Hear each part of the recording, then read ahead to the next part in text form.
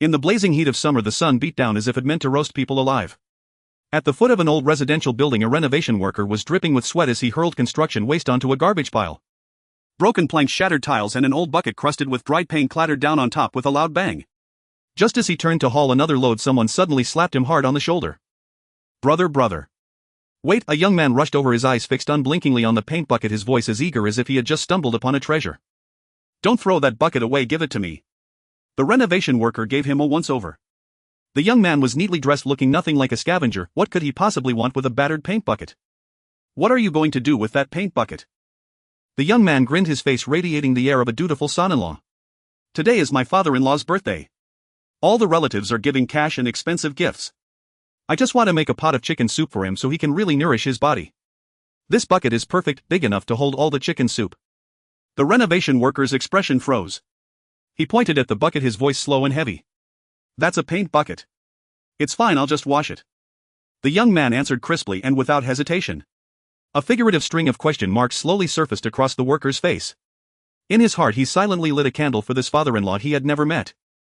Young man, what grudge do you have against your father-in-law? Perhaps he simply could not read and did not know that paint buckets were toxic. The renovation worker was an honest sort. Though he was rolling his eyes 1,000 times inwardly, he still forced himself to explain patiently. Listen kid, this paint bucket has chemical residue inside. Just rinsing it with water won't get it clean. No matter how carefully you wash it. It's fine, don't worry brother. The young man waved his hand grandly, full of confidence. I'll scrub it inside and out until it's spotless, I guarantee it won't be dirty. The renovation worker was speechless. He opened his mouth, closed it, then opened it again, and in the end all his words melted into a single sigh. Hoisting his tools, he turned and left. Forget it. The sky will rain when it must, a mother will marry when it is time, and if a father-in-law insists on drinking chicken soup cooked in a paint bucket, what business is it of an outsider like him? After the worker's figure vanished into the stairwell, a man slowly emerged from behind a patch of shrubbery not far away. Xiao came to a stop, gazing at the young man who was cheerfully hefting the paint bucket ready to leave. He drew in a deep breath and strode forward. Boss. When the word left his lips, his voice was low, yet it carried a weighty gravity. The young man's hand, which was holding the bucket, paused mid-motion. The smile on his face froze as if someone had hit a pause button. Bit by bit it cooled and faded until only indifference remained. He did not turn around. He merely switched the bucket to his other hand, speaking in a flat tone as though referring to something that had nothing to do with him. It's already been 5 years. Why are you still coming to find me? Xiao clasped his fists with both hands, his back straight as a rod, and enunciated each word. Your subordinate respectfully requests the boss to return. At last the young man turned around. With his hands clasped behind his back and his chin slightly raised, he let his gaze sweep over Xiao's face, bearing the weary air of someone who had seen through it all. Xiao, listen to my command. Xiao's expression tightened, his body instinctively tensing. The young man said faintly, our team is disbanded. From this day on, do not come looking for me again. Xiao's mouth twitched hard. Boss, did a door slam your brain? You say disband and you think it's within your power to disband us. Could he not have even a shred of self-awareness? Yes, the team had been built from scratch by him, but to reach this stage today, did he really think it was all his doing alone? He tightened his fists until his knuckles cracked, using all his strength to suppress the sudden urge to knock this idiot flat on the spot. Forget it, endure. What was the point of arguing with a man who wanted to cook chicken soup in a paint bucket? Seeing that he remained silent, the young man assumed his domineering aura had cowed the other and nodded in satisfaction before continuing. I'm married now. In the past I devoted myself wholly to the people, risking life and limb. What haven't I done? But now it's different. He turned his head slightly, his gaze drifting toward the distant skyline. His tone softened, tinged with a depth that suggested you ordinary mortals could never understand me. Now I only want to protect my wife and live a plain ordinary life. I hope you will from now on stop disturbing my peaceful days. When he finished, he paused as if giving Xiao time to digest his words. All right, I'm going home to make chicken soup for my father-in-law. Don't follow me. Then, hands clasped behind his back, paint bucket dangling from his hand, he strode off with firm, even steps. His departing back radiated an indescribable composure and an equally indescribable punchability. Each step struck the ground with a I am the greatest under heaven swagger, as though he were carrying not a paint-stained broken bucket but some legendary heirloom cauldron. Xiao stood where he was, expressionless, watching that receding back. He did not follow. After the young man had walked more than 10 steps, his ears twitched slightly. Footsteps sounded behind him. He frowned and halted, a trace of impatience rising on his face. Had he not already said they were not to follow him? Had he not said he would not go back? Why were they still trailing after him? It had been 5 years and still not a shred of progress from this lot. Did they not understand human speech? Could he not be allowed to lay down his arms and live the life of an ordinary farmer? He had dignified. Get lost. The young man suddenly spun around, eyes blazing, his aura erupting all at once like an enraged lion. Do not follow me again, or don't blame me for forgetting our old ties. His shout was full-throated and domineering, so loud that several leaves shuddered and fell from the nearby trees. After he finished shouting, his chest rose and fell slightly as he swept his sharp gaze over, then froze.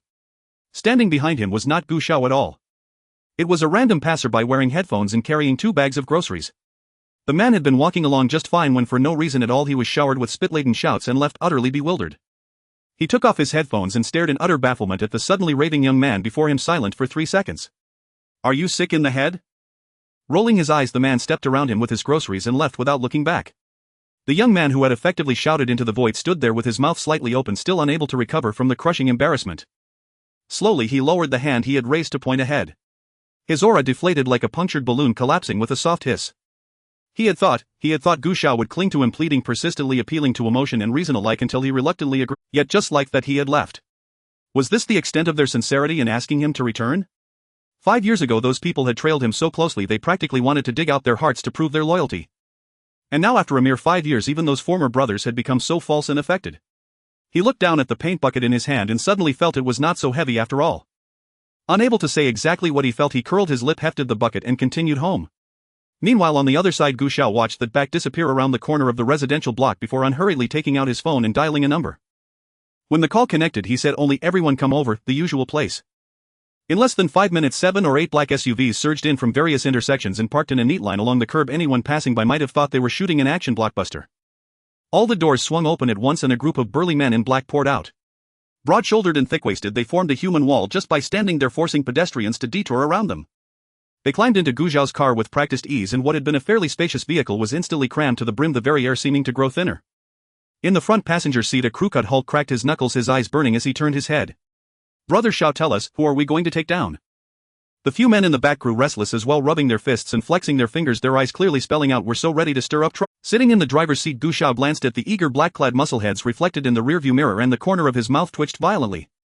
"We're not bandits going out to rob and pillage. Could you at least try to act a little more proper?" He started the engine, shifting gears with a blank expression. With a whole car full of them working the atmosphere like they were heading out to hack someone to pieces, one would think they were desperate to advertise themselves as the resident idiots whose sole purpose was to set off the protagonist. Several burly men let out foolish silly laughs, switching in an instant from bandits to the village idiot of some landlord's house. Gu Xiao, speechless, picked up the stack of documents beside him and tossed a copy to each of them. "I have already found boss. This is boss's information. All of you take a look." The burly men snatched the files impatiently. After reading the contents their faces burned with fury as they pounded the car door, making it thud heavily. "What? Boss actually became a Lydian son-in-law for some third-rate wealthy family. And he was humiliated by them like this. Is that family woman tired of living? Boss marrying her was a blessing she could not earn in several lifetimes, yet look at her, after marrying him she refused to let him even touch her, and on top of that she made boss serve her foot-washing water. She even slapped boss's face. She must be blind. She's got nerves of steel to dare trample boss like that. Now that we have news of boss, brothers, let's grab our weapons and help him vent his anger. Let us welcome boss back. Absolutely. We must reclaim justice for boss. There are countless good women who want to marry him. What is that family woman worth?" They were brimming with murderous intent, each of them itching to storm off and uproot the family then and there.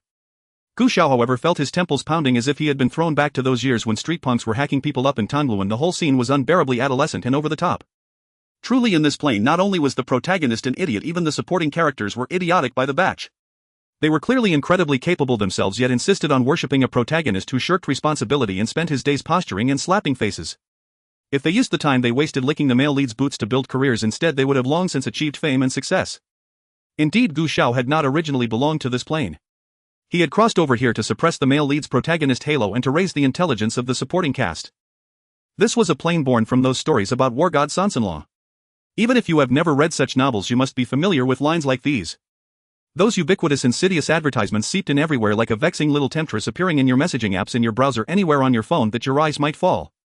Their omnipresent exposure was reminiscent of that once ubiquitous celebrity in garish advertisements, and their brainwashing power was outrageously off the charts. Yet the sales of such novels were far ahead of the rest. The intelligence tax paid by readers, if wrapped into a line, could circle the earth and still have enough left to write out the entire multiplication table. Those heartfelt women's fiction stories were characterized by only the male lead being a fool. In contrast, in these male-oriented, useless son-in-law novels, the defining feature was that everyone except the male lead was a fool. The male protagonist feigns weakness from the outset, adopting a meek, unassuming demeanor to invite universal contempt, only to later unveil his overwhelming power and illustrious background, delivering a resounding rebuke to all who underestimated him. Gu Xiao has just entered a Xuanhuan novel titled The Crooked-Mouthed War God Son-in-Law, a story so outrageously melodramatic it might as well be compressed in a pressure cooker and launched into deep space via rocket. The protagonist is Jun Tiance, the young man who moments ago stood solemnly holding a bucket of paint preparing to pour chicken soup into it. His identity is so formidable it could stagger an entire street, thus it shall remain unspoken. After achieving unparalleled fame and glory, this dragon marshal suddenly felt weary, yes, that profound existential exhaustion born of invincibility itself. He had grown tired of sword and sandal strife, weary of the ceaseless soul-draining machinations of deceit and betrayal.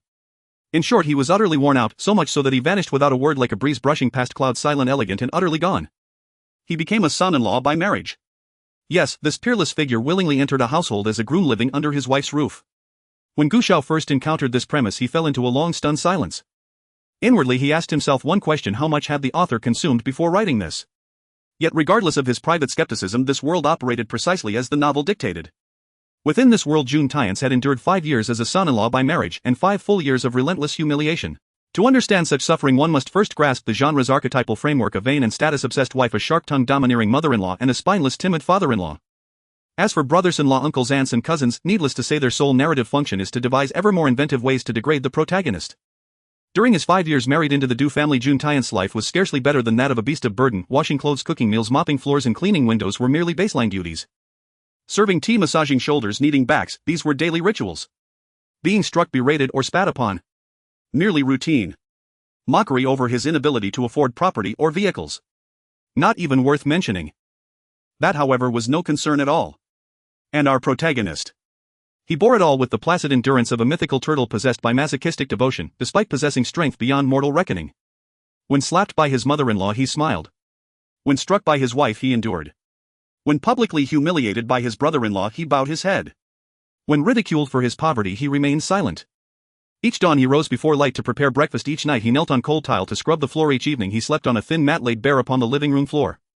His face had become so universally contemptible, like a bargain bin commodity, that anyone could strike him twice without a flicker of guilt. Eventually even his own wife could bear it no longer. Not out of compassion, but sheer exasperation at his abject passivity. She confronted Jun Tiance: "If you retain even a shred of dignity, divorce me now." Yet he refused to leave. Even his tormentors grew uneasy. Brothers-in-law and younger brothers alike grew bored of humiliating him. Their mockery had long since curdled into aesthetic fatigue. Each time they prepared a barbed retort, he would already be smiling, gently offering them tea, a sensation akin to punching soft cotton, no catharsis, only suffocating frustration. They urged him to depart the Du residence. Still he stayed, enduring, bearing, smiling, kneeling. His resilience rivaled those belts and stockings hawked on spring festival trains, indomitable, unbreakable, impervious even to a blade's edge. Thus he labored like ox and horse within the Du household, repeatedly scorned, repeatedly trampled, repeatedly ground into the mud. His fury swelled like water behind a dam. Year after year its level rose until it teetered on the brink of catastrophic rupture. And per the classic tropes of wish fulfillment fiction, the moment of his explosive release would herald the beginning of his triumphant reversal. Gu Xiao flipped to the current chapter: Lord Du's birthday banquet, the story's climactic turning point. To elevate the protagonist's aura to mythic heights at this juncture, the author devoted 10 full chapters to meticulous build-up, crafting an entire cast of stereotyped, disposable antagonists. A venomous mother-in-law, a sycophantic younger brother-in-law, an arrogant brother-in-law, a coldly indifferent wife, and a gallery of opportunistic guests, all eager to shift allegiance with the wind.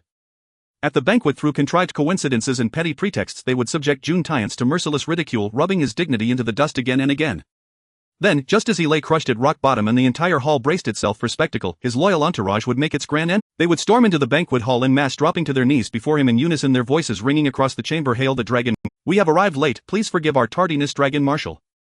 At that instant every antagonist would freeze, as if struck by lightning, legs trembling, bodies unsteady, faces contorting from sneering disdain to wide-eyed shock, then to abject terror, and finally to desperate regret, faster than any Sichuan opera mass change. As the original text puts it, each one convulsed as though seized by epilepsy, shaking violently, faces drained of all color. Gu Xiao's current role is that of the protagonist's most devoted follower and one of the novel's most dutiful supporting characters. In the original narrative, he and his men were like bricks. Wherever the protagonist needed to assert his greatness, they were instantly summoned to serve. They always appeared at the precise dramatic moment, revealing his true awe-inspiring identity, reducing the entire assembly to trembling prostration, then withdrew quietly, vanishing into legend without claim to glory. But now Gu Xiao has arrived, not to reinforce the protagonist's magnificence but to engineer a battlefield of chaos. At this very moment he and his men ride toward the Du residence in a luxurious business sedan.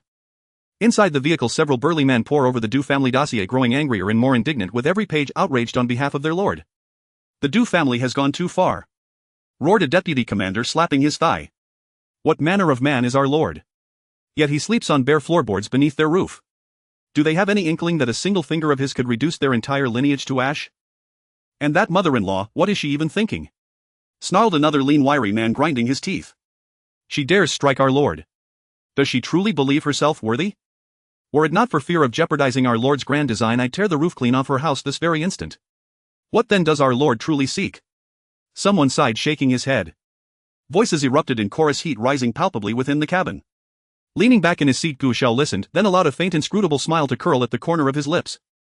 His voice, quiet yet commanding, stilled the clamor. Do you suppose I shared these files merely to reveal how wretched his life has become, or how vile this family truly is?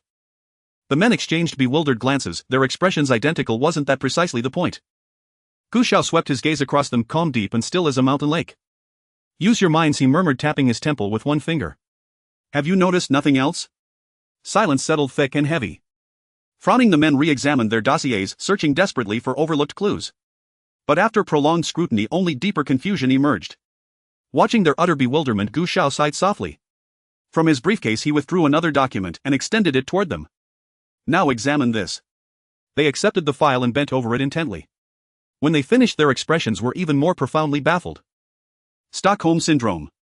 How could the boss have such a condition? Perhaps it was because of the disagreement with that person back then which led to his departure. The blow was too great for him, and enduring the humiliation of being a son-in-law might have caused him to develop this masochistic disorder.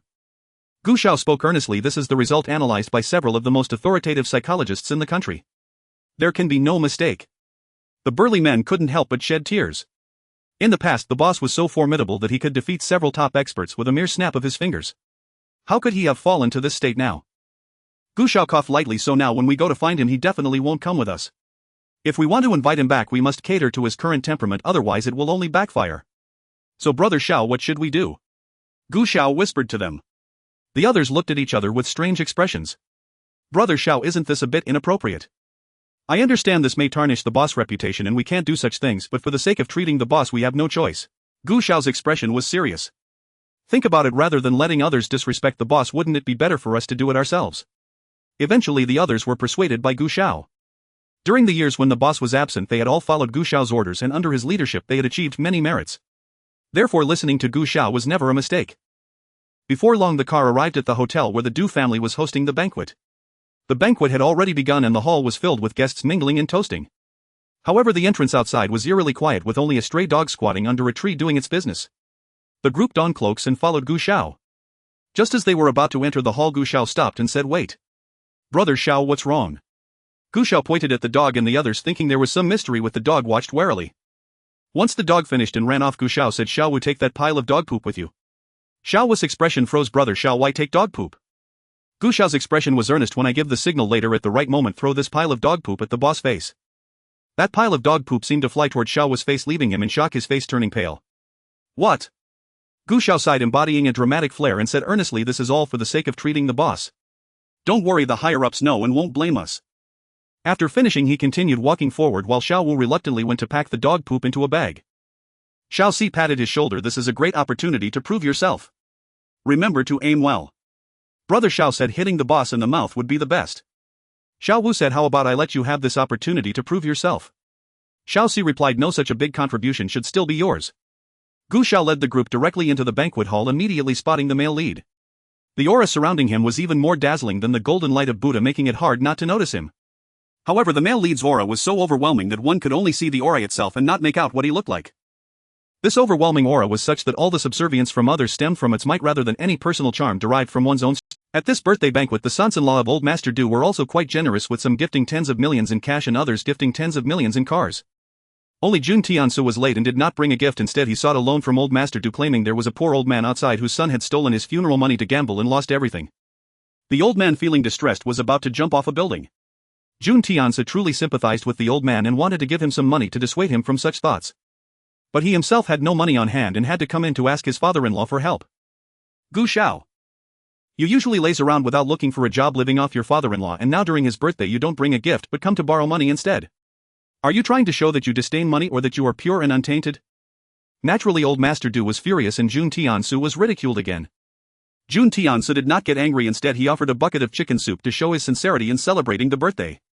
Old Master Du was so furious that he kicked over the chicken soup. Seeing his heartfelt gesture trampled like this, the members of the hidden dragon army nearby could no longer contain themselves and wanted to take out these people. But Jun Tiansu was particularly tolerant, even squatting down to pick up the scattered pieces of chicken on the ground. The younger brothers were speechless. This was the same boss who used to get into fights over mere disputes. How did he end up like this? Is Stockholm Syndrome really that terrifying? The group looked toward Gu Xiao, waiting for him to give the order so they could rush out and restore Jun Tiansu's dignity. However, Gu Xiao remained silent, his expression rather numb. Brother, do you really need money? You sympathize with the old man, but can't you spend a few thousand yourself? You clearly have a fortune of billions, yet insist on sincerely offering chicken soup and a paint bucket. When sincerity is not understood, it is looked down upon, and then revenge begins. He couldn't comprehend what was going through the male lead's mind. While Gu Xiao was lost in thought, the plot progressed to the point where the male lead struck the faces of the guest characters 1, 2, and 3. The mother-in-law shouted in panic, "You worthless fool! How dare you offend the Gao family? How many lives do you think you have?" Jun Tiansu replied, "The Gao family is nothing, easily crushed with a flick of my finger." Gu Xiao. This childish middle school level dialogue instantly made one feel insulted in terms of intelligence. As the Gao family shouted threats at the male lead, Gu Xiao finally spoke up. "I dare anyone to try." The 7 or 8 of them all had robust physiques exuding an aura of killing intent, all dressed in black cloaks. Their presence was quite imposing. Gu Xiao's eyelids twitched violently. "Wasn't it you who first exposed your identity? So do you want everyone to know who you are or not? Isn't it enough for a man to be so twisted?" "I understand the boss' intention," Gu Xiao said. "We will never force the boss." Jun Tian's hands behind his back nodded in satisfaction and waved his hand for Gu Xiao to take the others away. He would continue to be his useless son-in-law. At this moment, the villains burst into cheerful laughter. Jun Tian's cast a cold glance. "What are you laughing at?" The young master of the Gao family, who was pursuing Jun Tian's wife, laughed uncontrollably. "We are laughing at you. Still daydreaming in broad daylight, bringing in a few actors to put on this show, and you think you can make everyone believe that this useless fool is the boss? Do you know what kind of existence the boss is?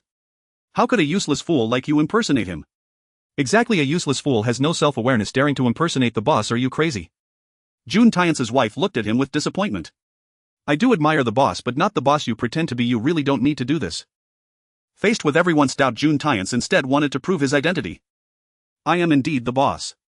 I previously wanted to live an ordinary life, which is why I concealed my identity from you. If you don't believe it, you can ask my subordinates. They have been with me for many years." Jun Tian stood with his hands behind his back, looking like he was above all. Indeed, acting tough is the primary driving force of web novels. That's right, this is the renowned boss. When you see the boss arriving, shouldn't you kneel down? The young master of Gao found it utterly ridiculous. "Stop pretending. I know you hired them. Tell me, how much did he pay you?" "He'll pay you double." Gu Xiao stood straight. "We brothers are men of integrity. How could you buy us off with money?" 1 million. The young master of Gao exclaimed. Gu Xiao remained unyielding. "My head can be severed, my blood can flow, but I will never betray the boss." Jun Tian's maintained a steady expression. He still trusted the loyalty of these subordinates. Meanwhile, the young master of Gao was determined to make this group turn against him, continuously raising the price. Gu Xiao still displayed unwavering loyalty, treating money as dirt. Until the young master of Gao shouted the price to 10 million. Gu Xiao said, "Pay first." Jun Tian's exclaimed.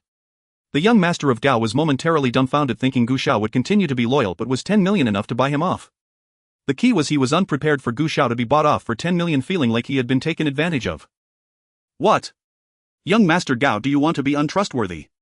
The young master of Gao considered himself a person of significance. He couldn't afford to lose face in front of everyone, so he wrote a check for 10 million to Gu Xiao. Gu Xiao accepted the check, admitting, "All right, since young Master Gao offered a higher price, we won't pretend anymore. We were indeed brought here as extra actors by Mr. Jun." Jun Tian's exclaimed. Shocked. Gu Xiao turned to Jun Tian's. "Mr. Jun, since we sold you out first, we'll only charge you half for the performance. Please settle the account." "Are you actually asking for money after selling out your employer? How shameless can you be?" Jun Tian's thought Gu Xiao didn't want to expose his identity and instructed, "I don't need to conceal my identity anymore, just tell them." Gu Xiao's eyes widened. "What? You don't want to pay? Do you think my brothers are easy to mess with and you want to skip out on the bill? Brothers, get him." Gu Xiao took the lead, pressing down on Jun Tian's head and giving him a furious rubbing while Jun Tian was still in a daze. He was hitting him with full force, clearly intent on beating him to a pulp. The onlookers indeed viewed the male lead as a sworn enemy, feeling satisfied watching him get beaten, standing by to enjoy the spectacle and mock. Jun Tian, enraged, was about to resist, but Gu Xiao had him pinned down firmly. "Damn it, don't expose your identity. Why are you making such a fuss?" Jun Tiance was utterly shocked. He was the only one in the Dragon Country who had received the first divine skill's secret 10,000 calamities divine art inheritance unmatched in his cultivation, recognized as the first master of the Dragon Country. Yet at this moment his cultivation seemed to be sealed, unable to be unleashed, reduced to being beaten by Gu Xiao. Jun Tiance's expression twisted slightly. How dare you? You actually dare to lay hands on me? Who gave you the right? Gu Xiao directly punched him, misaligning his mouth. Now he really became the crooked-mouthed war god. Not only did Gu Xiao press down on the male lead's head, but he also shamelessly humiliated the male lead's dignity. Call me daddy. Jun Tiance looked at Gu Xiao as if he were a monster. How dare you? Gu Xiao struck Jun Tiance's face fiercely, and even from a distance everyone felt the pain. Either call me daddy or I'll publicly beat you to death today. To prove whether you dare or not, I'll continue with my fists. I'll count to 3 if you don't call, then be more cautious in your next life. 1, 2. Jun Tiance's fists were clenched tightly, veins bulging, yet he couldn't unleash the 10,000 calamities divine art. Sensing that Gu Xiao might truly beat him to death, he endured and shouted, Daddy. If this continues, my brain is going to be beaten to mush. Ah, son. Gu Xiao patted Jun Tiance's face with a small knife. Come on, call me a few more times. Jun Tiance gritted his teeth and shouted, Daddy, Daddy, Daddy. Jun Tiance's wife could no longer bear to watch. How could Jun Tiance call someone daddy? It was simply too lacking in dignity. She felt her face burning, as if everyone was watching her joke. Stop. This is the Du family, not a place for your recklessness. Gu Xiao let go of Jun Tiance and signaled to Xiao Wu. Finally, Xiao Wu, with a face full of despair, pressed a still warm pile of dog poop into Jun Tiance's mouth. While stuffing it in, he thought he was helping the boss. Once the boss recovered, he would surely be grateful to him. Jun Tiance was filled with dog poop and didn't react at first, licking it, but after a moment he realized and immediately spat it out. Everyone saw him in such a pathetic state and couldn't help but retreat, fearing they would get smeared with dog poop. Jun Tiance, seeing their disdainful gazes and hearing their mocking voices, felt his temples throbbing. He glared at Gu Xiao with a murderous gaze, but Gu Xiao, putting on sunglasses, said nonchalantly, I'll let you off this time. If you dare to toy with my brothers again, it won't just be a fist next time. Then he quickly took his brothers away, leaving Jun Tiance, who had been showing off in vain, staring fiercely at his back. Finally his wife Jun Tiance reminded him. With a green face he went to wash up before returning to the banquet hall, explaining, I apologize for the scene, my younger brothers haven't seen me in a long time and were just playing a joke on me. What greeted him was still the ridicule and disdain of the crowd. With a helpless expression before he could say anything, Du Fian pulled him away. In a secluded area he received a slap from Du Fian. Jun Tiance. Haven't you embarrassed yourself enough? Do you want me to be laughed at even more? Wi-Fi. Du Fian slapped him again. Shut up. Who do you think you are to call me wife? How could I, Du Fian, possibly have such a shameful husband like you? Her face turned red with anger. Jun Tiance, if you have no abilities, can't you just behave yourself? Why must you do those embarrassing things? Do you think you are a rich and handsome man with any capital to be arrogant? My capital is far more substantial than his. Someone like him is not worthy to compare with me. Jun Tiance said arrogantly, Wife, I really am a battle god. Those people earlier were all my younger brothers. Don't worry, I won't hide my identity anymore, so you won't suffer. From now on you will be their sister-in-law and no one will dare to look down on you. He spoke with heartfelt sincerity and even presented his unlimited black card to Du Fian. However, Du Fian still slapped him. You are simply beyond help. Then she walked away, ignoring Jun Tiance. At this moment Gu Xiaozhong and the others who had left the hotel were already far away. The car was very quiet. After a while Xiao Wu said, just now I stuffed a mouthful of dog poop into the boss mouth. If it were before, the boss' eternal calamity technique would have sent me flying. But today he didn't retaliate at all, even when Xiao Gu pressed his head down and forced him to call him dad. This shows that the boss is indeed quite ill. Xiao Si said, I seem to have seen the boss lick it and reveal a satisfied smile. His gaze fell on Gu Xiaozhong, filled with admiration. You're the one who understands the boss best, even knowing his preferences when he's sick. Gu Xiaozhong replied, this is all thanks to the psychologist. Xiao Wu said, rest assured Xiaoga, from now on whenever I see dog poop I'll collect it. Whenever the boss wants it I can feed it to him again. Even though eating dog poop is quite heavy on the palate, if the boss likes it, he'll definitely support him. At this moment Xiao Wu was radiating the wisdom of a contemporary pasteur. The car drove all the way to the mansion. Gu Xiaozhong said, we found the boss, but his situation is quite special. Everyone took turns explaining Jun Tiance's condition. With so many people as witnesses and written materials as evidence, Gu Xiaozhong, who had been very reliable in handling matters over the years, naturally believed it and couldn't help but sigh. His condition indeed makes it difficult for him to return. Gu Xiaozhong, let's follow the psychologist's methods and treat his illness first before anything else. Gu Xiaozhong hesitated, saying, what if the boss doesn't understand? Don't worry, just go ahead and do it. When the boss is better I will explain your difficulties to him. He'll also cooperate with you on my end. Gu Xiaozhong instantly felt relieved. In the future, the male protagonist would face not only the slaps of his mother-in-law and wife and the warm dog poop from his subordinates but also all the lightning-fast attacks from the higher-ups. Don't you like to play the weak? Then just be weak all the way. The next day, Gu Xiaozhong received a call from Jun Tian's. His voice was cold. It's me. Gu Xiaozhong didn't give him a chance to question and immediately began to apologize. I have always remembered the boss instructions and didn't dare let anyone know of the boss whereabouts. Therefore, at the banquet, the brothers acted against the boss to help him conceal his identity. Due to the situation, please forgive me, boss. In the style of Shoga, with an understanding that lasts. The male lead, you deserve it. Gu Xiaozhong wasn't afraid of the male lead turning against him. The male lead had a peculiar confidence, believing that his loyal subordinate would never betray him, so he naturally wouldn't think too much about it. Sure enough, being preempted by Gu Xiaozhong left Jun Tian's momentarily speechless. After all, he was the one giving orders and others followed. What problem was there with that? But thinking about the fist that Gu Xiaozhong had punched him with and the dog poop in his mouth, he felt like ever since that day there was a lump of dog poop lodged in his throat, making it very uncomfortable. He initially wanted to vent his frustrations on Gu Xiaozhong, but as a result Gu Xiaozhong had him at a loss for words. In the end, he could only coldly say, this time let's call it a truce. No, next time. As for my identity, forget it. Let's keep it hidden for now. When it's time to reveal it, I will let you know. Then he hung up the phone. Gu Xiaozhong. Even if you know my identity, what can you do about it? Your wife has always admired you and all the elites in Binhai City want to curry favor with you. Yet you are still unhappy and insist on going to humiliate yourself. Do you think that the more you get scolded, the more enjoyable it is when you stand up? Damn it, are you thinking with your pants? What normal person would be so masochistic? It was already noon. Gu Xiaozhong would be going to train the new recruits of the Tsanglong army in a few days, so he returned home first. As soon as he entered the house and was rummaging for slippers in the shoe cabinet, he heard a voice. Gu Xiaozhong, what is wrong with you? You come back and start rummaging through things, making such a noise that you've disturbed my beauty sleep. Gu Xiaozhong followed the voice of complaint and saw a woman with disheveled hair wearing a nightgown with dark circles under her eyes. If it weren't for seeing this woman, he would have almost forgotten that the original host had a Livian girlfriend. Moreover, this girlfriend was undoubtedly an extraordinary, legendary woman. Every day she played the role of an independent woman while enjoying a life of luxury at her boyfriend's expense, believing herself to be the representative of contemporary feminism. Yu Lingling didn't even glance at Gu Xiaozhong. Please make me a cup of honey water. I stayed up late last night to binge watch and I'm so tired. Then she casually lay on the sofa waiting for Gu Xiaozhong to bring her water. But after waiting for a long time, the water still hadn't arrived. Yu Lingling looked at Gu Xiaozhong unhappily. Gu Xiaozhong, what's the matter? Didn't I ask you to make me a cup of honey water? Gu Xiaozhong kicked aside the garbage blocking his feet. I'm really tired right now.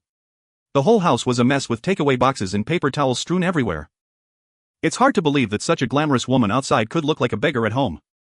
Every time the original host returned home exhausted like a dog, he still had to clean up this room of garbage. Even so, he didn't break up with Yu Lingling, which truly showed his love.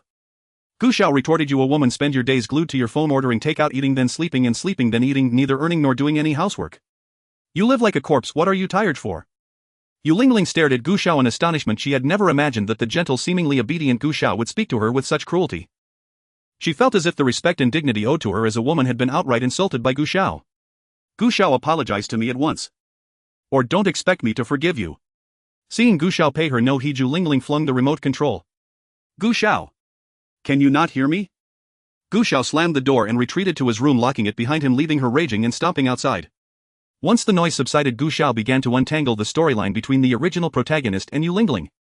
It turned out that the original man had been not only the male lead sycophant but also Yu Lingling's doormat.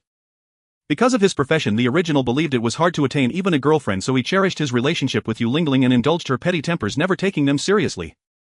In the end, he was left full of bitter regret, for his girlfriend had betrayed him.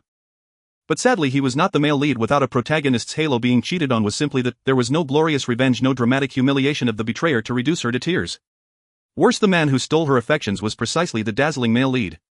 As a novel's hero, he naturally had many devoted female companions at his side. Women who had scorned him early on later flocked to his side in droves. While the male lead swaggered and humiliated, he also captured the devotion of countless beauties. Gu Xiao felt the author bore not only envy toward the wealthy but also contempt for women. Portraying those well-educated, cultivated second-generation heirs as if they were fools was bad enough, but the women in the novel were so thoroughly objectified they seemed to be nothing more than vain creatures who melted at the sight of the male lead's wealth. And astonishingly, they all tolerated the male lead's emotional infidelity. Even beautiful wealthy CEOs brainlessly thrust themselves toward him. The oddness of these women aside, their parents were equally perplexing. No matter how illustrious their families, no matter how much they loved their daughters, the parents did not feel their daughters had been wronged. Instead, they behaved as if it were an honor that the male lead had taken an interest in their child. Gu Xiao stood momentarily speechless. Clearly this world was filled with fools, educating them would be a heavy task. The next morning he opened the bedroom door and met Yu Lingling's pale bloodless face. She looked like a specter. He acted on instinct and gave Yu Lingling a slap that sent her sprawling. She hit the floor and lay stunned for a long while. When she finally came to pain forgotten for the moment, she regarded Gu Xiao with wide-eyed shock. All night she had been sulking, unable to sleep, waiting for Gu Xiao's conscience to stir so he would apologize and placate her by emptying her shopping cart. Yet Gu Xiao had remained unmoved this morning. He had even struck her. Gu Xiao. Are you even a man? How can you lay a hand on your woman? Her voice was piercing, making her seem even more ghost-like. Gu Xiao scratched his head. I thought the house was haunted, he said. He had even compared her to a ghost. You bastard, a domestic abuser. I'm a young girl who asks for nothing from you, how dare you hit me? Yu Lingling wailed, her grievance immense. Rising from the floor with wounded indignation, she lunged at Gu Xiao, her sharp nails raking for his face. Enough, what's the point of this?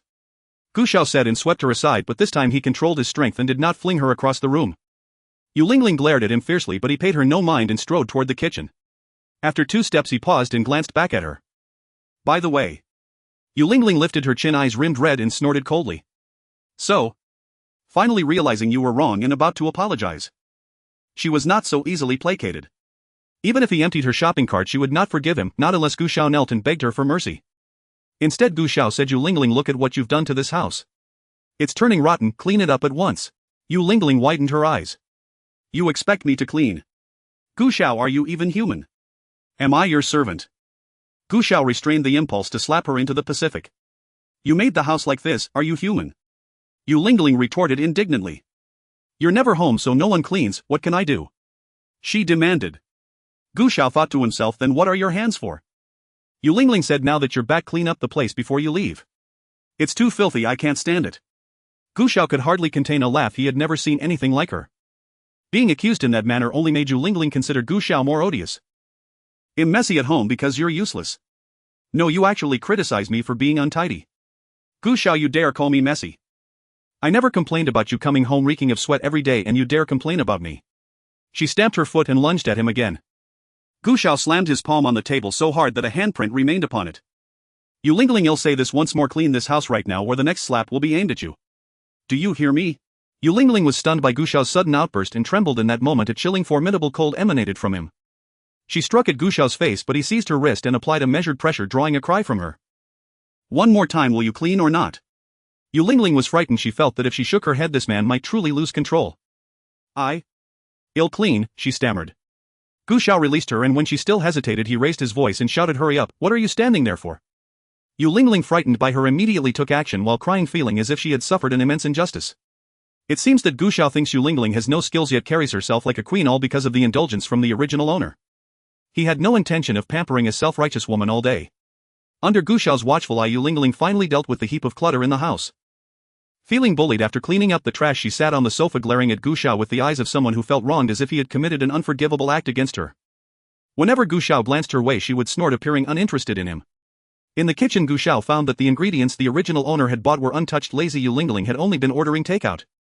He cooked himself a tomato and egg fried rice using the ingredients from the fridge. Upon smelling the delicious food, Yu Lingling immediately came over. Gu Xiao had already started eating without waiting for her, which displeased her greatly.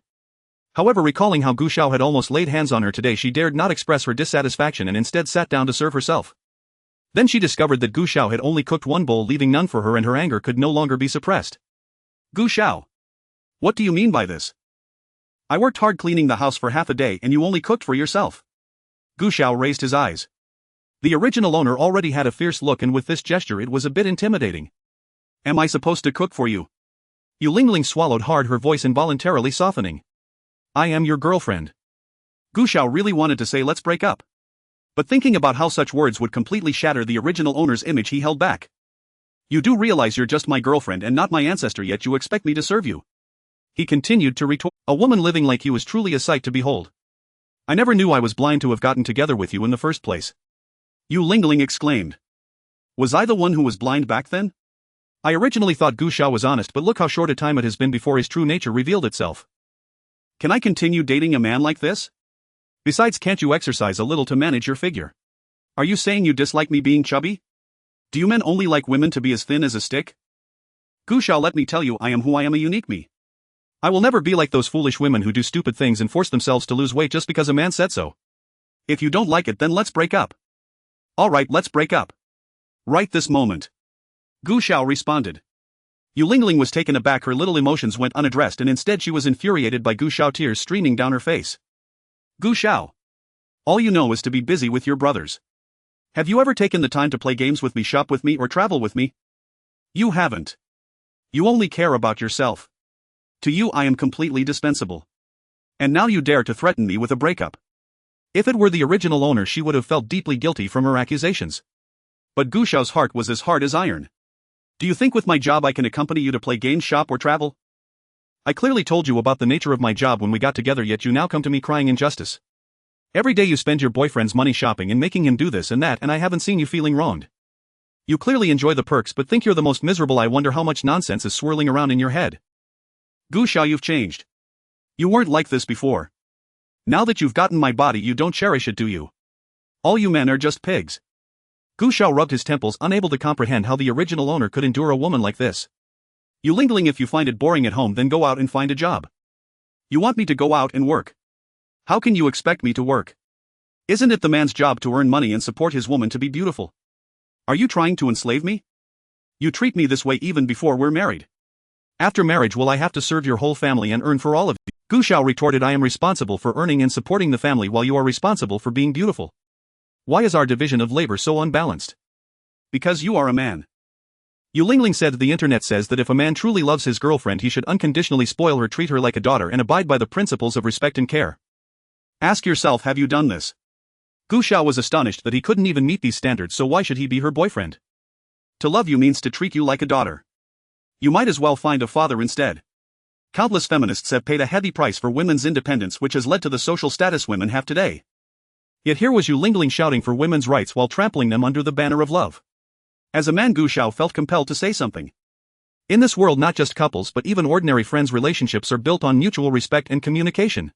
Contributions are relative, not one-sided. Mere indulgence does not solve the problem but merely pushes the conflict to a later date. Those men who only know how to pamper you have never thought about a future with you, they are merely after your body. Once they get what they want, they vanish. Yu Lingling, I want to ask you, have you seen the many standards for good women online? You think of yourself as a little princess wanting your boyfriend to support you, wanting endless affection from him, yet you're unwilling to give anything in return, constantly taking without wanting to bear your responsibilities, and you still think you're advocating for female independence, treating the concept of rural feminism as your life guideline. Have you watched too many short videos become shamelessly double standard? Yu Lingling glared at Gu Xiao and he responded, if you don't want to work, then how about we get married instead? He said calmly, my job is special and I'm getting older. My parents are urging me to get married, so let's find a time to get our marriage certificate. Yu Lingling was taken aback. There was no romantic proposal, just a suggestion to get the certificate. Does Gu Xiao think marrying her is that easy? Yu Lingling lifted her chin, proudly declaring, I'm still young, I never thought about getting married this early. Gu Xiao had just finished his meal and slammed his chopsticks on the table. You never thought about marriage, yet you moved in with me, eating my food, wearing my clothes, enjoying my hospitality, and now you want to deceive me for money and affection. Yu Lingling. What does it mean to be cheated for money? Isn't it natural for a boyfriend to support his girlfriend? Yu Lingling felt that Gu Xiao was trampling on her dignity. Just as she was about to rebuke him, she heard Gu Xiao say, after we get married we can have a child. That way my parents will be at ease and you won't feel lonely with a child to take care of. Gu Xiao. I haven't agreed to marry you yet. Having children would affect her figure so much, raising a child is exhausting. She's still a baby herself, how can she be expected to have children? Gu Xiao continued, if you think one is not enough, we can have two. Seeing that Gu Xiao was completely ignoring her words, Yu Lingling raised her voice and shouted in anger. Gu Xiao. Didn't I say I don't want to get married? Seeing that Gu Xiao finally stopped talking, Yu Lingling said, I am still young and don't want to enter the halls of marriage so early. Gu Xiao, don't push me. Gu Xiao argued back. Then we can have a child first so that if anything happens in the future I won't have left the Gu family without an heir. Yu Lingling opposed. I am a good girl from a respectable family, how can you ask me to get pregnant before marriage? Gu Xiao replied, then let's just get a marriage certificate first. Yu Lingling retorted, I have said that I haven't enjoyed enough yet, I don't want to get married. Gu Xiao remained expressionless. If you don't want to get married and don't want to have children, then what exactly do you want? Do you want to ascend to heaven? If you want to go, you can go by yourself, don't waste my time, okay? I just want to find a woman who can marry me and have children, not someone who refuses to marry me but is willing to bear my children like a pet. Yu Lingling cried. Do you know how heavy marriage is for a girl? Do you know how dangerous and painful it is for a woman to give birth? It's like walking through the gates of hell. I'm still so young and you want me to have a child. Am I just meant to give birth to children for your family? Am I supposed to have a second and third child after the first? Are you with me because you love me, or do you just see me as a tool for reproduction? Do you not see me as an independent and self-sufficient woman? Scumbag. You are truly disgusting. She took a deep breath and continued proudly stating, "Let me tell you, I am an independent woman of the new era, not like those women from ancient times who only knew how to bear children obedient to their husbands and live for their families. My womb is mine, I will give birth if I want to and I want if I don't. Whether to marry or not is solely my decision and no one can force me." She felt that her womb and marriage were being clearly arranged by Gu Xiao and she was offended. Gu Xiao. For her, any slight disagreement was an infringement on her rights as a woman, and even if she rubbed someone else's dignity on the ground, it was justified. She thought that making even a small sacrifice was a huge sacrifice, while any dissatisfaction from her boyfriend made him a scumbag. Talent. Yu Lingling continued to complain. Gu Xiao, can't you see what era this is? Does your family have a throne to inherit that requires me to bear children? Why demean women like this? Wake up. The dynasty has been gone for hundreds of years. Gu Xiao. Now even having children has become demeaning to women. Then how did your mother have the courage to give birth to you?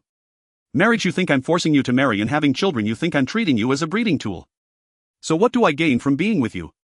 Am I after your self-righteousness, your foolishness, or your shamelessness? Can't you look in the mirror when you have nothing to do? Don't you realize you are nothing? Being with you is like I've fallen into a pit of misfortune for 8 generations, okay? What a problem. When you talk about responsibility, she says you don't respect her. When you say mutual understanding, she says if you love her you must treat her well unconditionally. So you do the housework, you earn the money, and if you want to marry me you must go through countless tests. While Gu Xiao was internally complaining, Yu Lingling had already started talking about how great other people's boyfriends were. Gu Xiao directly interrupted her. Yu Lingling, just tell me, can you not have children? Yu Lingling was taken aback by Gu Xiao's words, all her thoughts suddenly stuck. Gu Xiao continued, if you can't have children, that's okay, we can use IVF. Yu Lingling. Gu Xiao, what kind of expression is that? Is IVF not an option? Are you actually a cross-dressing demon? Yu Lingling. You are the real demon. Gu Xiao, don't go too far. Alright, I'm not going too far, but don't go too far either. If you really don't plan on marrying me and having children, then let's part ways amicably. After all, I am the only son in my family, and at my age I need to give my family an explanation. Break up. You would break up with me over such a trivial matter. Gu Xiao, you scumbag. Gu Xiao stood up, you are the scumbag, playing with my feelings and not wanting to take responsibility. From now on, besides getting a marriage certificate and having children, don't say anything else to me. Then Gu Xiao closed the door and returned to his room. Jun Tiance is a sycophant, but a fake one pretending to be a sycophant to someday show off and slap faces. But the original character was a true sycophant from start to finish. He was both licking his own girlfriend and licking Jun Tiance, only to be teamed up against by the two he had flattered. But now that Gu Xiao has arrived, should he continue being a sycophant? Not at all, he only wants to be a happy single dog. Although the entire world is influenced by the protagonist's halo, making their IQ affected, their values are established from a young age and are not so easily swayed. As a result, Yu Lingling could still do those unscrupulous things. Deep down, she is not a good person. Since she doesn't want to break up, fine, if you want to break up with me in the future, it won't be that easy. Yu Lingling, who was infuriated by Gu Xiao, continued to forward several inspirational articles. Boyfriends over the height of the middle line should be broken up with. To see whether he loves you, just look at how much money he spends on you. Best boyfriend scoring criteria, did you pass? Beautiful girls come with a burning money attribute. If you love her, burn money for her madly. Additionally, some pictures taken at a 45-degree angle gazing at the sky, bright yet sorrowful, were shared in her friend circle to create an image of herself as a good girl who was emotionally invested in a scumbag boyfriend. At the same time, these were also intentionally sent for Gu Xiao to see, almost directly telling him, look, this is the standard for a good man, don't you know to reflect on yourself? Don't you know to treat me better? Yu Lingling even anonymously posted on an emotional forum to complain about her quirky boyfriend. These sentimental words imitating motivational quotes always resonate with many female readers.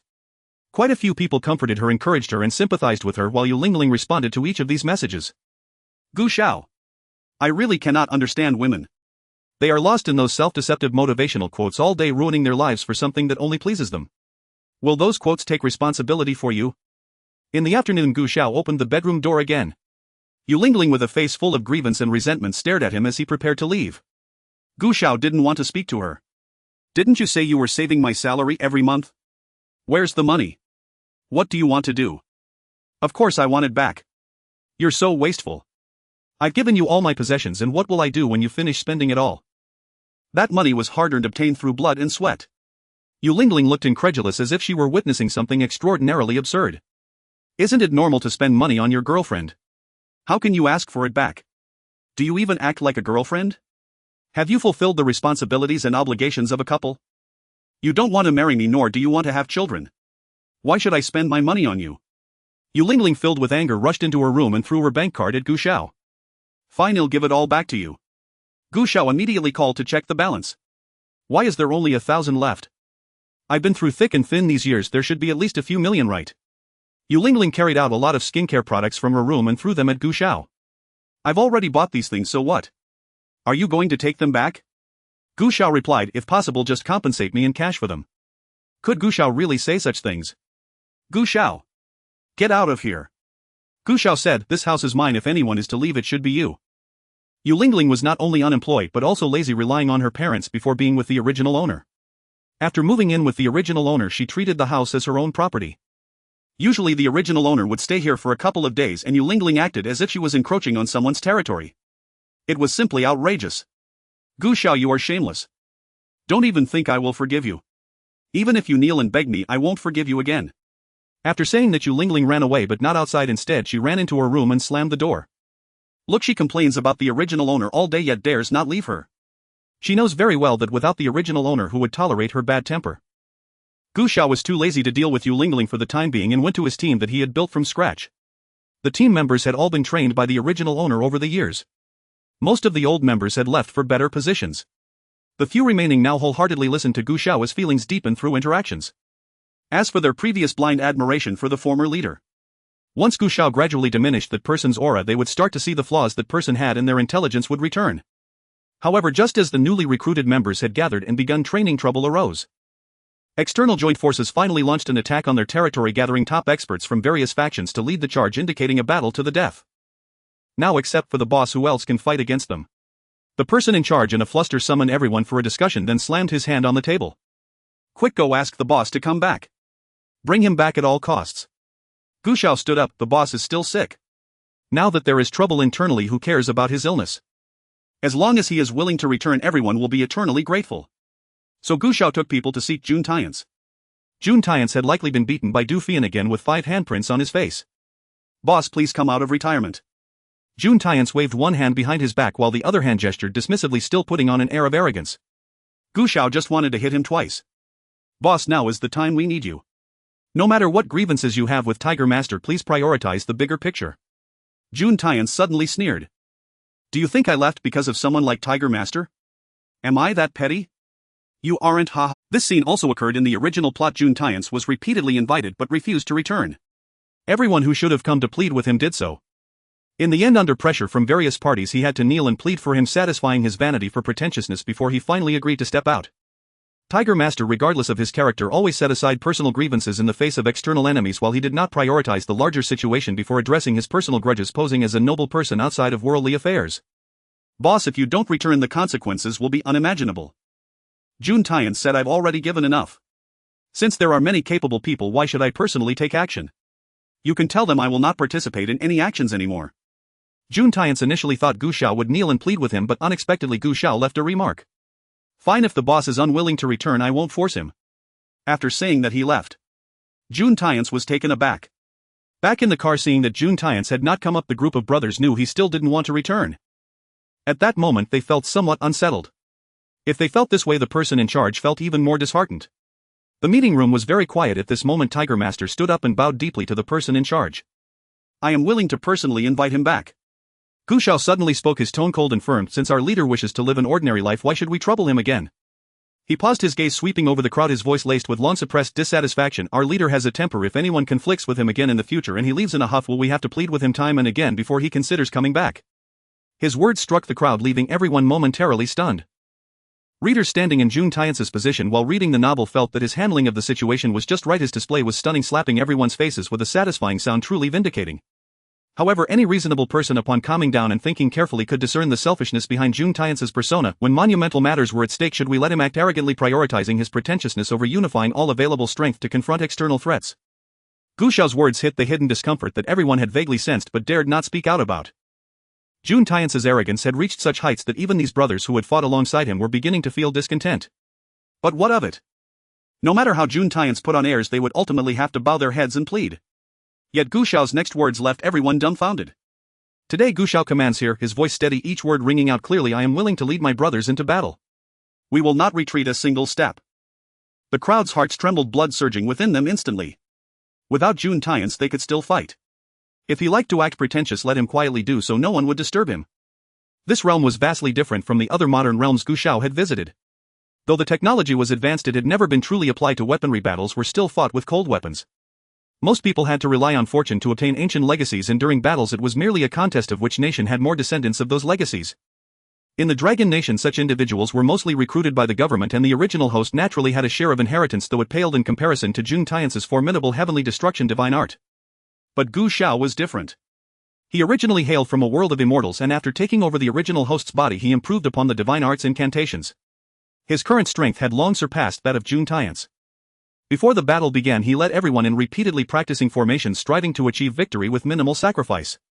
Yet deep down everyone lacked confidence. Gu Xiao knew well that relying solely on formations was far from enough. Once the battle commenced he transformed into a human-shaped killing machine, darting across the battlefield like a ghost sword, light flashing, blood spraying in its wake. People only had time to glimpse his elusive shadow. Several master fighters were swiftly pinned to the ground by him with no chance to retaliate. What the hell? Is that my brother Xiao? When did he become so powerful? Someone's eyes widened, their voice changing tone. Not long ago I was still sparring with brother Xiao, he was only at the stellar radiance level then. Is this already a divine level king? Another stammered, his face filled with disbelief. How could he have advanced so quickly? I see brother Xiao was provoked into action, someone shouted from the crowd. Brothers. Brother Xiao's fury has propelled him to break through to divine level king, let's all get angry too. Kill. This shout ignited the fire within everyone's hearts. They instantly felt as if they had been injected with adrenaline, blood boiling as they charged forward with shouts. The battle concluded faster than anticipated. After the great victory everyone was exhilarated, their faces flushed, raising their arms in cheers, the roar rising wave after wave. Gu Xiao however maintained a stern expression and shouted sharply, what are you shouting for? Keep pursuing. His voice was as cold and sharp as a knife, instantly drowning out all the cheers. The crowd jolted back to reality, immediately gripping their weapons and following that resolute figure as they chased after the fleeing enemy. Everyone was momentarily stunned. According to convention, shouldn't they just shout a few slogans and leave? Xiaogu, if we hit them again we'll be crossing the line. They've already attacked us, are you still afraid of crossing the line? Have you lost your mind? Let them run away and then in a few days when they regroup and come back, are we supposed to just hit them until they expire? Shout a few slogans, watch them leave and then wait for them to come back in a few days. Round and round. Gu Xiao's words suddenly brought clarity to everyone's minds. Chase after them. Chase them to their base. In the end they completely wiped out their base. Only then did everyone realize that they had actually won. Everyone was a bit dazed. They suddenly realized that without Jun Tian so they could still win. Moreover, the sacrifices this time were minimal. A group of people excitedly surrounded Gu Xiao. We won. We actually won. They grabbed Gu Xiao by his arms and legs, tossing him into the air, catching him, then tossing him again, catching him, continuing to throw him up, and then they missed. Gu Xiao. Jun Tiansu had been waiting and waiting, yet he still hadn't seen anyone come to invite him back, nor had he seen any good for nothing come to apologize to him. Jun Tiansu couldn't help but wonder, were these people so short-sighted? They weren't, but Jun Tiansu was. It seemed he could only temporarily set aside his grievances and return first. Before leaving, Jun Tiansu went to bid farewell to the Du family, stating that he had to return to undertake great matters. Everyone in the Du family looked at him as if he were a madman. Du Feiyan's sister said, I told you sister, your husband has a serious delusion, you should find a good doctor to have him checked out. Everyone in the Du family chimed in with teasing remarks. Jun Tiansu looked helpless.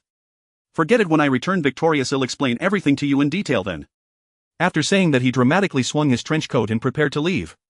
Du Feiyan's brother-in-law stood up laughing, haha Jun Tiansu, you really are going to make me laugh to death, you think you can undertake great matters? Military matters. Didn't you see the news? Just this morning. The brother-in-law turned on the TV to show Jun Tiansu the news. Jun Tiansu looked shocked. How could this be? Without him, the #1 expert, how could they possibly win? On the news everyone was very happy. However, Jun Tiansu was not happy at all. Outrageous. How dare they without my permission? This is simply absurd. Du Feiyan looked at his family, who were all mocking Jun Tiansu's fantastical ideas, and his face burned with shame. He directly splashed a bucket of water over Jun Tiansu's head. Jun Tiansu, are you awake? Jun Tiansu was drenched and felt a chill, but still no one paid attention to his explanations. He could endure any grievance in the Du family, but he could not endure the grievances from his once loyal subordinates. So he called Gu Xiao. Gu Xiao didn't answer, he was very busy. Jun Tiansu was even more furious. How outrageous. Now they wouldn't even answer my calls. Are they planning a rebellion? What kind of basic discipline does a subordinate lack? How long has it been since I left and they're already this disorganized? Jun Tiansu called several times but Gu Xiao didn't answer, so he had to call others. When Xiao Si received Jun Tiansu's call, he was shocked. Boss. He instinctively straightened his back, ready to shout a few impressive slogans, but when he saw Gu Xiao's expression he quickly came back to his senses. The boss was now a masochist. How could he praise the boss with slogans?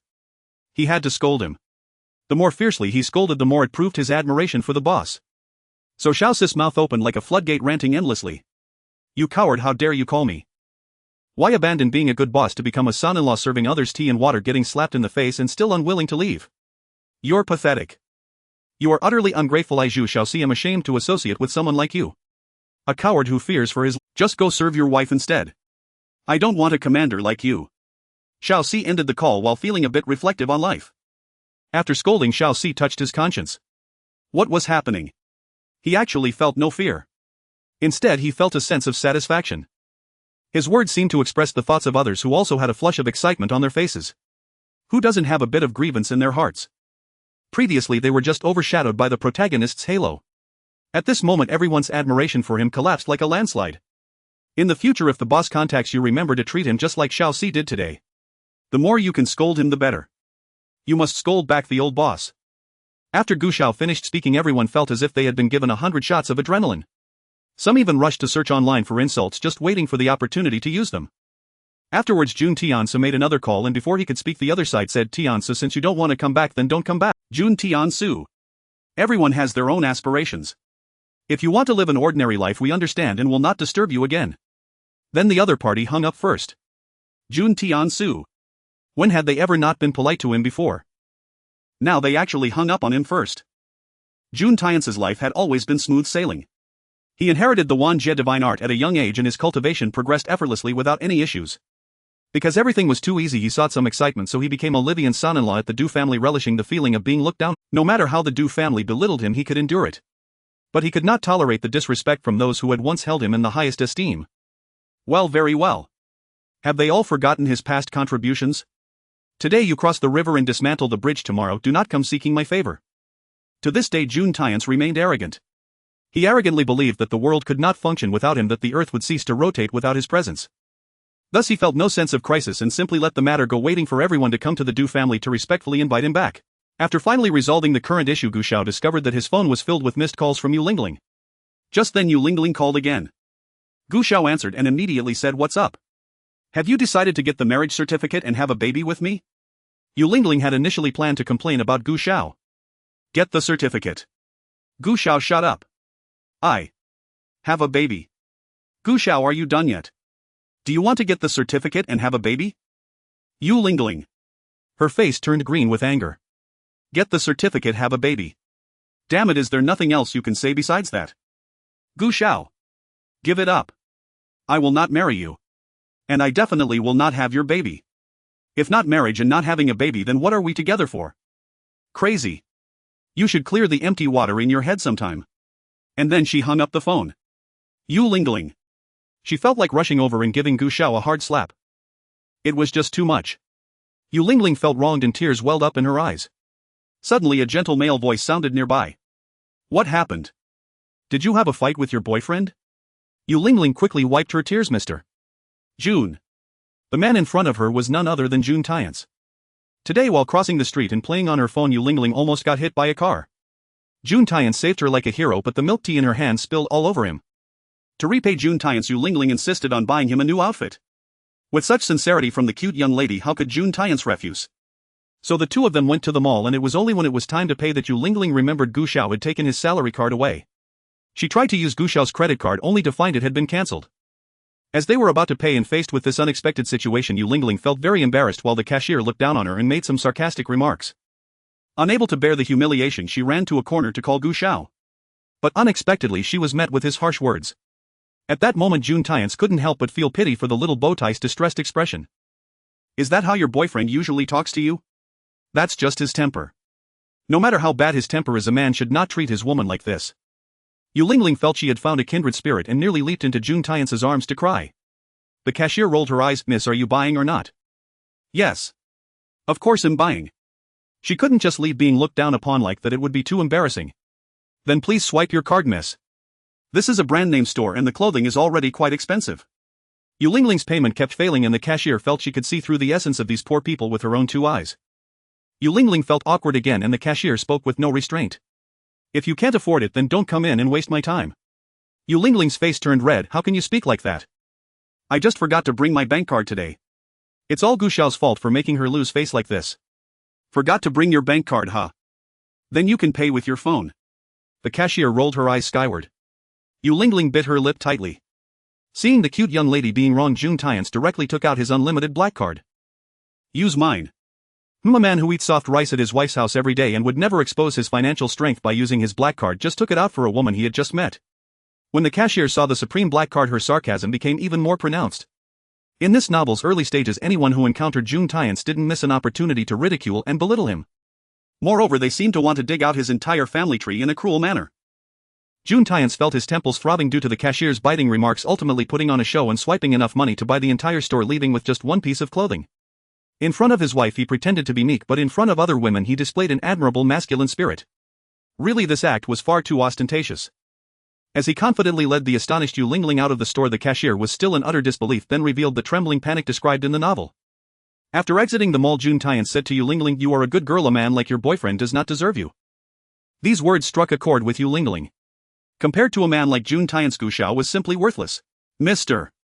June had only met her for the first time and already swiped enough to buy the entire store just to stand up for her against the cashier. What about Gu Xiao? He merely used a little of his salary and treated her this way. The more she thought about it, the angrier she became. After parting ways with June Tiance, Yu Lingling called Gu Xiao again, but no matter what she said, Gu Xiao only repeated, "Do you want to get the marriage certificate? Do you want to have a baby, Yu Lingling?" She suppressed the throbbing in her temples and shouted like a madwoman, "Gu Xiao, why did you cancel the credit? Do you want to get the marriage certificate? Have a baby? Yu Lingling, Gu Xiao.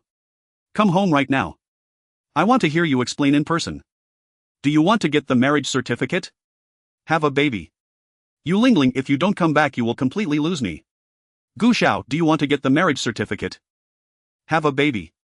The two of them were talking past each other and in the end Yu Lingling broke down, unable to take it anymore, and hung up the phone. Gu Xiao expressionlessly set his phone aside. Xiao Si leaned over asking Xiao Gu, "What's going on? Who keeps calling and texting you?" "My girlfriend." Xiao Si replied, "Oh, it seems sister-in-law can't live without Xiao Gu now." Gu Xiao smiled without saying a word. The next day Gu Xiao returned home to get some things. Yu Lingling sat on the sofa looking at Gu Xiao as if he were an enemy. When she saw Gu Xiao ignoring her anger, she could no longer hold back. "Gu Xiao, do you have any idea how much face you made me lose yesterday?" "No, and I'm not interested in knowing."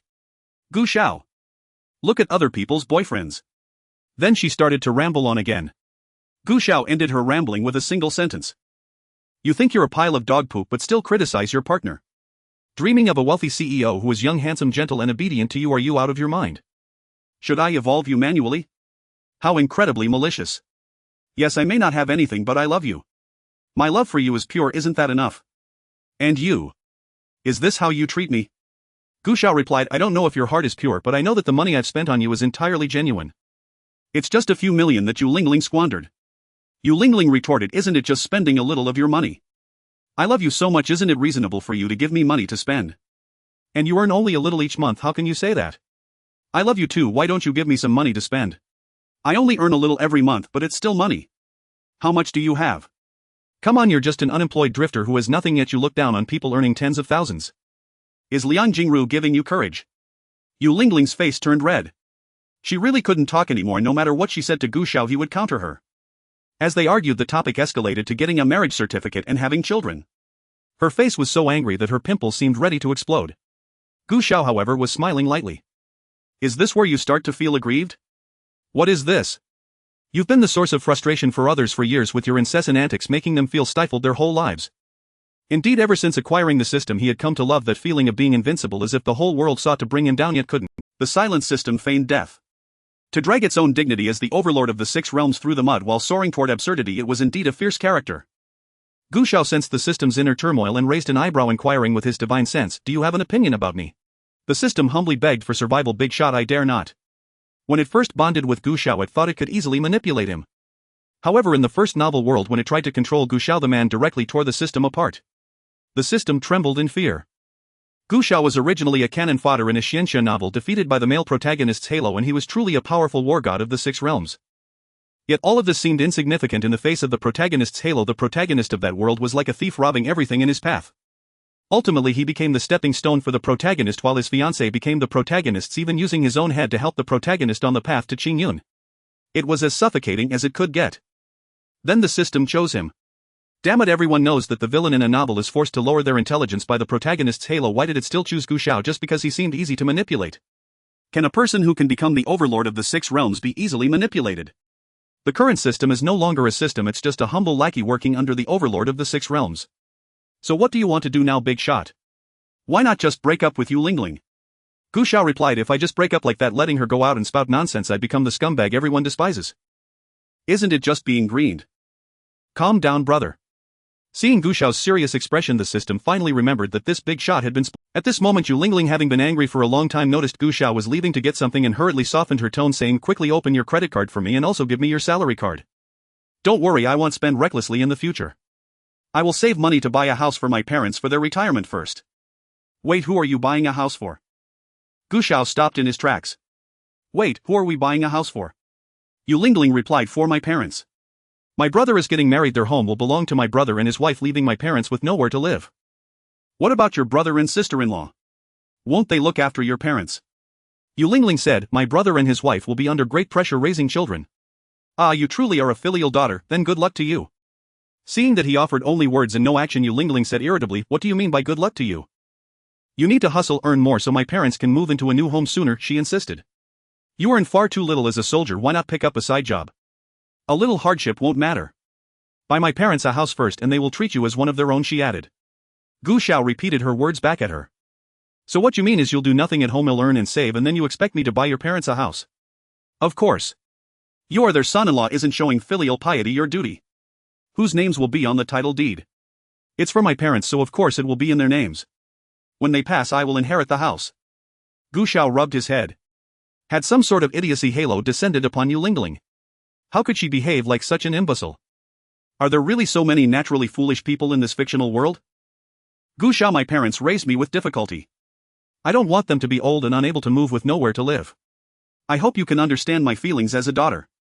If your parents raised you with hardship and you don't want them to suffer in old age, then work hard, earn money and be filial. Why are you idle and lazy every day? You expect me, someone already bearing the duty of caring for my own parents, to support yours as well? What nerve you have. Fine, I won't keep you. Go back to your parents, buy whatever house or car you like. Damn, does she think that being with her makes him the Yu family's housekeeper? She expects him to treat her parents as his own while refusing any responsibility or respect toward his own parents. This woman was extraordinary in the worst sense. From which trash heap did the original dig out such an absolute nightmare? What sort of world-shocking eccentrics must Yu Lingling's parents be to raise a daughter like this? Yu Lingling, immersed in her plans, frowned at Gu Xiao's words. Gu Xiao. What do you mean by that? Gu Xiao said, I haven't even bought a house for my own parents, you're asking me to buy one for yours. Do you think that's reasonable? Don't your parents already have a home? Why buy another? Gu Xiao said, that is their property, not something I am being filial to. My parents have struggles too, not only them but my grandparents, uncles and aunts all have hardships. I must keep striving to try to buy a house for each of them. Yu Lingling widened her eyes. Gu Xiao. Are you out of your mind? What relation are those people to you that you should buy them houses? Gu Xiao retorted, you're the crazy one, what relation do I have to your parents? You won't marry me and you won't bear my children, by what right do you expect me to support your parents? Yu Lingling's warped reasoning shattered Gu Xiao's sensibilities once more. To ease your burden, I've decided not to marry for now. And we will have no children in the future, how wonderful is that? Gu Xiao gave Yu Lingling a thumbs up. You win. His tone dripped with sarcasm and yes, expression darkened further. Is it just a house, what's the big deal? Why is he making excuses and shirking? Men today are simply helpless. Gu Xiao, you've really changed, you're no longer the man who used to dote on me. Yes, I have changed. I'm becoming ever more clear-headed and wise.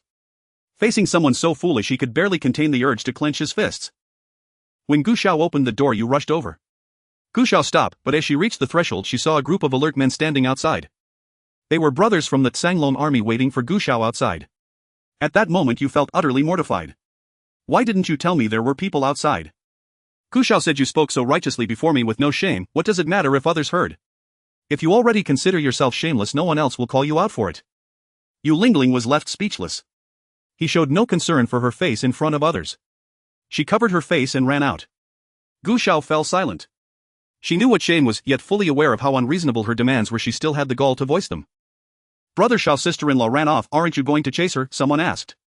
Gu Xiao replied, given the situation, do you think I can afford to give chase? Remembering Yu Lingling's outrageous demands, everyone fell silent. Refusing to marry or bear children without status or commitment, yet boldly demanding that the man buy a house for her parents and treat them as his own. If she really married, wouldn't that be absurd? Yu ran outside. Seeing that Gu had not followed, she slowed her pace. After a moment she heard footsteps and haughtily turned her head, expecting Gu to humble himself and coax her. Instead, Gu Xiao and the Tsanglong army men boarded the car and left. Yu Lingling thought, fine. You think because I love you you can hurt me without consequence. You vowed, Gu Xiao, I will make you weep before me. Kneel and beg for my forgiveness. Seething, she returned to the Yu household to tell her parents of the grievances of these past days. Mr. and Mrs. Yu were furious to hear how Gu Xiao had treated their treasured daughter. Learning that he would not even buy them a house yet constantly pressured their daughter to marry and have children angered them further. That wretched boy. I entrusted him with my beautiful daughter and he does not cherish her. Lingling, don't cry, I'll go and confront that boy myself. Yu Lingling said, Dad, tell him that unless he comes in person to kneel and beg my forgiveness, signs a written guarantee promising to buy you a house and support you in old age, I will never go back. He shouldn't think I don't dare to break up. Someone who begrudges even a single house has no right to be with me. You Mr. You called Gu Xiao. Gu did not answer, which infuriated Mr. Yuan prompted him to go confront Gu in person. Gu had no time to deal with Mr. Yu because he was preoccupied and angry. That morning when he tallied the numbers, he discovered 20 or 30 people missing, precisely those with the greatest potential in the bloodline inheritance. Gu Xiaowen asked Xiao Wu. Xiao Wu replied, it was Chao Jian who took the people away, saying that the boss would return soon and he wanted to personally train a group of people to protect him. Gu Xiaowen remained silent, his face cold, as he went to find Chao Jian. Xiao Wu and Xiao Si hurried to follow, fearing that Gu Xiaowen's explosive temper would lead him to beat Chao Jian to death. At that moment Chao Jian was leisurely lying under a sunshade watching his subordinates train the newcomers. Training new recruits for Jun Tiance was not only to please him but also to replace Gu Xiaowen beside Jun Tiance. He was adept at such scheming. At this time a younger brother beside him who was serving cold drinks asked Chao Jian, if we take people away without permission, will Gu Xiaowen disagree if he finds out? Does it matter if he disagrees? Chao Jian snorted coldly. His backer was Jun Tiance. What was Gu Xiaowen to him? In fact, he was merely a dog that could be summoned or dismissed at will by Jun Tiance with a status lower than his. He was not afraid of offending Gu Xiaowen. Currently Gu Xiaowen dared to act tough only because the tiger was away and the monkey was king. When Jun Tiance returned, what would he be? At that moment Gu Xiaowen rushed over shouting, everyone go back. Immediately. The newcomers looked at each other completely baffled. What? Do I need to ask each of you individually? Remembering Gu Xiaowen's methods of dealing with them in the past, the group of newcomers could not help but gulp and hurriedly ran back. Seeing this, Chao Jian stood up in anger. Gu Xiaowen, you are so bold. How dare you take away all the people I meticulously selected and trained for the boss? Chao Jian, may I ask who approved your actions? Chao Jian was momentarily speechless. Gu Xiaowen, we are all under the boss and naturally we are considering the boss interests. The implication was that opposing him meant not taking the boss seriously. Or do you think that with the boss away this place belongs to you? This place does not belong to anyone. Although Chao Jian may not be very intelligent, he should understand the basic principle, right? Chao Jian. Why insult others' intelligence while talking? Chao Jian, enraged, directly fought Gu Xiaowen, completely forgetting Gu Xiaowen's current strength. Naturally he was subdued and beaten. Everyone here had cultivation levels usually during a fight who didn't first strike a pose and act cool, striving to appear elegant and gentlemanly. However, Gu Xiaowen was different. He would come up and slap others on the head first, and once he had them pinned down he would rain down punches, giving no opportunity for others to act cool. In that moment Chao Jian was like a fool who hadn't even begun to act cool before being beaten into a pig's head. His face contorted as he pointed at Gu Xiaowen. Gu Xiaowen. You dare to hit me. Gu Xiaowen kicked him. I hit you because I wanted to. I need to pick a day for that. In this tale of the war god's son-in-law, most people were merely influenced by Jun Tiance's aura that diminished their intelligence, mindlessly opposing him to elevate his status. Moreover, their methods of opposition were nothing but mockery and ridicule with no actual malicious means involved. But Chao Jian was different in the novel. He was Jun Tiance's most trusted confidant, a blade for Jun Tiance. Jun Tiance's protagonist image did not allow him to engage in excessively malicious deeds, so Chao Jian would always grasp Jun Tiance's difficulties in time, solving various troubles for him, often resorting to unscrupulous means to achieve his goals. In this novel he lived like a true villain. However, because he was a lackey beside the protagonist, his wickedness was washed clean and transformed into loyalty to the protagonist. Gu Xiaowen. No matter how profound your cultivation is, you are just a dog beside the boss. How dare you act wildly before me? When the boss returns, I will definitely make you pay for today's shame. Gu Xiaowen violently grabbed Xiao Jian by the hair, forcing Xiao Jian to look at him with his swollen eyes. You must understand, even if I am not a dog beside the boss, I still have my honor. And you? If you are not a dog, what can you do? After saying this, he released Xiao Jian. Gu Xiaowen's achievements over the years were evident, and this time he was particularly indispensable. Without Jun Tian's, who occupied the throne without contributing, Gu Xiaowen's future was limitless. Xiao Jian. Gu Xiaowen. I am your colleague. Hitting your own colleague violates the rules. Who saw me hit you? Gu Xiaowen turned to the group behind him. Did you see it? Xiao Si immediately fixed his gaze on the scorching sun, tears almost coming out from staring.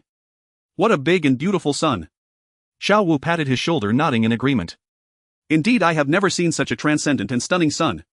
Others also linked arms and began to admire the sun. Even Xiao Jian's own men, fearing Gu Xiaowen's strength, started to look at the sun. Xiao Jian was so enraged he nearly passed out. Gu Xiaowen swaggered away. By the way, Xiao Jian, make sure to wash your hair properly. I got dandruff and oil all over my hands, which could affect my next opportunity to hit you. Xiao Jian. This is too much. After dealing with Xiao Jian, it was just in time for a lunch break. Gu Xiaowen had a meal, changed into casual clothes, and reluctantly went to meet Father Yu. So he wouldn't end up getting himself too worked up later. Everyone saw his demeanor and felt sympathy. Brother Xiao is so unlucky, isn't he? He finally found a girlfriend, but it turns out her entire family is a bunch of elites. If they hadn't heard Yu Lingling's words that day, they would have thought Yu Lingling was a nice girl. The result is that Yu Lingling is already quite bizarre, and her father is equally eccentric. Otherwise, how could he cause a scene in such a place? Doesn't he know the negative impact this will have on Gu Xiao? With this commotion from her father, the higher-ups will surely find out. At that point, it won't be about whether Yu Lingling wants to get married, she simply won't be qualified to marry. Xiao Si and Xiao Wu listened to everyone sympathizing with Gu Xiao and couldn't help but show a numb smile. Sympathy. What a joke. At least Gu Xiao has a girlfriend, do you? Gu Xiao chose a restaurant far away to meet Ye's father, who kept a stern face the whole time, his eyes fixed intently on Gu Xiao. The atmosphere felt like they were treating a sworn enemy. Yet Gu Xiao smiled. What can I do for you, uncle? Yes, father erupted. My daughter has been hurt by you and has cried for a long time, yet you act as if nothing happened, smiling at me. She is the jewel of our Yu family. As parents, we cannot bear to let her suffer even the slightest grievance. But you are really bold. Gu Xiao thought to himself. Stop pretending you were the one who sent Yu Lingling to the original host's home. You yourself are ashamed of your daughter, yet you expect others to treat her like a little princess. Uncle, let me explain. Yes, father slammed the table and stood up. There's nothing to say. The harm you've caused my daughter cannot be made up for with just a few words. The people in the restaurant looked over, whispering. Seeing the father-in-law so angry, the daughter must have been abused. If he bullies his own wife, he deserves to be taught a lesson by the father-in-law. Even if he gets beaten to death, he deserves it. This man looks fierce. He's clearly not a good person. We should keep an eye on him. If he even hits the father-in-law, we'll step in to help. Hearing these remarks, Yes father felt even more like a good dad protecting his daughter. To make Gu Xiao seem guilty and achieve a preemptive effect, he directly attacked Gu Xiao. Yes father had often done this before, and Gu Xiao never dodged. Every time he hit hard, completely disregarding Gu Xiao as his future son-in-law. After all, he wasn't his biological child, there was no pain in hitting him. But this time Gu Xiao resisted and grabbed Yes father's hand. He smiled and shoved the water on the table into Yes father's hand. Uncle, do you want some water? This cup is at just the right temperature. The cup contained cold water, but Gu Xiao forcefully heated it to a high temperature with his cultivation. Yes father's hand was forcibly held by Gu Xiao, and he had to hold the cup, nearly screaming from the heat. Yet Gu Xiao firmly grasped his hand, preventing him from struggling free. What's wrong, uncle? Is the water not warm enough? Yes father, in a flurry of actions, found himself trembling all over with a score of 0 to 5. After a while, he finally snapped back to reality from Gu Xiao's pressure and flung Gu Xiao away. The cup of water was thrown at him at a particularly awkward angle. It was summer, and dressed lightly, the hot water splashed onto him, causing Yes father to scream in agony. Gu Xiao! You little brat! You did this on purpose. Gu Xiao feigned innocence. Uncle, what are you talking about? Isn't this just a cup of cold water? The expressions of the onlookers changed as well. Being splashed with cold water. You must be joking. Yes father realized he had been played by Gu Xiao. Damn it!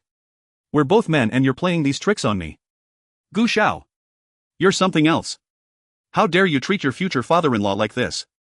He raised his voice, completely losing his composure in anger. I'm telling you. You better kneel down and apologize to me and Lingling today. Don't even think about being with Lingling again. No matter how impressive Gu Xiao is in front of his daughter, isn't he still going to bow his head? Gu Xiao. Doesn't Yes father know what kind of person his daughter is? Of course he couldn't bear to let go of a son-in-law who was excellent in every way. It turns out that the Yu family wanted to cling to the original host, yet they made it seem as if the original host was the one benefiting greatly.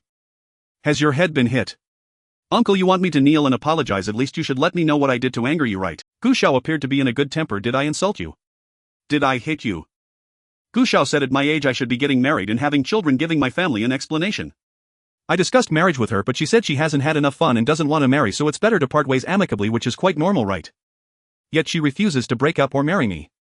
I'm almost 35, my parents are turning gray, and with my profession, if something unfortunate were to happen, my parents would have nothing left to hold on to. What can I do?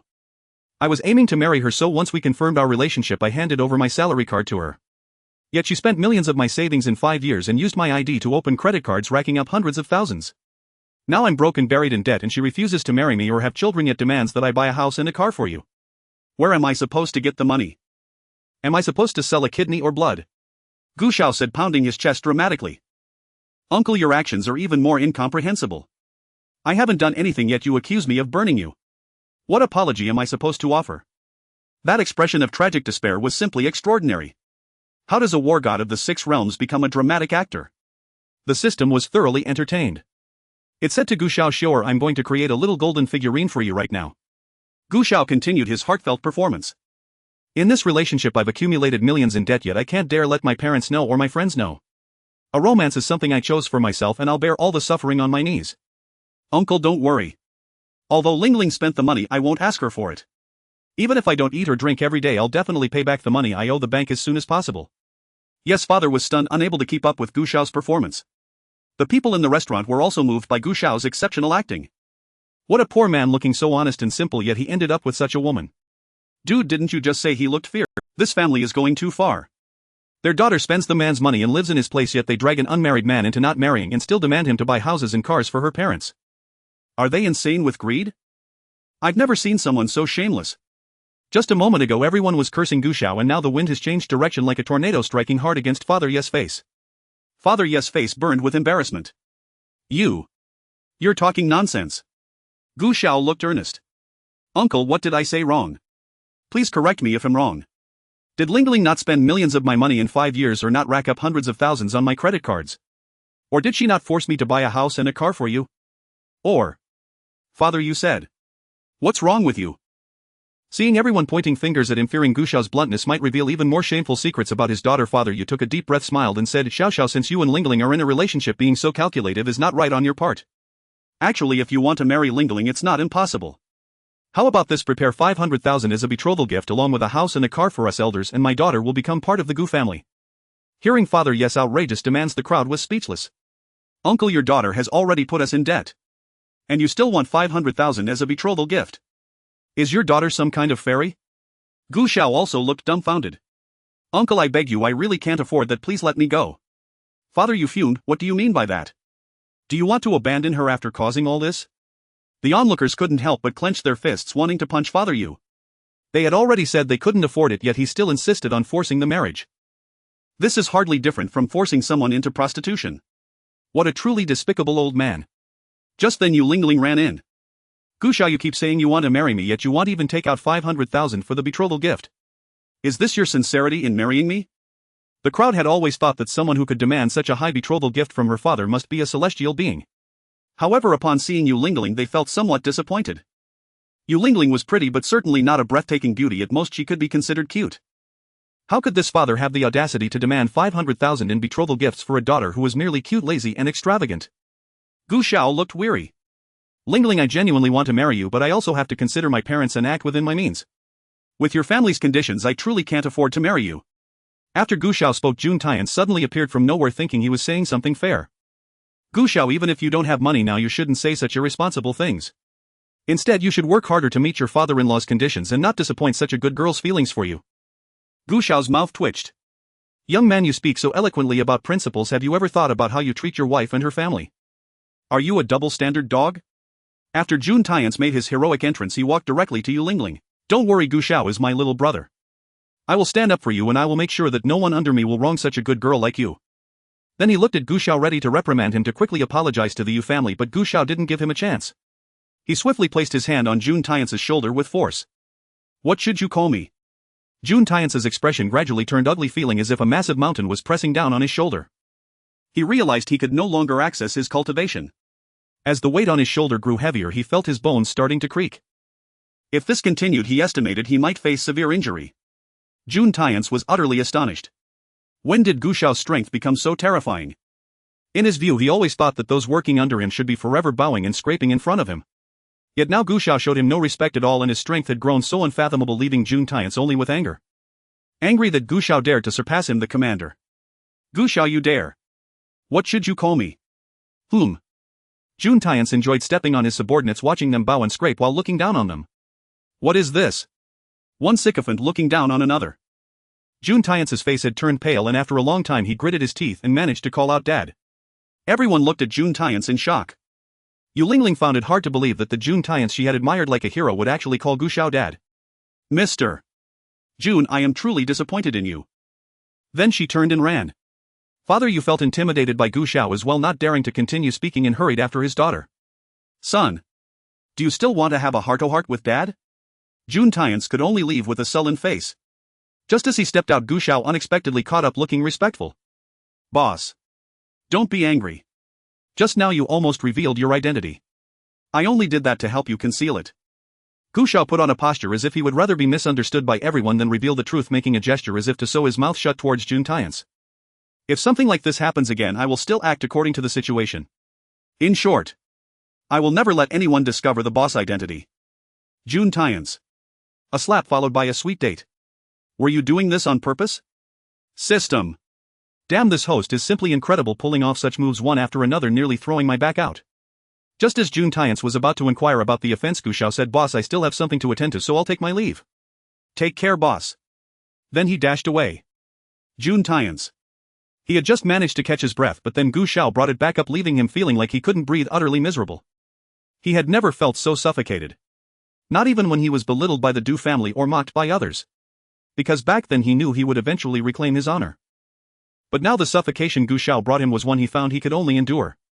Because Gu Xiao, this iron-head fool, was completely unaware of the immense burden he was placing on others, instead acting as if he was aiding his boss. Truly incredible. After the training session concluded, Gu Xiao checked the progress bars of his two tasks. Despite having done nothing since entering, just hitting the male lead once, the progress bars for the task of suppressing intelligence and the task of supporting intelligence had already reached 30%. Because in this novel the male lead's halo was supported by various pretentious acts. Gu Xiao publicly humiliated Jun Tiance, making him eat dog feces, which led to everyone starting to have opinions about Jun Tiance. His halo was gradually diminishing and the intelligence of everyone in the realm was naturally rising. Now he had another opportunity to progress in the storyline. The plot of this ridiculous story about a battle god son-in-law revolved around various birthday celebrations and gatherings. The male protagonist often found himself despised and insulted by the cannon fodder at these gatherings. Today there was yet another banquet, the one celebrating Du Fian and Jun Tiance's successful divorce. Gu Xiao immediately gathered the ridiculous group again. A bunch of people were eager to try rubbing their hands together. Xiao Gu, are you taking us to treat the boss illness again? This task is quite challenging. Before Gu Xiao could elaborate on the difficulty, Xiao Wu had already dashed to where the dog usually rested. Xiao Si asked Xiao Wu, what are you doing? Xiao Wu shouted, aren't we going to treat the boss illness? I'm looking for dog poop. Then find a few more piles, let's make sure each brother has one, it will definitely cure the boss. Xiao Wu replied, but soon he lamented, what's going on today? Is the dog not pooping? Not a single pile. I'll go ask someone. After 10 minutes Xiao Wu brought over a bucket of foul-smelling dog feces. Xiao Gu, have you seen enough? Gu Xiao sighed. I just wanted you to check how I suppressed the male protagonist's halo and boost your intelligence, but why do I see an excitement on your faces as if you want to take on the heavens and earth? And you're preparing props. Seeing Gu Xiao's unspeakable expression, Xiao Wu thought Gu Xiao didn't trust his ability. Xiao Gu, don't worry. To ensure accuracy, I've practiced countless times. I will definitely hit the target, letting the boss taste the sweetness of poop in his mouth without missing his nose or ears. We want the boss to feel our admiration and adoration from the inside out. Then Xiao Wu solemnly distributed a pair of rubber gloves to each person. Everyone, let's do our best to help the boss recover quickly. The others also assured him, and the atmosphere was so solemn it felt as if they were not going to throw someone else's dog feces but rather to save the planet. Xiao Gu, why aren't you speaking? Gu Xiao replied. You said everything, what am I supposed to add? At that moment Gu Xiao suddenly realized that not everyone needed intelligence enhancement. Some people didn't have intelligence issues but instead had a natural comical disposition. For instance, this group of ridiculous individuals. Gu Xiao led them to the banquet and found a discreet spot to observe the situation.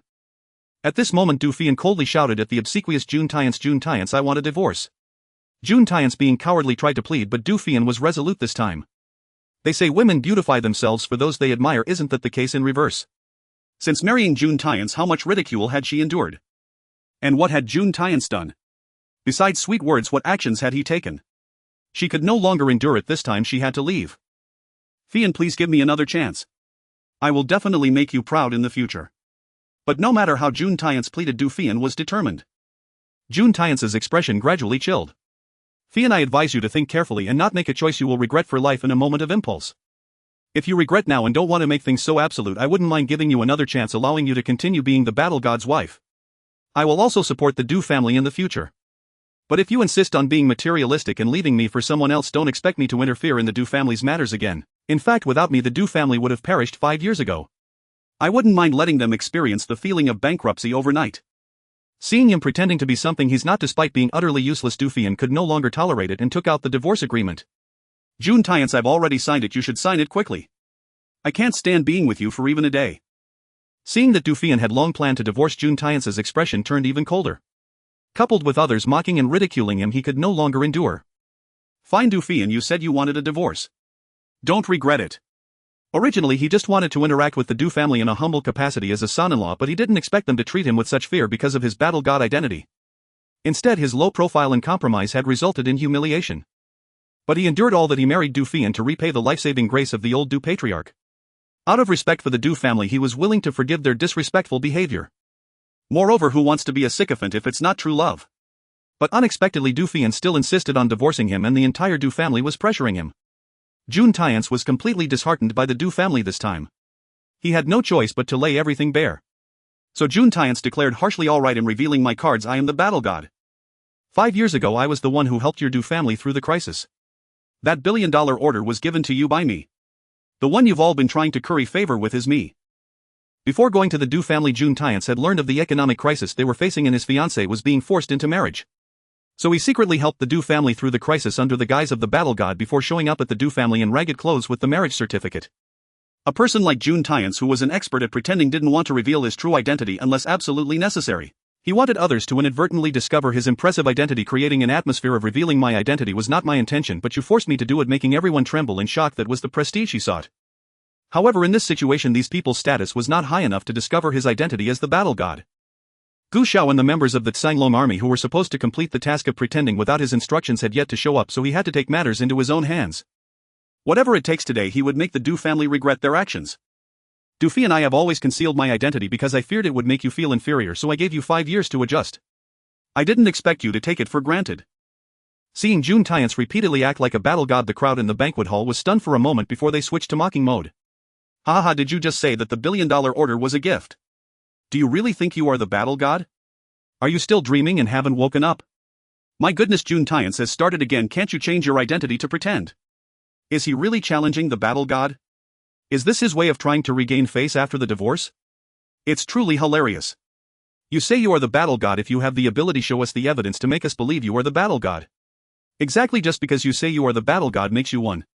Then I must be the ruler of the universe. Faced with such unabashed ridicule, Jun Tiance let out a cold laugh. When the tiger falls to the plains, it is bullied by dogs. One day when the tiger returns to the mountains, you will all regret it for life.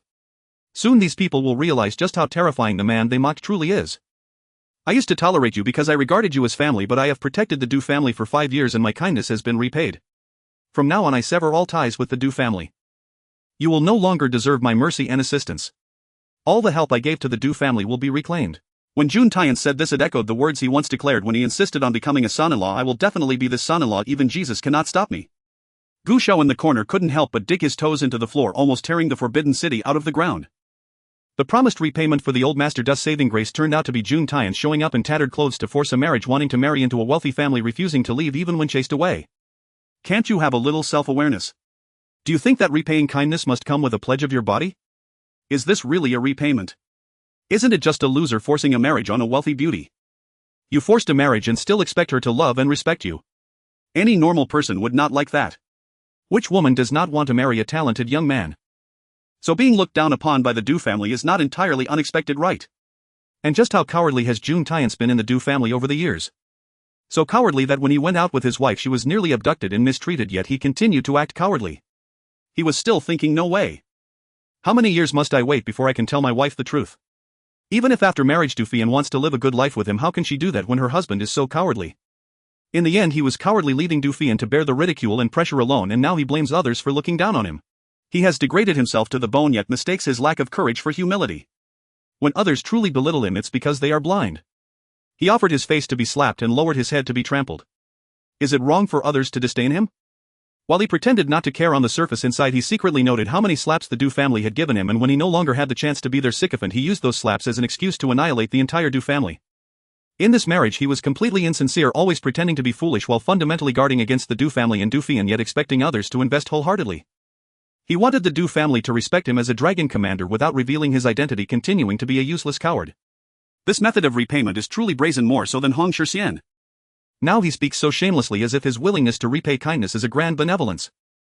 Such shameless behavior, and yet because he actually has a remarkable identity these actions are absolved and regarded as the Du family's disdain for him. With a distorted worldview he forces himself to stand on a moral high ground. This plot is truly remarkable. Seeing June Tyance sign the divorce agreement, the antagonists began to bounce around, demanding he return everything he had consumed at the Du family over the years. Since he no longer needed to conceal his identity, June Tyance called Gu Xiao. Immediately bring 900 million dragon gold to the Du family to find me. After this matter I will return. Then he hung up the phone. It seemed as if his willingness to return was a tremendous grace. Gu Xiao was speechless. Do you not have money on your black card? Do you really have to call me to bring you 900 million dragon gold? Wasting resources just to act so grand. Even more astonishing, in the original plot he had the original owner take several hundred million dragon gold over, shocking all the supporting characters, then burned the money in front of the Du family to show off. Just to push the showboating to its peak. Gu Xiao wished he could open June Tyance's head and take a good look inside. Destruction of currency is illegal, right? And it's several hundred million dragon gold. This idiot flips between constitutional law and criminal law daily without a care in the world. If it were an ordinary person they'd be sentenced to hundreds of years. Xiao Wu. Gu Xiao tucked the phone away and called out. Xiao Gu, what are you doing? Are you really going to prepare 900 million dragon gold for the dragon commander? The dragon gold that the dragon commander mentioned is just dog poop. Can't you understand that subtext? Hurry up and prepare your dog poop, the dragon commander is hungry. Xiao Wu immediately perked up like he was on adrenaline. I'm ready, Xiao Gu.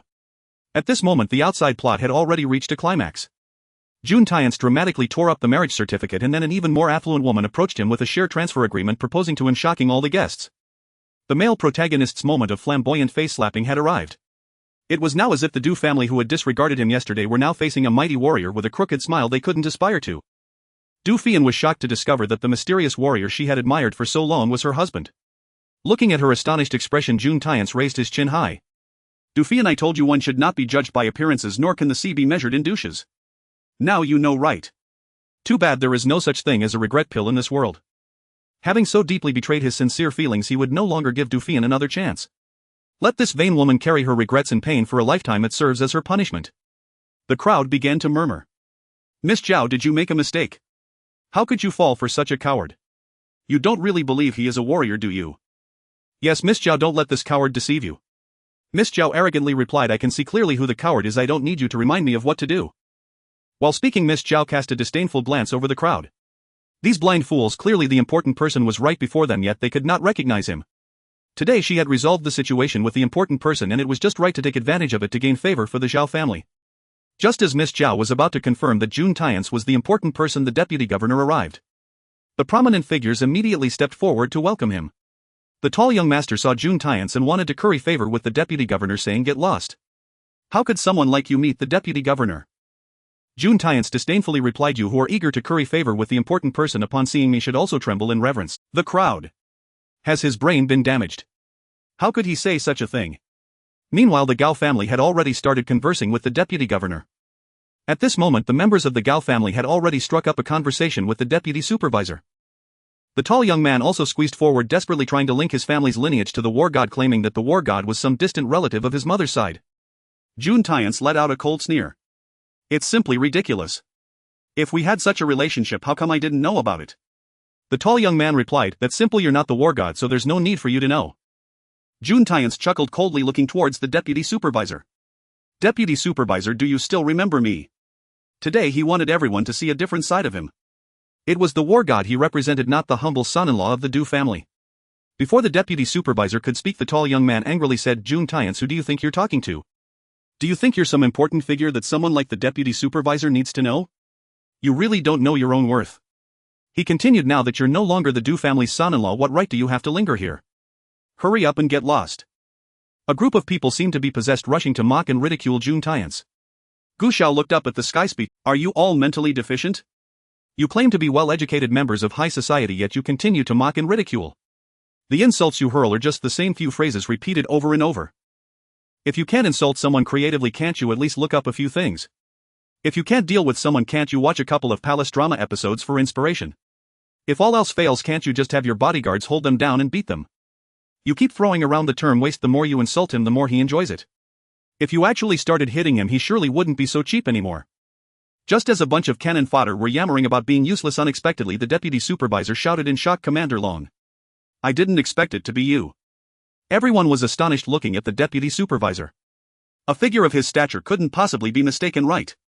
Could Jun Tians really be the war god Commander Long? This young man is so formidable. At this moment the mockery on everyone's faces vanished, fear creeping into their hearts. Especially the Du family. Their previous ridicule of Jun Tians no longer seemed wise. They had even forced him to divorce and expelled him from the Du family, only to find out that this so-called waste was the very Commander Long they had always wanted to court. Jun Tians noticed the expressions on everyone's faces, straightened his back and let out a cold laugh. "Deputy supervisor, we are colleagues, there is no need for such formality." The deputy supervisor said, "How could Commander Long be here? If I had known earlier, I would have." Jun Tians raised his hand and said, "You don't need to blame yourself, I had no intention of revealing my identity. However, your presence is timely. Today is my divorce day, please bear witness as I completely sever ties with the Du family, and they should never think of using my influence to bully others." Divorce? The deputy supervisor was taken aback. What kind of woman is fortunate enough to marry Commander Long? Jun Tians explained the situation regarding the Du family in just a few words, hinting that they had forced him to divorce to climb the social. The members of the Du family looked as if they had lost their souls. It was over with Jun Tians saying such things. It was equivalent to putting them in a bad light before the deputy supervisor. Not only was their ambition to develop further now impossible, but they might also find it hard to maintain their footing in Binhai. Indeed, after hearing Jun Tians's words, the deputy supervisor shot a disapproving glance at the Du family. He then immediately brought over a stunning woman. "Commander Long, this is my daughter Sun Xiangxiang, who has always admired you. How about I take the liberty to act as a matchmaker today? What do you think, Commander Long?" How wonderful! Having just divorced, a big shot was eager to marry his daughter to Jun Tians, inadvertently elevating Jun Tians's status even further and striking the Du family hard. It's hard not to sigh. The Du family truly picked up a sesame seed and lost a watermelon. Jun Tians flashed a smile at the shy Sun Xiangxiang. Seeing this smile, Gu Xiao was taken aback. Here it comes, the charming smile of his resembling the Nike logo has finally appeared. My goodness. Commander Long's marketability is incredible. Just now the daughter of the Xiao family offered all her shares to marry him, and now it's the daughter of the deputy supervisor. The Du family must be regretting their decisions immensely. Who told the Du family they were blind? They chased away such a prominent son-in-law. It seems the Du family is finished. Everyone from the Du family felt like they were sitting on pins and needles, sweating profusely. Those who had just been calling them brothers now kept their distance, fearing they would be implicated. At this moment, Gu Xiao stepped out from the corner with his people. He wasn't wearing a showy cloak today, he walked in a cool manner. Using strength to walk the path of flamboyance, leaving the pretentious with no ground to stand on, magnificent yet not awkward. The deputy supervisor saw him and immediately approached. Gu Zongjiang, you are here too. I didn't expect to come at such a fortunate time and meet both Commander Long and you, two significant figures. Commander Long? Where is Commander Long? The deputy supervisor was momentarily stunned, pointing at Jun Tians. Gu Zongjiang, isn't this Commander Long? Deputy supervisor, have you grown old and are seeing things? Is this really Commander Long? The deputy supervisor was left in a state of disbelief. Jun Tians stared coldly at Gu Xiao, saying, Gu Xiao, I told you I no longer need to conceal my identity, you don't have to cover for me any longer. Who gave you the audacity to impersonate Commander Long? Gu Xiao replied, looking at the deputy supervisor. Deputy supervisor, recently our Sanglong army has received several reports of someone impersonating Commander Long, so I came specifically to investigate. I didn't expect even you to recognize the wrong person. The deputy supervisor stared at Jun Tians for a while, confused. But he looks just like Commander Long. Deputy supervisor, could you take a better look? The deputy supervisor fell silent. Witnessing Gu Xiao deny Jun Tiance's identity at this point, Jun Tiance was furious. Gu Xiao, are you trying to rebel against me? I haven't even settled the previous matter with you and now you dare to speak to me like this. Kneel down. Seeing Gu Xiao not moving, Jun Tiance looked at his brothers. I advise you to think carefully about whom you should pledge your loyalty to, who is your true master. Everyone was silent. They had previously been reluctant to go back and were now facing Gu Xiao with a different attitude. Jun Tiance was truly disappointing them more and more. Meanwhile, Gu Xiao was speechless in response to Jun Tiance's reaction. To say such things, Jun Tiance had truly become arrogant. Gu Xiao sneered, someone like you dares to call yourself the war god. This is a blasphemy against the war god. Gu Xiaoqi denied Jun Tiankai's identity, once again shrouding Jun Tiankai's god of war status in mystery. Just as the atmosphere turned eerie, Supervisor Qin arrived. I heard Mr. Jun is here, where is he? The deputy supervisor quickly welcomed Supervisor Qin. Supervisor Qin, Mr. Jun is right here, take a look. Jun Tiankai stood with his hands behind his back waiting for the other party to come and pay their respects. As humble as he was in the Du family at this moment, when he stood up he felt as if he were on high, wishing the whole world could kneel at his feet chanting his praises, letting the Du family see how blind they had been. When Supervisor Qin walked up to him he said, no need for excessive courtesy, But before Jun Tiankai could finish, his expression froze. Because Supervisor Qin walked straight past him, heading towards Gu Xiaoqi and his brothers. Indeed, it is truly a pleasure. Jun Tiantai. What is going on? Here I am and Supervisor Qin completely ignores me to greet my subordinates. This is beyond being blind. Could he be suffering from glaucoma or cataracts? Jun Tiankai shot a glance at the deputy supervisor. The meaning was crystal clear to remind the elderly Supervisor Qin. Supervisor Qin, Mr. Jun is also here. Supervisor Qin merely glanced at Jun Tiankai before retracting his gaze. Dragon Commander. What Dragon Commander? You are still young, how could your eyesight be so poor? Where did this Dragon Commander come from? Who exactly has poor eyesight? Jun Tiankai felt offended and greeted him sternly. Supervisor Qin, it's been a long time, you don't even recognize me. Supervisor Qin scrutinized Jun Tiankai. Looking closely, there is indeed some resemblance to the Dragon Commander, but I have worked with the Dragon Commander for years and know him well. Although you resemble him, you are not him. He then looked at Gu Xiaoqi. Am I right in saying this? Gu Xiaoqi nodded. What Supervisor Qin says is correct. I thought at first it looked like him, but upon closer inspection it does not. He then turned to the deputy supervisor. Deputy supervisor, it seems your eyes are failing you. The deputy supervisor was bewildered. Could it be that he really recognized the wrong person? However, since Gu Xiaoqi, who is usually by Jun Tiankai's side, said he is not the Dragon Commander, and Supervisor Qin also said he is not, regardless of the reasons, he couldn't contradict them. Thus the deputy supervisor immediately changed his statement. At first glance it seemed like him, but upon closer inspection it truly is not. My eyesight has certainly failed me. I almost mistook him for someone else. The deputy supervisor's words effectively denied Jun Tiankai's identity. Jun Tiankai still did not realize how serious it was that everyone was denying his identity. Supervisor Qin, I think you should take a good look again, lest you truly misidentify and later regret it. Xiao immediately scolded. How absurd. You pretending to be the Dragon Commander is one thing, but now you still refuse to repent. Jun Tiankai's cold gaze shot over. Xiao couldn't help but take a step back. Gu Xiaoqi said, forget it, considering this is your first offense and hasn't caused too much negative impact, we will let your impersonation of the Dragon Commander slide. But if there is a next time, don't blame the brothers of the Tsanglong army for being rude. The reversal came too swiftly like a whirlwind. Jun Tiankai turned out to be a fake. At this moment the Du family's long-held breath of frustration finally eased. Indeed, how could that good-for-nothing son-in-law, who could only ask his wife for pocket money each month and had no other skills besides serving tea, be the Dragon Commander? If a nation's god of war were this useless, the country would have long been finished. The Du family members immediately turned to report the incident. Gu Zhongzheng, Supervisor Qin, he is not a first-time offender. He often pretends to be the Dragon Commander and cannot be tolerated. That's right, we can all testify that he frequently claims to be the Dragon Commander in front of us, utterly tarnishing the Dragon Commander's reputation. Miss Xiao, who had offered all her shares to propose, also had a stiff expression.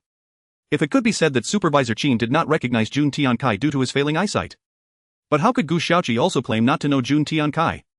Was it that her family had received false information and Jun Tiankai was truly not the god of war, or had the nation stopped recognizing Jun Tiankai as their god of war? Thinking of the Battle of the Three Kingdoms, she instinctively glanced at her grandfather. The old man shook his head at her. Jun Tiankai was in disbelief, completely unable to accept that Gu Xiaoqi and Supervisor Qin dared to deny his identity in front of everyone. Could it be that Longwa truly wanted to get rid of him, the god of war? How dare they treat him like this? Gu Xiaoqi, I am giving you a chance to rephrase your words. If you still don't know how to speak, then there's no need for you to stay in that Tsanglong army. It cannot accommodate someone like you. Gu Xiaoqi, you truly show no remorse. Jun Tiankai's actions of living off the Du family would be seen as shameful if he had no identity or status. However, with a solid background now, his earlier dependence on them had turned into low-key behavior. Indeed, success is impressive, but failure is mere boasting. However, now he was genuinely acting weak. Saying something impressive would only make him appear foolish. Dufian, feeling helpless, said, Jun Tiansai, although we are already divorced, I still advise you to be practical, find a job and work hard, stop deceiving people. Hiding one's identity while pretending to be the Dragon Commander only gives off a frivolous impression. In the eyes of many, Dufian's years of marriage to Jun Tiankai were akin to flowers planted in cow dung. Tall Xiao, wanting to defend the person he admired, couldn't help but step forward to teach Jun Tiankai a lesson. Jun Tiansai, unable to bear it any longer, unleashed his Wanjie divine art, sending Tall Xiao flying. Jun Tiankai once again shocked the entire banquet hall. I am the first expert of Longhua. Does such power not prove that I am the god of war?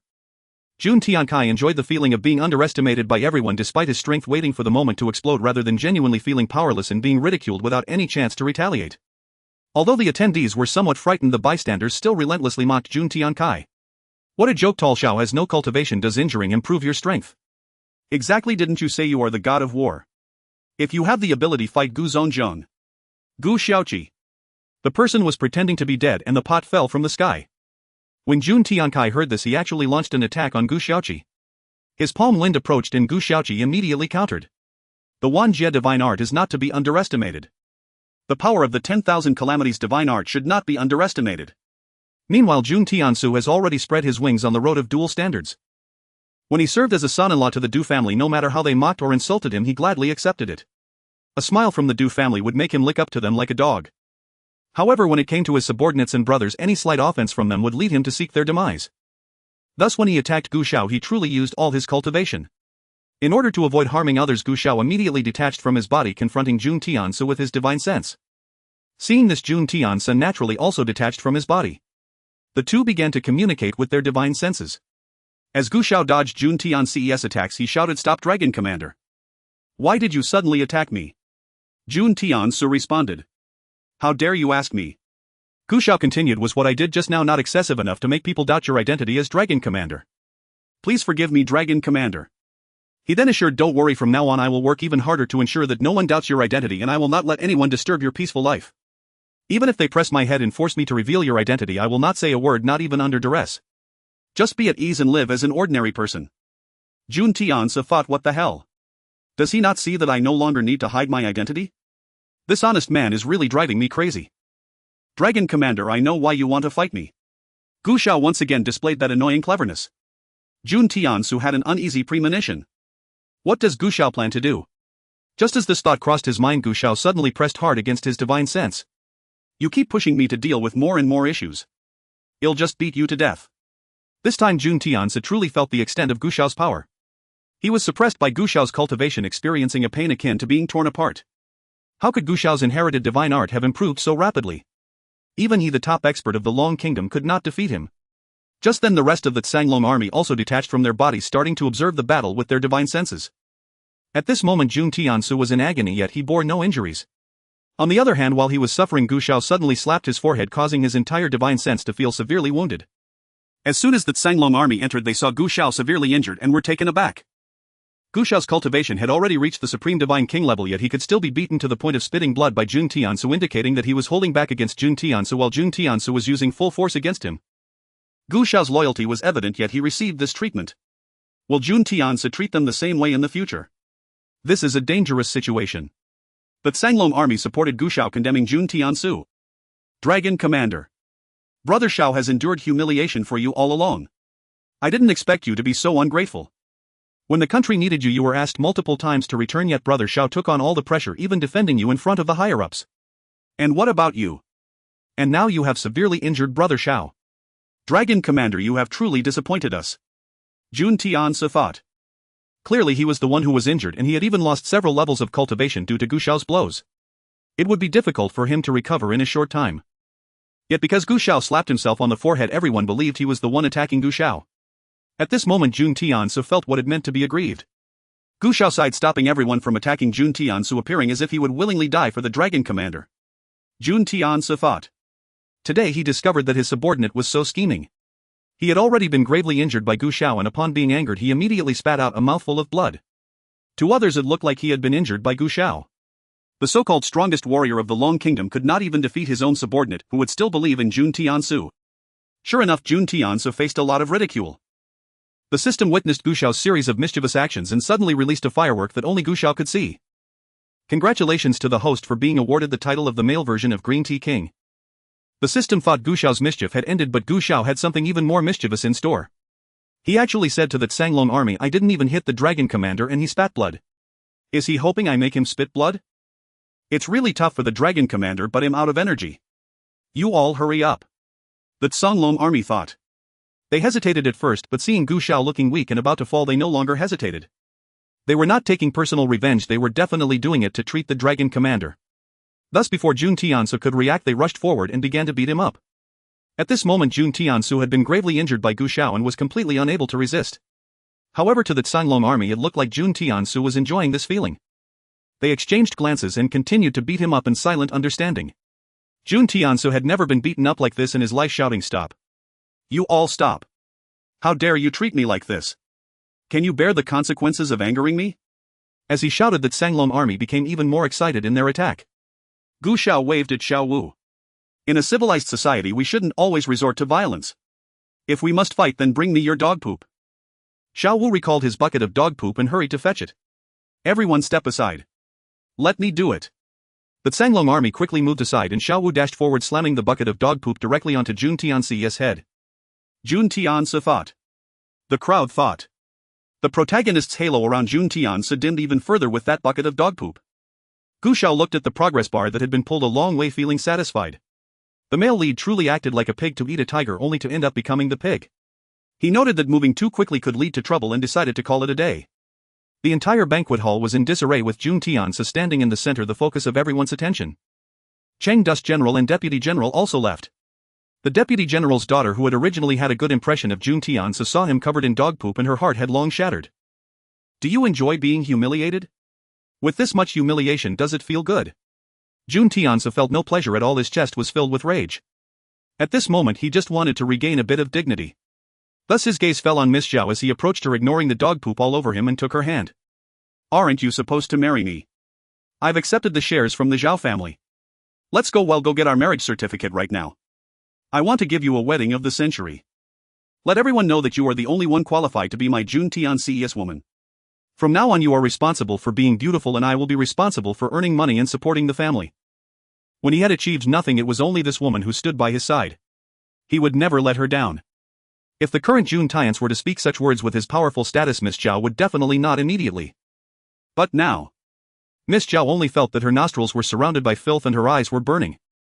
She desperately wanted to shake off Jun Tiansu's hand. "Let go of me. Quickly let go of me."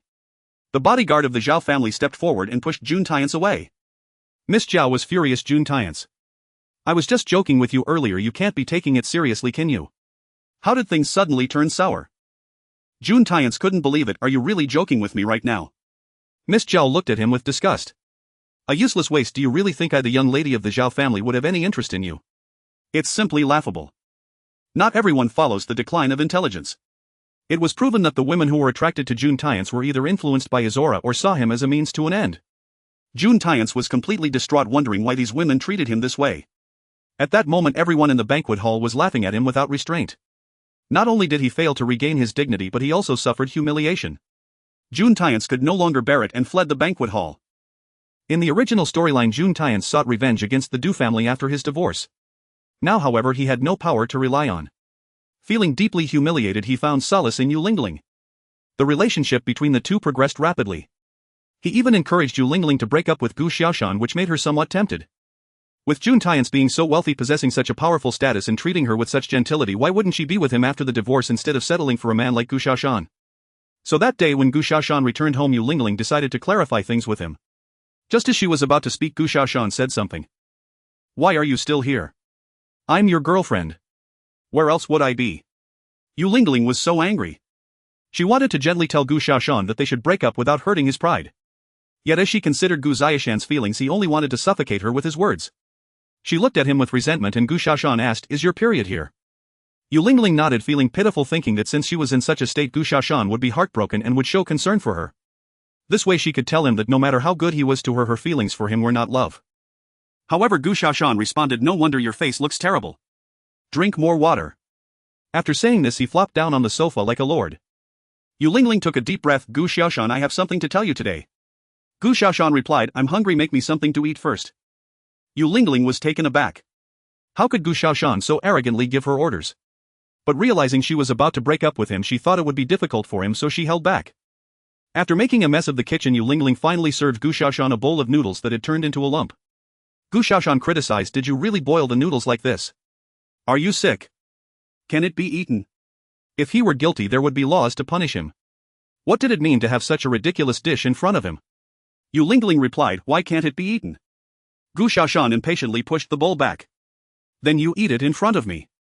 Yu Lingling, frustrated, actually took a bite for him to see, but it was so awful that she silently pushed it back to him after one mouthful. Seeing his expression as if expecting Gu Xiaoshan to continue eating, Gu Xiaoshan thought, "You must be kidding. Am I your guinea pig?" Seeing Gu Xiaoshan not eating, Yu Lingling felt wronged. After all, she had only cooked for him once and he didn't appreciate it. She vowed never to cook for him again. No, she and Gu Xiaoshan would have no future together. Yu Lingling, feeling angry, was about to mention their breakup when the doorbell rang. Gu Xiaoshan opened the door and brought in takeout. Yu Lingling snorted coldly. "You still know to order takeout for me? I suppose you have a conscience." However, Gu Xiaoshan ignored her, opened the takeout and started eating. Yu Lingling exclaimed, "Gu Xiaoshan, you." Gu Xiaoshan replied, "Don't talk to me while I'm eating, it affects my mood." Yu Lingling glared at Gu Xiaoshan for a long time as he enjoyed his meal.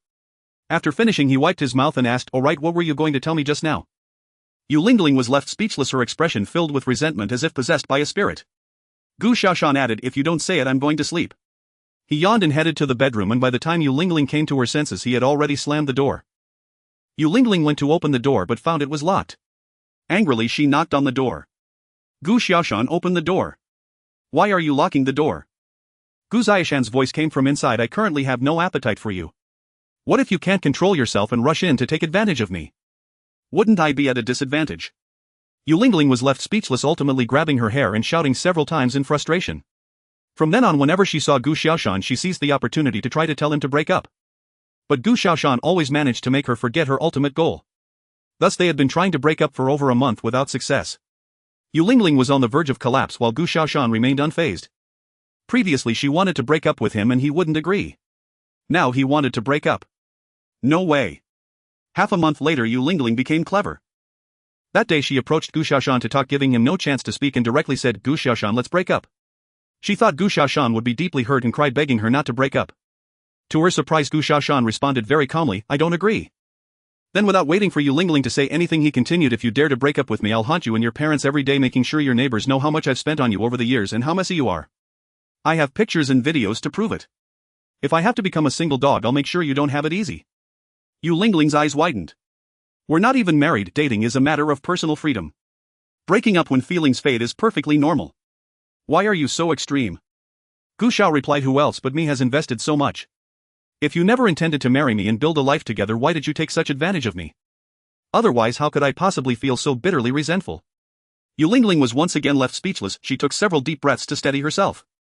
Gu Xiao, think carefully, what value do you truly bring? What can you offer me? Gu Xiao retorted, "I've never complained about your sloppiness, your shamelessness, your plain looks, your utter lack of talent, or the fact that you don't even hold a decent job. And yet you dare look down on me. Are today's trash really this utterly devoid of self-awareness?" Yu Lingling gasped, stunned into silence, then exploded, "Your mouth must have been steeped in 80-year-old Crimson Crown poison. How can it be this venomous?" She could bear it no longer. Letting out a series of furious shrieks, she grabbed whatever she could and prepared to hurl it. Gu Xiao warned coldly, "Go ahead, try smashing just one thing." Undeterred by the threat, Yu Lingling scoffed, what could he possibly do to her? So she smashed it and received a sharp slap across the face in return. Yu Lingling stared in disbelief, cradling her burning cheek. "Gu Xiao, you're mad. How dare you lay a hand on me?" Meanwhile, Gu Xiao knelt sorrowfully, gathering the shattered ornament. "This was gifted to me by my aunt's best friend's husband's uncle's third elder uncle, the very day I moved into my new home. Do you grasp its profound sentimental value? You don't know. You don't know. You know nothing." Gu Xiao's theatrically wounded demeanor startled Yu Lingling deeply. "So now I'm worth less than an object? How dare you compare yourself to a mere possession? Do you know how much this piece is worth? Or how much you would fetch on the market?" Yu Lingling froze, then seethed, "Fine.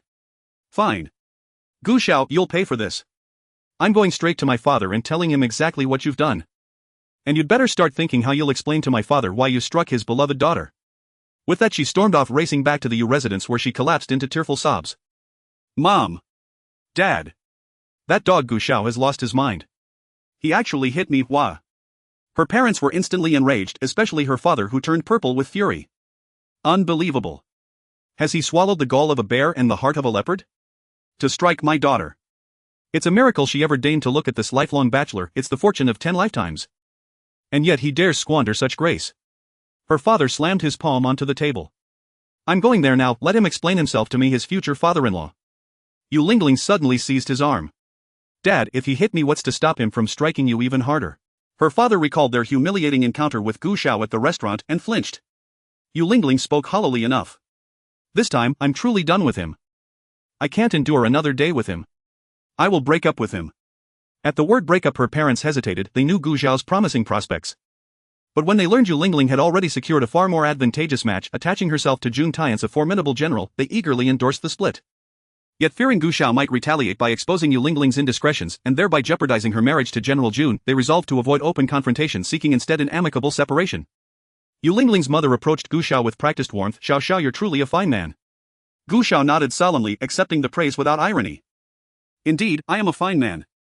Your daughter simply isn't worthy of me. After all these years he'd exhausted his savings on her, yet hadn't even held her hand. Wasn't that the very definition of virtue? Yu Lingling's mother fell silent, her face paling, but pressed on, determined to persuade him. Gu Xiao cut in coolly, Uncle Auntie, you used to tremble at the thought of me dumping Lingling. Now you're practically begging for our breakup. So tell me, who has she entangled herself with? Her parents stared mute. Gu Xiao mused aloud, is it the homeless man who scavenges trash by the neighborhood gate? Yu Lingling choked, what? Or perhaps that idle vagrant nearby, the one who steals a bike batteries all day? Yu Lingling sputtered, what? Or? Gu Xiao, you've gone too far. Given your caliber, that man must either be blind, or someone like me, a man so desperate he'll settle for anything, even refuse. I speak plainly, and you still can't stomach the truth. Yu Lingling stood trembling, fists clenched, ready to strike. Her parents rushed to restrain her, their faces green with suppressed rage as they pleaded further. Their tongues grew raw, but Gu Xiao remained unmoved. Only after their lips blistered did he finally speak, slow, deliberate and calm. Very well. If you truly wish to part ways, forcing me won't help. But if we're ending this, you'll repay every cent you've spent on me, every meal, every gift, every unrecorded expense, plus compensation for my wasted youth. To spare you the trouble of calculation, I've itemized it all. Please, review it carefully. The sight of the bill ignited fresh fury in the Yu family. Clearly Gu Xiao wanted the breakup, he'd merely been tormenting them all along. And 5 million. No one had ever heard of a man demanding such an exorbitant sum from his ex-girlfriend upon separation. Gu Xiao, are you insane? 5 million. On what grounds do you demand it from me? That figure represents only your major expenditures here. I haven't even tallied the smaller ones, or charged for the erosion of my youth. If you deem it insufficient, I'll gladly add those in too. This lifetime's reputation. I discard it gladly, for solitude and cold hard cash. Yu Lingling snapped, are you even male? How utterly appalling. If you refuse my terms, then don't blame me, I'll ensure none of us walk away unscathed. Should the man Lingling's entangled with learn what a slovenly woman she truly is behind closed doors. Her parents stammered, Xiao, please, after all these years surely some sentiment remains. There it was, their own hypocrisy laid bare. They knew full well their daughter's conduct was shameful, yet still demanded Gu Xiao comply with their whims shamelessly. With no girlfriend left, I have no need for dignity. You may ponder that at your leisure. The only way to defeat a monster is to become a greater one. Such is the immutable truth. We'll discuss it further at home. The Yu family departed, faces ashen. Back home, Yu Lingling's father hurled his ashtray against the wall. Upon returning home, Father Yu angrily smashed the ashtray. Isn't Tiansu his boss? Lingling have him greet Gu Xiao, or at the very least tell Gu Xiao to scram. Let him threaten us again. 5 million, has he never seen money in his life? Yu Lingling said, but if Gu Xiao finds out that I'm with Brother Tiansu, he might spread the word, which would tarnish Brother Tiansu's reputation. Mom and Dad, let's resolve this ourselves. How do we resolve it? That's 5 million. Dad, Mom, you must have some savings, right? Over the years being with Gu Xiao, she had spent a considerable amount of his salary to honor her parents. Father and Mother, you looked somewhat uneasy. Yu Lingling said, those savings of yours ultimately came from me. In the past I had the ability to provide for you, and in the future I will only become more capable, allowing you to live a better life. What are you reluctant to part with? The couple realized they were indeed talking about their future son-in-law, who was such a figure. That black card could be swiped endlessly, so what was there to fear? Losing 5 million now could lead to gaining even more in the future. This deal was quite profitable. The family then went to find Gu Xiao.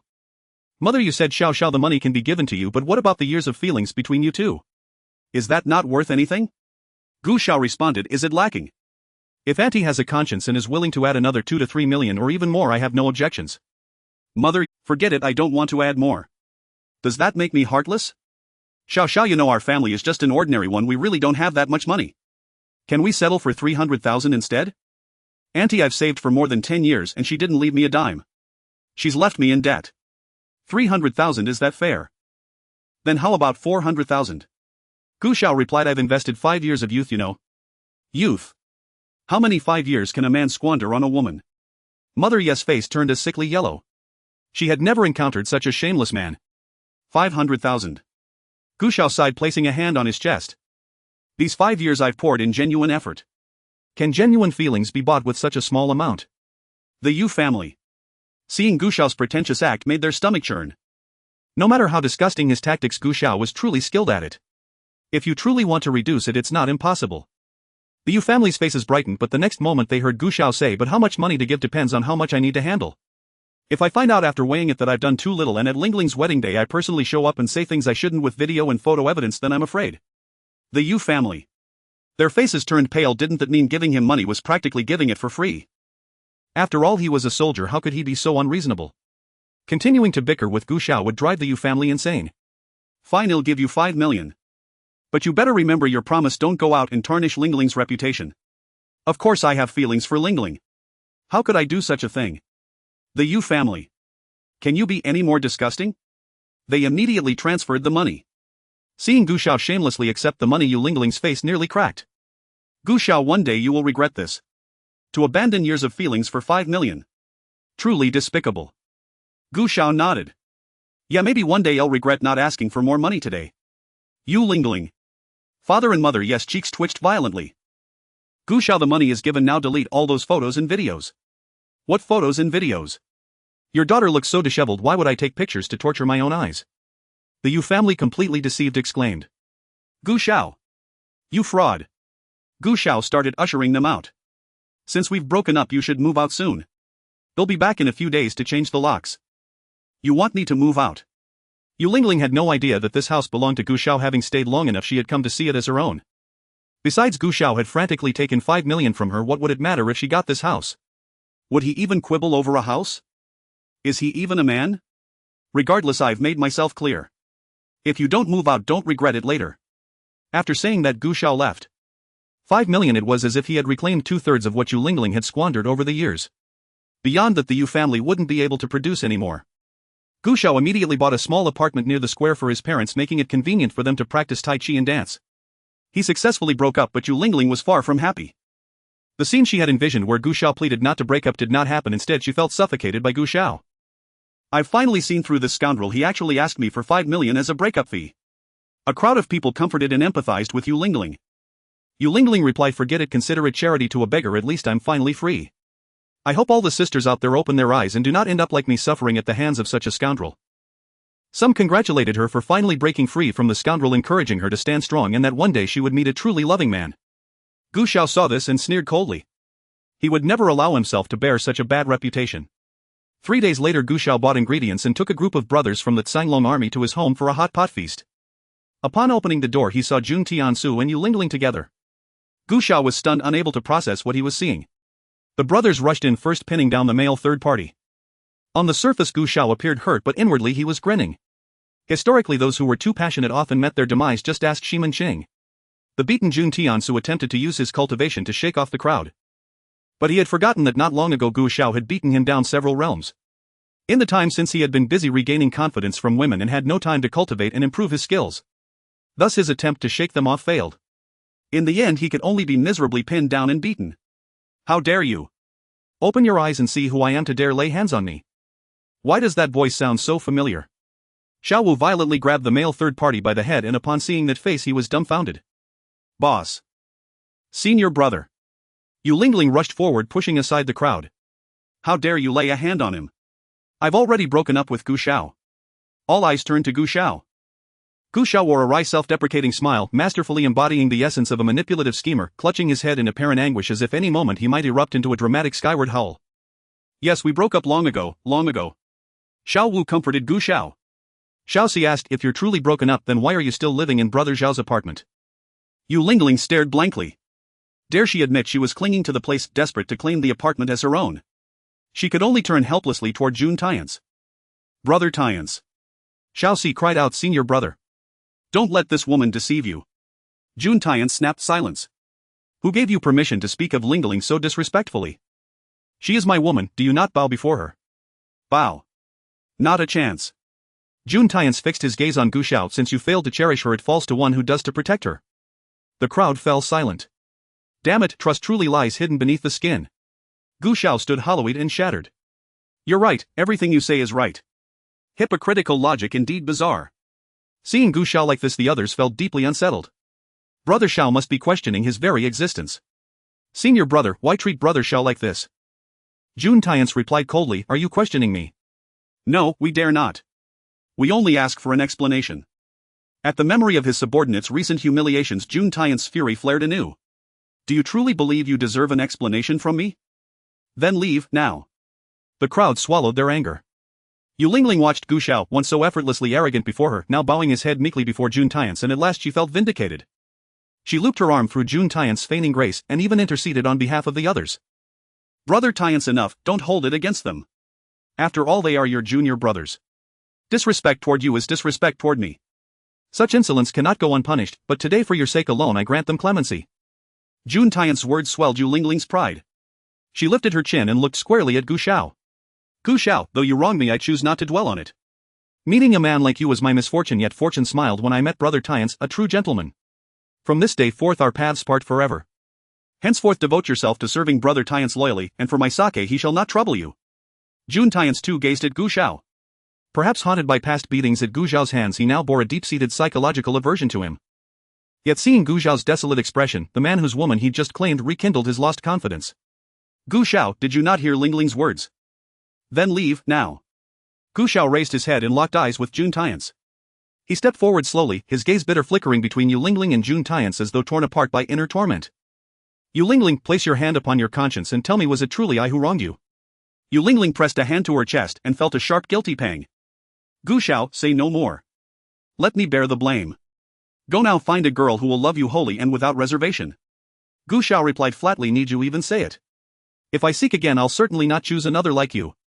Yu Lingling's fleeting remorse vanished instantly. Gu Xiao. Jun Tian's, determined to defend his woman, moved to teach Gu Xiao a lesson. He struck first, only to be utterly overpowered. Within 3 seconds Gu Xiao had slammed his head onto the floor and grounded mercilessly. Scraping, grinding, across the smooth marble floor, rubbing away his aura. The long army stood frozen. Brother Xiao bore such unbearable hardship, betrayed by the dragon marshal himself, yet still enduring with dignity. Even now he refused to abandon his duty, to heal the dragon marshal's affliction. They were profoundly moved, and so expressing their devotion they rushed in, wrestling Gu Xiao away, then pinning Jun Tian's limbs firmly down, shouting. Brother Xiao, don't strike. Impulse is the devil. Indeed, Brother Xiao. This isn't the time to treat the senior brother's illness, let's continue his therapy later. Stay calm, Brother Xiao. Calm down. We mustn't indulge the senior brother's penchant for debasement, our duty is to correct him. Jun Tian's, strangled, pinned and pummeled, could only choke out silence. You love humiliating others. Then let me smash that smug face, tell me, does it thrill you? Does it electrify you? Yu Lingling shrieked as Jun Tian's was beaten. The commotion grew deafening, disturbing the entire neighborhood. First only upstairs and downstairs neighbors gathered to watch. Then someone posted in the residential group chat, live adulterous confrontation unfolding, come quick. Soon the whole building flooded in. They didn't just watch, they filmed. Clips spread across WeChat groups, Douyin everywhere. The scene erupted like a massive trade fair. By now Jun Tian's face was unrecognizable. Yu Lingling was beside herself. Gu Xiao, you planned this, didn't you? Indeed, he had. He'd kept Yu Lingling close precisely to use her as a hammer against the protagonist's aura. The protagonist's prestige crumbled the more he faltered, the more humiliated, the more diminished his radiance. Especially when his integrity itself came under suspicion, how could his aura possibly shine? Had Yu Lingling simply left earlier, as he'd asked, none of this would have happened. But she clung stubbornly to the apartment and brazenly summoned Jun Tian's. If not you, then whom should I chastise? Gu Xiao, we've broken up. Yet you demanded 5 million as a severance fee. How could you do this? Gu Xiao sighed softly. Fine, say whatever you wish.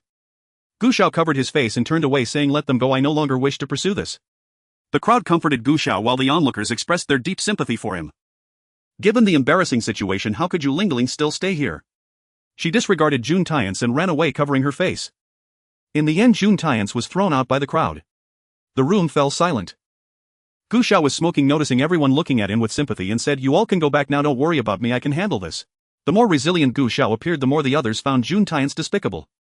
Then brother Xiao, you should cheer up, we'll leave first. At this moment their presence would only add to Gu Xiao's embarrassment. The crowd silently tidied up the room, gave Gu Xiao a concerned glance, and then left. Once they were gone, Gu Xiao opened the chilled beer he had just bought and took a big swig, followed by another puff of smoke, enjoying life as if he were a god. Finally single again. I'm free. Single people, single souls, being single is a privilege, and then tearing apart everyone else. The system chimed in excitedly, host, you are the most fabulous host, you are the greatest. As a result, the next day this incident made the news. While Gu Xiao and his friends' identities were not exposed, those who needed to know had mostly figured it out. Gu Mo was also called in for a scolding. Gu Xiao, how long have I been praising you? You turned around and caused such a big incident. Tell me, what do you call this? Gu Xiao lowered his head and remained silent. Xiao Wu said, this really isn't our fault, the boss fell ill and we were racing against time to treat him. Boss. Xiao Wu pointed at the pig's head in the photo, this is the boss. Take a good look. Despite how rough we were, the boss with his profound cultivation didn't resist at all. What does this indicate? It indicates that he thoroughly enjoyed our beating. This time we really went all out. I'm sure it won't be long before the boss returns to normal and won't deliberately seek out others to hit him anymore. At this moment I was left speechless. If I didn't know that Gu Xiao was just babbling, I might have actually believed that Jun Tiance was a scoundrel. After leaving, Gu Xiao instructed Xiao Wu. Keep an eye on the boss. He said recently the boss has been tiptoeing along the edge of the law, probably hoping that we would use legal weapons to torment him. From now on, whenever we see him doing anything illegal, no matter how big or small. Xiao Wu interjected, should we go over and beat him up? What does that have to do with us? Is it our responsibility? You can't handle the demon spirits. Xiao Wu suddenly realized. Brother Xiao, you're amazing. Then he ran off. Gu Xiao smiled enigmatically until a pair of arms draped over his shoulders. Gu Xiao, I heard you got cheated on. Gu Xiao replied. Tiger Shuai asked, I heard it was your boss who cheated on you. Gu Xiao smiled at Tiger Shuai, yes, do you have any advice? Now it was Tiger Shuai's turn to be speechless. You can still laugh. This shows that I am a mature and composed person. Even if my head is green, I still remember the basic qualities of an adult. Tiger Shuai was stunned for a moment before he regained his senses and said, you were loyal to your boss, yet he treats you like this and you just let it. Gu Xiao remained silent. Such blatant provocation. Are you afraid others don't know you're an idiot? Then what do you think I should do? To be honest, I feel very sorry for you and I fully support you in seeking justice. Gu Xiao asked, so what do you think I should do to get justice for myself? Tiger Shuai exuded confidence. It's simple, he cheated on you, so you cheat on him back. For every person he finds, you find one too until he's overwhelmed with green on his head. I'll gather people to make him laugh until he cries. Let him never hold his head up again in his life. At this moment Gu Xiao wanted to pry open Tiger Shuai's mind and clear out the nonsense inside. This person is rigorous in thought and has a broad vision when doing other things, indeed resembling an elite nurtured by a big family. Yet when faced with Jun Tiance, he instantaneously turned into an idiot. Is this really how you seek revenge? Are you playing house like a child while dragging others to watch? Recalling the original plot, Gu Xiao felt even more speechless in that moment. The author of this novel doesn't follow the usual path. It can be described as the epitome of absurdity, as if their brain had been stuffed with excrement. Did you think those foolish cannon fodder would feel scared upon learning the male lead's identity? No, they would only become even more idiotic under the influence of the intelligence-reducing aura. Thus the male lead is constantly mocked, slapped, and then slaps those cannon fodder in return, endlessly repeating this cycle. And the opposing forces in this realm also lack any insight. The male lead's power and status are already quite evident, yet these people, fully aware they cannot provoke him, continue to create trouble. For instance, the first male antagonist seeks help from a criminal organization, but the next moment upon seeing the male lead in person, the organization immediately turns against him and kneels in submission, shocking all the cannon fodder. Yet in their next encounter the cannon fodder still ridicules the male lead. For example, the male lead is always forced to strike back, showcasing his skills to scare everyone, yet the next time these people see him they still attack him. Gu Xiao couldn't help but ask, how could such a level of intelligence and vision manage a company and a family of such a large scale? The author has repeated the same formula over 1,000 chapters, still pulling it along with a load of nonsense. All the villains facing the male lead never investigate before confronting him, and the adjectives used to describe him are always the same 3 words: useless waste. No matter what great deeds the male lead accomplishes, they just refuse to believe that he can be so extraordinary, confidently thinking they can easily crush the overbearing male lead. Even when they realize that the male lead can cause a stir across the entire solar system with just a trivial matter, it seems like they can take him down in a heartbeat. Yet there remains a whole bunch of idiots eager to oppose him. After the son is slapped, the father comes next. After the father is slapped, the grandfather steps in. After the grandfather is slapped, the great-grandfather comes. The entire family spanning 18 generations behaves like fools, lining up to deliver their heads to the male lead, not to mention even their wives and daughters. Various supporting characters act recklessly. The male lead is either showing off or on the way to show off, leaving the villains he could easily crush for 600 or 700 chapters. Such mindless show-offs make you unable to help but exclaim there truly exists such an ostentatious and flamboyant character in the world. In the end, the male protagonist entered the business world grasping the global economic lifeline in his hands. He slapped faces all the way, almost sending them into outer space. This illogical and foolish peak of life led people from all walks of life to directly disregard materialistic spirit, exclaiming like fools, hiss, this child is terrifyingly powerful. Impossible. You garbage, how did you become so strong? Xiao remained silent, thinking you all are quite terrifying as well. How could such stupidity scare me? The male protagonist has always been showing off and stirring up trouble. He himself is blameless but constantly drags his woman and his brothers and subordinates into the mess. While those around him are nearly dead, he continues to flaunt and cause trouble. When he gets into any trouble, it's always the women and brothers who have to clean up after him while he just shrugs it off. He often storms off in a huff yet continues to show off and slap faces outside.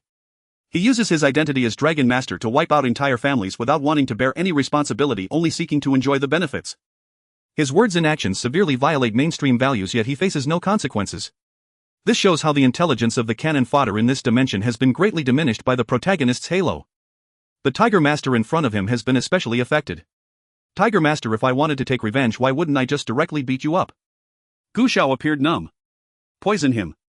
Is my kidney not valuable? Is it fun to catch AIDS or STDs? The Tiger Master felt his intelligence was being belittled by Xiao. Xiao tossed Jun Tiansu to Xiao Wu to keep an eye on, no longer wanting to bother with him. After all, Jun Tiansu could wear off his own halo. He came here not only to crush halos and raise intellect but also to realize his own value and gain more spiritual power. As for Jun Tiansu, although he lost his influence, he still had money. Every day he spent lavishly with you, lingling millions today and tens of millions tomorrow, practically wanting to flaunt to outer space. With such a commotion, the Du family could not possibly be unaware. At this time, the Du family indeed faced some issues due to the loss of Jun Tiansu's covert assistance. Everyone said the Du family was blind and let this golden son-in-law slip away. Jun Tiansu was very pleased to hear these remarks, and Yu Lingling felt happy as well for recognizing a hero. Furthermore, to take revenge for the humiliation from his ex-wife, Jun Tiansu began to retaliate against the Du family. He had more than enough money to easily crush the Du family with wealth. Moreover, he made it very obvious that he wanted everyone to know he was the one taking revenge on the Du family, to see who would dare to assist them. In this situation, Du Fian eventually gathered her courage to plead with Jun Tiansu for mercy. Jun Tiansu sneered, "You plead with me, why should I help your Du family? How did your Du family treat me back then? Have you forgotten?" Du Fian lowered her head. What could she say at this moment? Jun Tiansu looked down at Du Fian from a high position. Du Fian, let me tell you, even if you kneel before me today begging for forgiveness, it will not alleviate the hatred in my heart. From the moment I left you and divorced, I told myself that I must repay the humiliation I've suffered over the years with the extermination of the Du family. While Jun Tiansu was dealing with the Du family, he did not forget the tall young man who had always wanted to deceive him. He brought the Gao family to the brink of collapse, and in the end they naturally had to plead with Jun Tiansu. Jun Tiansu finally felt comfortable flaunting, looking at the tall young man pleading before him, saying, "You'll spare your life, but I need a dog." After dealing with the Gao and Du families, Jun Tiansu felt relaxed. Especially with this grand move, he had already intimidated other families in Binhai. Although Jun Tiansu's halo had been somewhat diminished by Xiao whenever he showed off buying luxury cars and expensive goods, the young heirs remained in awe as if they had never seen anything like it. Jun Tiansu felt invigorated and thought that Miss Xiao, who had previously shown interest in him, and son Xiangxian would surely regret their actions and come back to seek his favor. However, Miss Xiao and son Xiangxian remained silent. Did their families lack money? So they genuinely looked down on Jun Tiansu's money that came from unclear sources. Jun Tiansu felt somewhat depressed and decided to shine in the business world, intending to hold the economic lifeline in his hands. In the end, these people would come crawling back to beg him. Meanwhile, the Yu family following Jun Tiansu was naturally experiencing a rise in status. Xiao, while on a mission in plain clothes, happened to bump into the Yu family members who were shopping. Seeing Xiao, who looked disheveled and unkempt, Yu Lingling covered her nose. "Xiao, I didn't expect you to be doing so poorly now. Well, you're not like Brother Tian, so you can only do these small fry jobs." Xiao exuded an aura that screamed, "Don't mess with me." Yu Lingling raised her chin high. "Only a powerful and domineering man like Brother Tiansu can be my hero. A man without ambition like you, even if you work your whole life, can only be a sidekick next to Brother Tiansu. Am truly grateful for your refusal to marry me back, then it allowed me to meet such a great man as Brother Tiansu before marriage." The others in the Yu family held their heads high as well. Thinking of the 5 million that Gu Xiao had taken from him when they broke up, his father couldn't help but say, Gu Xiao, after all, my future son-in-law is your superior. How about this? As long as you are willing to plead with my uncle and return the 5 million, I guarantee to speak on your behalf in front of Dragon Master. Gu Xiao, are you sick? Then he turned and left. However, Gu Xiao hadn't walked far when he heard Yu Lingling scream. Turning around, he saw the Yu family being taken hostage by the group he was looking for. The robber pointed a knife at Yu Lingling's arm, shouting at Gu Xiao, I know you are here to catch us, no need to hide, just come out. Xiao Si and Xiao Wu quickly gathered and confronted the group. The two sides remained at a stalemate and Yu Lingling trembled all over. Gu Xiao. I was dragged into this because of you. Hurry up and save me. Gu Xiao. Did I ask you to talk to me? Besides, at this moment she acted as if they were very familiar had her brain been caught in the door. But no matter what Gu Xiao had to save her. This was his responsibility, he could not act like Jun Tiansu. The group also realized the close relationship between Yu Lingling and Gu Xiao and began to turn the tables with their demands. Gu Xiao replied, do you think we can be easily threatened by you? A bunch of scoundrels. How dare you cause trouble? The Yu family exclaimed. Can you consider the feelings of us hostages? Doesn't it hurt when a knife is pressed to your throat? The opposition replied, oh, so you're tough, huh?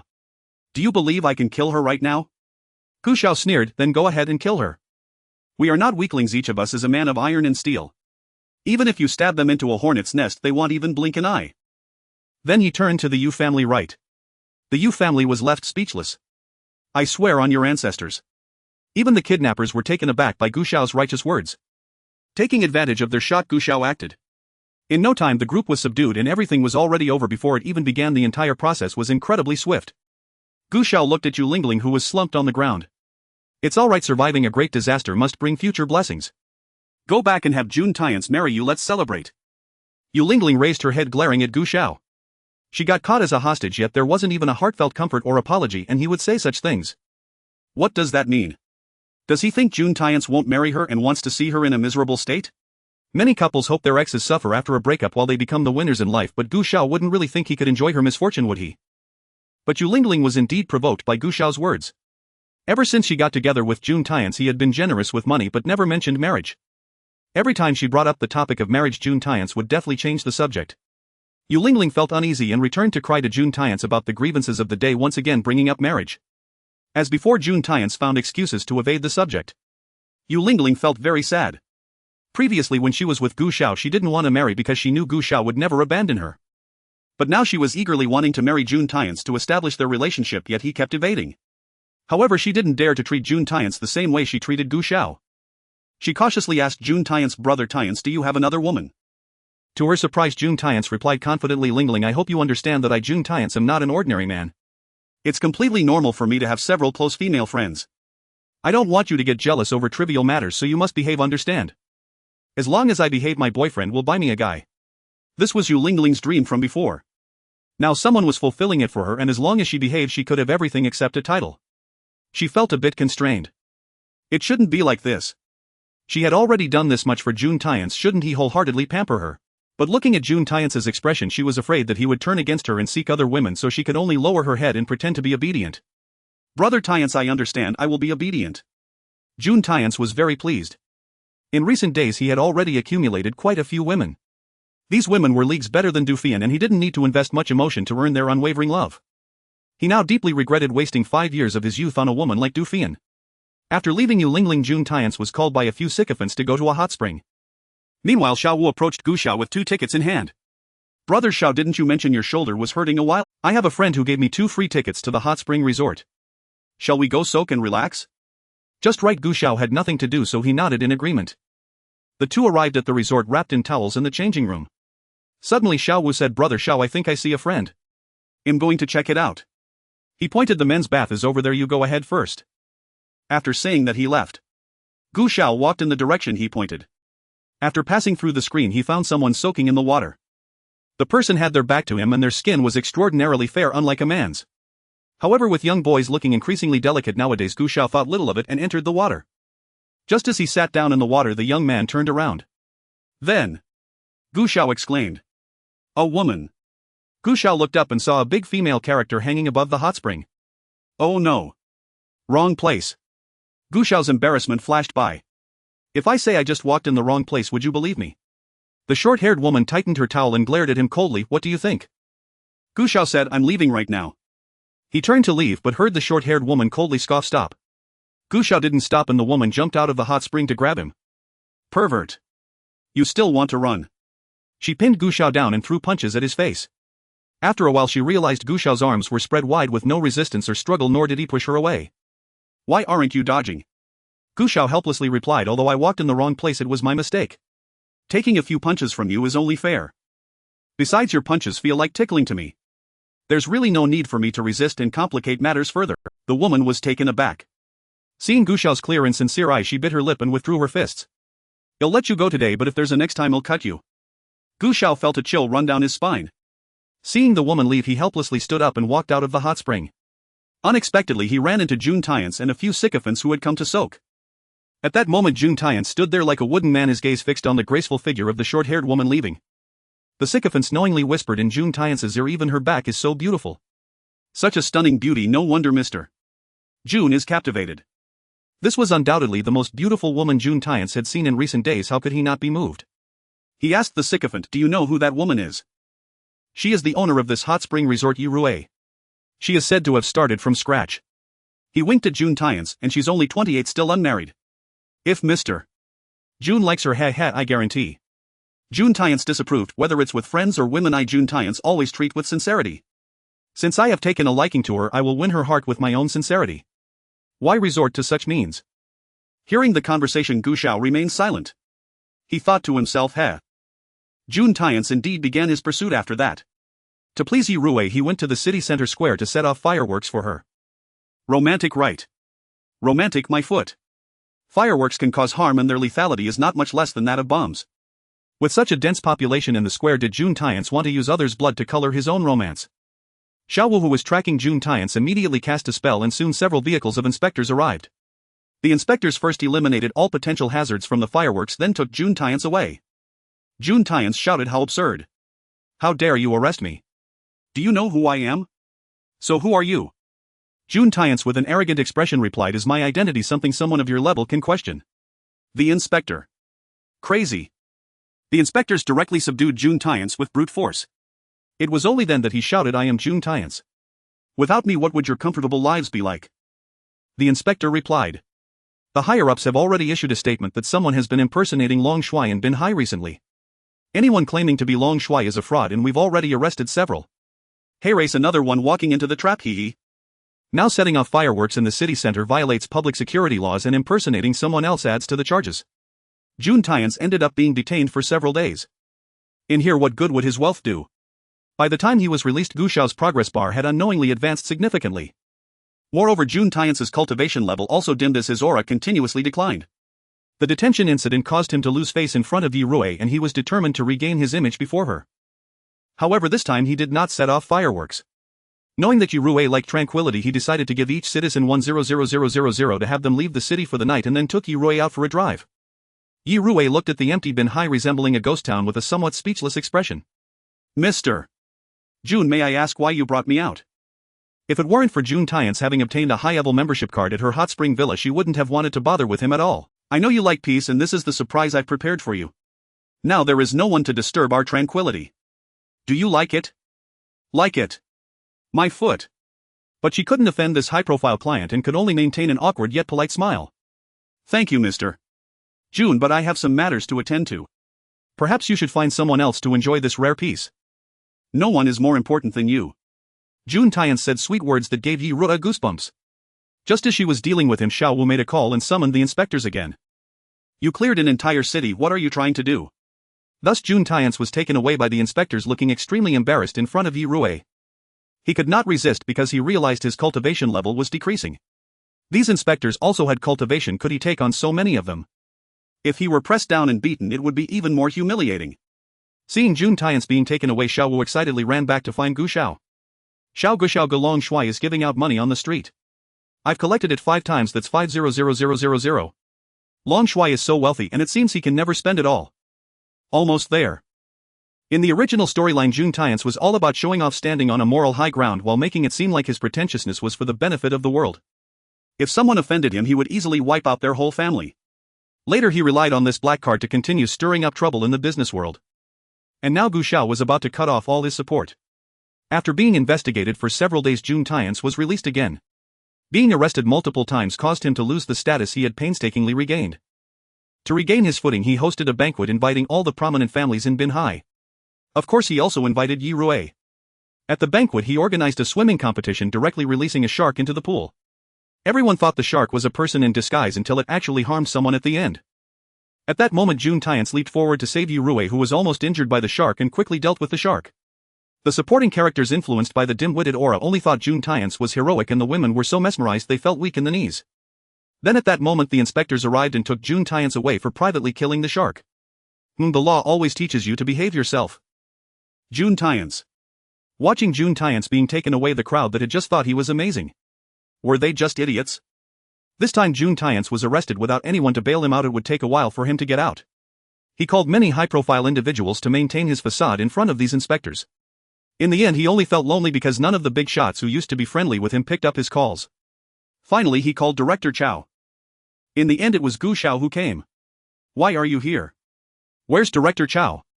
Gu Xiao looked regretful and said softly, "Long Shui, you don't know, but Director Xiao got into trouble a few days ago. He was just on the phone with you and got taken away. Before leaving, he entrusted me to come and help you." Jun Tiance. Are you trying to set me up? Gu Xiao, Long Shui, you can trust me. Even if you are locked up here for a lifetime, I will never expose your identity. Jun Tiance. He wanted to scold Gu Xiao but knew that the current Gu Xiao was no longer the obedient subordinate he once was, so he could only suppress his anger and say, "Gu Xiao, first get me out of here. Even if my identity is exposed, it's fine. Gu Xiao, Long Shui, this time you broke the law and set a bad example. Even if you don't mind revealing your identity now, I still can't disclose it." Gu Xiao spoke with conviction. Jun Tiance. Is Gu Xiao mocking him? Gu Xiao, Long Shui, do you think what I'm saying makes no sense? Jun Tiance suppressed his anger. "No, what you said makes a lot of sense." Jun Tiance suppressed his emotions. "No, what you said makes a lot of sense. Since you, General Long, agree with my words, you should understand that you have indeed broken the law. The Emperor and the commoners are treated equally under the law. General Long is a meticulous person, so he must abide by the law, right?" Jun Tiance continued to endure. "So am I supposed to be stuck here forever?" Gu Xiao replied, "How could that be? I naturally have other ways to rescue General Long. Quickly tell me." Gu Xiao said, "All these recent events concerning General Long are caused by the black card, aren't they? Why not do this? General Long should write a statement expressing your willingness to relinquish the rights to the black card." Jun Tiance exclaimed. Gu Xiao continued, "General Long, the black card in your possession is merely that, a black card. Your wealth and status do not need to be proven by it. However, for ordinary people it is different. By voluntarily giving it up, you demonstrate that you are a good person, showing that you are not someone who abuses privilege. Everyone will love you even more." Jun Tiance looked at Gu Xiao with skepticism. Gu Xiao asked, "General Long, do you not trust me?" Jun Tiance replied, "I trust you. You're as devious as they come." Gu Xiao said, "General Long, if you voluntarily propose to relinquish the rights to the black card, will they really let you do so? If you give it up, they would actually be fearful and anxious, afraid you might truly abandon them, so relinquishing the rights to the black card is merely a statement of your attitude. It doesn't mean you will actually lose it." "I'm genuinely thinking this through for your sake." Gu Xiao sighed. "Since you doubt my loyalty, you'll take my leave. When Director Xiao gets out, he can personally bring you out." Damn. Director Xiao has been taken away. Without at least 10 days to half a month, how could he come out? In the end, Jun Tiance gritted his teeth and wrote the statement. As Gu Xiao said, given his position, the more he tried to avoid these things, the more they were shoved into his hands by the higher-ups. He was not at all worried about losing everything he had gained. His current predicament was merely temporary, caused by the machinations of petty individuals within the higher-ups. Once he returned, he would naturally deal with these shameless individuals. However, after Jun Tiance wrote the statement, Gu Xiao said, "General Long, this statement won't do. You must express that you are voluntarily relinquishing this privilege for the good of everyone."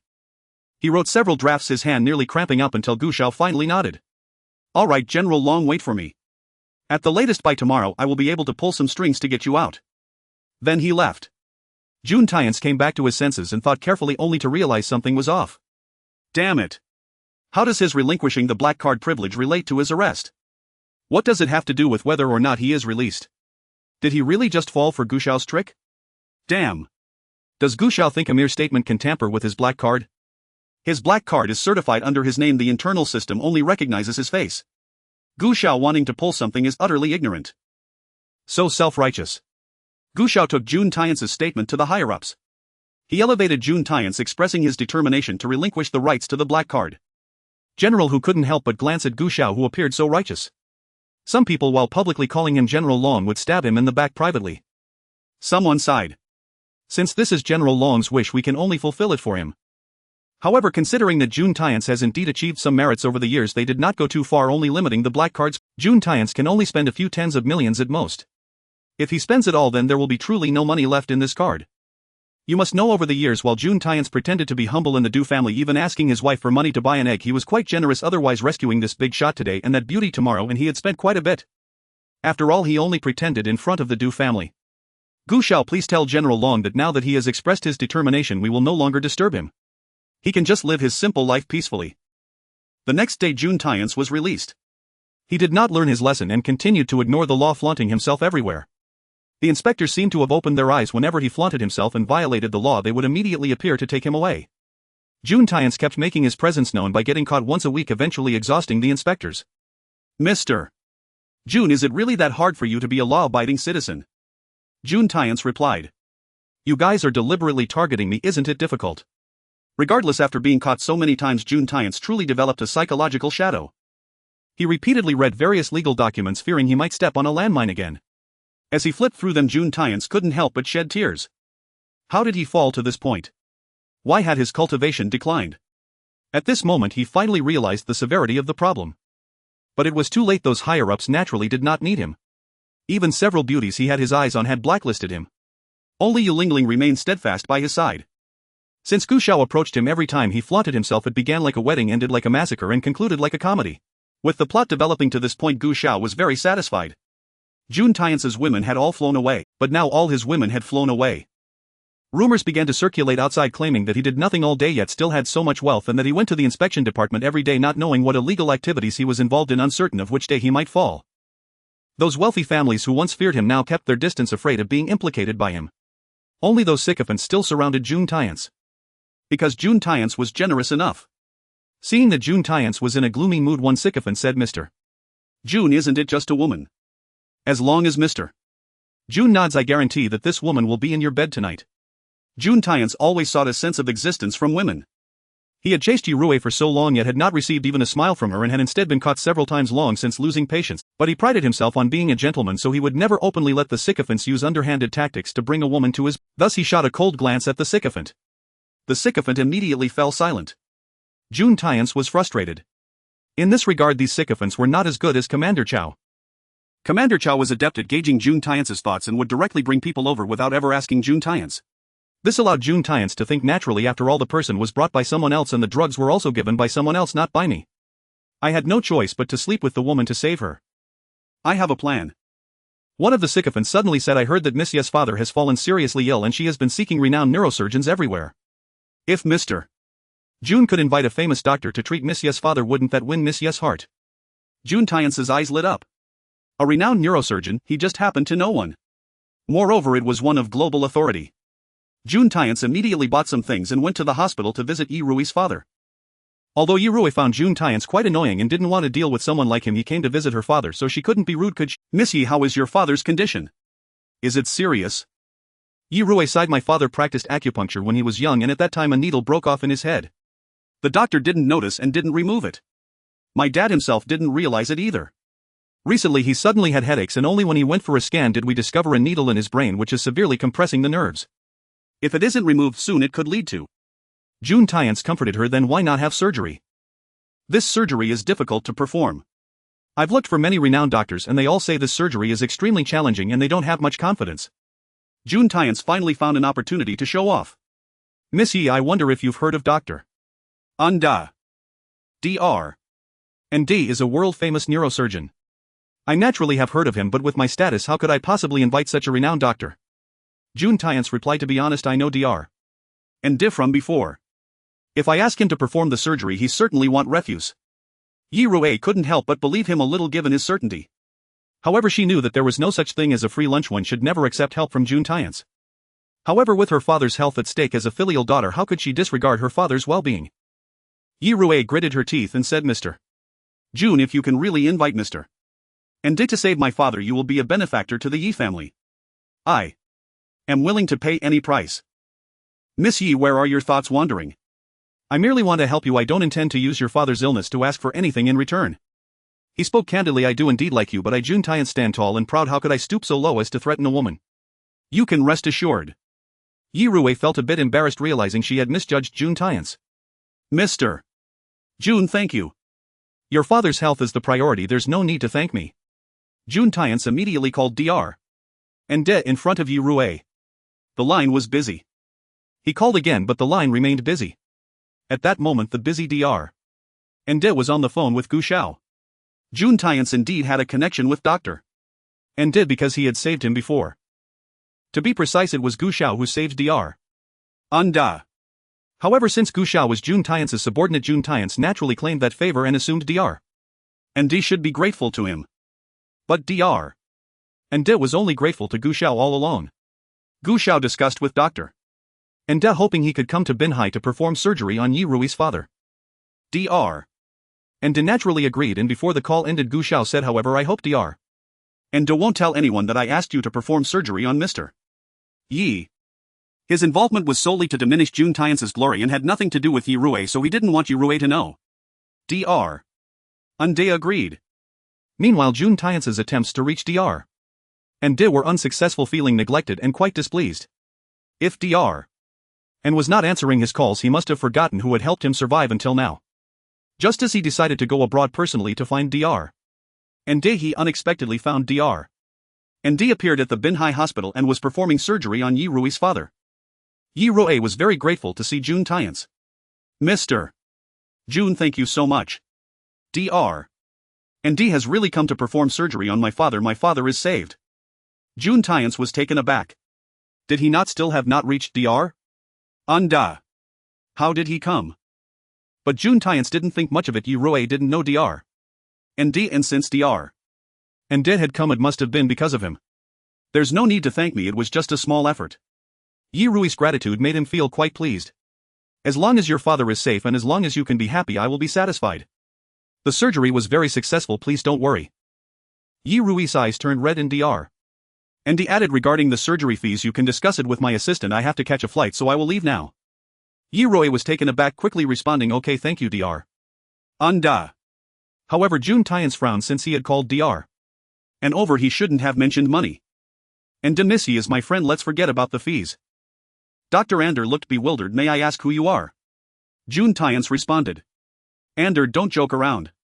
If you don't even know me, how did you come to perform surgery on Mr. Yi? Dr. Ander asked. Wasn't it Miss Yi who made the appointment herself? Yi Rui exclaimed. So did I successfully make the appointment myself? This has nothing to do with June Tian's. How could he shamelessly take credit? He clearly doesn't even know Dr. Ander yet. He continues to deceive himself. Dr. Ander left and Yi Rui's expression turned cold. Mr. June, if you have nothing else, please leave. My father just finished surgery and needs to rest. Is the world going mad? Why is everyone against him? On that day, Yi Rui completely blacklisted June Tian's. Since divorcing Du Fi, and June Tian's vowed not to be a sycophant. How could he sacrifice his dignity to appease Yi Rui? After several attempts to show goodwill to Yi Rui only to be met with her indifference, June Tian's let slip a harsh remark. I hope, Miss, you won't regret this in the future. Yi Rui responded. After being rebuffed by Yi Rui, June Tian's turned and sought out Yu Lingling. At this moment, Yu Lingling was busy shopping outside. She was currently in a high-end brand store. In the past, when she entered such shops, the staff would look down on her. Now that she had money, she naturally wanted to walk in with her head held high. Yu Lingling picked out several pairs of shoes and bags, and upon seeing a cream-colored evening gown that she liked, she immediately wanted to try it on. The salesperson gently reminded her, Miss, this gown is a new release this month and there's only one of each size worldwide. This size may not be suitable for your figure. Yu Lingling immediately frowned. What do you mean? Are you saying I'm fat? The salesperson hurriedly explained. However, Yu Lingling felt that she was implying that she was too fat to wear the evening gown. She snorted coldly. It's just an evening gown. Since I'm trying it on, if there's a problem, can't I just buy it? Miss, that's not what I meant. I really dislike you lowly staff members who look down on people. I can afford to buy things and you're just a salesperson here. What right do you have to look down on customers? The salesperson was speechless. I only reminded you that the size is not suitable. How am I looking down on you? Yu Lingling took the evening gown into the fitting room. As expected, the size was too small and she couldn't fit into it. But as a woman, how could she admit that she couldn't wear the smallest size? Therefore, Yu Lingling struggled to put it on. Then the zipper broke. However, Yu Lingling didn't care and came out with an air of arrogance. I don't particularly like the gown, but since I accidentally damaged it, just wrap it up for me. The salesperson maintained a smile throughout as Yu Lingling pulled out her card with 2 fingers.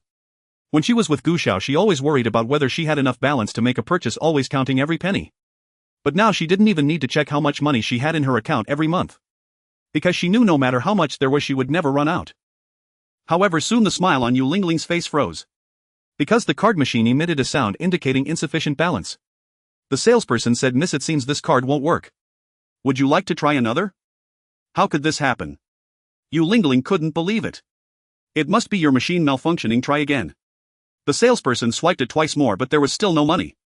Yu Lingling immediately took out her phone to check her messages. She discovered that her card had been maxed out and this month June Tiance hadn't transferred money to her on time. Always being caught and caught again, how could June Tiance have the mood to transfer money to Yu Lingling? At this moment Yu Lingling felt that everyone in the store was looking at her as if they were mocking her and looking down on her. Since being with June Tiance, she had never felt so humiliated. The more it was like this, the straighter her back became. Remembering that her Jifu Bao account seemed to have some money, she said nonchalantly, "Forget it, I'll pay online." When she tried to pay online, there was still insufficient balance. Yu Lingling's expression grew even worse, feeling the salesperson's smile held a hint of disdain. She frowned and asked, "How much are all these items?" "Miss, the total is 578,000. Yu Lingling's eyes widened. The quality was so poor that it broke after just one try. How could it be so expensive? Yu Lingling gritted her teeth. "Forget it, I don't want any of these." She turned to leave, still saying, "I'll come back to buy another day." The salesperson immediately stopped her, saying, "Miss, you can return these items, but this evening gown has already been damaged and cannot be returned." Yu Lingling looked around, feeling suffocated at the thought of staying here for even one more second. She impatiently said, "How much?" "This evening gown is 120,000. "What? A gown costs that much? Why don't you just fly to the sky?" Yu Lingling silently looked at the money in her Jifu Bao and said, "Since your store's gown is of such poor quality and I didn't even complain that it damaged my skin, how can you expect me to buy it? What a joke. Why should I be the one to suffer this loss? Miss, we have already reminded you that this gown is not suitable for you and you insisted on trying it on." The salesperson had already taken out her phone, her smile seemingly saying to Yu Lingling, "If you dare to run, I will call the authorities." As one of the female leads, she would always be mocked and ridiculed in various situations, then call the male lead for help. The next moment the male lead would arrive in a luxury car wearing an expensive watch, and with a wave of his hand he would spend hundreds of thousands, causing the bystanders to tremble in fear. Thus Yu Lingling called June Tiance. Since June Tiance only had Yu Lingling as a woman by his side, he quickly came upon receiving the call. He handed his supreme black card to the salesperson. After swiping, the familiar sound echoed again. Yu Lingling felt she must have misheard and looked at the salesperson. The salesperson swiped twice more in front of her and then smiled. "Sir, could you please use another card?" June Tiance was taken aback. "What do you mean? What's wrong with my card? That's a limitless supreme black card. Is your machine malfunctioning?" To prove the machine was fine, the salesperson first swiped another customer's card. June Tiance remained silent. Yu Lingling was also a bit flustered. "Brother Tiance, what's wrong with your card?" June Tiance, turning pale, called Gu Xiao, suspecting that Gu Xiao had tampered with his black card. Gu Xiao answered the call with pleasure. June Tiance began to question him. June Tiance questioned and Gu Xiao replied, "Dragon Commander, erase the situation. Everyone saw your statement and felt that you had been sincerely considering the common people, so they decided to support you by retracting your black card and allocating the saved funds as national research expenses. Congratulations, Dragon Commander. You always wished to live as an ordinary person, but everyone just wouldn't let you. Now they finally understand you. There was an MMP that I wasn't sure whether to say or not. However, even though Dragon Commander wanted to be Loki, everyone couldn't bear to see you suffer. So they transferred 50 million to your card, enough for your living expenses for the rest of your life, and they sent you a message. Dragon Commander, you must have seen it right. If you have any objections, you can call back within 24 hours, but since they didn't receive your call, I suppose Dragon Commander has accepted it." He scrolled through his previous messages and indeed saw a notification. However, he received a pile of random messages on his phone every day. How could he possibly check them all? Isn't this just deliberately messing with him? Gu Xiao. Are you doing this on purpose? Gu Xiao responded, "Dragon Commander, is that really what you mean? Didn't you request to live a low-key life as an ordinary person? Carrying an unlimited black card every day, is this what it means to be an ordinary person?" June Tiance angrily hung up the phone. Little did he know that he only had 50 million left on the limit. So he had been spending recklessly and now he couldn't withdraw a single penny. Yu Lingling also couldn't produce any money, and in the end the store called for the inspectors and both of them were taken away. June Tiance had been avoiding the inspection office these days, but unexpectedly he ended up there because of Yu Lingling, and his expression was consistently grim. Yu Lingling was explaining Brother Tiance is holding a supreme level black card. Do you know what a supreme level black card is? In the entire country only Brother Tyance possesses one. I've said that Brother Tyance has an extraordinary identity, so why are you still arresting us? Do you know how much Brother Tyance has sacrificed? Treating him this way is utterly ungrateful.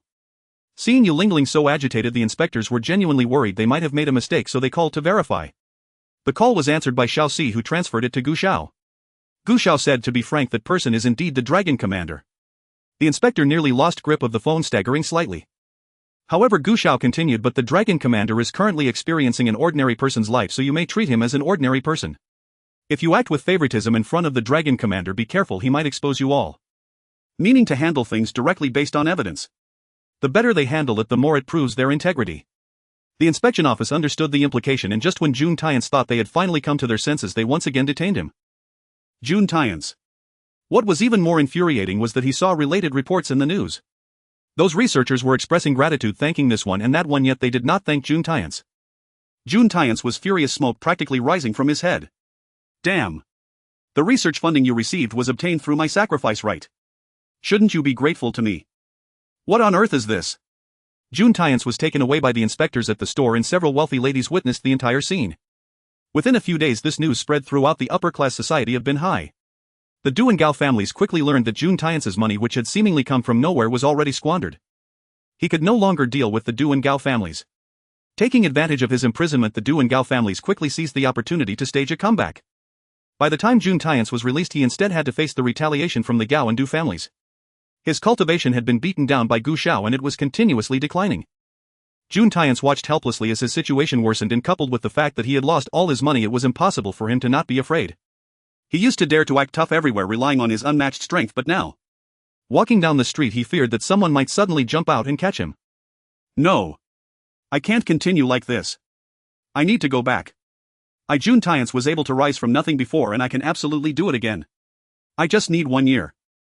In just 1 year I can return to my peak. Jun Tyance personally went to find the person in charge, clearly stating that he would not leave until he met someone. It wouldn't look good to turn Jun Tyance away and be seen by others. Thus the person in charge agreed to meet him. He smiled broadly, appearing very amiable. Tian, so you came to find me personally.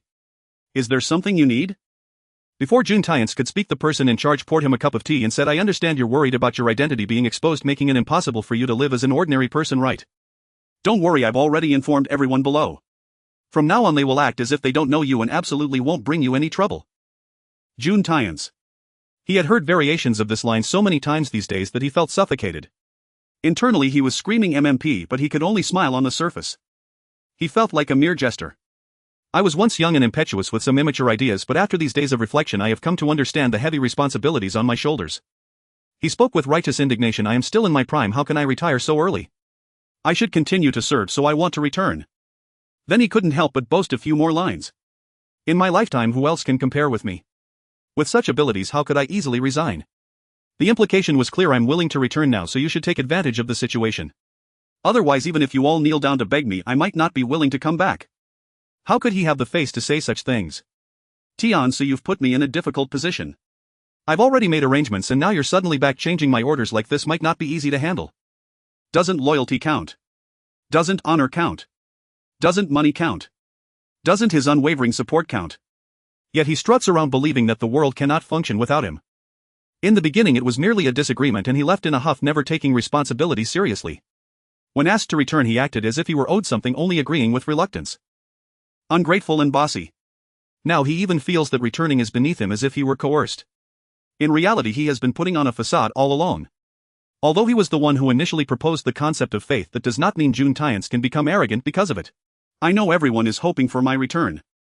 I am willing to come back and they will surely welcome it, but this won't affect. Jun Tyance observed his silence and said, if you need me to I can cooperate and tell everyone that I am returning out of respect for you. What? Are you trying to patronize me? Jun Tyance, you know one mountain cannot accommodate 2 tigers. Currently Gu Xiao. Jun Tyance replied, he is merely my junior, would he dare to take my place? Who gave him the audacity? I wouldn't even dare to speak to him like that. Where do you get your confidence? Why not? Gu Xiao is now no less capable than you. If not for his own unwillingness he would have already replaced you.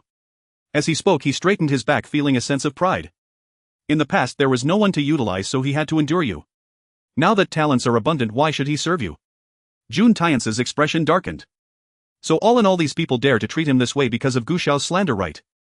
They are so short-sighted, falling for Gu Xiao's schemes, planning to discard him after using him. He has only been gone for 5 years and these people have already forgotten what kind of existence Jun Tian's is. No matter. He will endure, and when he returns to his peak these people will regret it. Don't think that just one Gu Xiao, even if 10 Gu Xiaos come, can represent my status. Remember, throughout history only I, Jun Tian's, have been bestowed with this title. If everyone knew how you treated me, I fear. This was already a threat.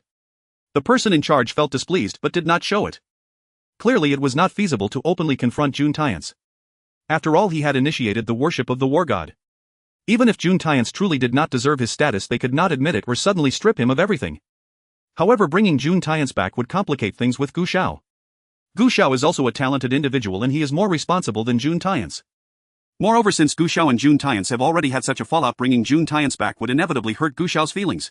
Furthermore, Jun Tian's is now so arrogant, letting him return might lead him to commit even more outrageous acts. At that moment Gu Xiao arrived. I am here to respectfully invite you back. Gu Xiao appeared earnest. Gu Xiao's sincerity almost convinced Jun Tian's that he was truly loyal. You bastard. A green tea bitch. Deceiving with such a facade. Since Gu Xiao wants to play the generous one, Jun Tian's decided to play along. Gu Xiao, regarding you lingling, that was my moment of impulse. I owe you an apology, it was all my fault. Your understanding shows that I did not misplace my trust in you. Gu Xiao replied, of course it was your fault, otherwise would I have crazily sought the dragon commander to greenlight me. Jun Tian's was momentarily speechless.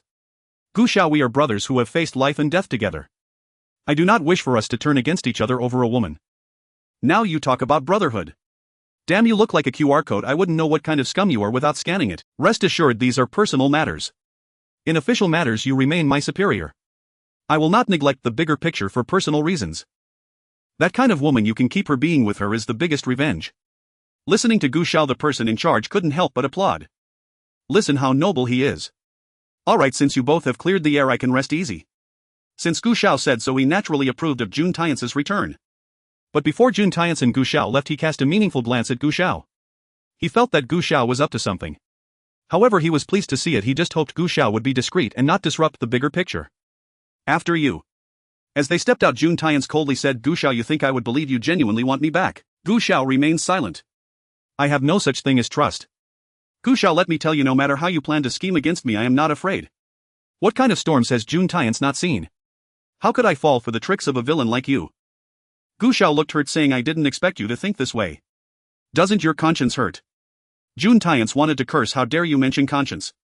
Since you think that way, I will no longer interfere in your matters lest you misunderstand me further. He sighed, human hearts are hard to read, sigh. And then left. Then he left on his own. Now he had only diminished a small part of Jun Tian's halo.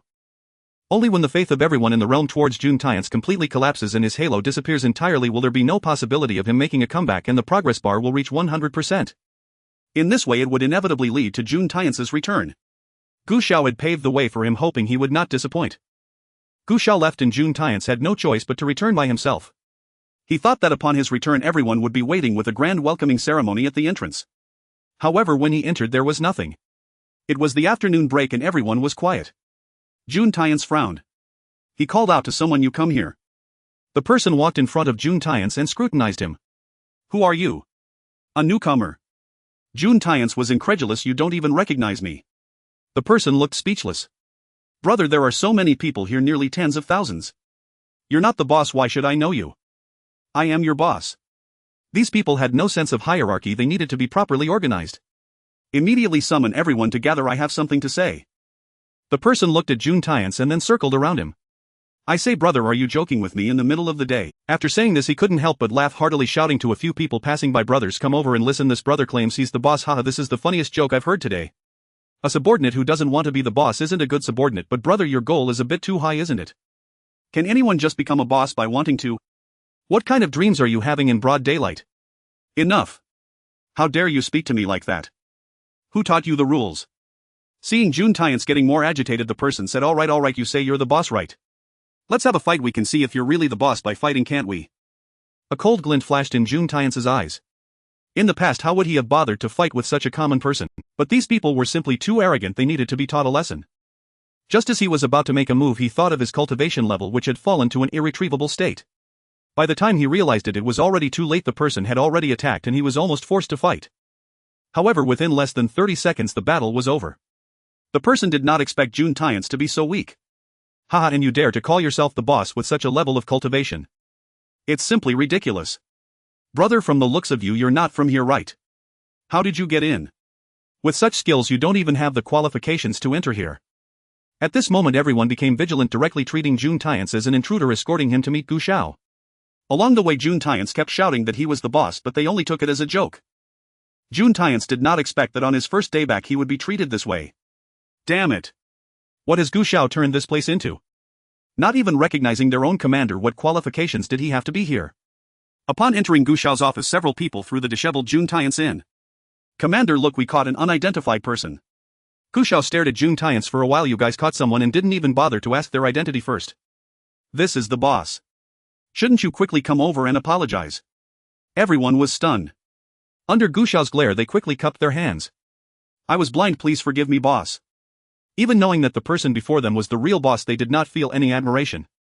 After all, they had all come here in the last 5 years and had never seen the invincible June Tyans during his peak. To them June Tyans was like a legendary figure. Yet this legendary person just now couldn't even defeat them in a fight. Thus this legend fell in their hearts, making them feel that the tales surrounding him were exaggerated. June Tyans was simply not that impressive. He was neither a powerhouse nor a sudden emergence. How could they possibly accept him? June Tyans was furious and wanted to deal with these few people immediately. Gu Xiao said, boss, you can't blame them. It's because you said you wanted to keep a low profile and conceal your identity, so the newcomers here have never seen your photo. So wasn't it your own decision to keep a low profile? It's only normal that everyone doesn't recognize you. What's there to be angry about? June Tyans. Just as June Tyans was fuming, Xiao Jian arrived. He had been interrogated for more than half a month before he escaped. Upon his return he heard that June Tyans had also come back. Boss. You finally returned. Your subordinate has been waiting for you for a long time. June Tyans' expression softened a bit. All right, Xiao Jian, since you're back I have an important task for you, listen carefully. Xiao Jian and the others in the office immediately stood up straight, listening to June Tyans' orders. June Tyans said, immediately issue a news release stating that June Tyans have returned. I want it on television. On the internet. On every street and subway station. Every corner must not be missed. He wanted to use his return to clear his name. Feeling that this wasn't enough, he instructed Xiao Jian further. Additionally, prepare a plane for me, I need to make a trip to Binhai. Xiao Jian repeatedly agreed, but Gu Xiao saw the budget going up in flames. Why go to such lengths just to show off? Why not distribute the funds burning for this show as benefits to everyone instead? Just as Xiao Jian was about to give orders, Gu Xiao kicked the door shut. Boss, the economy is not doing well, everyone is cutting back on spending and this place is no exception. If the boss wants to return to Binhai, I can drive you back. Drive a car. How can that showcase my supreme status? A plane. You all need to clear the way for me, nothing can be missing. With my status, do I still need to worry about such a show? Go and execute my orders immediately. Rest assured, boss, I will take care of it right away. Boss, rest assured, I will take care of it right away. After saying that, he cast a proud glance at Gu Xiao and was about to head out. Gu Xiao remarked, Xiao Jian, have you forgotten why you went in? You went in yourself and now you want to bring the boss with you. Xiao Jian replied. He was reported by that bastard Gu Xiao for extravagance and ostentation. Moreover, those people are not easy to deal with. After one visit he never wanted to go again. Xiao Jian froze in place while June Tyans' expression darkened as he looked at Gu Xiao. Gu Xiao, are you questioning my orders? What? After a few years of my absence you think you can replace me? Boss, I absolutely did not mean that. No. I see you have a lot of confidence. Do you really think you can take my place? Let me tell you, I am the boss here. No one can replace me. Gu Xiao replied, I know you don't have to emphasize that. His expression was sincere and righteous. June Tyans. In the end, this grand event didn't happen. With Gu Xiao saying not to, who dared to proceed. Thus June Tyans finally realized that just returning did not mean he could directly seize power. Everyone here had already been bought off by Gu Xiao, they were all on Gu Xiao's side. June Tyans was furious and vented his anger in his office. After calming down, he immediately made a phone call. Soon Gu Xiao received a call from the original owner's parent. Xiao, I heard your boss has returned. Gu Xiao squinted his eyes. Yes, Dad, how did you know? Gus' father could hardly contain his excitement. He just called me personally inquiring about us. He is our eternal light, Xiao, you must assist him well, do you understand? If he tells you to go east, you must not go west. Gus' father said a lot, and from his words Gu Xiao fully grasped June Tyans' intentions. Gus' father idolized Jun Tian so much that if he knew his son wanted to replace him to Gus' father, it would probably feel like Gu Xiao was committing a heavenly sin. How could a loyal subject allow his son to usurp the throne? Moreover, with Gus' father's heart condition, he would likely be furious. Jun Tian was using the original owner's family to threaten him. Dad, don't worry, I am utterly loyal to the boss and will never let him down. Just as Gu Xiao finished the call with his father, Chao Jian walked in. Gu Xiao, your boss is back, let's see how arrogant you can be now. Chao Jian seemed to have found a backing, looking quite pleased with himself. However, he did not expect that the smile on his face would soon freeze, and he felt a tremendous pressure from a strong presence causing him to tremble uncontrollably, and even his hands began to feel cold. He knelt uncontrollably, looking at the ice-cold Gu Xiao with dilated pupils. You? Gu Xiao's strength seemed to have grown stronger, reaching a terrifying level. Gu Xiao. Are you crazy? Withdraw your pressure. No matter how strong Gu Xiao was, he could never surpass the boss. 5 years ago the boss was already god level. After 5 years he could only be stronger than Gu Xiao, and Gu Xiao couldn't hope to surpass the boss. However, as soon as he finished speaking, he was lifted by Gu Xiao's pressure and slammed back down to the ground. The ground was smashed into a human-shaped pit. Chao Jian was immobilized, staring in terror at Gu Xiao. Gu Xiao suddenly became amiable again. Chao Jian, come here, it's been a long time since we talked as brothers, shall we have a long chat tonight? Chao Jian, I'm about to break my bones, how can I come over? Didn't you hear me? I can't move. Gu Xiao stated, I don't care if you roll or crawl, I'll give you 3 seconds to come here. Chao Jian, filled with a strong desire to survive, truly managed to rush in front of Gu Xiao in an instant. Gu Zone, what exactly do you want? We are comrades. Gu Xiao took out a cigarette and handed a lighter to Chao Jian. Chao Jian trembled as he lit the cigarette for Gu Xiao. Gu Xiao took a puff and said, Chao Jian, you know I've been under a lot of pressure lately, my temper has been short, please bear with me. Chao Jian stood up ready to leave. Gu Xiao, you are ruthless, just wait until I fall into your hands. Suddenly he was violently dragged back by Gu Xiao's pressure. The pressure seemed to turn into the hand of a beast, brutally tossing Chao Jian around, tearing a patch of skin off his head. Gu Xiao said, brother, didn't your parents teach you that if you lack strength you shouldn't talk big? Chao Jian. When Chao Jian finally emerged from Gu Xiao's office, he was swollen all over. He grimaced as he went to find Jun Tian. Boss, Gu Xiao's strength is terrifying now. He is abusing his power. Look what he did to me. Boss, you must stand up for me. He was furious now. Here only you can contend with him, you cannot let him continue being so arrogant and unrestrained. Now recalling Gu Xiao's exposed strength, Chao Jian still felt a chill down his spine. Jun Tian. Can he admit that he is a little chicken with no further cultivation potential? But that's alright, he is the boss. However, he cannot let Gu Xiao, this great threat, continue to act recklessly. Jun Tian vowed that he was not targeting Gu Xiao out of self-interest, it was that Gu Xiao had already been corrupted by desire. If he didn't take action now, it would be too late. But now everyone had been won over by Gu Xiao, he had lost the right to dismiss Gu Xiao at will. He had to find a way to bring Gu Xiao down and let Gu Xiao know that being a lackey would always mean being a lackey. After much thought, Jun Tian finally found a solution. He said to Chao Jian, you go find these people and pass my message to them, they must assist me and afterward they will not be short of benefits.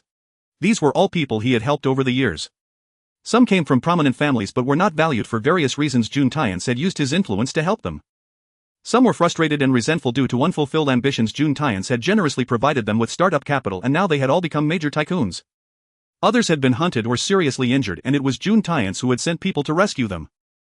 In any case, after all these years, those ordinary individuals who were once helped by Jun Tian have now all become prominent figures. If these prominent figures join forces, it would be incredibly terrifying. He couldn't believe that with their support Gu Xiao could remain unscathed. Sure enough, when Chao Jian found these individuals, they were extremely shocked. What? The ones who helped me back then are such figures? That's right, this is a token from the boss for you. The boss is currently facing treachery and in danger of losing his position, so please assist him wholeheartedly. These treacherous individuals are truly despicable, daring to touch my benefactor. The other party slammed his fist on the table. They truly have the audacity.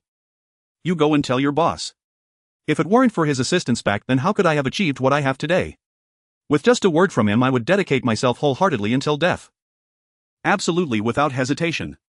Chao Jian ran to several places in succession, and upon hearing it was Jun Tian asking for their help, they generously expressed their unwavering support. A few days later, Xiao Wu burst into Gu Xiao's office. Xiao Gu, it's not good. Something has happened. Gu Xiao chuckled lightly, pressing his cigarette into the ashtray. Xiao Gu, how can you still be smiling? So does that mean I should cry for you? Gu Xiao stood up. All right, what are we worried about? I'll go take a look. The more Jun Tian moved, the worse his situation became. These individuals had appeared in the original plot as well. When Jun Tian was not pretending to be timid, his character was one of being free-spirited and carefree, making friends everywhere. Thus he often looked upon this individual as pleasing and that one as honest and excellent, frequently directing his subordinates to rescue people or casually handing over hundreds of thousands or even millions with his black card regardless of whether the other party was good or bad.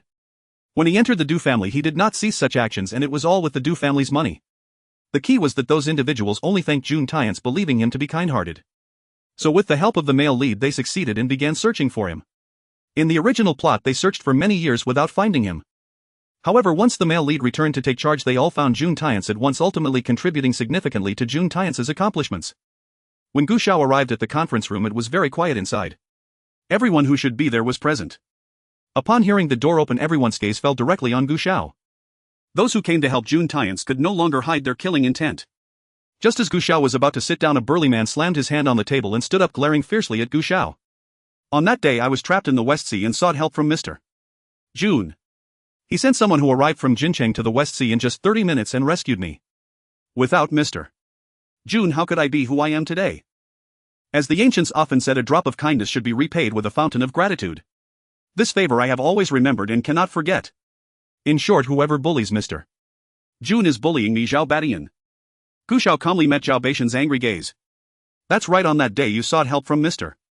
June and he ordered that someone arrive at the West Sea within 30 minutes to save you. But did he go himself? No, he only gave us a death order demanding that we rush over within 30 minutes to save you or else we would face dire consequences. 18 of us went but only 13 returned. The 13 who returned were also severely injured. Do you see this scar on my chest?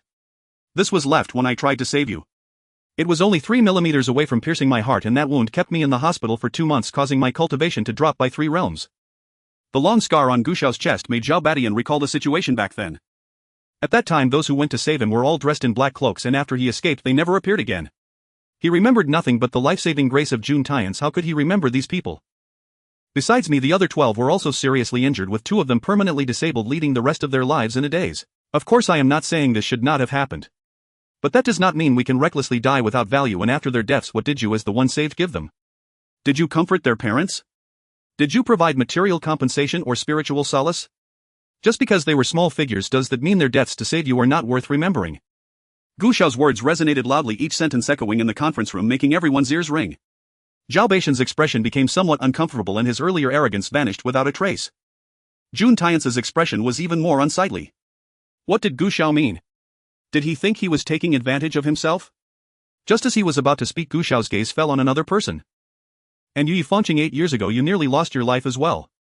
With a single order from June Tyance we braved heavy rain and traveled thousands of miles flying through the night to save you.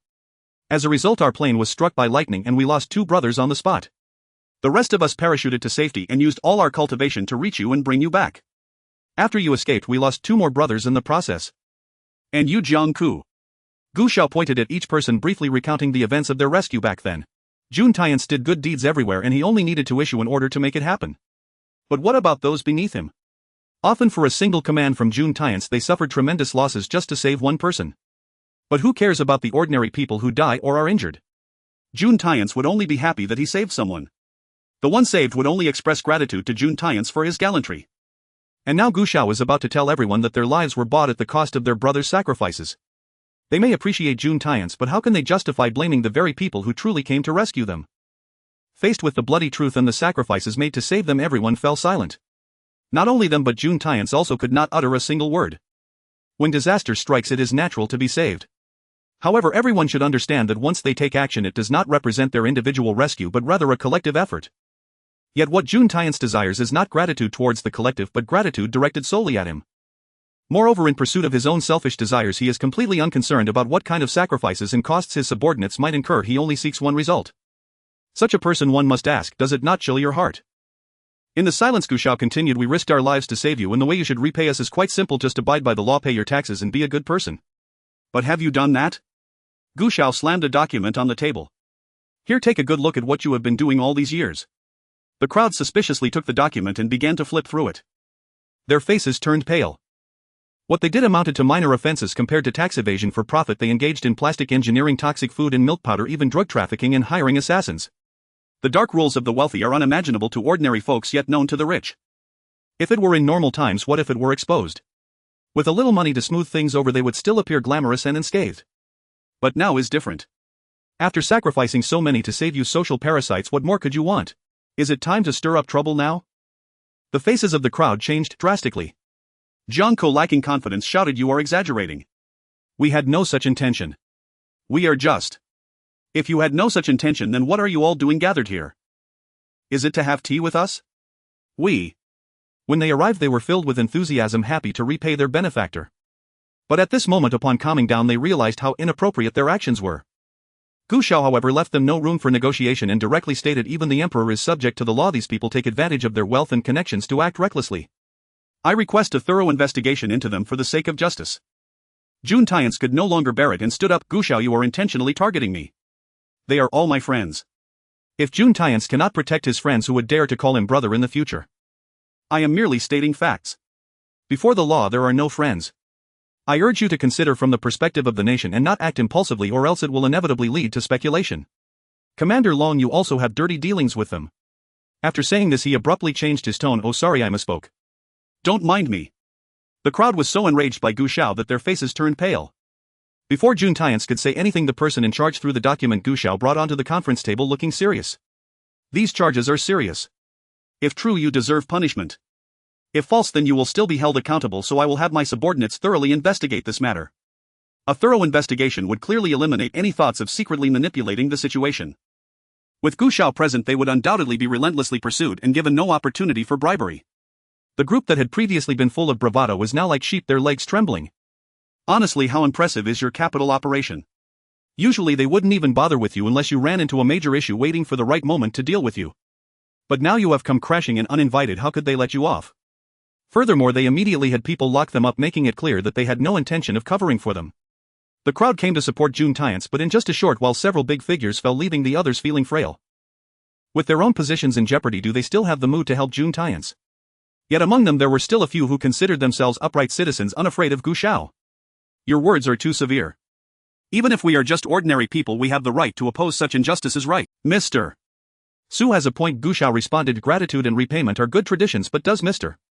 Su remember who paid for your 9 years of compulsory education? Who ensured you could live in a harmonious and prosperous society? Who provided you with the various social welfare and educational opportunities you enjoy? If you speak of loyalty and gratitude, have you ever repaid your country?" Gu Xiao's words pierced their hearts. "Have you ever truly used your social status and your voice to propose constructive opinions for the development of this country? Have you contributed to the development of underdeveloped areas in the country? Have you participated in improving the country's legal system? You may enjoy the fruits of your parents' labor, but you should just enjoy it. Do not take everything they have given you and act recklessly, as that is an insult to them." Mr. Zu's face turned green with embarrassment and he could not say a word. "You truly have a silver tongue, but this is not what we are discussing today, is it? Why are you bringing this up? Does Mr. Shang know the story of the tortoise and the hare? A hare possesses innate advantages over a tortoise, yet it lost the race due to arrogance and contempt for its rival. Can one then blame the tortoise for striving too diligently? This principle applies equally to the business world. Mr.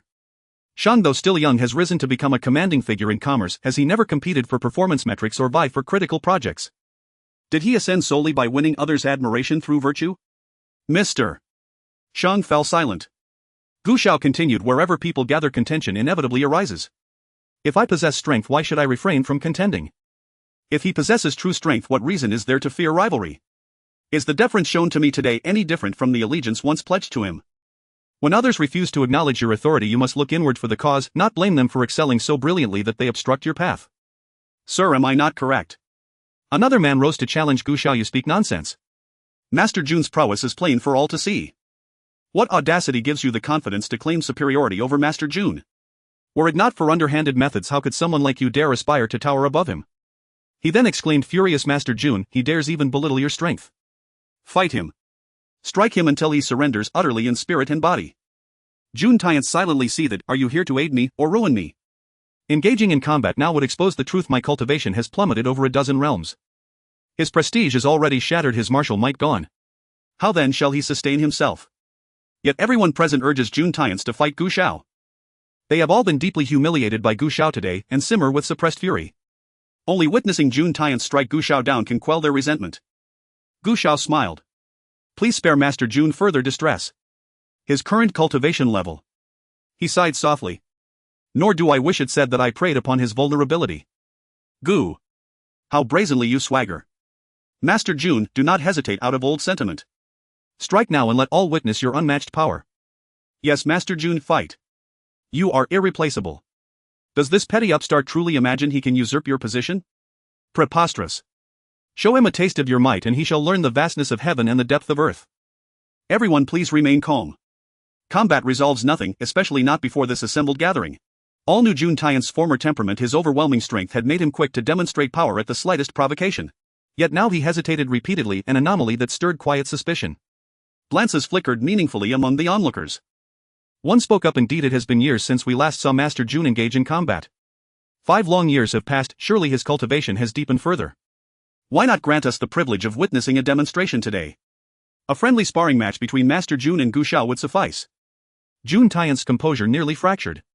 To be candid, I sustained injuries recently and have yet to fully recover.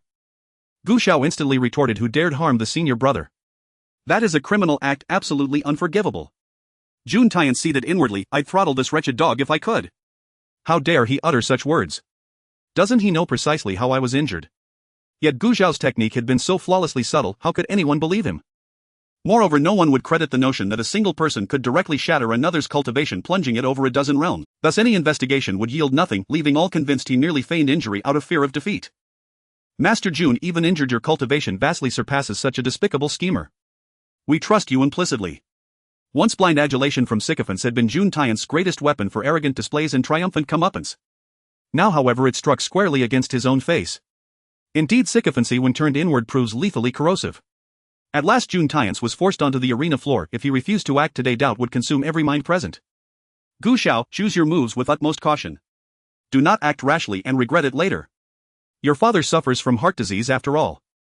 The remark sounded almost solicitous, lest Gu Xiao suffer grave injury and send his father into cardiac arrest from sheer paternal. In truth, it was veiled coercion. If Gu Xiao were harmed, Jun Tian would call his father immediately. Gu Xiao remained speechless. Must you summon your father over every triviality? Would you prefer I cede you my filial role? Rest assured, senior brother, I'll exercise restraint. His notion of restraint. Launching an immediate brutal assault, disdaining even to invoke cultivation, relying solely on bare fists, delivering blow after punishing blow until Jun Tian swelled with bruises. Onlookers stood frozen in disbelief. What transpired? Without deploying a shred of cultivation, how could he be so thoroughly crushed? One of Jun Tian's most devoted followers rushed to salvage his dignity. All know Master Jun is famed for profound cultivation, not hand-to-hand combat. Master Jun, no need for modesty, unleash the myriad tribulations divine art. Jun Tian fumed, this must be a troll. Damn it. Reluctantly he activated his cultivation, but the golden radiance of the myriad tribulations divine art flickered weakly, utterly bereft of its former blinding brilliance. Gu Xiao delivered a single palm strike and sent Jun Tian flying. Worse, Gu Xiao's strike carried a vicious hook, propelling Jun Tian into a grotesque uncontrolled tumble across the floor, rolling all the way to the wall, rebounding and finally coming to rest precisely beneath Gu Xiao's feet. Senior brother, are you well? Well. Jun Tian staggered upright amid astonished gazes, straining desperately to preserve his dignity. To be frank, I've been convalescing since my injury, deliberately suppressing my cultivation to fortify my foundation and nourish my. No sooner had Jun Tian spoken than his most fanatical devotee declared, for fairness Gu Xiao must likewise suppress his cultivation to match Master Jun's current realm. Gu Xiao stared. Mr. Shine, when negotiating business, do you deliberately lower your intellect and competence to your opponent's level? This is mere sparring, not mortal combat. Others chimed in exactly. Equal rank contest alone ensures fairness. Gu Xiao regarded Jun Tian with a faint enigmatic smile. How many realms then shall I suppress? Over a dozen. Let us see whether you dare utter the number aloud. Jun Tian replied, you know my realm, no need for me to state it explicitly. Gu Xiao countered, your cultivation is profoundly inscrutable, I couldn't possibly fathom it. Gu Xiao pressed Master Jun, how many realms must I suppress? Should I suppress too few, victory will seem unworthy, too many, and I'll be accused of bullying you with superior cultivation. Striking the right balance proves exceedingly difficult. Is Gu Xiao deliberately cornering himself today? Is Gu Xiao trying to push himself to the brink today? Gu Xiao. Leave some room for others, you'll want to meet again someday.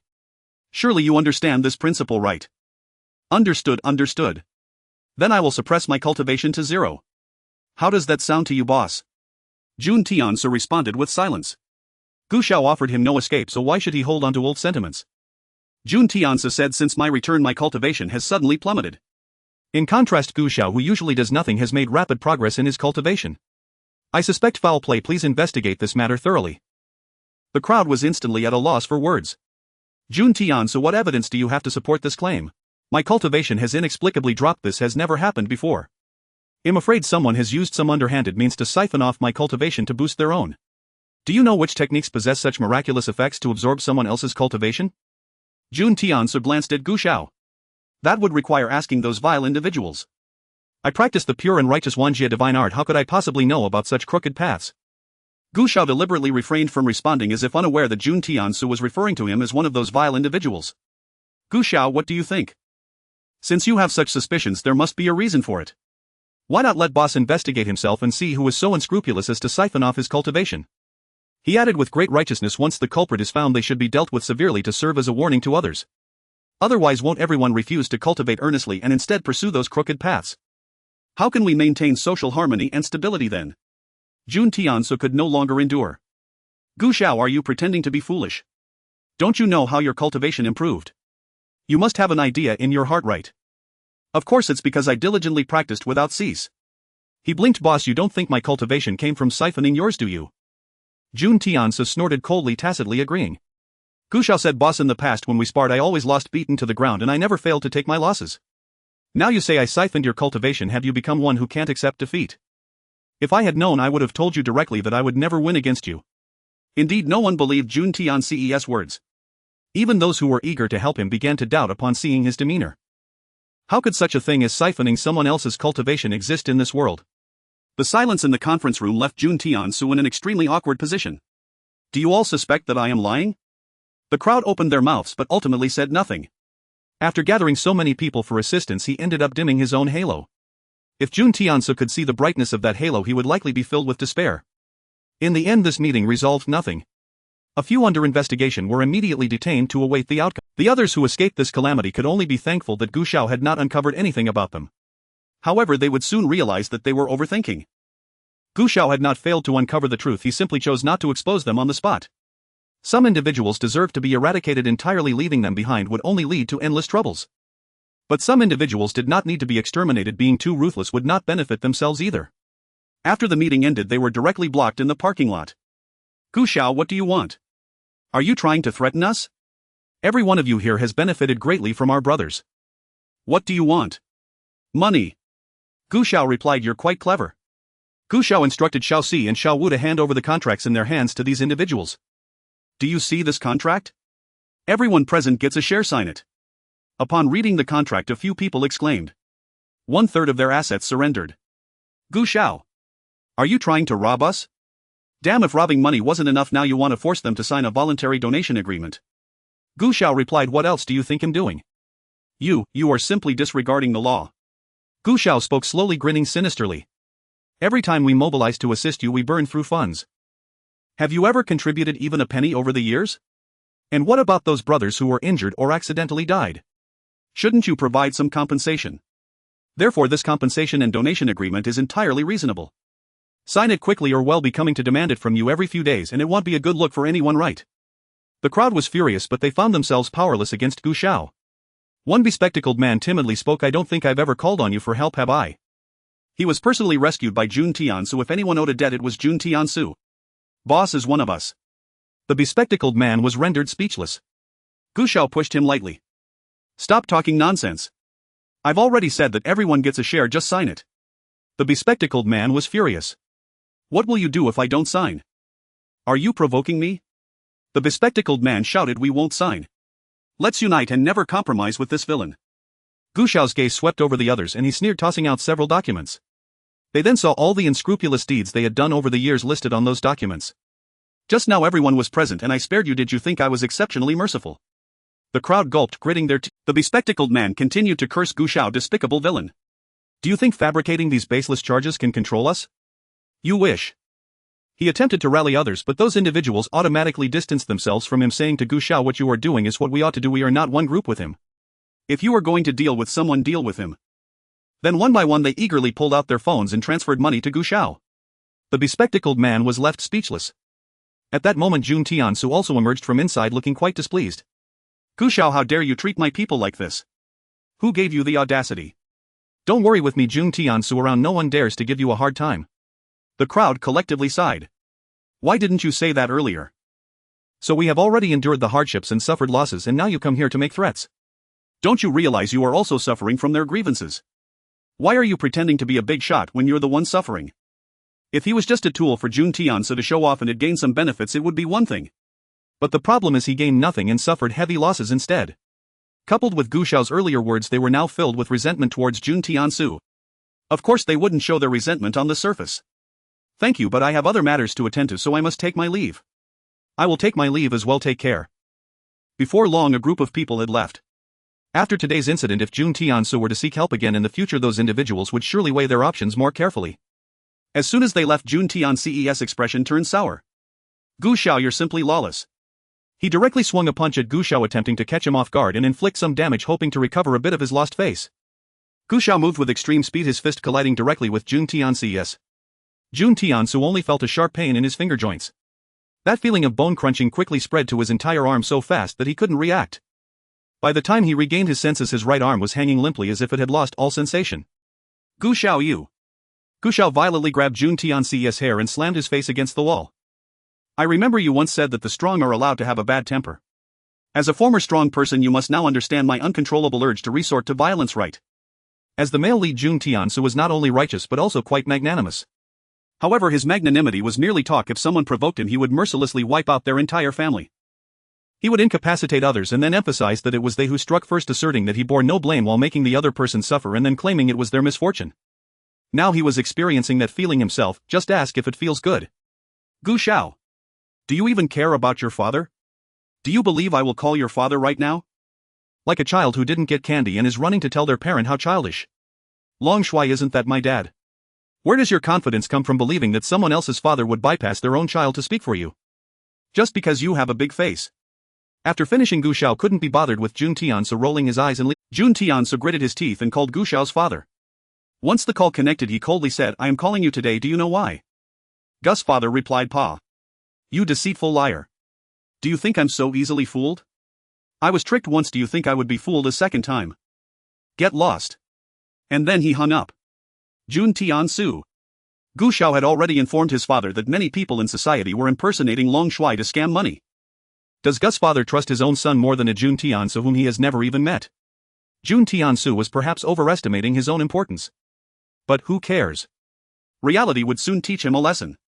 Gu Xiao turned over all the money taken from these people, keeping a portion for himself to help the families of his deceased teammates and those injured. This was what they rightfully deserved. After this incident, Jun Tiansu once again found himself isolated and helpless, feeling like a cornered beast every day. Chao Jian listened to what had happened in the meeting and couldn't help but begin to doubt. He cautiously asked Jun Tiansu, Long Shui, your current cultivation level. The words regarding cultivation seemed to have struck a nerve with Jun Tiansu. He glared coldly at Chao Jian. Even you are doubting me. Chao Jian quickly replied, I didn't mean that, I just... Jun Tiansu interrupted him, saying, I was merely suppressing my cultivation, otherwise how could Gu Xiao with his level possibly contend with me? How ridiculous that he actually thought he could compare himself to me. Chao Jian quickly nodded, yes, your strength is indeed unmatched.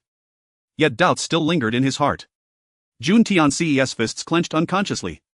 The reason he lied was to maintain the trust of his subordinates. There was no selfish intent behind it. Moreover, he wasn't entirely lying, he possessed the 10,000 tribulations divine art. As long as he could comprehend the final stage, restoring his cultivation was only a matter of time. However, the problem is, after all these years he had yet to break through to the final stage.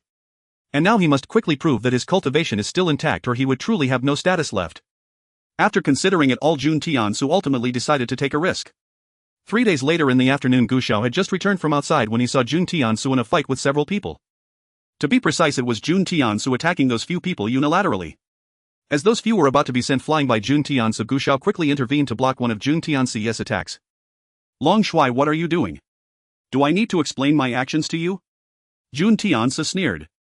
His cultivation had already returned to its previous level, he wasn't afraid of Gu Xiao anymore. Thus Jun Tiansu continuously launched attacks against Gu Xiao.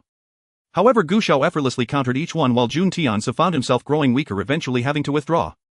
Yet Gu Xiao had no intention of letting Jun Tiansu off the hook. These people were ones he had raised with great care. Could Jun Tiansu just attack them at will? He was fiercely protective of his own. Long Shui, may I ask why you are attacking them?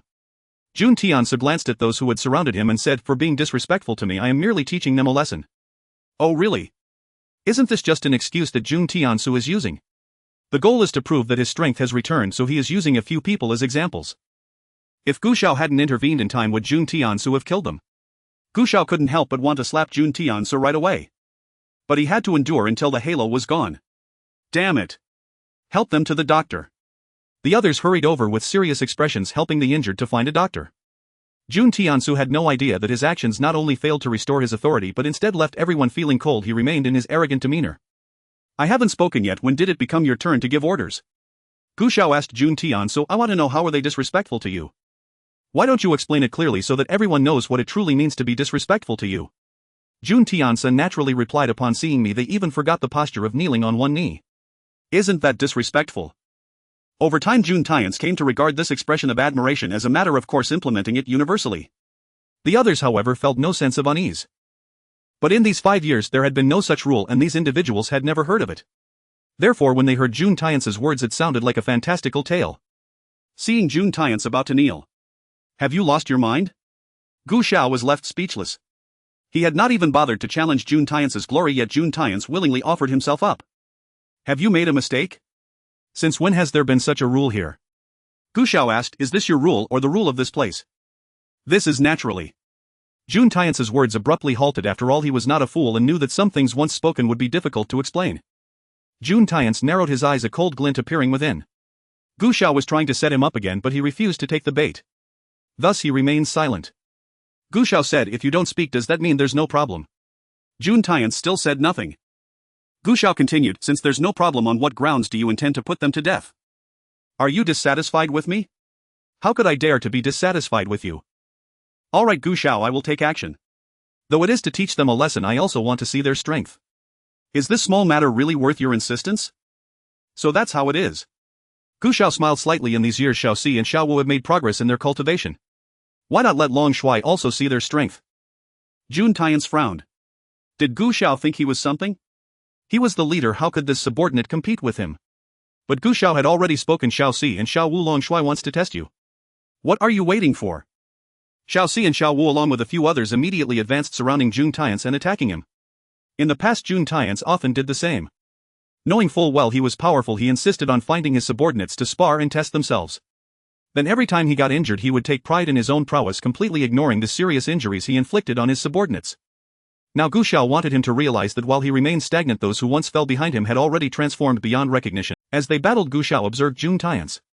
Although Jun Tiansu's 10,000 calamities divine skill was formidable, with his lazy cultivation style it was impossible for him to unleash its full power. The only reason he appeared so powerful was the effect of the long Aotian halo. However, Gu Xiao had diminished 80% of that halo, and Jun Tiansu's cultivation had consistently declined. Yet now his cultivation suddenly recovered. Had Jun Tiansu taken forbidden drugs?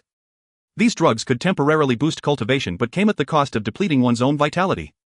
Once one became reliant on them, they could never quit. And once all vitality was consumed, those who injected such drugs would not only become utterly useless but gradually lose their sanity, becoming mere shells. Jun Tiansu did not regard these elders with any respect. However, he did not expect to be left in a wretched state by them. How could this be possible? Inside he was greatly shaken. It was one thing for Gu Xiao's cultivation to have increased, but why had these elders also improved so rapidly? Previously, when they joined forces, they could not even withstand a third of his strength. In the end, Jun Tiansu was beaten until he spat blood. Gu Xiao remarked, what are you doing? How could you be so careless and injure Long Shuai like this? All of you reflect on your actions. Jun Tiansu exclaimed. How could he be asked to reflect after being injured like this? He glared fiercely at Gu Xiao. Gu Xiao. What have you done to them? Why has their cultivation? Could it be that these elders had also taken forbidden drugs? At this moment an elder could not help but speak up. Long Shuai, not long ago Brother Xiao comprehended a set of divine skill formulas. These formulas are moderate and introverted, suitable for most practitioners. As long as one focuses on cultivation, it can help them break through bottlenecks and enhance their strength. All of us have practiced this set of divine skill formulas, and our combat power is at least 4 to 5 times what it was before. This set of divine skill formulas was initially practiced internally, and after significant results it had begun to be promoted elsewhere. Thus Gu Xiao's contributions were already on par with Jun Tiansu's. Moreover, his contributions were entirely genuine. Jun Tiansu was utterly shocked. Who allowed you to privately practice such formulas? Was Gu Xiao insane? He comprehended divine skill formulas, but instead of keeping them secret, he let everyone practice together. Gu Xiao replied, Long Shuai, this was permitted by the higher-ups as well. Did their increased strength require your consent? Jun Tiansu believed himself to be superior, only to find out that those he had once disregarded had secretly surpassed him. Thus he felt displeased. He shot Gu Xiao a cold glance and ultimately said nothing, being assisted away by Qiao Jian. The others waited until Jun Tiance's figure completely disappeared before approaching Gu Xiao. Boss, when he was gone before everyone talked about how formidable he was. Why do we see something completely different from what others say? Yeah, I used to admire him greatly, but seeing him in person shattered that illusion. I truly doubt if those past achievements were really his. Our family used to admire him so much. I never expected him to be so different from the legends. I even came here for him. Gu Xiao interrupted the murmurs of the crowd. Gu Xiao interrupted the discussion among the crowd. What are you all babbling about? Who allowed you to speak carelessly about the boss? The crowd fell silent for a moment but then continued. We don't want to, but if someone like him becomes our boss we will not accept it. That's right, we won't accept it. He lacks both strong abilities and noble character and doesn't possess your skills. Why should he be our boss? Wang Chang and the others did nothing wrong. Just because they didn't kneel before him he resorted to violence. If one day he takes a dislike to us, will he slap us dead too? Exactly. We're not here to be cannon fodder. What's the point of dying at his hands? Gu Xiao thought it's right to be discontent. I am also discontented but still holding it in. If Jun Tiansu developed this arrogant personality, it's not just the previous owner's fault, everyone shares the responsibility. However, Gu Xiao could understand that given the circumstances there was no other choice. The choice of person was merely poor. Alright, everyone disperse. This matter need not be discussed any further. He added, remember, do not be disrespectful to the boss in the future. Gu Xiao dismissed the crowd and went to see those few individuals. They had already completed the necessary checks and Gu Xiao offered some words of comfort before leaving the hospital. Little 4 and Little 5 appeared hesitant. Gu Xiao said, I know what you want to say, but the boss is still the boss. Xiao Go, now everyone is reluctant to die with the boss or to be sent to their deaths by him. We can only place our hopes on. When they first arrived they worked beside Jun Tiansu and assumed all bosses were like him, never questioning anything. But later when Jun Tiansu left and Gu Xiao assumed the position of the boss they realized that Jun Tiansu was the abnormal one. Previously when Jun Tiansu sent them on missions he said spare no effort to complete the task or face the consequences. However, Gu Xiao never asked them to make senseless sacrifices. Every time they went on a mission he reminded them to return alive. Gu Xiao patted Little 5's shoulder. You don't need to worry. The boss is just sick. You guys do your best to annoy him, before you know it he'll be back to normal. The crowd was speechless. After facing a series of setbacks Jun Tiansu felt depressed and frustrated, akin to an ancient poet whose talents went unrecognized. At this moment he saw Yi Rui again and recalled how he had kindly helped her by asking Doctor and to save her father, only for her to turn cold and ungrateful. Indeed, all women in the world are treacherous. Not a single good one. Seeing Jun Tiansu fixated on a woman, it was time for someone like Qiao Jin-jun, who was adept at reading the mood, to step in. This woman does seem to meet the boss' tastes. Examining Jun Tiansu's expression he continued, if she knew such a powerful man valued her she would be overjoyed. Jun Tiansu merely smirked as if silently permitting Qiao Jin-jun to proceed with something.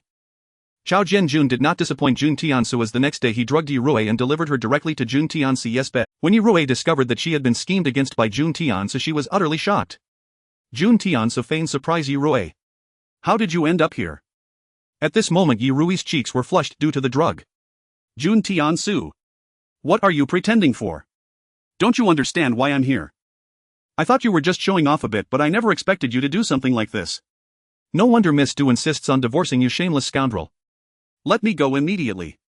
Mentioning Du Feiyan caused Jun Tiansu to recall many unpleasant memories and his expression darkened. Originally he wanted to be gentler with this woman, but since she was so ungrateful, why should he waste his feelings on her? He coldly pinned Yi Rui down on the bed. I don't like ungrateful women. You've played hard to get long enough. Not liking you and rejecting you is not the same as playing hard to get. Jun Tiansu. Let go. Don't touch me.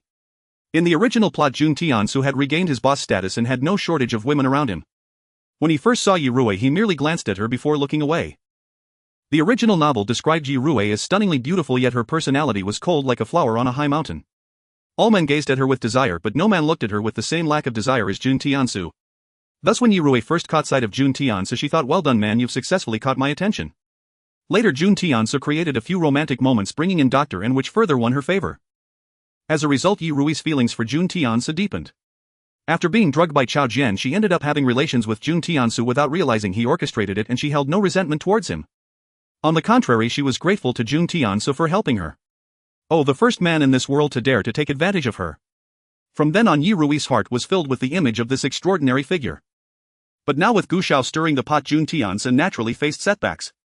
Yi Rui felt utterly disgusted by Jun Tiansu. Moreover, the normally graceful Jun Tiansu had lost his gentlemanly demeanor from the original plot. The more Yi Rui struggled, the more he wanted to possess her. Jun Tiansu, you despicable man, let go of me. Jun Tiansu's expression turned fierce as he aimed to pin Yi Rui down and vent his frustrations from the past few days. Just then the hotel room door was suddenly kicked open. Anti-vice inspection team, hands up. Before Jun Tiansu could react, Yi Rui seized the opportunity to shout help. This man drugged me and assaulted me. The inspector immediately rushed forward to restrain Jun Tiansu. Jun Tiansu. Being awkwardly detained, he struggled, let me go. Behave yourself. If you keep moving, don't blame us for being rude. The inspector questioned him for a while. Jun Tiansu insisted that Yi Rui was his girlfriend. Yi Rui denied it and insisted on going to the hospital for a checkup to prove that Jun Tiansu had drugged her. Jun Tiansu gritted his teeth. Yi Rui, you better think this through. I'm not an ordinary person. Yi Rui bit her lip, her body still trembling from the drug effects. Inspector, look, he's threatening me. This dangerous individual is too terrifying. The inspector reassured Yi Rui and first took her to the hospital for a checkup. The result confirmed that Yi Rui had indeed been drugged.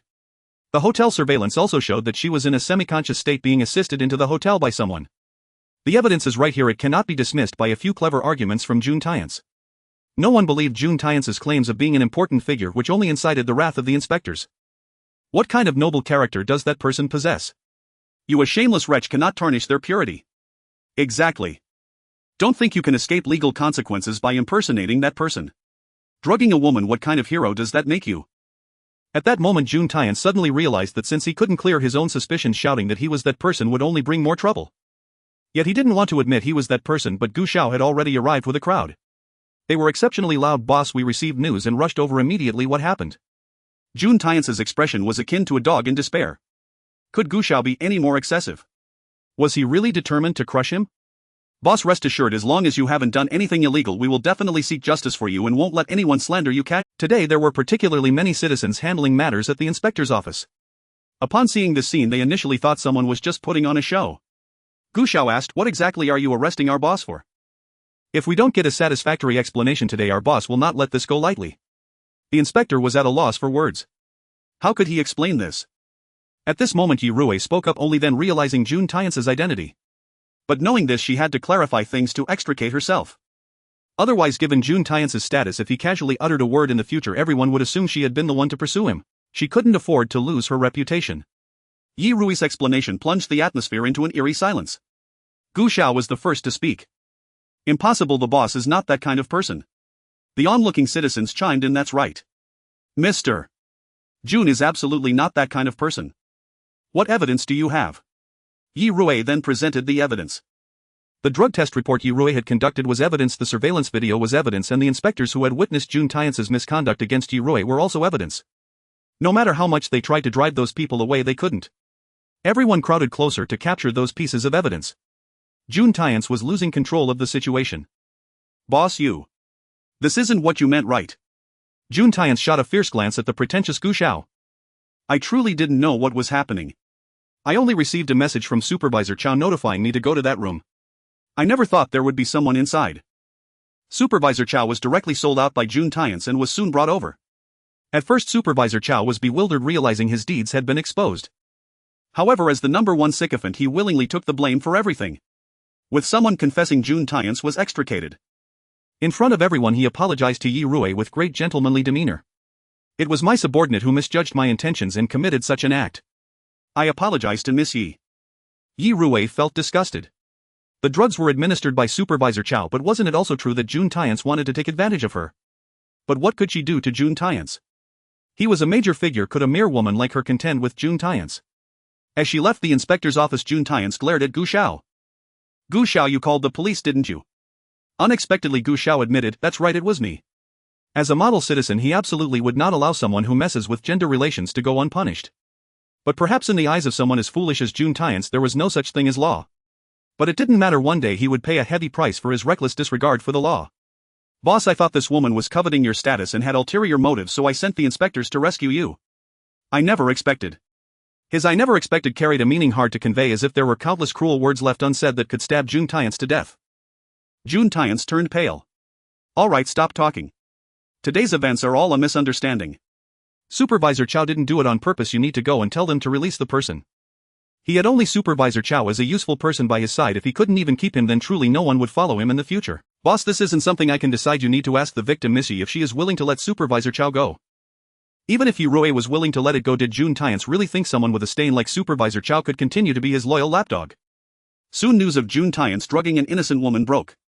Even with Supervisor Xiao taking the blame, Yurue persisted in her accusations. Although the drugs were administered by Supervisor Xiao, the fact that Jun Tiance attempted to assault her was also true and everyone had witnessed it. What Jun Tiance claimed was to help Yurue detoxify and alleviate her pain did not convince the public. No one was there to manage Jun Tiance's negative press, so the matter quickly escalated online. In the past, no matter what Jun Tiance wanted to do, he would do it impulsively. If any negative impact arose, his team would handle it.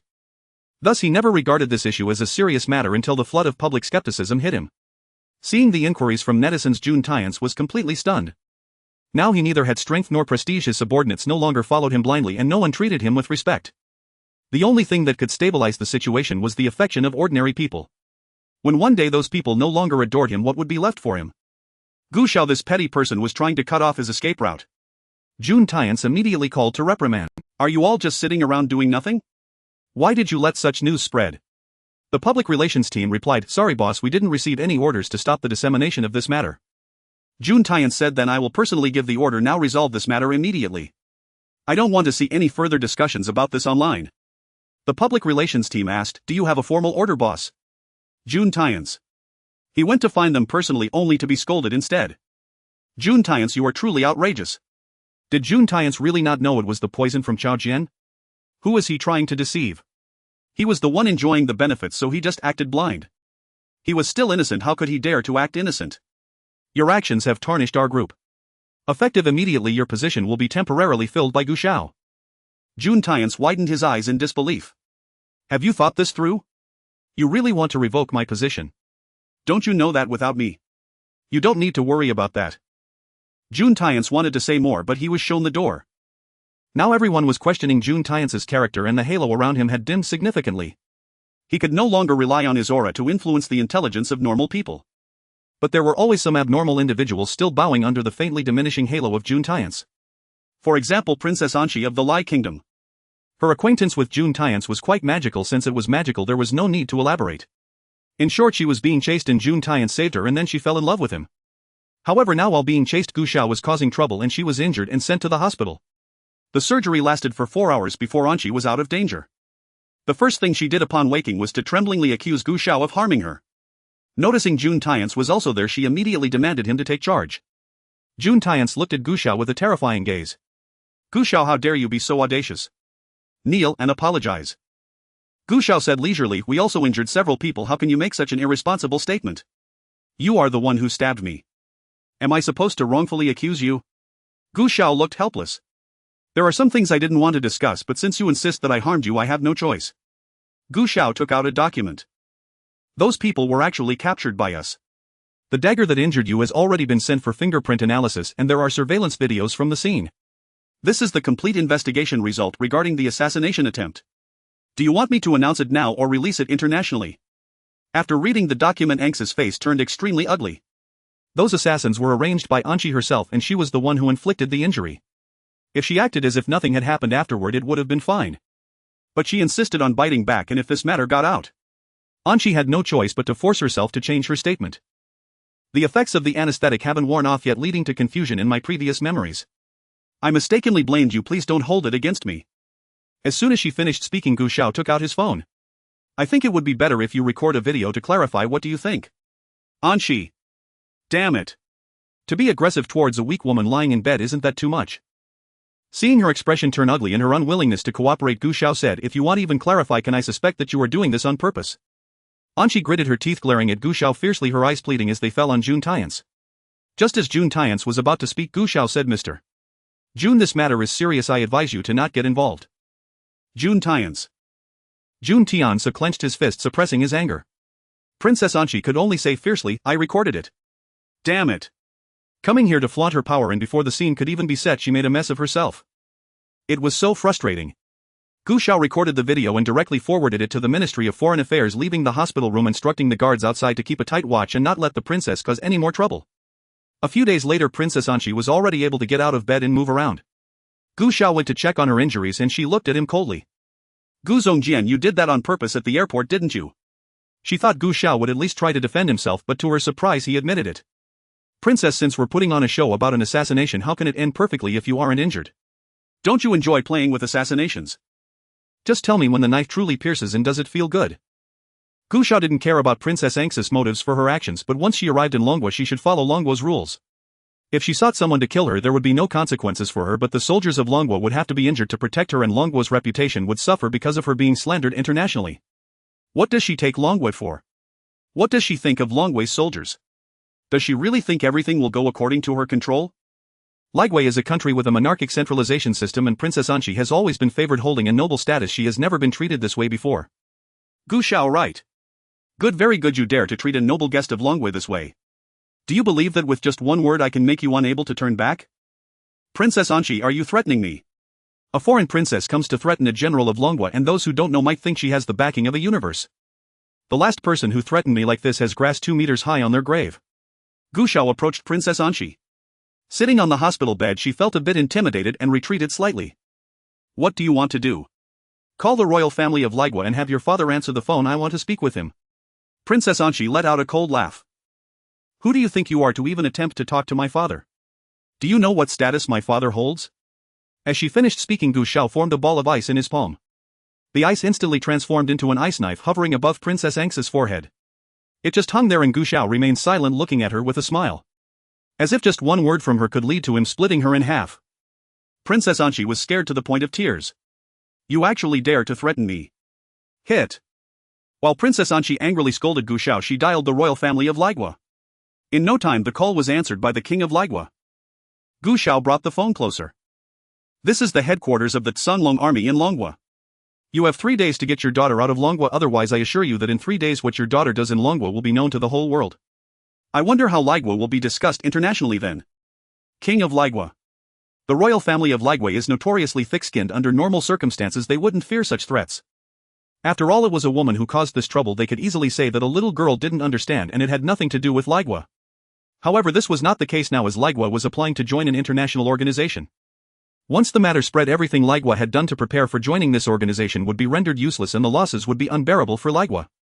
In the end, the king of Liguei had to awkwardly state that they would quickly send someone to pick up Princess Anxi, and he even yelled at her. Who allowed you to run to Longhua and cause a scene? You scoundrel. Now. Immediately. Get back here. After the call ended, Princess Anxi remained furious. Despicable little man, how dare you threaten a weak woman?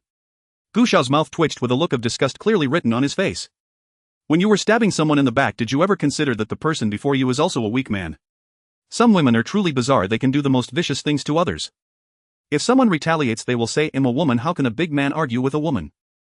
So you're a woman and men should just stand there and let you stab them. Did your mother throw your face into the placenta when she gave birth to you? Gu Xiao was too lazy to argue with her and directly revealed the ice knife again. Princess Anxi immediately fell silent. Thinking back to how Gu Xiao had no hesitation when stabbing towards her abdomen, she had reason to believe that he could do such a thing. She dared to be arrogant because she had the backing of the Liguei royal family, but now that the royal family had abandoned her, if Gu Xiao were to strike hard she would be finished. Whoa, I was wrong, please let me go back to Liguei. Gu Xiao asked, no longer supporting Jun Tiansu. Princess Anx's face was smeared with tears and snot. No, I want to go home Wu right now. I will never come to Longhua again. Jun Tiansu thought Princess Anxi was deeply in love with him and would always help him. He never expected her to back down like this. He immediately chased after her to the airport. When Princess Anxi saw him there was none of the usual affection. Instead she looked at him as if he were a toad.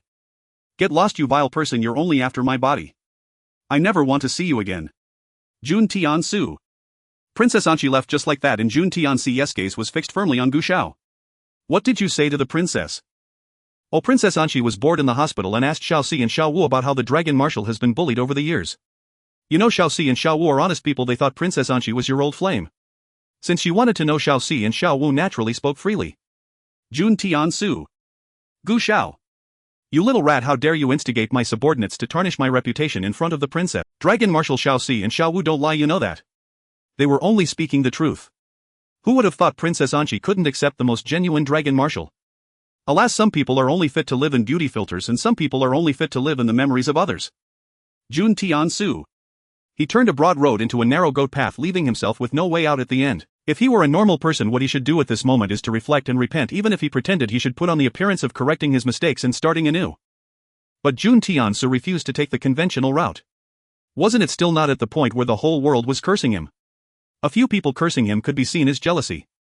Thus he continued his ways, flirting with this one and that one, and eventually taking advantage of the fact that Chao Jianjun had been captured, he ended up flirting with someone else's wife. On the day Chao Jian came out of the inspection division, Jun Tian's was still at his home. He was knocking on the door outside. Hearing the thunderous knocking sound, Jun Tian's thought the inspector had arrived. The last time he was caught drugging Yi Rui and was taken to the inspection division, it left him with a significant psychological shadow. Thus in a panic he climbed out the window without even having time to put on his clothes. At first Chao Jian was unaware that another man was in his home until the sound of an ambulance rang out outside. He leaned out to look and saw a completely naked body lying below. With so many onlookers taking pictures, Jun Tian's lost his balance and fell down. Chao Jian couldn't help but sigh. Some people live grandly and die honorably, coming into the world naked and leaving the world the same way, truly taking nothing from this world. He even remarked to his wife, "I wonder which unlucky guy got green like this, ha?" His wife. The next day Chao Jian saw the video captured by onlookers online and realized that the naked person had initially been standing on his air conditioning unit. Chao Jian glowing green all over. But he did not recognize that it was Jun Tian's from the blurry video until he went to collect his clothes. Gu Xiao saw him, patted his shoulder and looked at him sympathetically. "Brother Chao, I saw your family's situation on the news." "How did you see that?" "The news didn't say it was my family." "Gu Xiao, is someone who's been through it, I understand your feelings. However, as a man, if you want to live well, you must bear a little green on your head. Don't blame Long Shui, he sleeps with your woman as a favor to you, not to insult you. Do you understand?" "What are you talking about?" "Long Shui." Gu Xiao looked confused. "You're so calm. Don't you know that the man on your air conditioning unit is Long Shui?" "Chao Jian." Now that Jun Tian's doesn't have a strong protagonist aura affecting Chao Jian, how could Chao Jian tolerate this situation? So he angrily went to find Jun Tian's and the two of them ended up fighting. Although Jun Tian's had been dismissed from his position, he was unwilling to be marginalized and reported to work daily. Gu Xiao did not stop them. Thus everyone soon knew about their fight. Jun Tian's reputation was shattered, and after that day Chao Jian went missing. Chao Jian's parents could not find him, so they contacted the supernatural beings, and as they investigated, his wife eventually confessed to her affair with Jun Tian's. The people from the inspection division came to ask again, confirming that Chao Jian and Jun Tian's had had a conflict that day. This increased Jun Tian's suspicion. Although the inspection division had not found concrete evidence, Chao Jian's parents believed he was secretly harmed by Jun Tian's. Hence they went to the place where Jun Tian's and Yu Lingling lived every day to cause a scene. Yu Lingling and her family were in despair. They initially thought that Yu Lingling's affair with Jun Tian's was secure, so they settled Gu Xiao with 5 million. Alright, they indeed had a good life with Jun Tian's for a while. But that good life was fleeting. Now Jun Tian's had no power, no money, and was instead relying on the Yu family for support. The Yu family blamed Yu Lingling, while Yu Lingling blamed Jun Tian's, thinking he was a fraud. Just as Jun Tian's was about to crumble under this pressure, Chao Jian appeared. Looking pitiful, he didn't even have a decent piece of clothing. Then he accused Jun Tian's of imprisoning him in front of the media. Jun Tian's. F. What do you mean imprison? You're a man, what's there to imprison? Once he had admired Jun Tian's greatly, but now that he had been wronged by him, Chao Jian was furious, revealing everything he had once done with Jun Tian's tacit consent. Anyway, since Jun Tian's was going to ruin him anyway if he didn't speak out, wouldn't he be the only one left to bear these dirty matters? The incident blew up, causing significant negative repercussions. However, there was no other way. To prevent the public from being influenced by Jun Tian's aura, they could only shatter the public's faith in him in this manner. But this was only temporary. Once Jun Tian's personal aura spread to the farthest corners of the world, becoming the energy that drives this world's operation. This world would no longer revolve around Jun Tian's, but would instead develop better. However, this ultimately was just an issue of Jun Tian's private morality. Especially among men, they did not see any issue with it. Thus this incident merely made most women and some men lose faith in Jun Tian's. Gu Xiao adjusted the progress bar and found that Jun Tian's aura was only at 2% left. However, during this time he had no time to manage Jun Tian's. Because Gu Xiao went to deal with pirates. Who knows how Jun Tian's appeared at sea, but he showed up just as the fighting started. And he was shouting loudly on the ship, "Everyone listen to my commands and stop fighting." No one paid him any mind. Jun Tian's exclaimed, "This is too cruel. Are pirates not human? Why kill them so easily? Damn, is it the right time to say this? Are you out of your mind? We are also human. The pirates will not hesitate to attack when they see us. They do not show mercy. Usually you come in here swaggering, now you want to be a saint." Gu Xiao suddenly remembered that the pirate leader seemed to have a brotherhood with Jun Tian's. Well, in his eyes, anyone from his side, whether good or bad, was a good person. Seeing that no one was paying attention to him and everyone was listening to Gu Xiao's orders, Jun Tian's gaze was fixed intensely on Gu Xiao. At this moment Gu Xiao was fully engaged in a fierce battle with several highly skilled pirate leaders. He was surrounded by a divine light shield, and if someone tried to ambush him now they would only be repelled by his shield. However, Jun Tian's knew where Gu Xiao's shield's weak point was. Once during a battle with others Gu Xiao was severely injured and Jun Tian's had seen the weak point of his shield. If he were to attack Gu Xiao's weak point with full force now he would surely succeed in one strike, causing Gu Xiao to perish today and never again be able to endure humiliation. Jun Tian's told himself that he was not being despicable. Rather, when dealing with a treacherous person like Gu Xiao some necessary measures were warranted. Otherwise allowing Gu Xiao to live would only lead to more innocent good people being harmed. He was doing this for the greater good, and those who understood his good intentions would surely be grateful. After some psychological preparation Jun Tian's consumed a forbidden pill to enhance his cultivation. Once his strength was restored he activated his powers and struck forcefully towards Gu Xiao's vital point. However, there was no response. What was happening? Why couldn't he penetrate? Why? The divine shield of Gu Xiao clearly had a vital point, and it was right here, there was no way it could be wrong. One must understand that since ancient times only the strongest cultivators could easily repair their vital points. Therefore once the divine shield revealed a vital point it was usually impossible to repair. Could it be that Gu Xiao had already reached the realm of celestial beings? No one answered the why in Jun Tian's heart. At that moment Gu Xiao had already sent several pirate masters flying and then turned around forcefully pushing Jun Tian's away.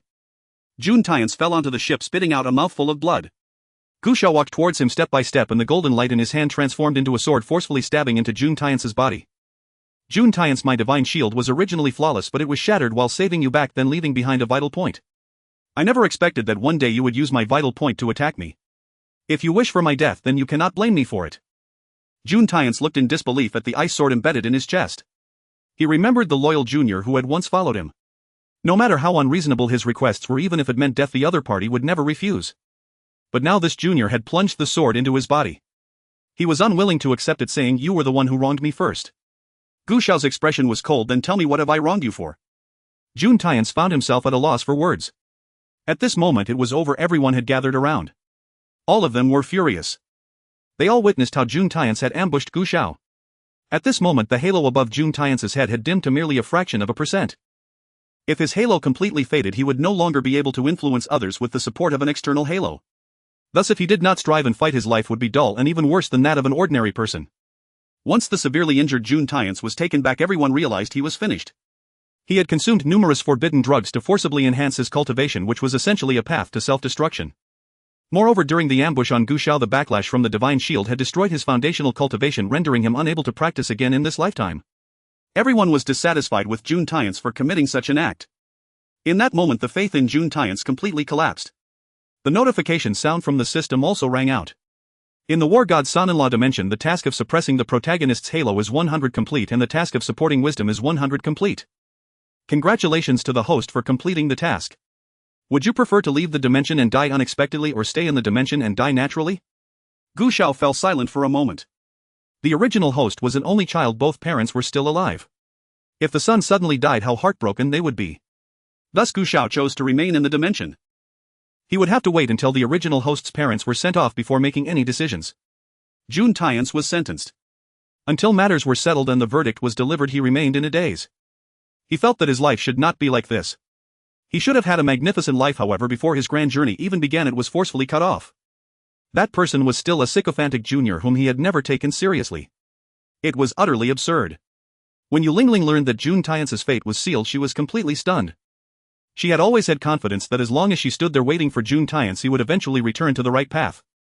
Yet instead of waiting for Jun Tian's to return she only waited for his imprisonment.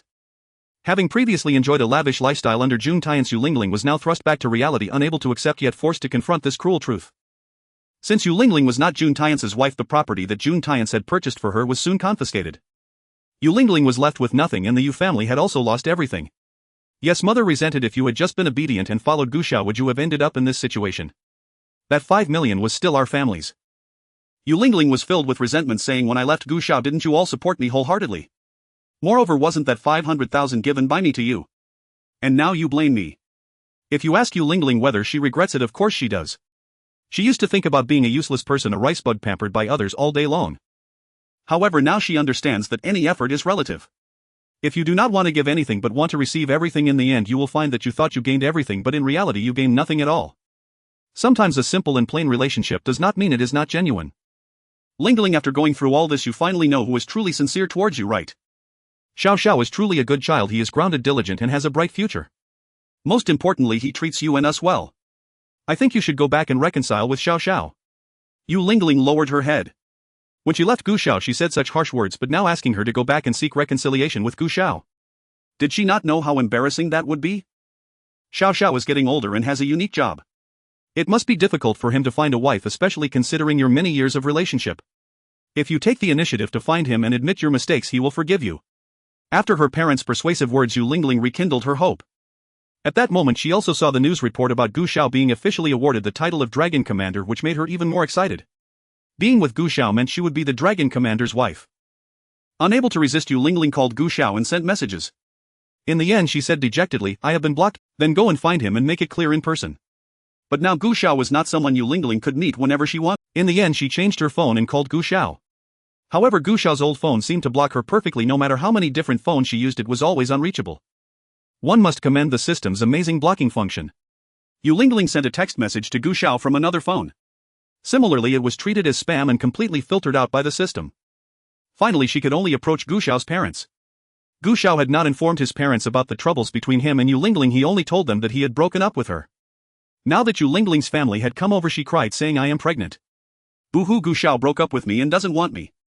Although Gu Xiao's parents believed their son was not the kind of person to abandon someone, they immediately called Gu Xiao asking him to come home. When Gu Xiao returned, he was followed by several brothers from the hidden dragon army. The group carried groceries, all smiling as if they had come over just to enjoy a meal. After the breakup, Gu Xiao neither looked haggard nor lost. Seeing him now did not bring any surprise, causing Yu Lingling's expression to fall. She was the kind of person who needed to stand on others' pain to feel joy. When she was miserable, the whole world had to be more miserable than her. As she was lamenting, Gu Xiao coldly asked, Yu Lingling, what are you doing at my house again? I specifically came to find you. Yu Lingling looked at Gu Xiao eagerly. Gu Xiao, you still like me, right? Gu Xiao replied, do you know how far apart two planets not belonging to the same star? Yu Lingling shook her head in confusion. Gu Xiao continued, infinitely far, just like the distance between you and me. What do you mean? What I mean is the huge gap between us. It's more than just one galaxy. How could you think you are worthy of me? Did you not look in the mirror before going out? Yu Lingling felt a blow to her self-esteem and almost couldn't stand. Gu Xiao, don't say such things to provoke me. The fact that you came back means you still care about me in your heart. Are you kidding? Isn't this my home? Can't I come back? Gu Xiao put down the groceries in his hands. If I hadn't come back, how would I know how shameless your family could be? If he could be as shameless as the Yu family, he would have been ecstatic by now. After saying this, Gu Xiao turned to look at Gus's puzzled parents. Dad, Mom, I have already broken up with Yu Lingling. She was the one who cheated first. If this family dares to bother you again, just chase them out with a broom. Gus's parents' expressions changed instantly and their gazes towards the Yu family turned unfriendly.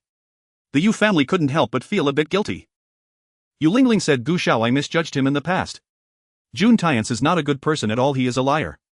He claimed to be devoted to me, yet he flirted with this person and that person deceiving my feelings. I will never trust such a man again. She looked at Gu Xiao eagerly, saying, let's get back together. I will definitely compensate you doubly in the future. Compensate? Gu Xiao replied, how will you compensate me?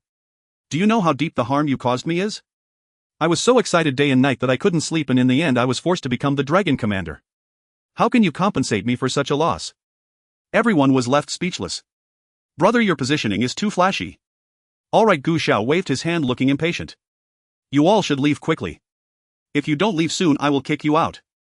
Seeing Gus's parents starting to take out mops, Yu Lingling shouted, Gu Xiao. I am pregnant, you cannot treat me like this. Gu Xiao's expression remained calm. Is the child mine? They had not seen each other for several months since their breakup, so Yu Lingling really could not muster the courage to claim the child was Gu Xiao's. In my eyes, you are the child's biological father. When the child is born, I can let him take your surname and call you Dad. This statement was truly impressive. Gu Xiao was utterly speechless, muttering a deep-seated complaint. You are really something else. Yu Lingling felt wrong seeing Gu Xiao's indifference. After all these years of relationship, how could Gu Xiao remain unmoved knowing she was pregnant? Isn't that too heartless? Even if the child wasn't his, she was his wife. Gu Xiao, I don't want to be a single mother. Can we create a happy home for the child together? Gu Xiao, too lazy to listen to Yu Lingling's complaints, stepped forward and grabbed her wrist, dragging her to the door and opening it. To her surprise, when the door opened, a woman who was about to knock stood at the door. Yi Rui. Yi Rui was also stunned. Mr. Gu Gu Xiao frowned, about to ask why Yi Rui was at his house, but Yu Lingling had already started questioning. Gu Xiao, who is she and why is she here to see you? The tone of her questioning sounded as if Gu Xiao had betrayed her. The tone of questioning was as if Gu Xiao had betrayed her. What does it have to do with you? Gu Xiao flung her out the door. Get lost quickly. Yu Lingling not only did not leave, but she stared at Yi Rui with a hostile expression. What do you want with Gu Xiao? Yi Rui replied impatiently, what business is it of yours? Yu Lingling said, do you know who I am? I am Gu Xiao's. Yi Rui interrupted, you're his ex-girlfriend and also Jun Tienkai's current girlfriend. I know all that, no need for self-introduction. Yi Rui suddenly stepped forward and linked her arm with Gu Xiao's. Everyone has an ex, especially a man as outstanding as Xiao Gu. I don't mind as long as the woman in Xiao Gu's heart now is me. Gu Xiao was taken aback. Beautiful lady, are we that familiar? Yi Rui even rested her head on his shoulder. Xiao Gu is so excellent, his only blemish is probably having been with a woman like you in the past. Yu Lingling exclaimed. Gu Xiao actually has another woman. Especially one as beautiful and charming as this. How can this be? He is her man. The wife of Long Shui is hers. This shameless vixen cannot take him away from her. Running after someone else's man. You have no shame. Yu Lingling coldly snorted at Yi Rui and looking at Gu Xiao raised her chin, adopting a condescending demeanor once again. Gu Xiao, I know you're angry with me, so you deliberately brought a woman to provoke me. It's fine, I won't hold it against you as long as you let this woman leave immediately. Then she provocatively glanced at Yi Rui. What use is this woman, no matter how beautiful? She has been with Gu Xiao for so many years, the woman in Gu Xiao's heart is only her. Now she is just using this woman to provoke herself. Does this woman really think Gu Xiao likes her? It's simply laughable. Seeing Gu Xiao remain silent, she threatened again. If you don't let her go, then I will really leave. After saying this, she genuinely looked like she was about to leave. To be honest, at this moment the brothers of the Tsinglong army were all afraid that Gu Xiao would really soften and continue being a father unexpectedly. So they all stared at Gu Xiao without blinking. However, until Yu Lingling was almost in the elevator, no one called her back. Her steps were stuck there. Going out was not an option and coming back was also not an option. Yu Lingling gritted her teeth, her expression somewhat unpleasant. Yes, father and mother quickly chimed in. Xiao, no matter what, you two have 5 years of feelings, you can't just cut it off like that. Gu Xiao replied, at that time you were the ones who offered money to have me break up, have you forgotten? Using feelings to disgust people, did you owe me any feelings to insult the word emotion like this? Yes, father and mother were momentarily stunned, forcing a smile. Xiao, those are all things of the past, why do you still hold a grudge? Look at this woman with her seductive look, she's a reincarnation of a vixen. Marrying a woman like this will only bring turmoil to your home. Yu Lingling's sister-in-law also chimed in, exactly, this woman is scheming, she's definitely after your status. Being with her will only bring you losses. Our Lingling is different, she's so pure and kind. You two together is a match made in heaven. Yes, father sighed deeply and spoke earnestly, Lingling is young and has made some mistakes, it's inevitable. Doesn't she realize her wrongs now? You as a man, why are you still quarreling with a woman? Gu Xiao replied, Uncle Auntie, can you please stop? In the end you and your daughter are selfish and shameless, coveting vanity while thinking of themselves as noble, using various excuses to cover up their shameless behavior. What's the difference between this and burying your head in the sand? Yu Lingling ran back from the elevator. Gu Xiao, are you really going to be this heartless? I advise you not to play hard to get. If you really hurt my feelings, I will never turn back, you will surely regret it. Gu Xiao responded, I beg you, just leave. It would be best if you never appeared in front of me again. I promise I will definitely not regret it. Yu Lingling bit her lip tightly, her expression furious. Finally she directed all her anger at Yi Rui and directly swung a punch at her face. It's all because of you, you shameless woman. You seduced Gu Xiao. That's why he ignores me. Gu Xiao stepped forward and grabbed Yu Lingling's arm, tossing her back to her parents. That's enough. Don't make me say it again, leave immediately. Gu Xiao, you're going too far. Even if I'm not as beautiful as this woman and don't have her wealth, I have a sincere heart. You can't trample on my sincerity. She was utterly useless, only knowing how to flaunt her own cheap sincerity.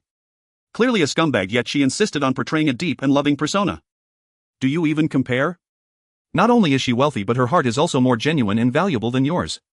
Take that rotten stinking heart of yours back and toss it down the drain, don't bring it out to disgust people. Yi Rui's cold expression, flushed with a hint of red in her gaze towards Gu Xiao, changed slightly. Meanwhile Yu Lingling was finally enraged by Gu Xiao's sharp tongue. The Yu family had no choice but to leave first. Gu Xiao comforted his parents, who were soon able to let go of the matter and began busying themselves in the kitchen.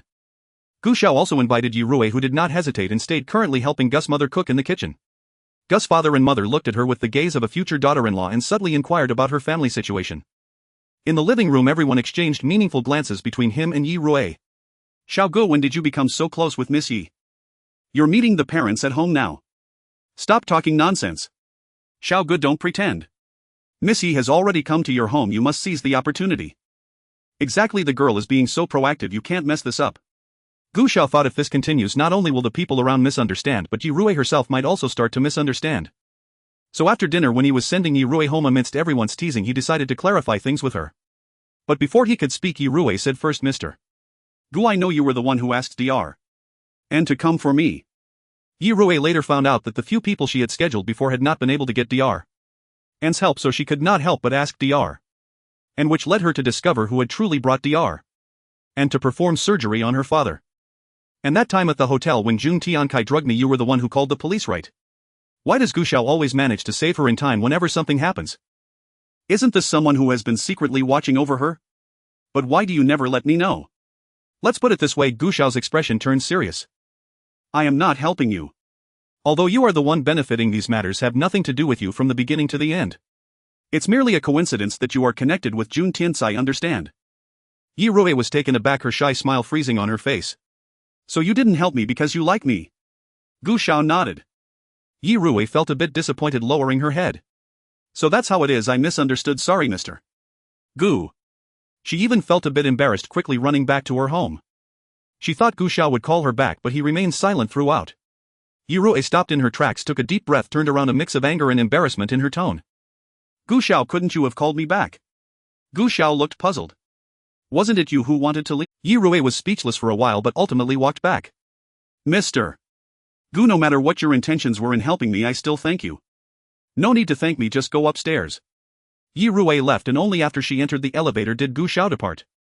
In this novel about the war god's son-in-law, almost all the women were objectified and all the supporting characters were caricatured.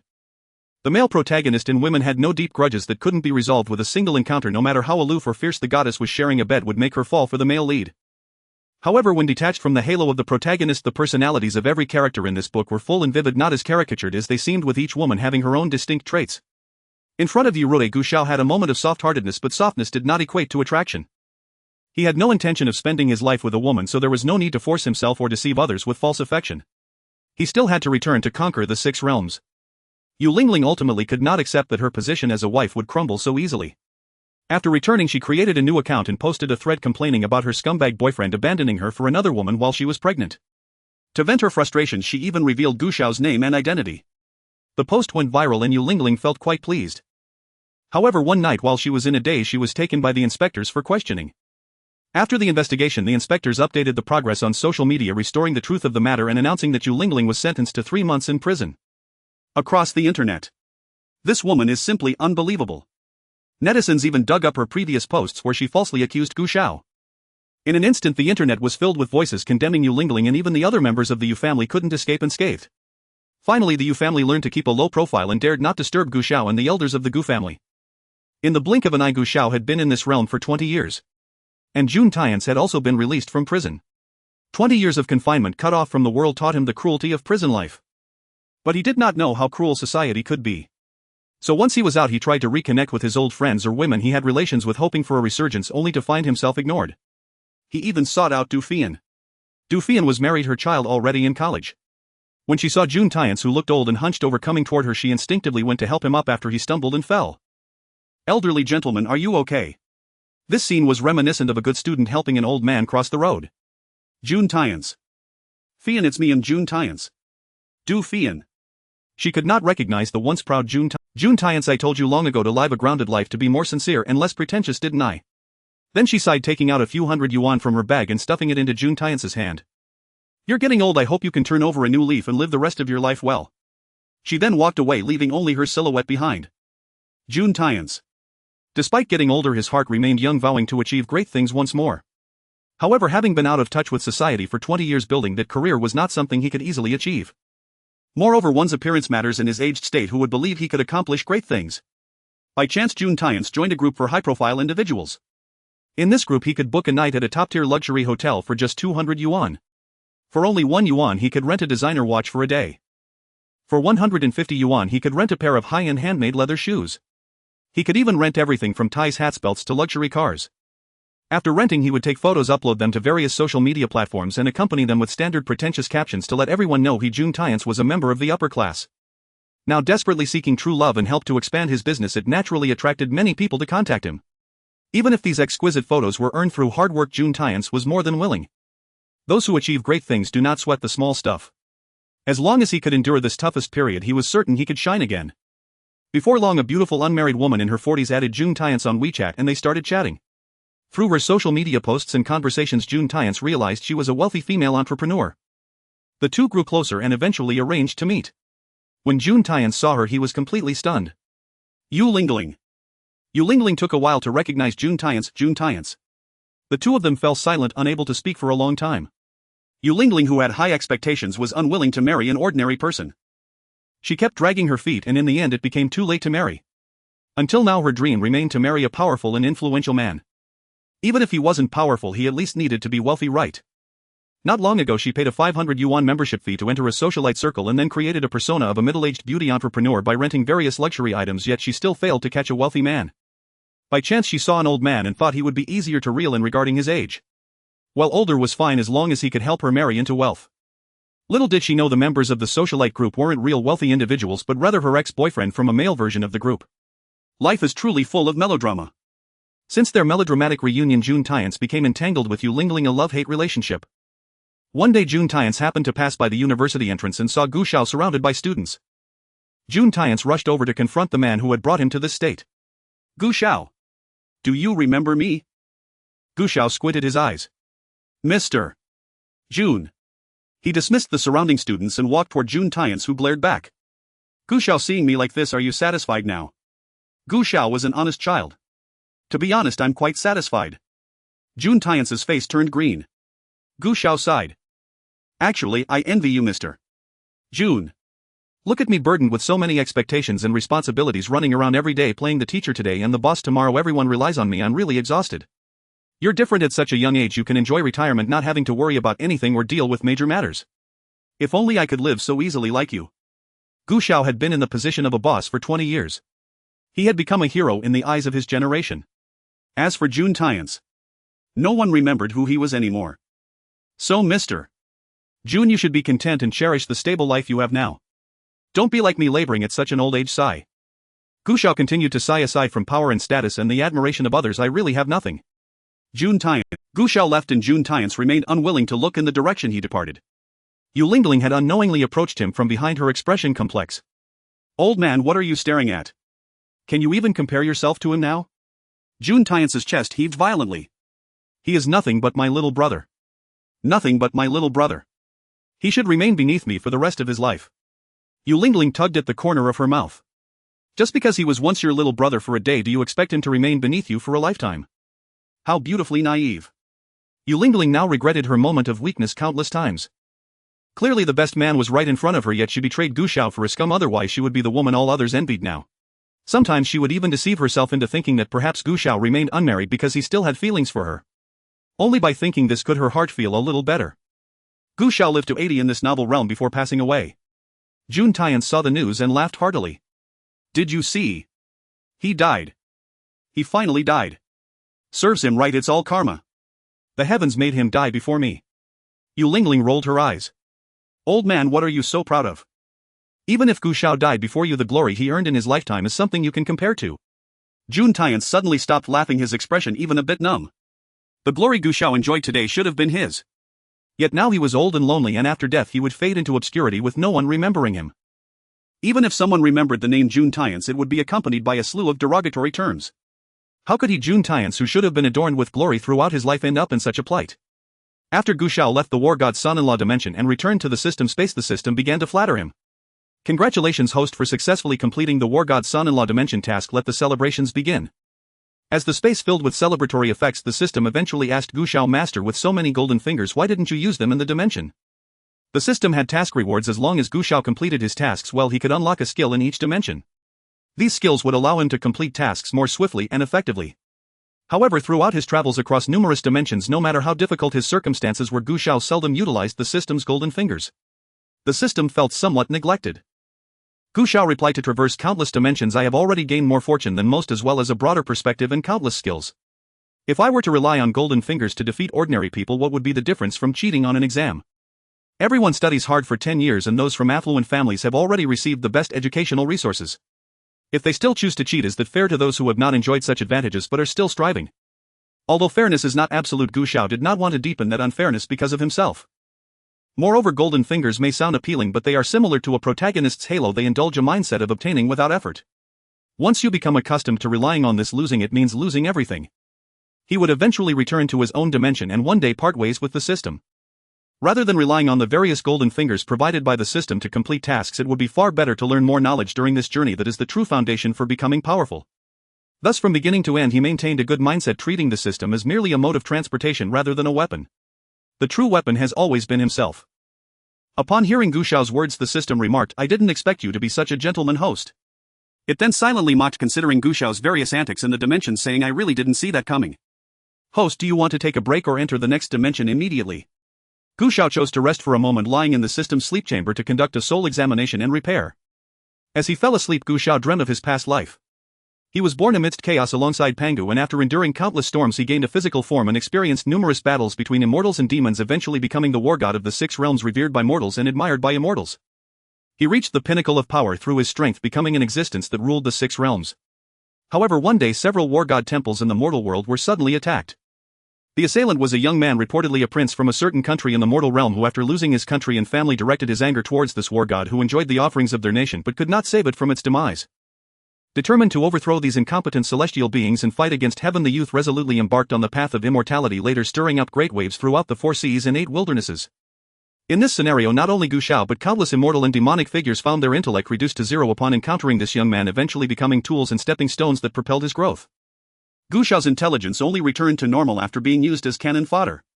Ultimately, this young man was the chosen one, selected by the Heavenly Tao, the biological son of the Heavenly Tao. To train its own son, the Heavenly Tao easily manipulated these ancient immortals and demons.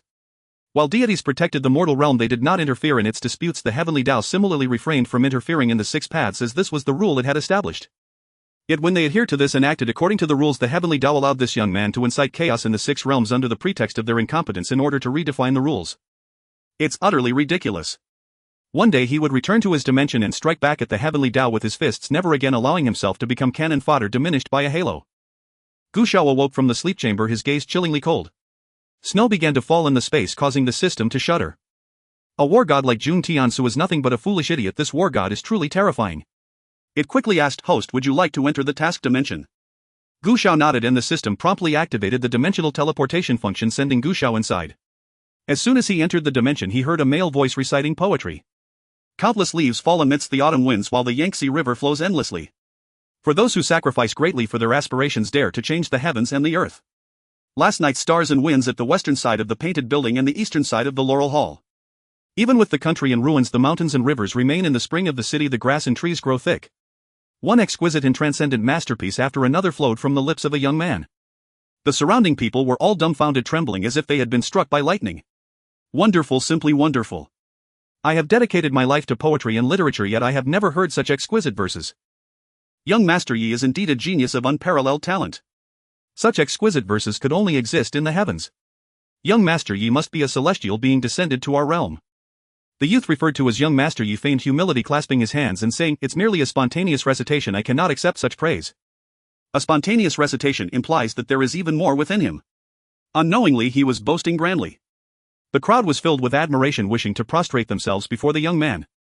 Gu Xiao was speechless. How could the man claim these poems as his own when several of the original authors were present? Was he shameless enough to flaunt it? To boast so shamelessly, one must first mention the plot of this dimension. This dimension was generated from a time-travel historical novel, and the era in which Gu Xiao currently resided was the famously illustrious Xinguan period of the Tang dynasty. In the male-oriented historical novel category, there are always time travelers who believe that the prosperity of the Tang dynasty is merely a facade, convinced that the Tang dynasty needs their salvation and that all of Huaxia requires their rescue. Thus, with a universal desire to save others, they turned the Tang dynasty into a sieve. Naturally, the male lead of this novel dimension, Yi Changtian, was also a traveler from the future. After traveling through time, he reminisced about how he had been ineffective and a loser in his past life, then sighed, accepting his fate, thinking, "Since heaven has given me a chance at life, I shall live it to the fullest." Thus Yi Changtian, having crossed over, quickly accepted the reality of his situation and vowed to live well in place of the original Yi Changtian, to create the most splendid version of himself. He then naturally took over the original body and began to deceive the world with his minor inventions. Messing with glass, soap and cement were just the beginning. He often used cannons and firearms, blowing up anyone he didn't like. The antics of glass, soap and cement were trivial. It was always about cannons and firearms blowing away anyone who displeased him. Under various impressive maneuvers and a halo of glory, the princes called him brother, and historical figures of great renown became his subordinates. The 24 meritorious officials of Lingyan Pavilion treated him like their own child, and the ladies all vowed to marry no one but him. The original owner was a distant cousin of the male lead, Yi Changtian, the power holder of the Gu family from Wu County. His greatest role was to deliver women and resources to the male lead, accomplishing tasks while remaining hidden from glory before exiting the scene. At this moment, the genius poet, basking in everyone's compliments, continuously reciting poetry, was none other than the male lead, Yi Changtian. In this era, as a transmigrator, one wouldn't dare claim to have crossed over without a system. Otherwise, how could one expect a slacker from modern society who couldn't even pay rent to suddenly master the intricate paths of cultivation and instantly memorize Tang poetry song lyrics and the 4 great classics? Thus Yi Changtian naturally had the standard configuration of a system. Therefore the poems he recited were all displayed on a screen by the system. He merely read them aloud. Ironically, he shook his head and swayed, yet even his punctuation was incorrect. However, everyone present had their wits dulled, leaving no one to question him. At this moment, a somewhat unconvinced poet jumped out, challenging Yi Changtian to compose a poem related to a temple to prove his skill. Yi Changtian performed brilliantly, directly reciting a poem the poet would write in the future. The poet paused in surprise, saying, "Recently I've noticed the temple outside Chang'an bustling with incense and a continuous flow of worshippers. Inspired by the scenery, I intended to write a poem but found it unsatisfactory. That's why I sought guidance from young Master Yi. After hearing this poem from young Master Yi, I am enlightened. You truly are a genius." He even paid his respects, his admiration evident. He even felt as if he and Yi Changtian were in sync, as if this poem was his creation rather than Yi Changtian's, leaving him with a sense of wistfulness. Yi Changtian was quite pleased. Oh, it's nothing, it's merely everyone's flattering praise. What if these literati of the feudal society viewed themselves as lofty? They only knew about lords and subjects, relying on the emperor for life and death, their lifetime of knowledge limited to what was in books. Before him, a transmigrator, they seemed like country bumpkins, yet just a few poems made them treasure him. Even if he directly copied their poems on the spot, they would still turn around to praise and worship him, as they had not yet composed those poems themselves. He was different, having crossed over from modern society, possessing a perspective and knowledge that surpassed this era by over 1,000 years. He was destined to rise above his time, leading the Tang dynasty to an even more glorious era. Gu Xiao quietly watched the male lead flaunt himself, observing the poet's countless sentiments. Clearly it was he who wrote the poem, yet now it was used to slap the male lead's face, and he remained oblivious. The male lead, this slacker, believed himself a transmigrator possessing 1,000 years of knowledge and a cheat code, feeling as if he could reach the galaxy, overflowing with superiority. Gu Xiao could no longer tolerate him stealing others' work and feeling proud. In the original plot, Yi Changtian had caused a death due to plagiarism. In this period, another historical poet renowned in his own right composed a poem identical to one written by Yi Changtian in less than 2 days from 1,000 miles away. When this incident spread, that poet became labeled a plagiarist, despised by scholars and literati. One must not underestimate the importance of reputation to literati in this era. The ancients valued face, especially among the scholarly. With his reputation lost, the poet, unable to bear it, directly drowned himself. Yi Changtian learned of this and felt no guilt, instead thinking the other too fragile for ending his life over a poem. Thus, if Yi Changtian's act of stealing poetry is not stopped now, how many more renowned poets will he continue to ruin in the future? Gu Xiao stood up from his seat. County Baron, about this poem. Before he could finish, Yi Changtian, feeling his talent was being questioned, was displeased. What? Do you Gu Xiaoqing think my poem is poor? Gu Xiao was the power holder of the Gu family from a prominent lineage, while the original Yi Changtian had been a fallen noble under the Gu family's roof. Having crossed over, Yi Changtian naturally assumed the original Yi Changtian had suffered many grievances in the Gu family. Otherwise, if you truly regarded him as a brother, why would you enjoy such great resources while your cousin languished in obscurity and died from illness? Since he had promised to live well for the original Yi Changtian and take revenge for him, he naturally had to slap Gu Xiao, the culprit, in the face. Previously he hadn't found the opportunity, now Gu Xiao had delivered himself right to him. He would first give Gu Xiao a small lesson today, and later, when he controlled the entire Tang, he would completely uproot the Gu family. As for killing Gu Xiao, he had never considered it. He just wanted to expel him from Chang'an to live as a beggar, letting him experience the hardships of the common people. Ah, a fine young man raised under the red flag is still too kind-hearted, feeling out of place with the ancient people who took killing lightly. Surely by doing this, the original Yi Changtian would finally rest in peace. Without the Gu family who exploited the common people, would the people finally be able to live well? At that time it would also be a service to the common people. The common people should not be overly grateful to him. Yi Changtian waited for Gu Xiao to speak, already planning how to slap Gu Xiao's face. However, unexpectedly Gu Xiao stood up politely. The poem is quite good, but there are a few places I don't understand, and I would like to ask County Baron Yangji for guidance. Yi Changtian had already risen to the rank of County Baron thanks to a few small inventions. I haven't read much. I don't understand the meaning of the boundless falling leaves rustle down and the endless Yangtze River rolls in. Yi Changtian immediately called for his system. However, at that moment his system was blocked by Gu Xiao's system. He waited for a long time but still couldn't summon the system to help him cheat. Everyone present saw him unable to speak and their expressions began to change. After all the effort to establish the genius persona, how could Yi Changtian allow his reputation to be ruined by Gu Xiao? Gu Xiaoqing doesn't understand this. Falling leaves simply means leaves falling from the sky. Gu Xiao responded. He paused, then asked everyone present, is this the correct interpretation of the falling leaves? Everyone present was silent. Yi Changtian asked, what? Is that wrong? Of course it was wrong. The ancients emphasized imagery in poetry. Falling leaves was not just about simple leaves falling. The southern dynasty's poets Xie Zhuang and Lu Ju each penned the lines, the waves of Dongting begin to stir, the leaves of the trees lightly fall, and as the leaves descend the river waves connect, the autumn moon shines upon the clouds resting on the mountains. These two lines of poetry are indeed the origin of the imagery of fallen leaves. Yet Yi Changtian was unaware of this illusion and still produced a poem. Isn't that laughable? Such situations frequently arise in the poems plagiarized by Yi Changtian. Imagery is a gradually evolving process. Many of the poems plagiarized by Yi Changtian are from later generations and the relevant imagery had not appeared before those poems emerged. For example, Yi Changtian once plagiarized a poem that used the idiom having a bamboo in one's heart. This idiom originated from Su Shi of the northern Song dynasty, yet he used it in the Tang dynasty. Was he not digging his own grave? What is frightening is that no one discovers these deep pits regardless of how deep Yi Changtian digs for himself. At this moment, noticing the strange expressions on everyone's faces, Yi Changtian sensed something was amiss and coldly snorted, saying, the poems I compose mean what I say they mean. Alright, I have another question. With no colorful phoenix to fly by my side, yet my heart has a connection with the spiritual essence. This seems to be a poem expressing affection for someone, yet all present are men. To whom is the county man expressing his feelings? To bring an amorous poem to a banquet, why not just ascend to the heavens? And what does this line about the sun and moon changing signify? Who dares to plagiarize anyone's poetry? Are you out of your mind? Moreover, since you feel trapped in the officialdom and exceedingly weary, why not leave Chanan? While the poem expresses weariness of officialdom, Yi Changtian himself is wholeheartedly eager to achieve great success. Furthermore, with the nation shattered and the mountains and rivers devastated, you are at once a displaced elder and at another moment a valiant general fighting to the death. How do you manage to switch between these two character portrayals so effortlessly? And with the nation in ruins, if it were not for the protagonist halo, the emperor would have already executed you, the rebel. And how can you claim that your family was all killed by bandits with none surviving, and yet you say a letter from home is worth a fortune? Yi Changtian's poetic pitfalls are simply too numerous.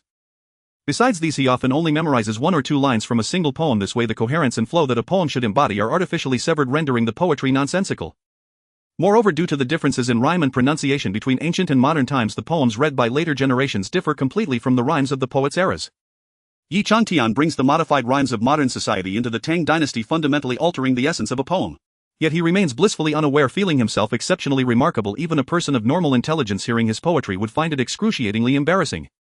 Indeed, Gu Xiao's criticisms prompted a brief return of intelligence among those present, leading to a flurry of discussions.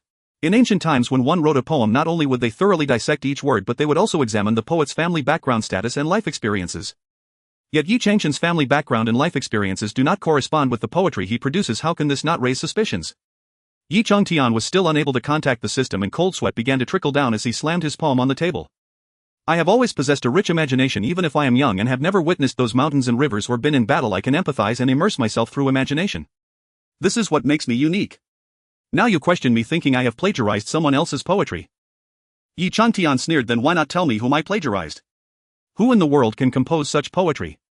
If someone truly could, they would have long been famous. Why would I need to plagiarize? Upon hearing this, the crowd's intelligence dropped back again. Gu Xiao, witnessing this scene, recalled how he had transformed from a wise and unparalleled war god into a brainless fool in the original world. Gu Xiao said, the poetry of the county man from Yangji is too profound. Everyone is a bit baffled, so they are merely asking you for clarification. Why should the county man be angry? Those unaware might think you are angry out of shame. Yi Changtian's eyes blazed with fury. The article is naturally formed. It is merely crafted by a skilled hand, composed spontaneously. I thought I was merely engaging in mutual discussion with everyone, yet unexpectedly Gu Xiaoqing took the opportunity to slander me, tarnishing my reputation. What is this? Do you mean to say that now that I have become the county man, gaining the emperor's favor and no longer needing to beg for scraps from Gu Xiaoqing, that Gu Xiaoqing is displeased? This statement implied that Gu Xiao was jealous of him, hence deliberately making things difficult. The crowd quickly clarified that they had no such intentions. Gu Xiao added, county man of Yangji, my Gu family is also a prominent family of the Tang dynasty, holding a significant position. You and I are of the same lineage. How could I harbor such narrow-minded thoughts? The noble families are still the highest authorities in the Tang dynasty. Even the emperor must yield to them. The status of the original body is incomparable to that of Yi Changtian as a mere county man. There is simply no basis for comparison, yet you still claim jealousy. Yi Changtian was convinced that Gu Xiao was slandering him. Fine, I admit I am slandering you. Yi Changtian, you have never been fond of studying since childhood, let alone composing poetry. You can't even memorize a few verses. Now you can produce poetry spontaneously and the style is vastly different, yet you cannot respond to others' doubts, unable to prove your innocence. As your elder brother, if I allow you to continue this way, it not only tarnishes the Gu family's reputation but also destroys your future. I speak with sincerity. If you have plagiarized, simply acknowledge your mistake. We are all magnanimous individuals who would not hold a grudge against a young person. This statement only served to infuriate Yi Changtian. I, Yi Changtian, act with integrity. I never engage in petty schemes. You claim to be my elder brother, yet you slander me publicly. How very good. Yi Changtian turned to the others, fully embodying the role of a victim. Today's events truly chill my heart. I, Yi Changtian, hereby vow before all of you. From this day forth I shall cease to write and never again compose any poetry. No, please don't, young Master Yi. The others quickly urged. With your extraordinary talent, every utterance becomes a stunning poem. If you cease to write, it would be a loss for the entire Tang dynasty. Please reconsider, young Master Yi. The crowds please led Yi Changtian to shift his focus towards Gu Xiao. I also possess the pride of a scholar. If I were to let this humiliation pass today, wouldn't it invite ridicule in the future? Thus the crowd began to blame Gu Xiao for his reckless speculation, hindering the creative fervor of a genius poet, demanding that Gu Xiao apologize to Yi Changtian. Among those present were individuals of high status, and Gu Xiao faced their condemnation. He looked at Yi Changtian and said, "What do you want me to do? You have sullied my reputation so greatly, of course you must kneel and apologize to me." Fine. Gu Xiao's straightforwardness left Yi Changtian momentarily stunned. However, Gu Xiao continued, "If I have wronged you, I will kneel and apologize. But if I can prove that these poems are all plagiarized by you, what will you do?"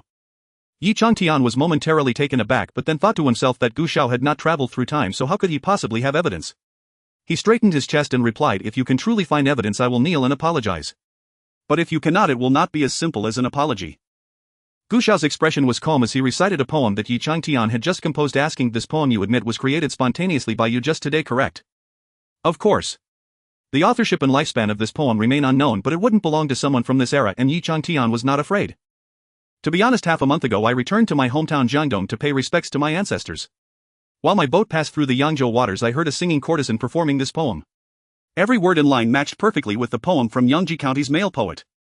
In ancient times, the lack of developed transportation and communication led to the uncertainty regarding the era of creation and the authorship of this poem. Yi Changtian had never considered that the poem he copied had already been written by someone else, leaving such a loophole. Naturally, he would never admit it at this moment. That's ridiculous. Just because you say so, where's your evidence? The evidence is simple. We can find a respected elder to send a trustworthy person to Yangzhou to inquire. It will take no more than 6 days to find out. How about that?" Yi Changtian began to feel uneasy. What if this poem had indeed been around in Yangzhou?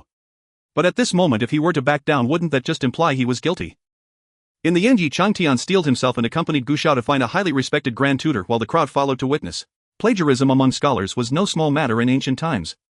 The grand tutor's expression was serious as he immediately dispatched someone to Yangzhou. Thus they would have to wait several days for the results.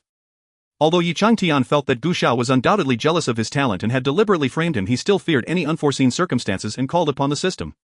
System. This time the system finally responded, and Yi Changtian complained, "What's wrong with you?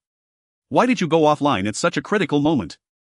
The system replied, "There was a malfunction during a backend update." "Host, what do you need?" Yi Changtian instructed the system to find a way to check on Yangzhou. Regardless of whether the system could manage it, in his eyes the system was omnipotent. The system agreed, and not long after it informed Yi Changtian that the poem indeed originated from a woman in Yangzhou, but the system had already cleaned it up. At last Yi Changtian could finally rest easy. Yi Changtian is the chosen one, destined for brilliance and greatness. In the near future he would have the fate of the entire Tang dynasty in his hands, so how could he care about a minor character like Gu Xiao? However, since Gu Xiao actively sought his own demise, why should he afford Gu Xiao any leniency? In the end, no one would be able to testify for Gu Xiao and he would become a laughingstock. Gu Xiao had long been prepared for Yi Changtian to use the system to manipulate things. This brat who claims to be the most benevolent preaches about equality for all. But when he becomes deranged, no one can match his cruelty. Moreover, with the system helping him cheat, even if he committed heinous acts, the system would cover it all up. No outsider knew of the deeds he had done, and he often acted as if he were deaf to the truth, not perceiving those vile acts as his own. Gu Xiao returned home, and the original owner's sister Gu Shuang immediately rushed over, furious. "Brother! How could you treat cousin Changtian like that?" Gu Xiao asked, "What have I done to him?" "I heard everything. You accused cousin Chang Tian of plagiarizing someone else's poem at the Fong family banquet. Cousin Chang Tian is such a talented man, how could he possibly need to copy others? You are only jealous, which is why you harbor prejudice against him. Gu Xiao ignored her and walked straight to the study. Gu Shuang followed closely behind, chattering incessantly. Upon reaching the study door, seeing that Gu Shuang was still following, Gu Xiao said, "Gu Shuang, I advise you to give up on Yi Chang Tian. I will never allow you to marry him." Gu Shuang retorted angrily, "Brother, you are too cruel. Cousin Chang Tian said that we girls can also pursue our own happiness freely. In pursuit of my own happiness, I will resist your arranged marriage. So whether or not I marry cousin Chang Tian is up to me, not you. Is that so? Do as you wish, but before that I will gather all the Gu family members to publicly disown you. As long as you are not one of the Wu County Gu family, you can marry whoever you want." Gu Shuang's eyes widened. Although the Tang dynasty had relatively open customs and women faced less constraint than in the post-Song dynasty, the discourse power in society was still held by men. Especially in a prominent family like the Gu clan, the head of the family had absolute authority. If Gu Xiao were to disown her as his sister, she would be pointed at wherever she went. Earlier, Gu Xuan was able to say those words with such confidence merely because she relied on her brother's affection. Without her brother's love and without the support of the Gu family, how would she have dared to? "Brother, you are too overbearing. You are nothing compared to cousin Chang Tian," Gu Shuang said angrily. In any case, cousin Chang Tian is the ideal husband that all women in the world dream of. If she marries cousin Chang Tian, it would be her climbing high. What right does her brother have to disagree? Gu Xiao felt that Gu Shuang had lost her mind. Suppressing her impulse to pry open her brain, she said, "If you believe that everyone is born equal and that there is no distinction between high and low, why do you still command servants? Why don't you do the laundry and cook for yourself? Why don't you earn a living? While enjoying the protection of your ancestors and the service of your servants, how can you talk about gender equality without acknowledging social hierarchy? Everyone is born equal. A man's words are merely words. People say things without seriousness and you take them to heart. In male-oriented novels, don't expect the male lead to maintain his integrity. In modern novels, marrying under the law can lead to a harem, yet in ancient times you expect them to stick to a lifetime commitment. If given 2 male organs, he would rather conquer the entire galaxy single-handedly, supporting the spread of ancient syphilis and AIDS. Thus when Yi Chang Tian arrived in the Tang dynasty, he naturally opened up a harem. These concubines included women from prominent families, Tang princesses and foreign princesses. They had no personal aspirations or ambitions and were always revolving around the male lead. The only way they could realize their lives' value was by being taken into the male lead's harem, even betraying their own families for him. It was as if they could not live without the nourishment of love. To a certain extent, Yi Chang Tian's protagonist halo was akin to a stallion summoning device. And Gu Shuang always thought that Yi Chang Tian was considering her, unaware that he cared for every beautiful woman, fearing they might not find a good man in the future, and thus took them all in. For those who got married, Yi Chang Tian was even more ruthless, boldly claiming to rescue these women from the flames, shamelessly disregarding his principles. As if that wasn't enough, he preached independence and strength to women while suppressing them and society demanding they remain homebound, effectively pushing back women's rights by several centuries. He justified this by saying it was to prevent future power struggles like that of Wu Zetian or the ambitious women like Empress Wei and Shangguan Weiner from disrupting the state. Gu Xiao couldn't understand how these women could fall for such a man. Gu Xiao's words left Gu Shuang at a loss. "Brother. And don't forget, Yi Chang Tian has a fiancé. If you associate with him, you will always be just a concubine." "So what if I'm a concubine? A man as exceptional as cousin Chang Tian wouldn't have only one woman and willing to be his concubine. Cousin Chang Tian once said it's easy to seek a priceless treasure but hard to find a true lover. As long as I can be with cousin Chang Tian, it doesn't matter if I'm a wife or a concubine."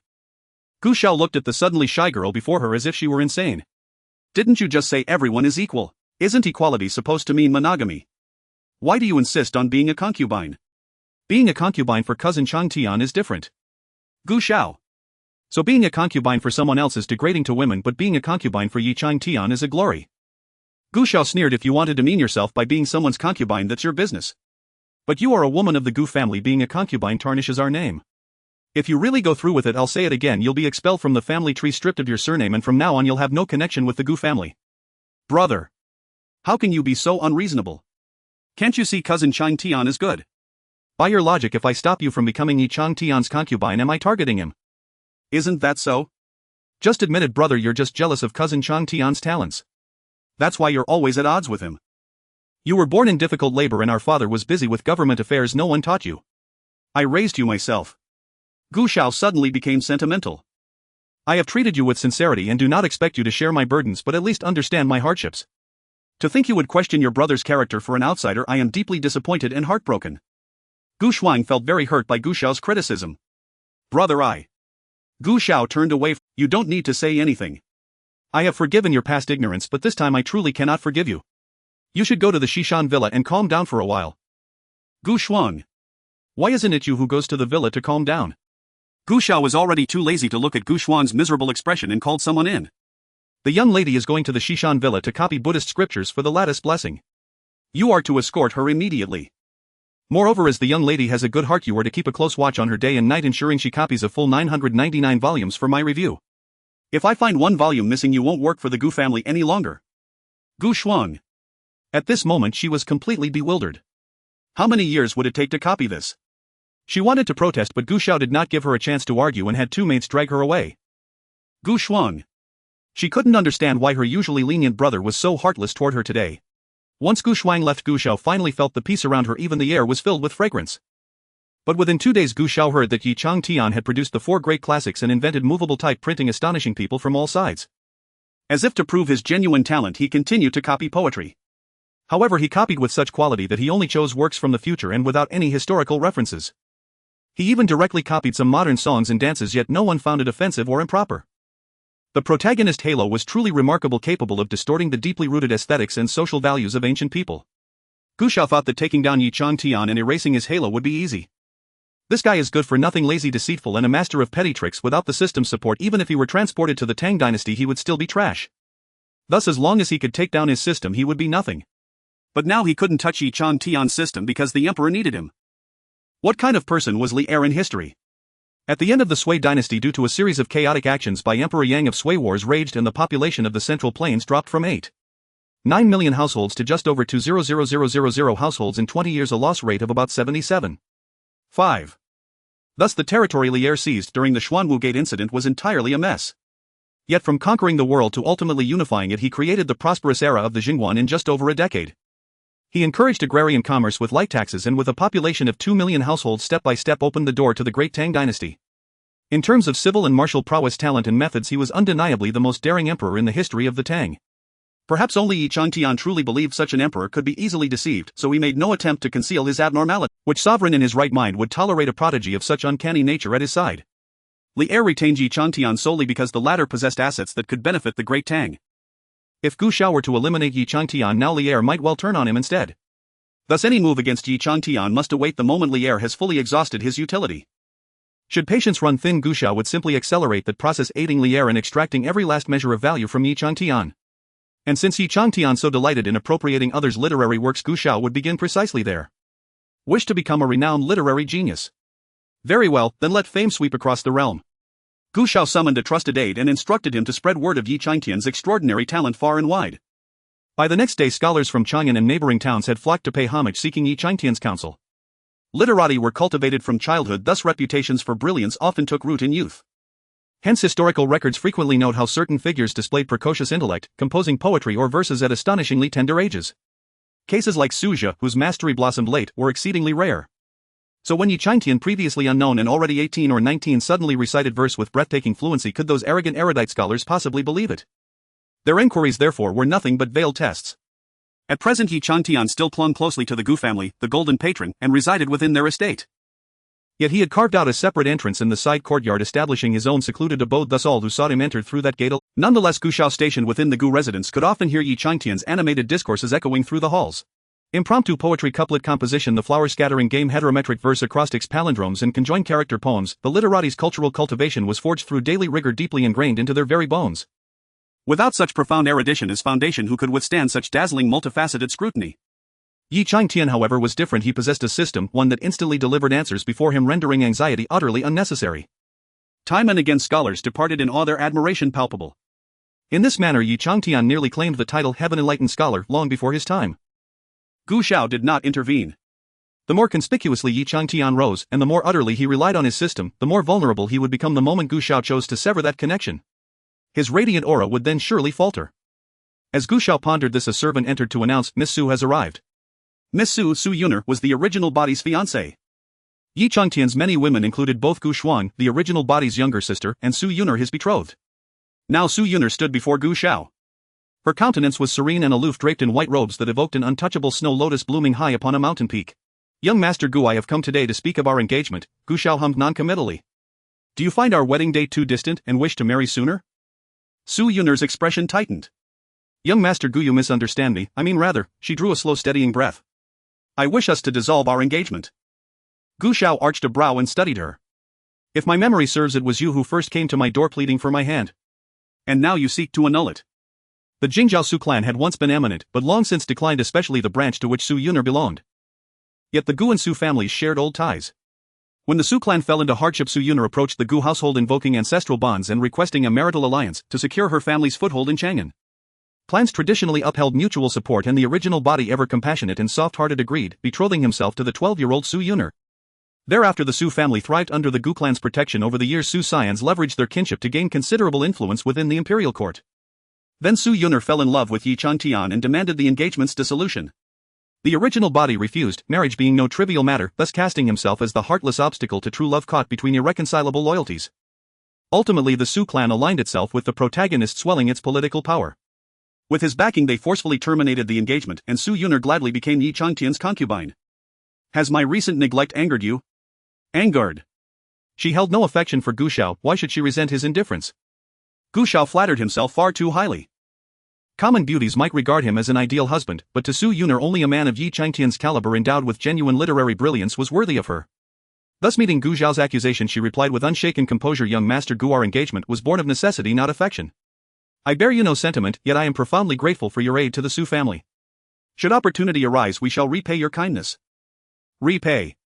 Later the Su clan became the protagonist's most loyal henchman, playing no small part in the assault by bandits upon the entire Gu household.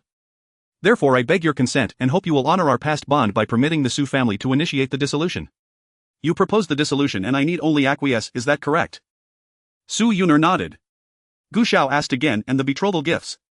Formalities had long been completed. The marriage contract exchanged, the dowry delivered to the Su residence. Su Yuner had not expected Gu Xiao to be so petty, demanding the return of mere betrothal tokens. A patriarch of such noble lineage, yet so short-sighted. It was beyond absurd. Suppressing her revulsion, Su Yuner said, You know well how dire our circumstances have been, so the betrothal gifts have already been spent, and yet you wish to dissolve the engagement without restitution. When a woman initiates a broken engagement without returning the gifts and the man complies without protest, outsiders inevitably suspect some grave moral failing on his part, some hidden scandal exposed. You reap every advantage, while I suffer loss, humiliation and disgrace. Why don't you simply ascend to heaven? Young Master Gu, you know how perilous a woman's position is in this world. If I am cast aside, tongues will wag, but you as a man of rank and prestige face no such censure. So because I am powerful, I am therefore destined to bear the burden. Is that your logic? Gu Xiao walked up to Su Yuner. Su Yuner, since you have been forced by circumstances to engage with me and enjoyed the protection of the Gu family, then you should honestly assume the role of the matriarch of the Gu family. If you wish to repay kindness, you must show the proper attitude and do not speak of loyalty while secretly engaging in vile acts to disgust me. You cannot be both a woman of virtue and a mistress at the same time. Gu Xiao had always been a gentleman and had never spoken such harsh words to a woman. Su Yuner's expression immediately soured. How can you speak like this? Before she could finish, Gu Xiao pinched Su Yuner's chin with his tiger-like grip. What about me? Speak up, why are you silent? Su Yuner was unable to make a sound, completely held by Gu Xiao. At this moment Gu Xiao's expression was terrifying, a coldness Su Yuner had never seen before. Su Yuner, you better remember the men of the Wu County Gu family are not something you can demand or discard as you please. If you want to break off the engagement, it can only be done at my discretion. How dare the Su family try to ride on the back of the Gu family? After saying this, he shoved Su Yuner away. You wish to climb higher through your familial ties to the Gu family, taking advantage of us, and now you want to pursue another. How dare you? There should be a limit to shamelessness, shouldn't there? The original owner suffered from the consequences of being too soft-hearted and taking in others. At one moment she took in Yi Changtian, not knowing that after being used he would turn around and retaliate against her. In a moment of weakness she helped Su Yuner and became engaged to her, only to find that Su Yuner betrayed him, choosing to be a concubine to Yi Changtian rather than being his proper wife. Su Yuner fell to the ground. She never expected Gu Xiao would treat her this way, and her body trembled. Gu Xiaoqing, I know you have feelings for me and you may not be able to accept the breaking of the engagement right away, but I hope you can respect my choice. I am an ordinary woman, not seeking wealth and glory in this life, only wishing for a man with whom I can share a mutual understanding to spend the rest of my life. If it weren't for Yi Changtian telling her that women could also live beautifully, she wouldn't have had the courage to withdraw from the engagement. She would have endured for her family and ultimately married a man like Gu Xiao, who was completely unworthy of her talents and wasted her life in the back courtyard. Like? What are you joking about? If I had feelings for you, how could I not know? Gu Xiao became venomous with his words. Have you forgotten how you crawled to my feet like a beggar pleading with me? I looked upon you with pity and you dare to say you like me. Do you know what kind of woman I truly admire? In response to Su Yun'er's extremely unsightly expression, Gu Xiao recited Xiaoji's the goddess of Luo and then lamented, "It is precisely because I know how rare it is to find such a woman to accompany me through life that I settled for a casual choice." Su Yun'er was left speechless, feeling insulted by Gu Xiao.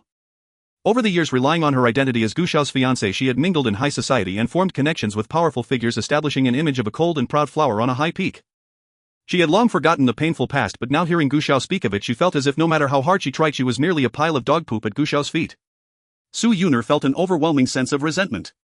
"Gu Xiaoqing, I have said before, I will always remember the help you provided to my Su family and I will repay you. You do not need to keep bringing it up. Is there any meaning in leveraging kindness for repayment? The fruit of a forced marriage is not sweet, so I ask you to show mercy." Gu Xiao replied with a smile, "How do you plan to repay me? The food you eat, the clothes you wear, and the prospects of your two brothers, how are they not gifts from the Gu family? To use the Gu family's kindness to repay the Gu family. Are all women from the Su family so shameless as you? So what do you really want?" She had already lowered herself enough. Could Gu Xiao not let her go? With so many women in the world, why was he so fixated on her? Is there not a gentleman's demeanor left? A person like Gu Xiao is not even a match for a finger of Yi Changtian. Had it not been for the Su family, would she have had to lower herself like this?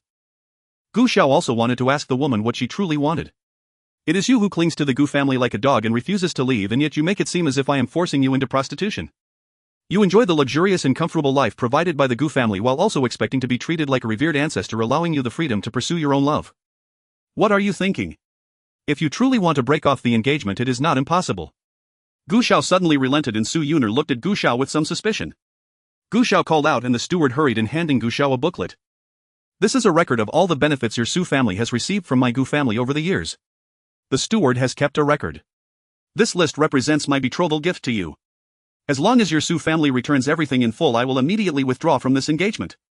Su Yun'er took the booklet and was utterly shocked after reading it. You actually kept a record. Moreover, it was a detailed account of even a single needle. Isn't the Gu family a prominent family in Wu County? Which prominent family engages in such practices? Gu Xiao found it somewhat amusing that Su Yun'er talked about dignity, yet now she was more concerned about the Gu family's record than immediately asserting her dignity. Of course, what your Su family owes the Gu family is not just these material possessions but also favors. I won't hold it against you for the other favors, but your two brothers' official positions were arranged by the Gu family and your brother's wife was also brought into the family by us. As long as you allow them to resign from their positions and separate from their wives, allowing their wives to take their children back to their maternal families, I can return the engagement letter to you right now." Su Yun'er widened her eyes. You are simply. Gu Xiao took a leisurely sip of water. "I have said before, the Gu family cannot tolerate being at a disadvantage. If you want to withdraw from the Gu family, you must do so exactly as your Su family acted in the past and sever all ties with us without any errors. Gu Xiao, are you really making such excessive demands to force me to marry you?" Gu Xiao directly splashed the water from his cup onto Su Yun'er. "Woman, do you have your wits about you now?" Su Yun'er looked disheveled, gritting her teeth in anger. Gu Xiao, however, remained indifferent. "Do you think I desire you? What I desire is what I have given and the favors I have extended, understand?" Su Yun'er's chest heaved with anger. At that moment, Yi Changtian barged in uninvited, kicking the door open and angrily saying, "Gu Xiao, how can you say such excessive things to a girl?" Upon seeing Yi Changtian, the grievance of the cold beauty surged forth and tears welled up in her eyes. The cold and aloof beauty was frosty towards everyone, only revealing her smile to herself and showing vulnerability solely in her own presence, inadvertently making Yi Changtian seem more impressive. These ancient beauties are purely natural, far surpassing the stars of later generations. In modern times he was a loser who didn't even have a girlfriend, yet in ancient times he had so many beauties surrounding him. If we were to consider the most impressive time traveler, he would undoubtedly be the first. Thinking of this, he gently said to Su Yun'er, "Don't be afraid, I will stand up for you." Then he turned and straightened his back, addressing Gu Xiao. "Gu Xiao, Miss Su does not like you. Didn't you notice that she has never smiled while being with you? If you truly care for Miss Su, you should promptly cancel the engagement and allow her to be happy." Gu Xiao raised his eyes to glance at Yi Changtian. If Yi Changtian indeed held modern values, he would focus solely on being kind to one person and Gu Xiao would respect him as a true man. If he were to abandon modern ideals and immerse himself in ancient customs, indulging in multiple wives, Gu Xiao would still regard him as a true man. Yet he hypocritically preached loyalty to other men under the banner of democracy and equality, while himself expanding his harem and comfortably accepting the outdated feudal customs of the ancient world.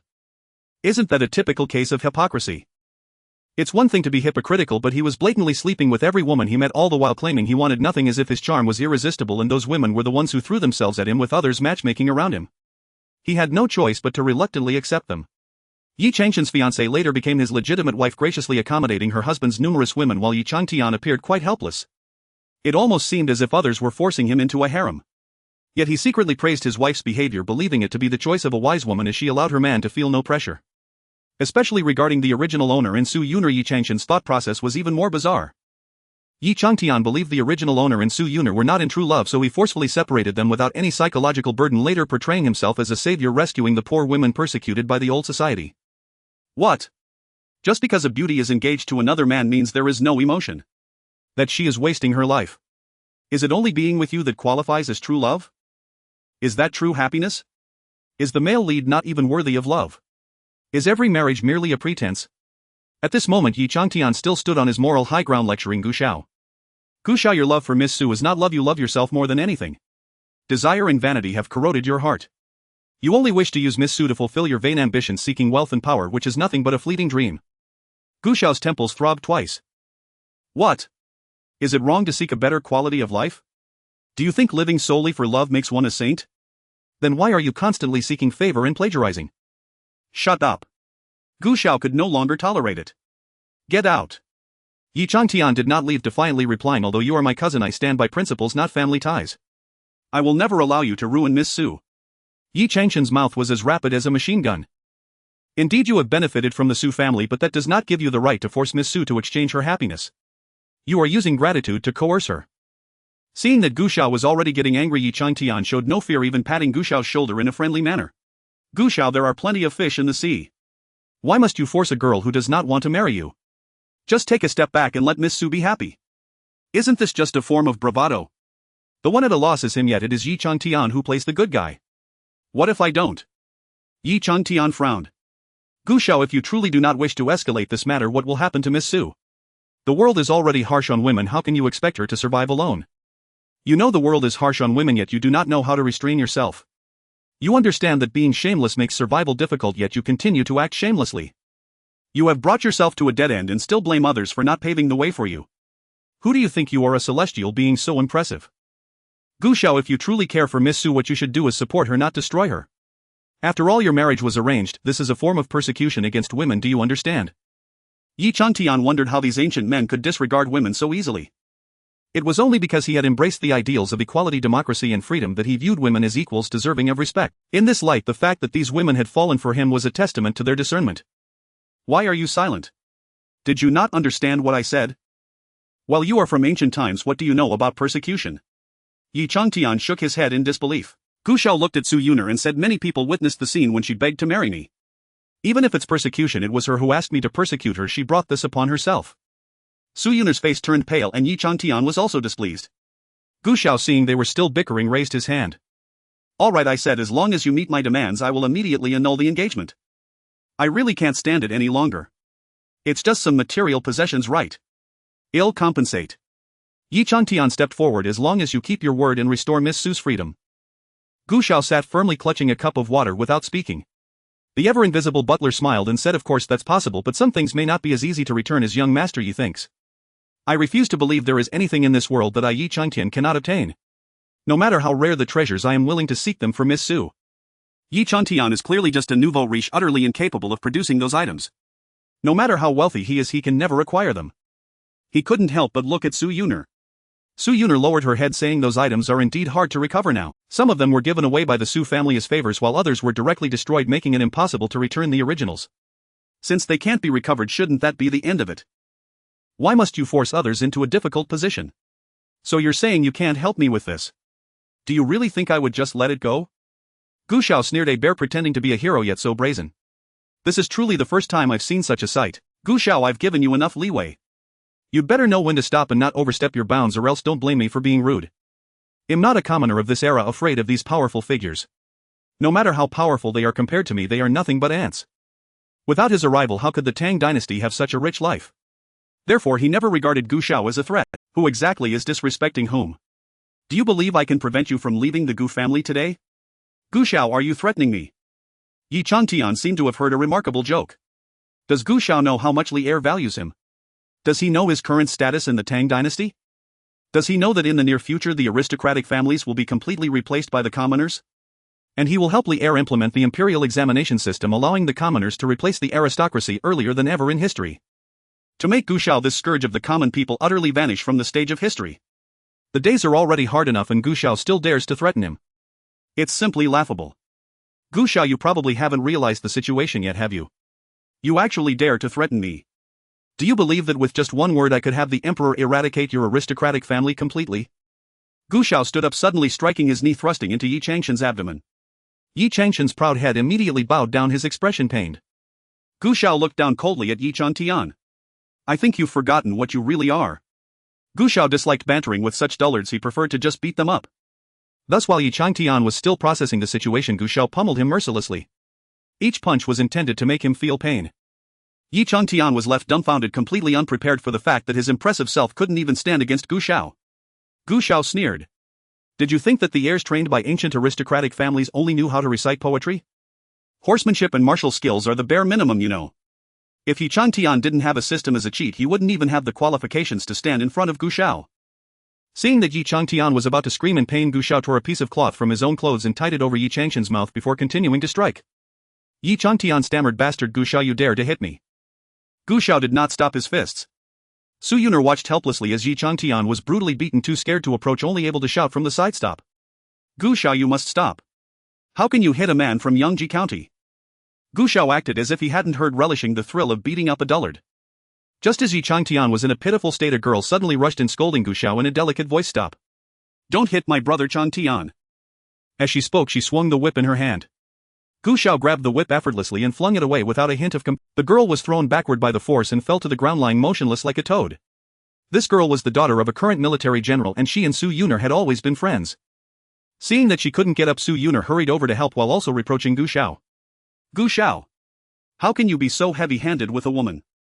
Gu Xiao replied coldly, "The daughter of Duke Yan has no manners, coming to someone else's home and swinging a whip. Someone take Miss Yan back to the Duke's residence so that Duke Yan can properly discipline his daughter. If she dares to come to my residence again and act wildly, you'll deal with her severely." Immediately a guard stepped forward to drag the fallen Yan Hongyu out. The aristocratic families were still very assertive in the early Tang dynasty. Don't mention a duke's daughter, even if the emperor wanted to marry his daughter to an aristocratic family, the aristocrats might not even look at her. If it weren't for the protagonist's halo affecting the situation, these people wouldn't dare to speak so boldly in front of Gu Xiao. Just as Yan Hongyu was being dragged to the door, she finally reacted. "Gu Xiao, you are utterly shameless. Sister Yun doesn't even like you, yet you still cling to her, and now you even hurt someone. With a man like you, how can you be the head of the Gu family? Is there no one else in the Gu family?" Yan Hongyu had round eyes like a deer with a face as small as a palm, innocent and charming. At this moment she stared angrily at Gu Xiao, appearing adorably naive. Any normal man would have his heart melted. Yet Gu Xiao's heart was as calm as still water. "My Gu family is a prestigious family. It is a blessing for Su Yuner to marry us. It is we the Gu family who choose her, not the other way around. When did it become her place to be picky? The original owner was kind-hearted. If he were a man who didn't regard women properly, he would have dealt with Su Yuner harshly in such a situation, and Su Yuner dared to be so arrogant simply because she was taking advantage of the original owner's gentlemanly nature and honesty." Seeing Yan Hongyu's anger at Gu Xiao's words only intensified her fury. "What kind of young talents are unworthy of my sister Yun? A man like you thinks he can marry her? It's simply laughable. You aren't even worthy to carry my sister Yun's shoes." As she spoke, she still struggled desperately, wanting to whip Gu Xiao. Yi Changtian had also managed to get up from the ground. He kept his distance from Gu Xiao, fearing that Gu Xiao would strike again. "Gu Xiao, you have the numbers on your side and want to bully us. We can't do anything to you, but I want to bet with you." Gu Xiao raised an eyebrow. Yi Changtian said, "If I win, you will cancel the engagement with Miss Su and you will no longer pursue any dowry or make things difficult for Miss Su and her family." Gu Xiao replied. "A golden opportunity to assert dominance delivered right to my doorstep." "Fine, but what if you lose?" Yi Changtian was momentarily speechless. Gu Xiao continued, "You can't just say you lost and that's it. Do I have any reason to gamble with you then? Betting while only wanting the other to lose and not wanting to lose anything yourself, what a fine example of a refined egoist." Gu Xiao raised his hand and pointed to the large guard dog in the yard. "Do you see that guard dog?" Gu Xiao smiled and said, "If you lose, you will eat its excrement in front of the citizens of Chang'an City." Yi Changshan's face immediately turned pale. But thinking of having a system, he suddenly felt absolute confidence. No matter what he bet on, he would win. "All right." Gu Xiao asked, "Do you want to compete in literature or martial arts? What's the point of these?" Yi Changshan's eyes turned. "Let's do something interesting. How about we each come up with 10 questions for the other to answer? Each question will have a time limit, and whoever fails to answer the most questions will lose. What do you think? To prevent anyone from going back on their word, let's do it at the front gate and have passing citizens witness it." Gu Xiao nodded in agreement. Seeing his confidence, Yi Changtian sneered inwardly. He did not believe that Gu Xiao, an ancient person, could answer the questions he posed. When the time came for Gu Xiao to embarrass himself in front of the citizens of Chang'an City, Yi Changtian felt amused watching him. So the two arrived at the front of Gus' residence where many citizens gathered to watch the spectacle. Yi Changtian confidently posed a question to Gu Xiao. If there are some chickens and rabbits in a cage and from above there are 35 heads counted and from below there are 94 legs counted, how many chickens and rabbits are there in the cage? You are asking such a simple chicken and rabbit problem. Moreover, this question was solved hundreds of years ago. How could I not know the answer? Could Yi Changtian not have researched history first? Gu Xiao immediately provided the answer. Yi Changtian, full of confidence, suddenly found himself at a loss for words as Gu Xiao began to present his own first question. Knowing where Yi Changtian's capabilities lay, Gu Xiao had the system block Yi Changtian's system again to pose questions. After the questions were completely given, Yi Changtian found himself unable to see the answers from the system for a long time and cold sweat began to form. System. There was no response from the system. Soon time passed and Gu Xiao laughed. It's your turn to pose the second question. The system had disappeared and Yi Changtian could not think of any difficult questions. In the end, he could only come up with a question about the Pythagorean theorem. Gu Xiao said, "Can't you come up with something more challenging?" Who do you think you're looking down on? Yi Changtian. Gu Xiao gave the answer after a moment of silence and then posed his own question. Moreover, the questions he asked were all very simple, even some ordinary citizens present could answer them. Yet Yi Changtian, who had always claimed to be a great talent and a master of the Amo family, could not answer even one. The image of Yi Changtian in the eyes of many was already beginning to crumble. In the end, no matter how cleverly Yi Changtian tried to come up with difficult questions, Gu Xiao answered them all. As for Gu Xiao's questions, Yi Changtian could not answer any of them. It was a complete failure. Without the system, he was just that useless. Someone. Bring over a Huang's excrement. Yangji County's man will use it for food. Gu Xiao intentionally emphasized the word food to evoke a vivid image among the onlookers. The housekeeper soon brought over a full bucket of dog feces. Professional excrement suppressor dog feces, you deserve to have it. Yi Changtian looked at the bucket of feces, his face turning an unhealthy shade. This devil. He really intended to make him eat it. And he brought over such a large bucket. In front of so many people, Yi Changtian could not afford to lose face. Even if it were just him and Gu Xiao privately, he would never eat dog feces. He was already looking for excuses, planning to slip away unnoticed. Just as he was about to escape, Gu Xiao commanded, and the guards immediately stepped forward to restrain Yi Changtian. Let him eat it, he must finish it all without leaving a single bite. The onlookers' eyes sparkled with excitement. They had never seen anyone actually eat dog feces in their lives. Yi Changtian struggled continuously. Gu Xiao. I advise you not to go too far, otherwise you will regret it later. I guarantee there will never be a day I regret it, Gu Xiao replied, stroking his jade ring with a smile. To be fair, if he lost today with Yi Changtian's nature, he would certainly do something even worse. As Yi Changtian's head was firmly pressed into the bucket of dog feces, Yan Hongyu rushed over shouting, "Gu Xiao, you are going too far." She rushed over furious and swung her whip at Gu Xiao once more. However, Gu Xiao deftly drew the sword from the guard's hand and swung it, effectively deflecting the direction of her whip. As a result, Yan Hongyu swung her whip across the bucket of dog feces, accurately hitting a clump of it into Yi Changtian's mouth. At the same time, her whip also ended up in Yi Changtian's mouth. She was taken aback and instinctively tried to pull the whip out, but it merely wrapped around Yi Changtian's mouth. Not only did Yi Changtian lick the dog feces off the whip, but his mouth also swelled up from being pulled by the whip. Yi Changtian screamed and the guards were so disgusted they nearly retched, but they did not dare let go of Yi Changtian. The onlooking citizens were dumbfounded and instinctively took several steps back. Yan Hongyu and Su Yuner were even more wide-eyed, never expecting that Yi Changtian, who seemed so formidable in their eyes, would one day be so humiliated and disgusting. Yan Hongyu even jumped back several steps. Brother Changtian, I'm sorry, I didn't mean to, I wasn't trying to hit you. I was aiming for that bastard. She wanted to approach Yi Changtian, but seeing the clump of feces in his swollen mouth, it was too disgusting for her to convince herself to ignore Yi Changtian's current image and approach him. She glared angrily at Gu Xiao. "It's all your fault, you bastard." She continued to swing her whip at Gu Xiao. Of course, Gu Xiao wouldn't let her come close with the whip covered in excrement. Thus he drew another sword and struck again, the sword hilt striking Yan Hongyu's hand. Yan Hongyu's strength was instantly deflected and the whip ended up entangling around her own neck, splattering her face with dog feces. Yan Hongyu instantly transformed into a screaming groundhog. She was completely distraught, screaming uncontrollably. Gu Xiao continued ruthlessly, commanding the guards to press Yi Changtian's head deeper into the bucket. Since his head was already full of dog feces, why not give him some more? The onlooking citizens. This scene would likely be unforgettable for them for the rest of their lives. From now on, whenever they saw Yi Changtian or heard his name, this scene would be the first thing that came to their minds. Su Yuner, however, said, "Gu Xiao, how could you bet on me? Do you have any respect for me at all? Gu Xiao. Wasn't it Yi Changtian who proposed the bet? Didn't you also tacitly agree? Now that you lost, you're saying I don't respect you. The housekeeper couldn't help but sigh and said to Su Yuner, Miss Su, why don't you like my family's lord? Su Yuner said angrily, even if there is only one man left in the entire world, I still want like your family's master. Gu Xiao replied, if I am the only man left in the world, why must I choose someone just to humiliate you? Su Yuner was left speechless. The steward was also at a loss for words. Gu Xiao then added, steward, don't say such things in the future. Miss Su prefers men who eat dirt and I do not eat dirt. He then addressed Su Yuner saying, Miss Su, remember to prepare everything listed in the booklet. In a few days I will send someone to the Su family to collect it. Su Yuner replied, aren't you just unwilling to cancel our engagement? If you don't want to cancel, then so be it. After saying this, she turned to leave, but Gu Xiao directly grabbed her by the throat. Now it is I who wants to cancel the engagement, not you. I will give you 7 days to return all the items from the Gu family, otherwise don't blame me for making a scene at the magistrate's office. As for other items, the Su family can keep them. The Gu family can only take that loss. However, the bride price is registered with the relevant authorities. If the engagement is cancelled and they refuse to return the bride price, the Su family will face imprisonment. After finishing his words, Gu Xiao tossed Su Yuner aside as if she were trash.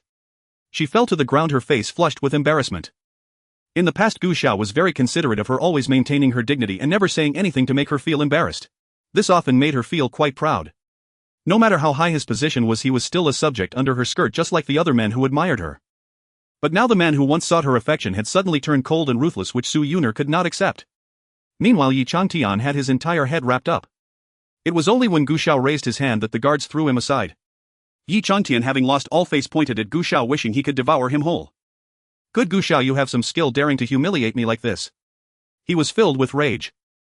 After crossing over to the Tang dynasty, relying on his knowledge that surpassed 2,000 years and his golden finger, he had always been successful and no one dared to treat him this way. I, Yi Changtian, swear that the humiliation you have inflicted on me today I will surely repay in kind in the future. Gu Xiao ignored him and directly entered the residence. Yi Changtian looked at Yan Hongyu and Su Yuner. Yan Hongyu said, Brother Changtian, you should go take a shower quickly. I will head back first. Su Yuner added, County man, why bother? Then she also left. Yi Changtian was left speechless. He wanted to enter the Gu residence to clean up, but Gu Xiao had stationed people at both the main and side doors. Yongji, County man, this is the Gu residence, not your home. Yi Changtian gritted his teeth, thinking, did he really want to enter the Gu residence? He had his own luxurious mansion. Yi Changtian directly went to his newly purchased mansion to tidy it up, only to suddenly remember that he had hidden someone in the courtyard of the Gu residence. A few days ago, an injured man in black had suddenly fallen into his courtyard, and soon after the guards were going to search the Gu family. It was said that there was an assassin trying to kill Lier, and that assassin had been injured and was hiding nearby. Yi Changtian wasn't sure what he was thinking, but he ended up hiding the man in his courtyard. At first the assassin was very wary of him, but later, after Yi Changtian bandaged his wounds and they talked for hours, he successfully won the assassin over. The two had now become brothers, and Yi Changtian even planned to give him a martial arts manual he had drawn from the system for the assassin to practice, hoping he would serve him in the future. After all, having a few loyal subordinates by the side of a big shot is essential. Now that he had left the Gu residence, that assassin was still injured. What if Gu Xiao found out? Yi Changshan's expression changed drastically and he immediately went back to the Gu residence. But the Gu residence still would not allow him to enter. Can't I just go in to collect a few of my clothes? The steward replied, no, everything here belongs to the Gu family except for you. If it weren't for the master's mercy, you wouldn't even be allowed to leave with the clothes you wore this morning. Yi Changtian gritted his teeth in anger. You dog servant, I am Yangji County man, a person of nobility. How dare you bully and humiliate me with your power? Get away from me. As a subordinate of the villain, how could he have the qualifications to be a part of the villain alliance while stepping on the male lead? Thus the steward relentlessly mocked Yi Changtian, who was burning with rage. At that moment, Gu Xiao emerged dressed in official robes, followed by several guards. Among the guards, they were escorting the assassin who had just been injured by Gu Xiao. Yi Changtian was left speechless. Gu Xiao approached Yi Changtian. To cover the stench on his body, Yi Changtian had sprayed himself with perfume. Gu Xiao suppressed the pungent smell and patted Yi Changtian on the shoulder, saying, Changtian, thank you for your hard work. If it weren't for you, I wouldn't have caught this assassin. He then took a handkerchief from the steward and carefully wiped his fingers. The half-dead assassin suddenly looked towards Yi Changtian. Yi Changtian shouted, Brother Xin. I did not betray you. Then he gritted his teeth and yelled at Gu Xiao, Gu Xiao. Don't sow discord between us. Gu Xiao sighed, cousin understands. Now I will take this person to meet his majesty. I will surely ask for merit on your behalf before the emperor. At that time your title can be elevated and you can also obtain a piece of prime Yangye land. Yangye land refers to the hereditary land owned by nobility in the Tang dynasty. The assassin struggled and glared at Yi Changtian with rage in his eyes. Yi Changtian felt as if he could never clear his name even if he jumped into the Yellow River. Meanwhile, Gu Xiao had already taken the assassin away. This assassin was part of an organization, and in the original plot Yi Changtian had won over the entire organization through him. Ultimately, this organization would serve Yi Changtian. If Yi Changtian found someone unpleasant, they would resolve it secretly.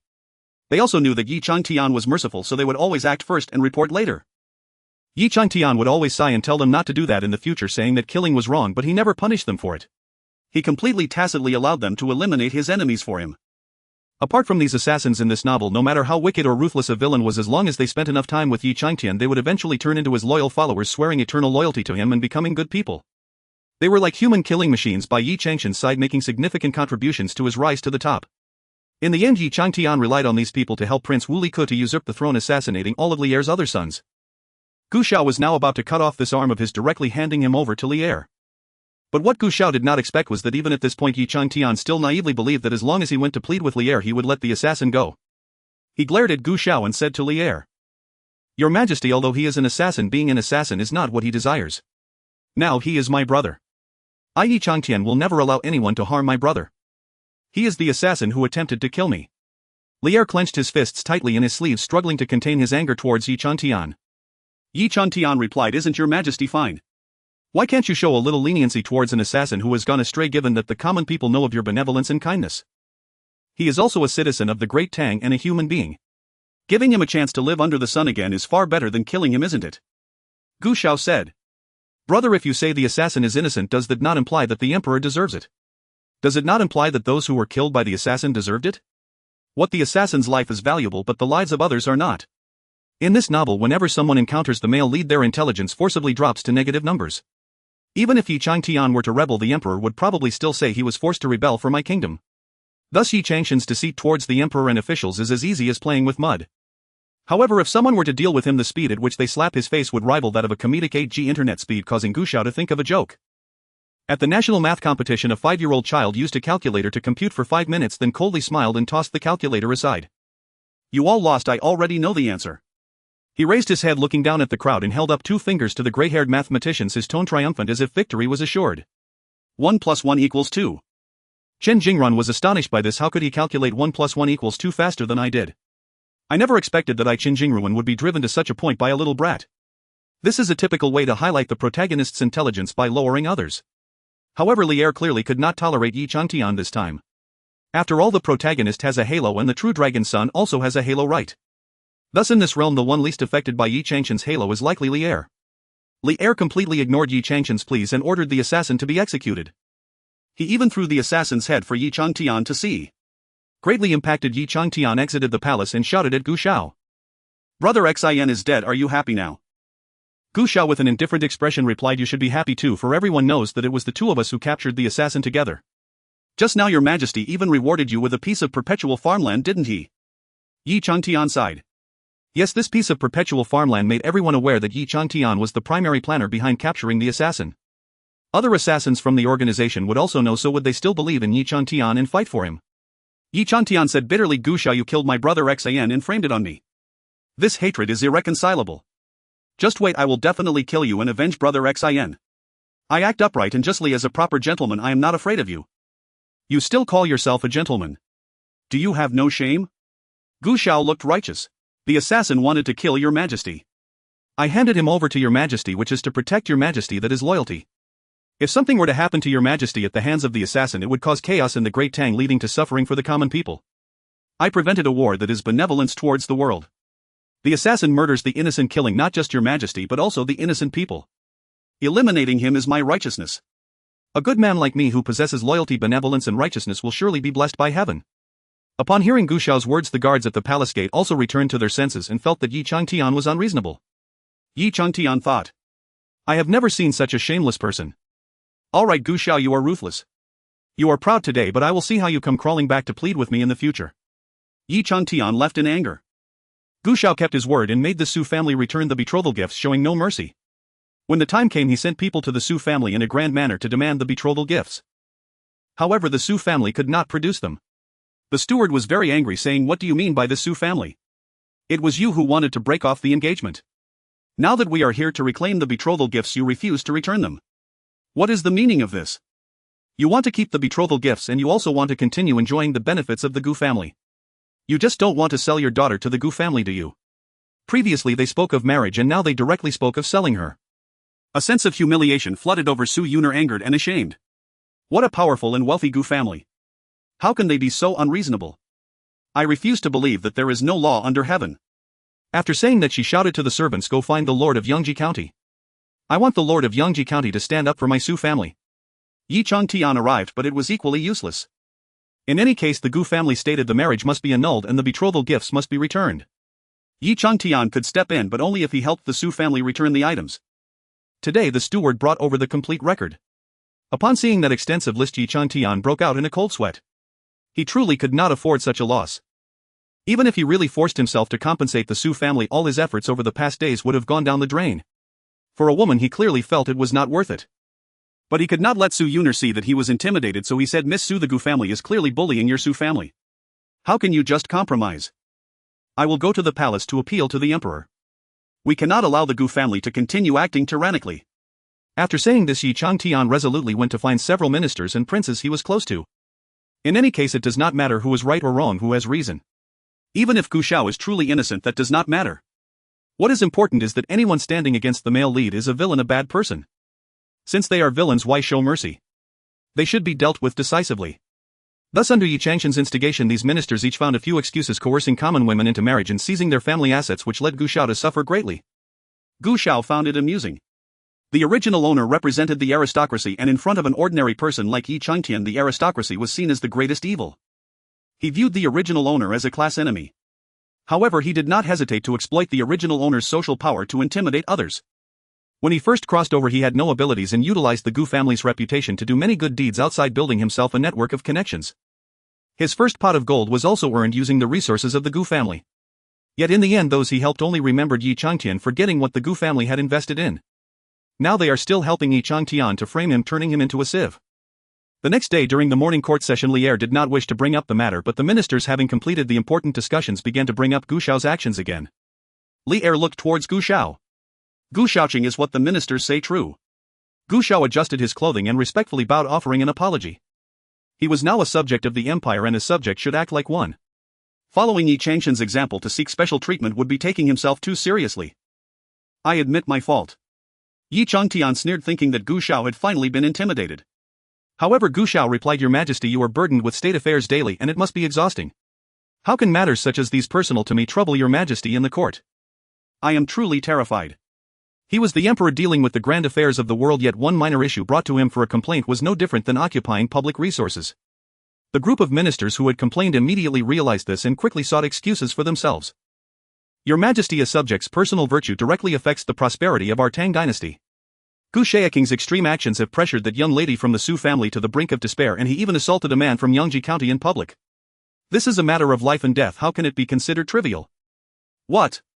Could it be that Gu Xiaoqing has committed some great atrocity of indiscriminate killing? Gu Xiao sighed. When I was young, I was mischievous. My father often beat me, saying it was to teach me how to be a man. They say an elder brother is like a father. Although the man from Yangji County is not my biological brother, he grew up under my watch. I disciplined my younger brother to encourage him to be a man of integrity for the Tang dynasty. How is that considered taking a life? Do the ministers here think they need to consult the emperor before disciplining their own sons and grandsons? As soon as Gu Xiao said this, everyone fell silent. In this era, being an elder brother means if I strike you, it is truly not an unjust act. An elder brother can discipline a younger brother, and even the emperor has no right to comment. Yi Changtian immediately stood up and said, I have no relation to your Gu family. How can you consider me your elder brother? Gu Xiaoqing, do not mislabel your relatives. In the beginning, when Yi Changtian dealt with these ministers, he used the Gu family's name. Now suddenly denying any relation, isn't that being ungrateful? Instantly the spotlight over Yi Changtian dimmed. Gu Xiao sighed. If you say you have no relation, then fine. Since you have no relation, then my Gu family taking in a stranger like you for so many years should count as a great favor, shouldn't it? How does Yangji County's man plan to repay this? This question left Yi Changtian momentarily speechless. Could he still deny that the Gu family had done him a favor? He could not deny it, so he said, Your Gu family shows me favor only for ulterior motives. Now you stand before the emperor attempting to leverage this favor against me, truly shameless. He then addressed the emperor, Your Majesty, please help this young man. Li Er thought. Why are there such foolish people in this world? The favor of kindness outweighs heaven. The Gu family sheltered Yi Changtian, which is a great kindness, yet he comes to seek the emperor's help. If he punished Gu Xiao for this, it would be to publicly support an ungrateful person. Those historians with minds as rigid as walls would inevitably take note of it. He is an emperor burdened by the weight of his own reputation, aspiring to be remembered through the ages. How could he allow such a blemish to remain? Yongji County's Man Yu and Gu Xiaoqing are brothers. If there are any grievances, settle them privately. Yi Changtian did not understand how to read the room. Or perhaps he felt that he had contributed significantly to this era, making himself indispensable to the emperor, and no longer felt the need to consider the emperor's opinions.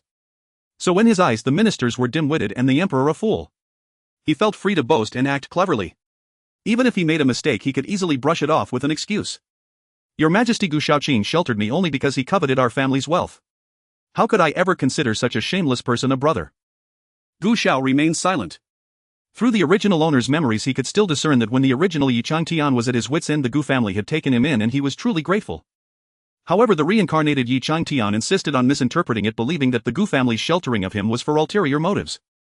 This logic was absurd, and Gu Xiao understood what was going through his mind. It was simply that inheriting the body of the original Yi Changtian allowed him to enjoy all the benefits that the original owner had, yet he refused to acknowledge the debts of gratitude he owed. Yongji County's Man, are you sure my Gu family needs to covet your family fortune? What else could it be for? The emperor and the ministers looked on speechless. Can you provide a reasonable explanation? The wealth of the Gu family from Wujuan is known throughout the world. When the Li family rose in Taiyuan and fought across the land, the Gu family contributed significantly. Would they covet your family fortune? How much wealth does the Yi family possess? The profits from the enterprises Yi Changtian has been struggling with lately do not even compare to a fraction of what the Gu family has.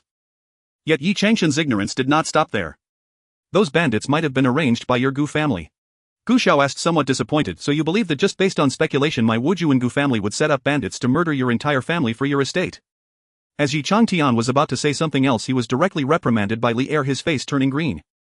Enough. Yongji County's Man Gu Xiaoqing is a straightforward and loyal person. How could he do such a thing? Even those ministers who had previously stood by Yi Changshan's side now felt that he was being unreasonable. They had foolishly followed Yi Changshan's lead. Your Majesty. Gu Xiao appears upright on the surface, yet his heart is the darkest. Even if my Yi family has not been harmed by him, his sheltering of me is merely a means to gain fame. Who knows how he mistreats me in private? Otherwise, how could I be so talented yet have no one know my name before?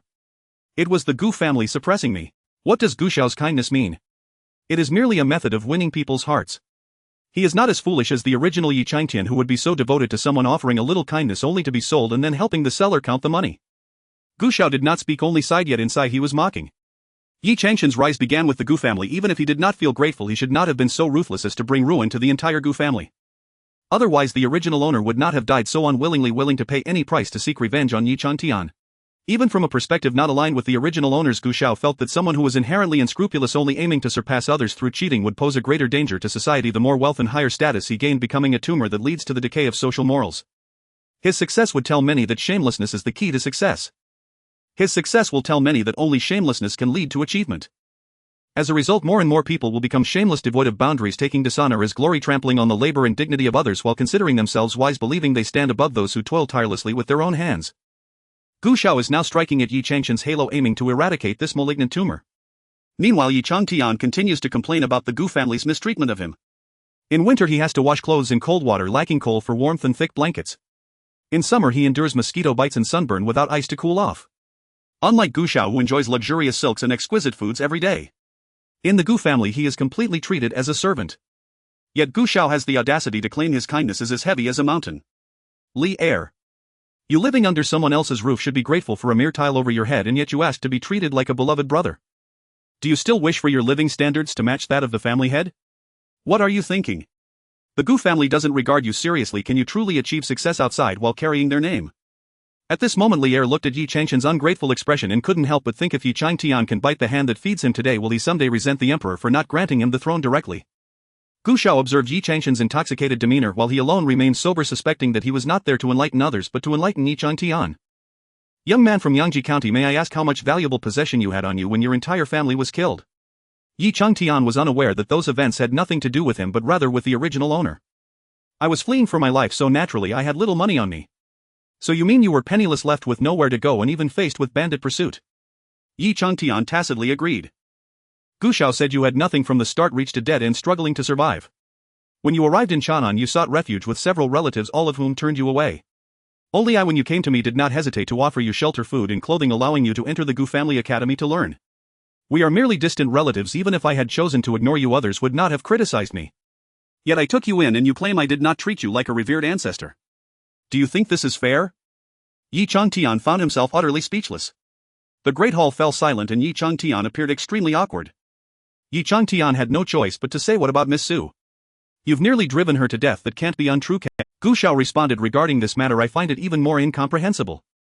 I have shown great kindness to the young man from Yangji County, and while he repays my favor with venom, he even dares to steal my fiancée. Now he bites back again, claiming that doing a good deed comes at such a high price.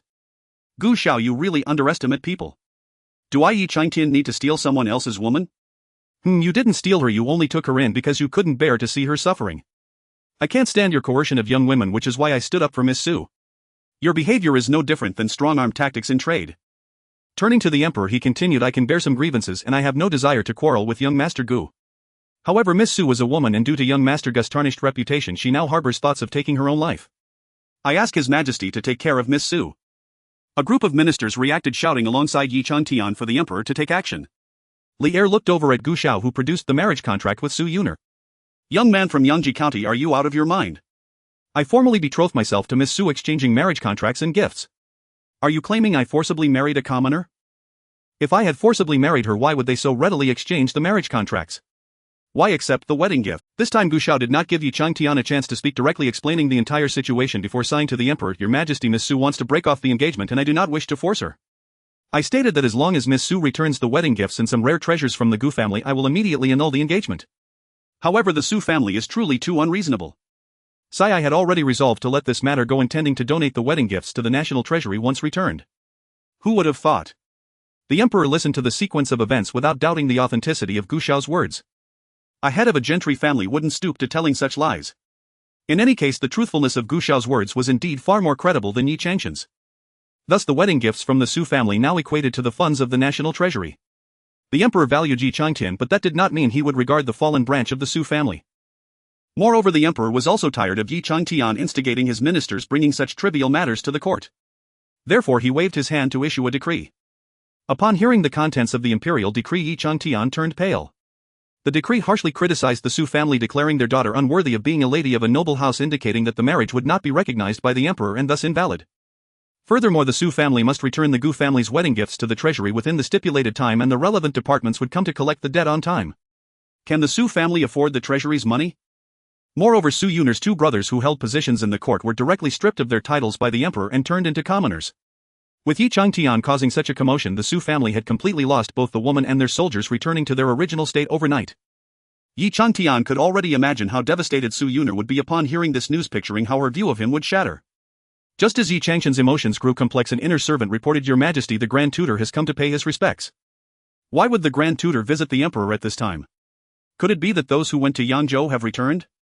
Yi Changtian's eyes suddenly brightened. Let Gu Xiao bask in his own arrogance. Is he finally going to be slapped in the face? Especially in front of the emperor and so many civil and military officials. Yi Changtian couldn't contain his excitement at the thought of what was about to happen. From this day forth, Gu Xiao would be laughed at by the entire world. His talents would be renowned for generations, and even future textbooks would include his poems and writings. Soon the Grand Tutor entered the main hall. After he slowly completed his greetings, Yi Changtian immediately pressed, Grand Tutor, what news? Can you confirm that the poem was indeed written by me? Li Er had also heard of the plagiarism incident and looked at the Grand Tutor. The Grand Tutor replied, Your Majesty, I have come today precisely for this matter. Li Er sensed that the situation was likely very unfavorable for Yi Changtian, otherwise the Grand Tutor would not have personally come to court to discuss this matter. This is merely a trivial matter, let Gu Shaoqing and the county lord of Yangji resolve it privately. After all, he was the county lord he personally appointed. Would he not care about his reputation as the emperor? However, even after the emperor had provided a way out for Yi Changtian, he did not know how to seize it. Your Majesty, this concerns my reputation. How can it be a trivial matter? Today I must clarify the matter in front of the entire court, otherwise how will I be able to live with myself in the future? How will the scholars of the world view me? Li Er was left speechless. What are you thinking? The Grand Tutor, seeing Yi Changtian so brazen and utterly lacking in shame, questioned him. County Lord of Yangji, if Gu Shaoqing has truly wronged you, what would you do? Yi Changtian replied, of course he should kneel before everyone and apologize to restore my reputation. If he is inferior to me yet resorts to slander and harm, these ancient scholars are so despicable, I must give them a harsh lesson. The Grand Tutor then asked Gu Xiao. Gu Shaoqing, if today it is indeed proven that the county lord of Yangji has plagiarized someone else's poetry, what would you do? Gu Xiao bowed to the Grand Tutor. I hope he kneels and repents before all the poets he has plagiarized from and also apologizes to all the scholars he has deceived. The Grand Tutor nodded inwardly. Compared to Gu Xiao's calm demeanor, Yi Changshan's demeanor of a petty man reveling in his success was truly unworthy. The Grand Tutor addressed the Emperor, saying, Your Majesty, the person I sent to Yangzhou has returned, and it has been confirmed that the poem composed by the county lord of Yangji had indeed been circulating in Yangzhou long before. Yi Changshan's smile instantly froze. How could this be? This is impossible. System, what on earth are you doing? Did you not say it was all settled? The system replied, System is currently upgrading, please do not disturb. Yi Changtian. After causing a stir, the Grand Tutor continued, The people I sent have learned that the poet was a woman, and she has now been brought here and is waiting at the palace gate. I wish to invite your Majesty to meet her as well, to prove that my words are not false and to prevent the county lord of Yangji from overthinking. The woman was brought in and began to elaborate on the circumstances under which she composed that poem. As it was born from her feelings, she could interpret the meaning of every word, and the poem's artistic conception perfectly matched her situation. As for Yi Changtian, he could not even explain the artistic conception, let alone match her situation. Why did he choose to plagiarize the poetry of a woman lamenting in seclusion? How could a grown man empathize with the feelings of a woman lamenting in seclusion? Yi Changtian was still arguing, That's not how it is, your Majesty, there must be a misunderstanding. A villain who usually disdained Yi Changtian stepped forward. County Lord of Yangji, are you implying that the Grand Tutor is lying? Yi Changtian. The Grand Tutor's reputation and prestige were well known. He had no ties with either Gu Xiao or Yi Changtian, and thus he could not favor anyone. Moreover, at his advanced age, he valued his reputation above all else and would never lie to tarnish his own integrity. The Grand Tutor also chuckled coldly. Long before I had heard that the county lord had considerable talent and admired him greatly. To my dismay, the talent of the county lord was all stolen from others. This is truly a disgrace for us scholars. Had Gu Shaoqing not discovered this in time, who knows how many poets would have been buried in the hands of the county lord. This poem was not composed by Yi Changtian, which entirely negated all of Yi Changshan's other works. Those poems were truly magnificent, showcasing the unparalleled talent of their creators. And just because Yi Changtian wanted to use their poetry, he buried the true talents. This was simply a loss for the entire Tang dynasty. Such a significant matter cannot be ignored in the court. Your Majesty, this is of great importance, please stand up for the scholars of the world. The Grand Tutor had not considered that these poems belonged to future generations. He simply thought that Yi Changtian had used some means to control talented poets to write for him. At the beginning of the Tang dynasty, the imperial examination system had not yet been fully implemented, and scholars could entirely rely on their talent to enter the court and hold official positions.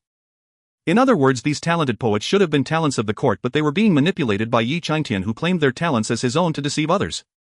What did Yi Changtian intend to do? Yi Changtian felt that this old man was deliberately targeting him. Was it just a few poems that warranted such a fuss, dragging the entire scholarly community into it? What did they have to do with this? Your Majesty, this is merely a coincidence. Perhaps we just happened to share the same sentiment at the same time, leading to the creation of the same poem. Gu Xiao also spoke on behalf of Yi Changtian.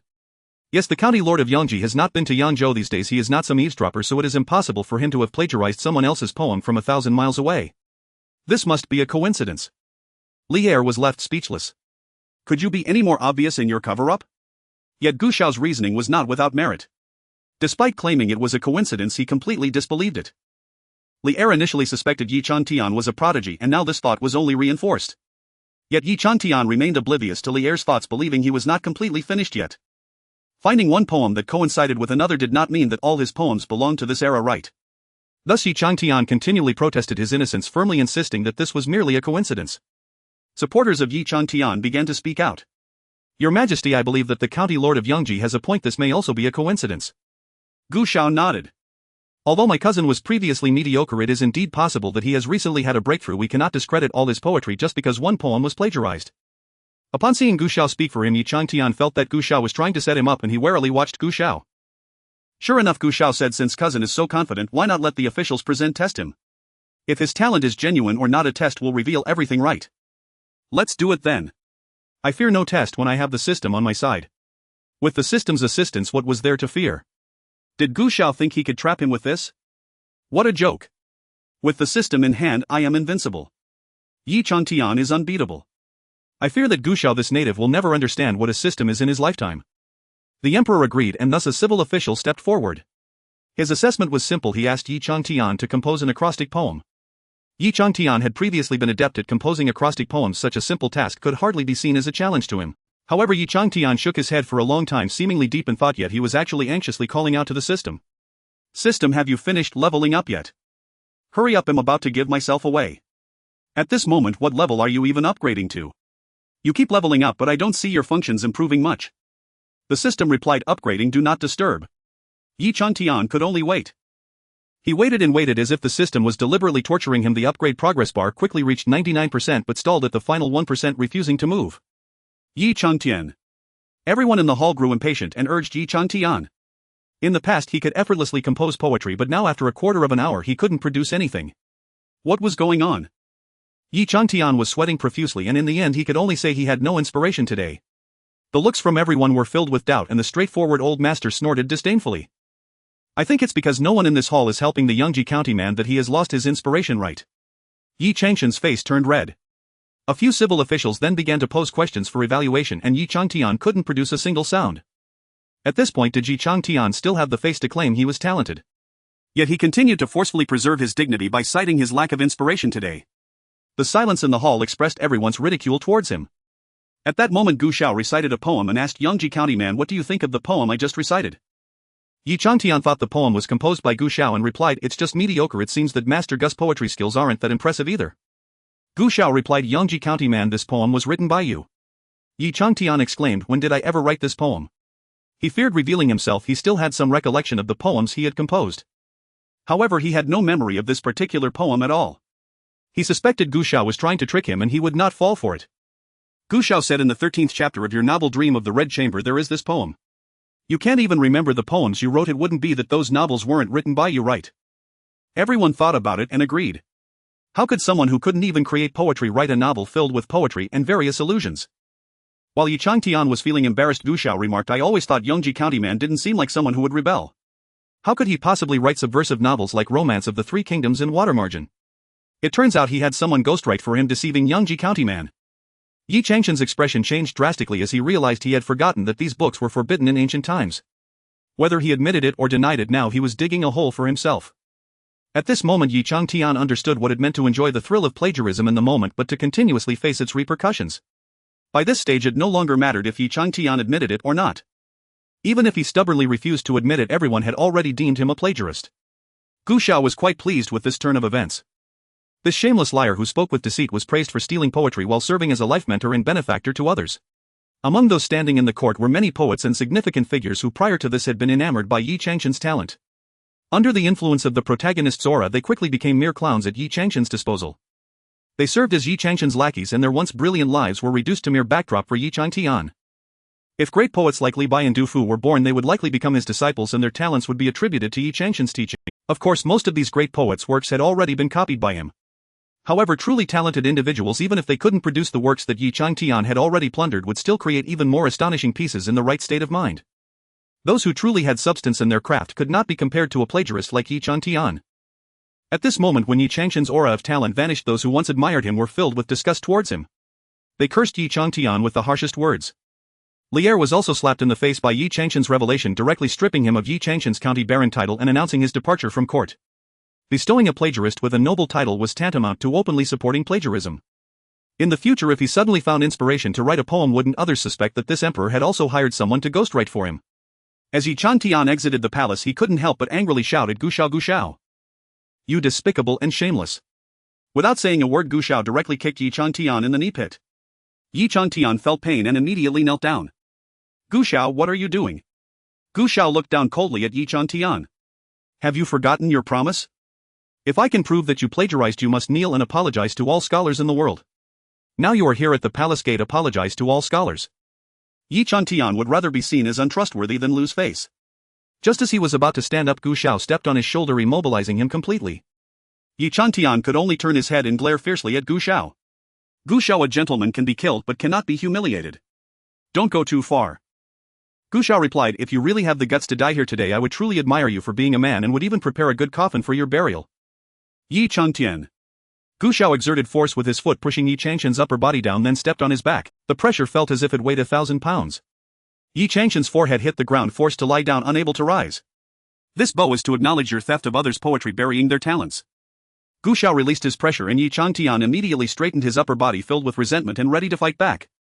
However, Gu Xiao unexpectedly kicked down again and his forehead crashed hard against the ground, causing blood to flow. This bow is to acknowledge your deception and mockery of all scholars. This bow is to acknowledge your shamelessness and desecration of the literary world. This bow is to acknowledge the disgrace of the Yi family's ancestral reputation. Yi Changtian lost count of how many kicks he endured from Gu Xiao. Overall, his body was numb. In the end, he no longer needed Gu Xiao's kicks and instinctively bowed down, knocking his head repeatedly. The ministers and princes all watched and none of them intervened. Even those who were usually on good terms with Yi Changtian felt too ashamed to associate with him at this moment. The impact of plagiarism was far too significant, especially since Yi Changtian had done so loudly and had slapped so many faces. At this moment, the scholars of Chang'an City who had previously been slapped in the face by him all rushed over. The admiration they once held for Yi Changtian was now replaced by extreme anger. Those with good temper merely cursed a few words. Those with bad temper directly threw rotten eggs and vegetable leaves at Yi Changtian. Yi Changtian was utterly embarrassed. He had traveled to the Tang dynasty to achieve everlasting fame, unlike Qin Huai, who left behind a stench for eternity. Damn Gu Xiao. He would surely avenge today's humiliation. At this moment, Su Yuner was also standing in the crowd, completely unaware that the once proud Yi Changtian would end up like this today.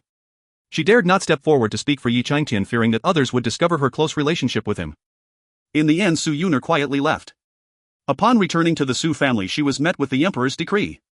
She was left in a daze, sitting down on the ground. With her two older brothers' futures ruined, the Su family was also being pursued for debts by the state. Did she think the national treasury was Gu Xiao's? How could she still stand on the moral high ground to shirk responsibility? Su Yuner was truly panicking. Didn't Yi Changtian promise to help her? Why was the situation worsening? What should she do now? After being like a headless fly for 2 days, she finally went to find Yi Changtian. Yi Changtian had lost face throughout Chang'an City and wanted to avoid seeing anyone. Besides, why would Su Yuner come to find him? He knew very well. He certainly couldn't afford to use all his possessions to fill the national treasury. Since he couldn't help, he could only avoid her. It was at this moment that Su Yuner realized that Yi Changtian was no different from other men, and he was even worse than Gu Xiao. She was utterly disappointed in Yi Changtian and turned to seek Gu Xiao. Gu Xiao had just returned from the official residence when Su Yuner rushed out. Gu Xiaoqing. Her eyes were filled with tears before she even spoke. My Su family is in dire straits, and I hope Gu Xiaoqing can lend a helping hand. Gu Xiao replied. What about his dignity? You can come in with me. After saying this, Gu Xiao walked in front. Su Yuner hurriedly followed, thinking that Gu Xiao must still have feelings for her, which was good. As long as Gu Xiao still had feelings for her, she was confident that he would help the Su family.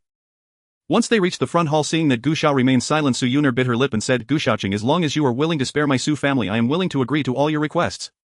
The implication in her words was quite heavy. Gu Xiao said lightly, ordinarily I wouldn't want to see you at all, nor would I want you to dirty my Gu residence, but I still let you in. Do you know why? Su Yuner turned pale. Gu Xiao continued, because you are a woman and there are some things I don't want to say in public as it would be too embarrassing for you. After all, the original owner valued his gentlemanly image greatly. Gu Xiao accepted the tea from the old. Since you have made a choice and determined your Su family's fate, regardless of whether the outcome is wealth or hardship, it is your Su family's responsibility to bear it, not my Gu family's. I have already annulled our engagement, so do not come looking for me in the future, or it will only be self-humiliation. Su Yuner bit her lip tightly. Gu Xiaoqing, are you truly this heartless? Gu Xiao responded, are you truly this shame? Su Yuner was speechless. Gu Xiao thought that with things reaching this point she should have realized.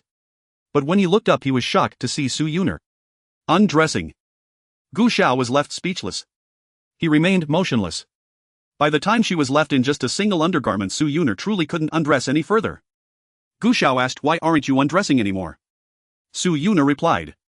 Gu Xiaoqing, have you really forgotten everything we shared before?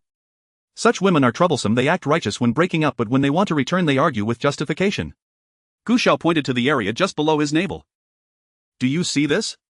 Even with you completely undressed in front of me, I feel nothing for you. Now do you have a rough idea about your charm? How cruel. Su Yuner cried as she put her clothes back on and then ran away in tears. She had originally thought that even if she had wronged Gu Xiao in the past, she was still a woman and he wouldn't truly hold it against her. Yet, unexpectedly, he rejected her even after she undressed and offered herself. For a woman, this was an immense humiliation. Su Yuner felt she could never stand before Gu Xiao with her head held high again. After Su Yuner left, the steward entered inside. Steward, why are you sighing like that? Master, although Miss Su is somewhat oblivious and lacks the grace of a mistress, she is still beautiful. It would be acceptable to reluctantly take her as a concubine. Why must it be this way? You say reluctantly. Am I supposed to take her and disgust myself? He wasn't a stud, nor had he never seen a woman before. Why would he just take in any woman? The steward was left speechless. Yi Changtian was still angry with the system. If the system had not been unreliable, he wouldn't have lost so much face. But he also knew he couldn't do without the system and didn't dare to offend it with harsh words. If the system really abandoned him, he would lose all his superiority in this era. Once the discussions about him plagiarizing poetry finally died down, he began to venture outside. The first thing Yi Changtian did was to voluntarily enter the palace to apologize to Li Er, adopting a very serious attitude. After all, they were his greatest ally in the Tang dynasty. As long as they didn't pursue the matter, he could still walk freely in Shannan. Li Er reprimanded him a few times, much like scolding his own child, before forgiving him. As for restoring his barren title, that would be impossible unless he could achieve merit.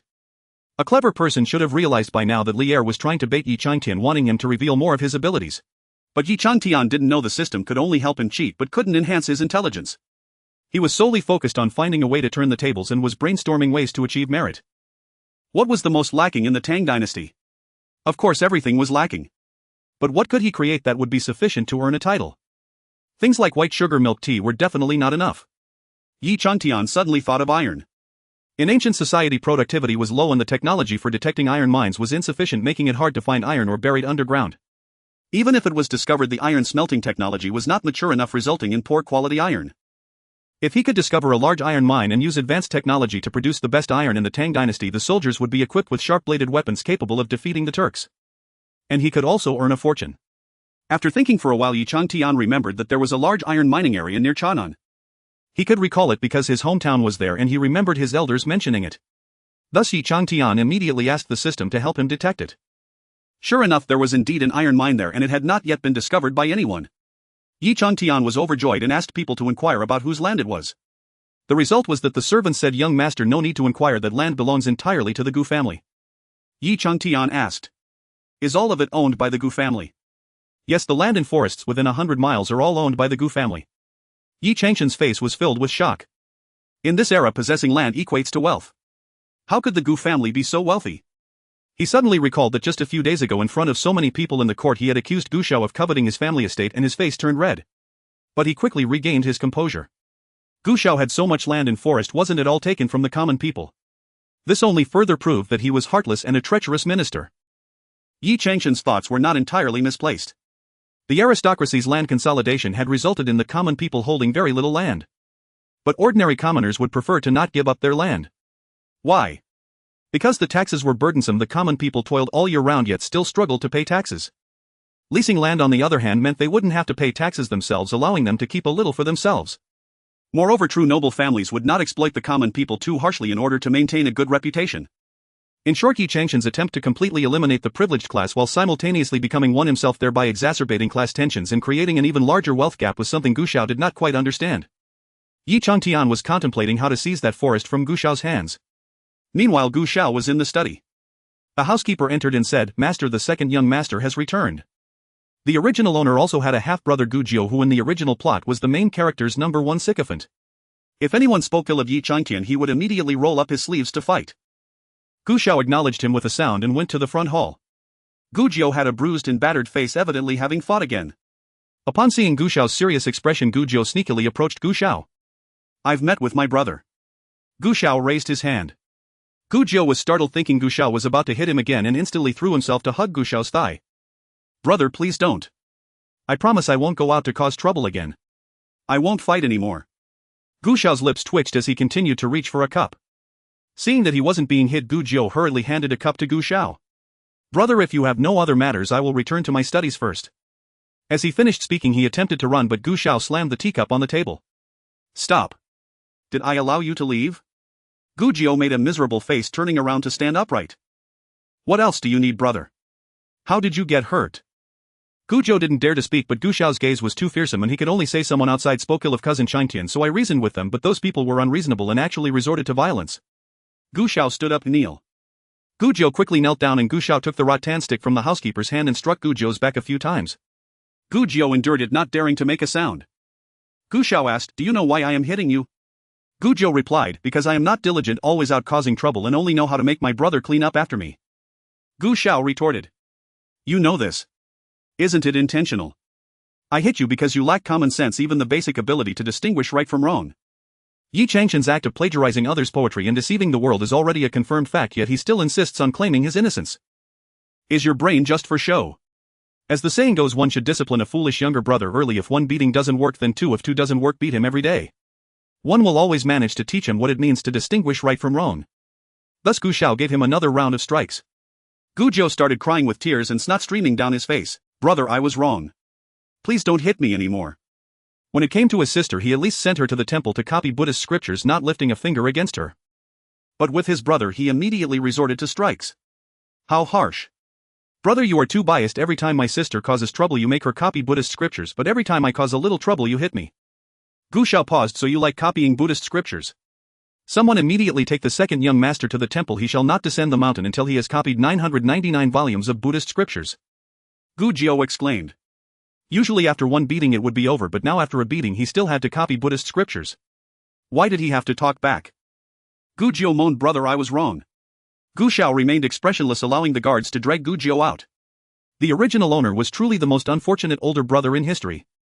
Their parents passed away early, and at a young age he became the head of the family, shouldering the future of the entire Gu family, never daring to make a mistake. Yet while he strictly restrained himself, his siblings dragged him down.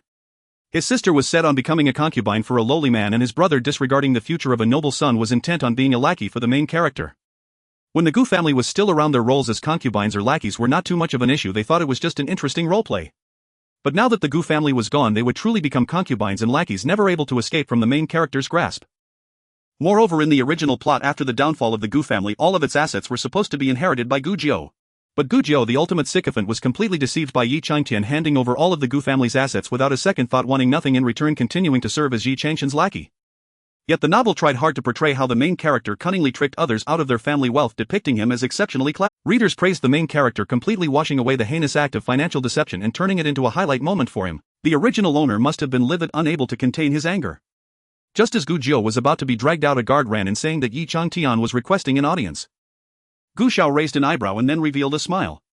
Here it comes. The scene where Yi Changtian tricks the original owner out of the iron mine was about to unfold. Let him in.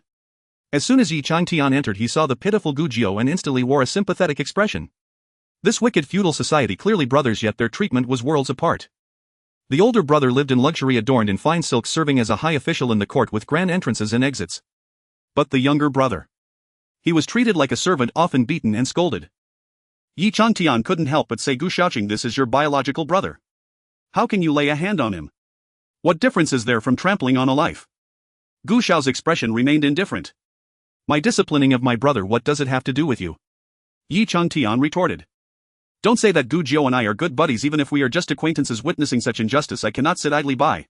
Yi Changtian walked over to Gu Jiu, putting his arm around his shoulder. If you don't consider him your brother, then he is my brother from now on. I will protect him. Gu Jiu chuckled foolishly, appearing genuinely touched, yet still managed to say, it's my fault for not being capable. My brother's discipline is warranted. It is my own lack of ambition. My brother's reprimands are indeed deserved. Even now, still speaking up for Gu Xiao, these ancient people are truly foolishly loyal.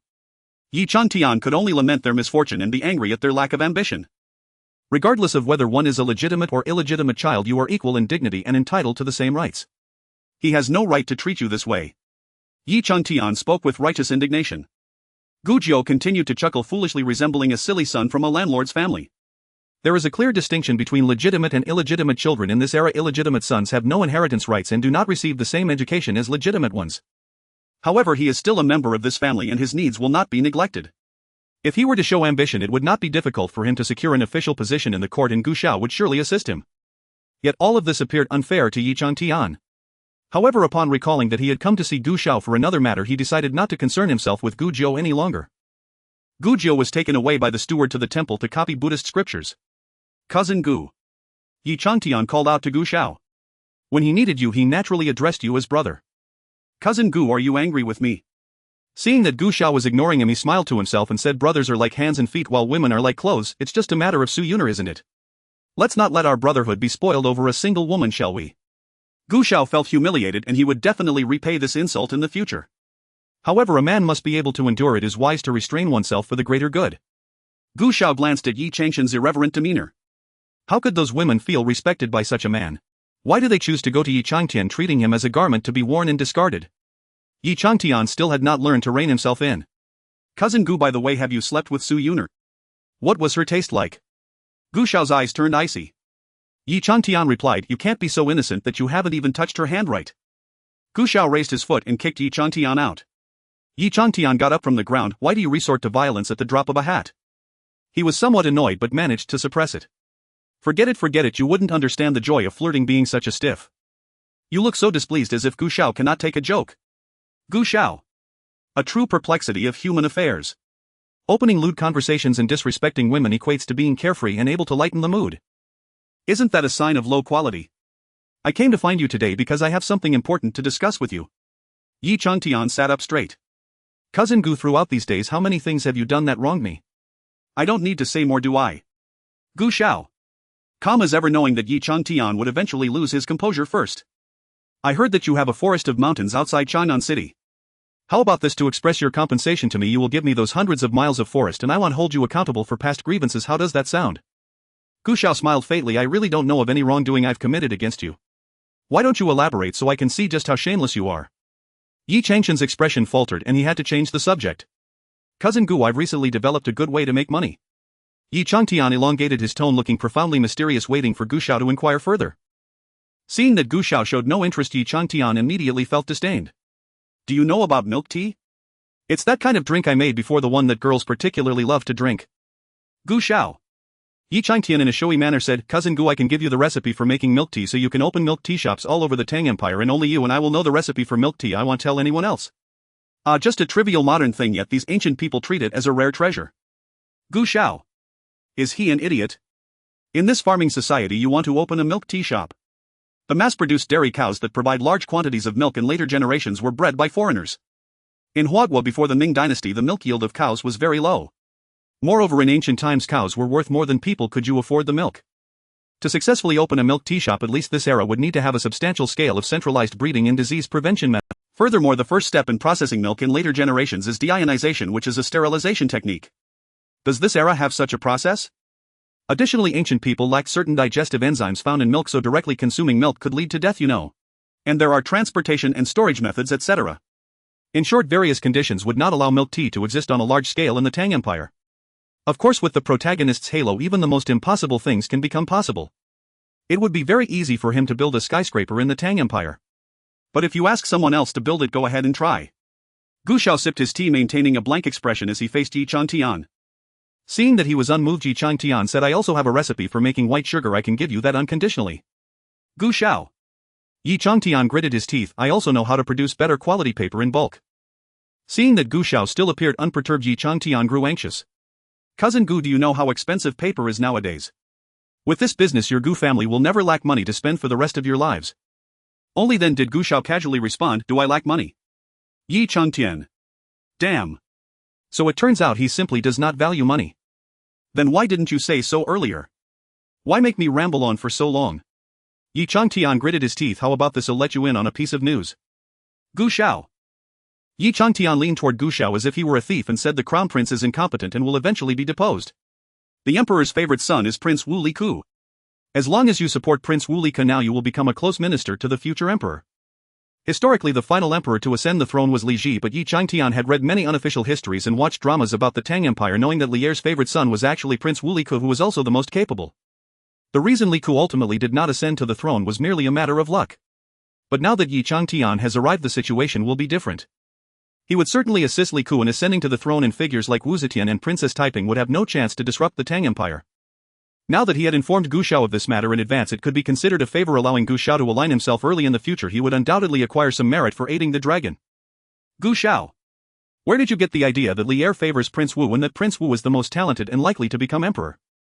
Don't tell me you got lost after watching a few melodramatic dramas. Let us not speak of who will ultimately ascend to the throne, but consider whom Li Er will support among his sons. Firstly, it cannot possibly be Liku. This is because Liku is the son of a concubine and with the bloodline of the previous dynasty. When it comes to considering successors, Li Er has never contemplated other illegitimate sons apart from his 3 legitimate ones. As for his favorite son, anyone with eyes can see that Li Er dotes on Prince Wei Li Tai to the point of indulgence. Li Tai is so overweight that he can hardly walk, yet Li Er never urges him to lose weight. What about Li Er's other sons being incompetent? The crown prince entered the court to discuss state affairs at the age of 13 and acted as regent at 17, handling state affairs. Li Er and the civil and military ministers have praised him endlessly. No one has ever said the crown prince is incompetent. Do you really think he is incompetent? And then there is the ninth son Li Ji, who due to history allowing him to indulge Wu Zetian to you also seems incompetent. It is merely because his father above was a wise ruler during the Jingguan era and his wife below was unprecedented, casting a great shadow over him.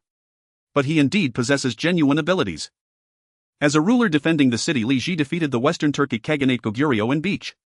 Internally he eliminated the political group centered around his uncle, weakened the political hall, successfully strengthened the central power of the monarchy, and also implemented a system to lessen paternal influence. During his reign the territory of the Tang dynasty was the largest, the population steadily grew, the arable land increased, and the royal power became more concentrated. Yet you still consider him incompetent. It seems in your view those who do not get along with you are all incompetent individuals. Gu Xiao found his roundabout way of speaking tedious. What exactly do you want? If you have nothing to say, then leave. Yi Changtian. He had to bring up that piece of forest again. Cousin Gu, I need to plant something recently and I am really short on land, could you just give me that piece of land? How shameless can you be? You want to take someone else's ancestral land just like that? In the original plot, Yi Changtian indeed took this forest and land from the original owner without spending a single penny. Just like Sun Wukong borrowing the banana fan 3 times. Yi Changshan's method is if he can't steal it, hell deceive it, if he can't deceive it, hell rob it. After all, good things and opportunities should belong to him, the destined one. Tell me what is so special about that piece of land that makes you so covetous? Under Gu Xiao's piercing gaze, Yi Changtian felt awkward and finally had to speak the truth. Cousin Gu, do you know how vast this world is? Besides the Tang land, there are overseas territories like Europe and America. Do you have any idea how much gold, silver and jewels are hidden in those lands? He described the overseas lands in a very beautiful manner. After all, he was taking advantage of Gu Xiao's lack of experience abroad. Gu Xiao couldn't discern his fabrications. If we acquire more iron, we can build indestructible warships, taking the soldiers of the Tang dynasty to conquer the entire world. We can go to the South Seas to find high-yield crops like potatoes and seek delicious seasonings like chili peppers. The iron hooves of the Tang will tread across every corner of this world. Don't you want to see a more prosperous and flourishing Tang? Gu Xiao. Potatoes and chili peppers were imported from the South Seas to the Huagua, but previously it was the Europeans who brought them from America during the Ming dynasty to the South Seas. What are you going to find in the South Seas now? When persuading others, could you at least do your homework first? Is it too much to ask not to make assumptions and ramble? Moreover, the Tang dynasty has just recovered from the chaos at the end of the Sui dynasty. The common people are still struggling to make ends meet. What are you talking about with iron hooves and warfare? Where will you find the population? By relying on your empty rhetoric. Gu Xiao listened as his words ignited his blood, saying, have you read the Jingguan laws? Opening iron mines and refining private iron with great fanfare. Do you not fear that His Majesty will really accuse you of rebellion? Rest assured, I am absolutely confident that His Majesty will not pursue this matter with me. The Emperor hasn't dealt with him yet, has he? Yi Changtian felt that mining iron was hardly a big deal. For him, this is the greatest treasure of this era. What he can bring to the Tang dynasty far exceeds the benefits derived from this iron mine. Even a fool knows what choice to make. Gu Xiao, the Jingguan laws also state that officials acquiring private property, opening shops and engaging in business compete with the interests of the people and devalue their status, which may lead to dismissal from office. Not only that, but among the scholars, farmers, artisans and merchants are of the lowest status. No matter how wealthy they are, they cannot wear fine silk, cannot ride in carriages and can only ride donkeys or mules, and their descendants cannot take the imperial examination for 3 generations. Thus merchants can be rich but not noble. Families like the Gu clan can also buy land and shops, but shops can only be rented out and Gu clan members cannot engage in business. Otherwise the punishment would be to eliminate the clan. Seeing him worry over and over, Yi Changtian was almost impatient. What are you afraid of? I will go and greet His Majesty. He will definitely not dismiss you from your office. Gu Xiao chuckled. But I don't want to give it to you. Yi Changtian. He felt stifled for a long while before saying, Cousin Gu, I am not asking for the land for free, I want to cooperate with you. As long as you hand over the iron mine to me, I am willing to give you a 20% profit. He kept persuading. After all, his meaning was clear. If Gu Xiao were a smart person, he would immediately agree. Otherwise he would miss this opportunity. Gu Xiao remained unmoved. Yi Changtian secretly gritted his teeth, truly ungrateful. At most I can give you 1 more percent, a total of 30%. I cannot give more. He put on a look of having suffered a great loss. You must know that without my mining and iron refining technology, even if you hold this iron mine, it would be of no use. Gu Xiao, this is my own property. I am happy to leave it there unused. Yi Changtian, you 4i6, this is my greatest concession. Don't be so greedy. Clearly he was the one who needed Gu Xiao's help, yet he made it seem as if he were bestowing a favor upon Gu Xiao. Gu Xiao, no way. Yi Changtian suddenly stood up. Alright, fine. You don't want to give it. Then go let that iron mine rot. He walked towards the door and saw Gu Xiao did not call him back, so he left the Gu residence in large strides. He was confident that when the time came, Gu Xiao would find himself helpless regarding the iron mine and would definitely come to seek him out. By then the conditions he would offer Gu Xiao would certainly not be as favorable. Let's see how he uses Gu Xiao's family property to trample him underfoot. Gu Xiao watched him leave and pretended to send someone to inspect the fields. Just because one has mastered the formulas for iron refining does not mean one can engage in large-scale steel production in the economically backward ancient era. It's like having the same top-notch recipes. Some people can follow them but still cannot replicate the chef's taste. Productivity determines production relations and the economic foundation determines the superstructure. Without an entire social industrial system, scholars and skilled workers as support, how can one talk about an industrial revolution? The reason why such things are easily accessible in modern society is due to the impetus of several industrial revolutions. In a feudal society devoid of industrial foundations, it is exceedingly difficult to leap directly over the development of productive forces to create something beyond the level of the era. Even a qualified screw could not be produced. Especially at the beginning of the Tang dynasty, the common people had just recovered from the turmoil at the end of the Sui dynasty and could barely afford to eat and clothe themselves, let alone engage in any form of industry. However, there is the male protagonist whose halo is sufficient to support an industrial system. It is utterly unreasonable. But who cares? Many things simply cannot be explained by reason. What does the mining of iron ore signify? It means providing more job opportunities for the common people, allowing more iron to be used in agriculture, thus improving agricultural production efficiency. Externally, it can enhance the lethality of weapons to resist foreign enemies. Since Yi Changshan's protagonist aura is so impressive, why does he not utilize it to ensure the common people live better lives? So the next day during the morning court, Gu Xiao directly mentioned the matter of the iron mine and unconditionally committed to handing it over to the national treasury. The entire court gasped in shock. Li Er excitedly asked, "Is it confirmed? Is it truly a large iron mine?" "Yes, I have already sent someone to survey, and it indeed is an iron mine." "Ah!" the emperor repeatedly exclaimed in delight, unable to contain his excitement as he dispersed the court to personally visit the iron mine. Yi Changtian was still waiting for Gu Xiao to seek him out, only to hear that Gu Xiao had directly handed over the iron mine to the national treasury, nearly choking with rage. He hurried to the land and indeed saw Li Er and a group of ministers gathered there. Yi Changtian. He noticed Gu Xiao standing alone at the side, rushed over in a fit of anger and whispered, "Gu Xiao, are you out of your mind? I kindly informed you about the iron mine and you actually handed it over to the emperor. Have you even considered the common people? Damn, what kind of minor official are you? You're merely feasting on the blood of the common folk." Yi Changtian grabbed Gu Xiao by the collar. "You privileged ones are truly disgusting, only thinking of yourselves, enjoying the finest delicacies and living the most extravagant lives, never considering the plight of the impoverished common people. Do you know what great convenience the mining of iron ore could bring to the common people?" Gu Xiao exerted a little force, easily breaking free from Yi Changshan's grip, straightened his collar and said nothing. Merchants in the Hua country have a common characteristic throughout history: they are transport-oriented rather than production-oriented. An economist once made an analogy. He compared wealth to mice. Foreign merchants continuously improve their traps to catch more mice. However, Hua country merchants cultivate good relationships with those in power to gain exclusive rights to capture these mice, preventing others from catching them. Many people feel that this social status is unfair when they do not have the opportunity to be the ones capturing the mice.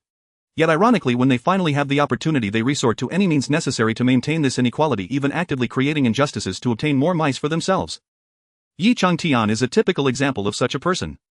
He detests privilege only because he is not part of the privileged class. Once he becomes a member of the privileged class, he understands better than anyone how to exploit the lower class even more ruthlessly. Thus Gu Xiao intends to establish the iron mine but has never thought of handing it over to Yi Changtian. Meanwhile, Li Er is an emperor who cares about his image. He desires to create a prosperous era and become a legendary emperor, which guarantees that he would not engage in any actions that would damage his good emperor image. Handing the iron mine over to him is far better than giving it to a reckless time traveler. Moreover, iron mines have always been controlled by the state since ancient times. Does Yi Changtian think that, like in later generations, a rich second generation can just casually have an iron mine? Will handing the iron mine to the emperor not benefit the people? Is it only beneficial for you to have it? Or do you plan to give the iron away to the common people for free without charging a single coin? When the antagonist kills and robs, it is called committing evil acts. When the protagonist does the same, it is seen as justifiable plunder to help the poor. Clearly both are aiming for the same goal, the prosperity and strength of the Tang dynasty, yet what the original character did was wrong while Yi Changshan's actions are seen as correct. Moreover, the original character's approach was more in line with reality, gradually promoting the progress of the Tang dynasty. In contrast, Yi Changshan's approach is much more radical, advancing a small progress at the cost of greater sacrifices while he himself reaps the greatest benefits. Gu Xiao. You truly understand nothing. Do you know what great impact the iron mine in my hands would have? I am saving the nation through industry. You are sacrificing my and the common people's interests to seek merit. To please the emperor, completely disregarding the lives of the common people, you sycophantic traitor. Gu Xiao. Other families earn big profits by exploiting the blood and sweat of the common people, but you earning from the common people is called saving the nation through industry. You hugging the powerful is right, but when others do the same, they are traitors. Double standards. Gu Xiao felt the need to correct his erroneous understanding. I am doing good deeds at the expense of your interests. What interests of yours have I sacrificed? Is that land yours? You don't think everything in the Gu family belongs to you, do you? Yi Changtian was momentarily taken aback. Gu Xiao coldly chuckled inwardly, and the next move clearly demonstrated what true treachery looked like. He walked up to Li Er. Your Majesty. I have something to say. Li Er, currently in high spirits, assumed Gu Xiao wanted to request some reward. Such a great feat doesn't require Gu Xiao to speak up, he would undoubtedly receive a reward. But unexpectedly Gu Xiao said, I want to request merit for my cousin Yi Changtian. Yi Changtian. To be frank, it was cousin Changtian who informed me that there is an iron mine beneath this land, and he also mentioned that he possesses more advanced mining and iron smelting techniques than current Tang dynasty methods. If the iron mine is handed over to him, he will surely forge the best iron for the entire Tang dynasty. Yi Changtian. I am smiling on the outside but cursing inside. Meanwhile the others looked at Gu Xiao with admiration. It seems that Gu Xiao exposing Yi Changtian's plagiarism of poetry was not aimed at Yi Changtian but genuinely for his benefit. Look, isn't he now actively seeking merit for Yi Changtian? Li Er's gaze shifted to Yi Changtian. Yi Changtian, is this true? Yi Changtian. Could he In the end he could only harden his resolve and nod, yes, your majesty. Your majesty, cousin Changtian has proactively surveyed the location of the iron mine and is willing to provide mining and smelting technology. He truly cares for the Tang dynasty and is a loyal minister of our Tang. I hope your majesty rewards him generously. The ministers naturally echoed, may his majesty reward him generously. Li Er was indeed going to reward him and immediately entrusted the iron refining task to Yi Changtian, promising that as long as Yi Changtian truly produced the finest iron in the Tang dynasty, the rewards would be plentiful. However, Yi Changtian was not at all pleased. He felt no joy but rather a sense of suffocating frustration, as if he had been stabbed and was bleeding profusely. He intended to use this iron mine for great deeds, wishing to have complete control over it, then he alone could produce the best iron, and even if Li Er did not want to hand over the iron mine, what of it? But now he had made a mistake in the sequence of events. He was not the owner of the iron mine but merely a worker for Li Er. Only by performing well in this job would he receive rewards, failing to do so would result in punishment. That scoundrel Gu Xiao had tricked him completely with his roundabout schemes. Even someone as clever as him had been schemed against by Gu Xiao, which showed just how miserable the original host's situation had been. A distant relative yet capable of such treachery. A shameless scoundrel. The system also could not understand what Gu Xiao was trying to achieve. Host, what are you doing? Aren't you supposed to be enhancing intelligence? Why are you helping Yi Changtian? Isn't the iron mine just passing from the emperor's hands to Yi Changtian's? It would have been better to give it directly to Yi Changtian in the first place. But in reality it was precisely because the iron mine went through this roundabout process that its significance changed. The iron mine transformed from Yi Changtian's personal asset to that of the entire nation, no longer something Yi Changtian could manipulate at will. Moreover, presenting it was a credit to the Gu family, not Yi Changtian's, hence it was not Yi Changtian's place to sacrifice the Gu family's interests for his own benefit. Gu Xiao said, I have no intention of extinguishing Yi Changtian's halo. I plan to deal with his halo when he is at death's door. This realm is different from that of the war god son-in-law. Here everyone is having a hard time. Even if the halo is spread, the benefits to the common people are limited. It is better to concentrate the power in one person, Yi Changtian, to accomplish great things. The system replied, if you do not intend to extinguish Yi Changtian's halo, then why did you let him suffer? Gu Xiao replied, I made him suffer because his act of plagiarism was indeed disgusting. The system remained silent for a moment and said, Host, I believe your idea will not work. Yi Changtian will inevitably die, and once he is gone the entire industrial system will collapse. Therefore I need to utilize Yi Changtian's halo to promote the development of the era while ensuring that his halo does not affect the intelligence of others and guarantee that even without Yi Changtian progress continues forward rather than regresses. Undeniably, Yi Changtian's arrival temporarily accelerated the progress of the era. The inventions he created enriched the leisure lives of the common people, the development of commerce provided numerous job opportunities, and the advancement of firearms strengthened the military power of the Tang dynasty. But why is it called temporary? Haste makes waste. The steady development of an era is a gradual process. Only by establishing a solid agricultural and industrial foundation for society can this agrarian society achieve a qualitative leap. However, Yi Changtian's motivations were not for the development of the entire era. He merely sought to gain system points and to feel superior in this era. Thus he did not consider problems from the perspective of the era. The development he brought was akin to pulling seedlings to help them grow, resulting in a chaotic mess. Regardless of whether it was suitable or not, he stuffed it all into this era, and the people's mindsets simply could not keep pace with such rapid development. The foundation laid could not keep up with the construction speed of the skyscrapers. Therefore, this kind of progress is like a bubble completely lacking the support of a foundational industry. Once Yi Changtian's halo fades or he dies, the skyscrapers he built will quickly crumble. At that time, the entire society will descend into chaos. One can refer to the historical period of the Great Leap Forward in Huagua, and the problems could be even more severe than during that time. But Yi Changtian would not care about these consequences as long as he was happy. That was enough. To be honest, the system felt like crying right now. Did we not agree to simply carry out an intelligence-enhancing task? Why are you trying to save the world too? It's said that someone who has been a war god in 6 realms has such a remarkable perspective on the greater situation, huh? After observing the iron mine, Lier and the ministers were about to return. At that moment, one of the ministers suddenly collapsed on the ground, whether from excitement or something else. In this desolate mountain area there were no doctors, so Lier immediately ordered the Jinwu guard to take the minister for medical attention. Yi Changtian saw an opportunity and rushed over. Do not move this minister. Let me check the situation first. He ran over to examine closely and then asked the system. Quick, help me see what is wrong with this minister. While waiting, the young master from the Li family looked at Yi Changtian with deep emotion. Brother Yi, I did not expect you to regard me as a brother in your heart, treating my minister as your own. Yi Changtian responded. What does this mean? A moment of confusion flashed by and Yi Changshan's attention quickly returned to the system, which had been unresponsive. He urged the system, unaware of how terrified the system was at that moment. For days it felt like it was being watched by a very formidable figure. But as a sophisticated system, how could it let Yi Changtian know that it was currently feeling intimidated? After Yi Changtian urged several times, the system sensed that the pressure surrounding it seemed to have dissipated, and only then did it begin to respond. Moreover, it couldn't help but provide an explanation to Yi Changtian. In the Tangsong period, calling someone Darren Great Man was a term of address for parents. Yi Changtian responded.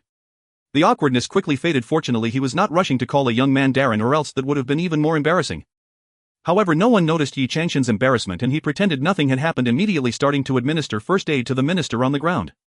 Haha, these unworldly ancient people are in for a treat today, ready to welcome the baptism of modern medicine.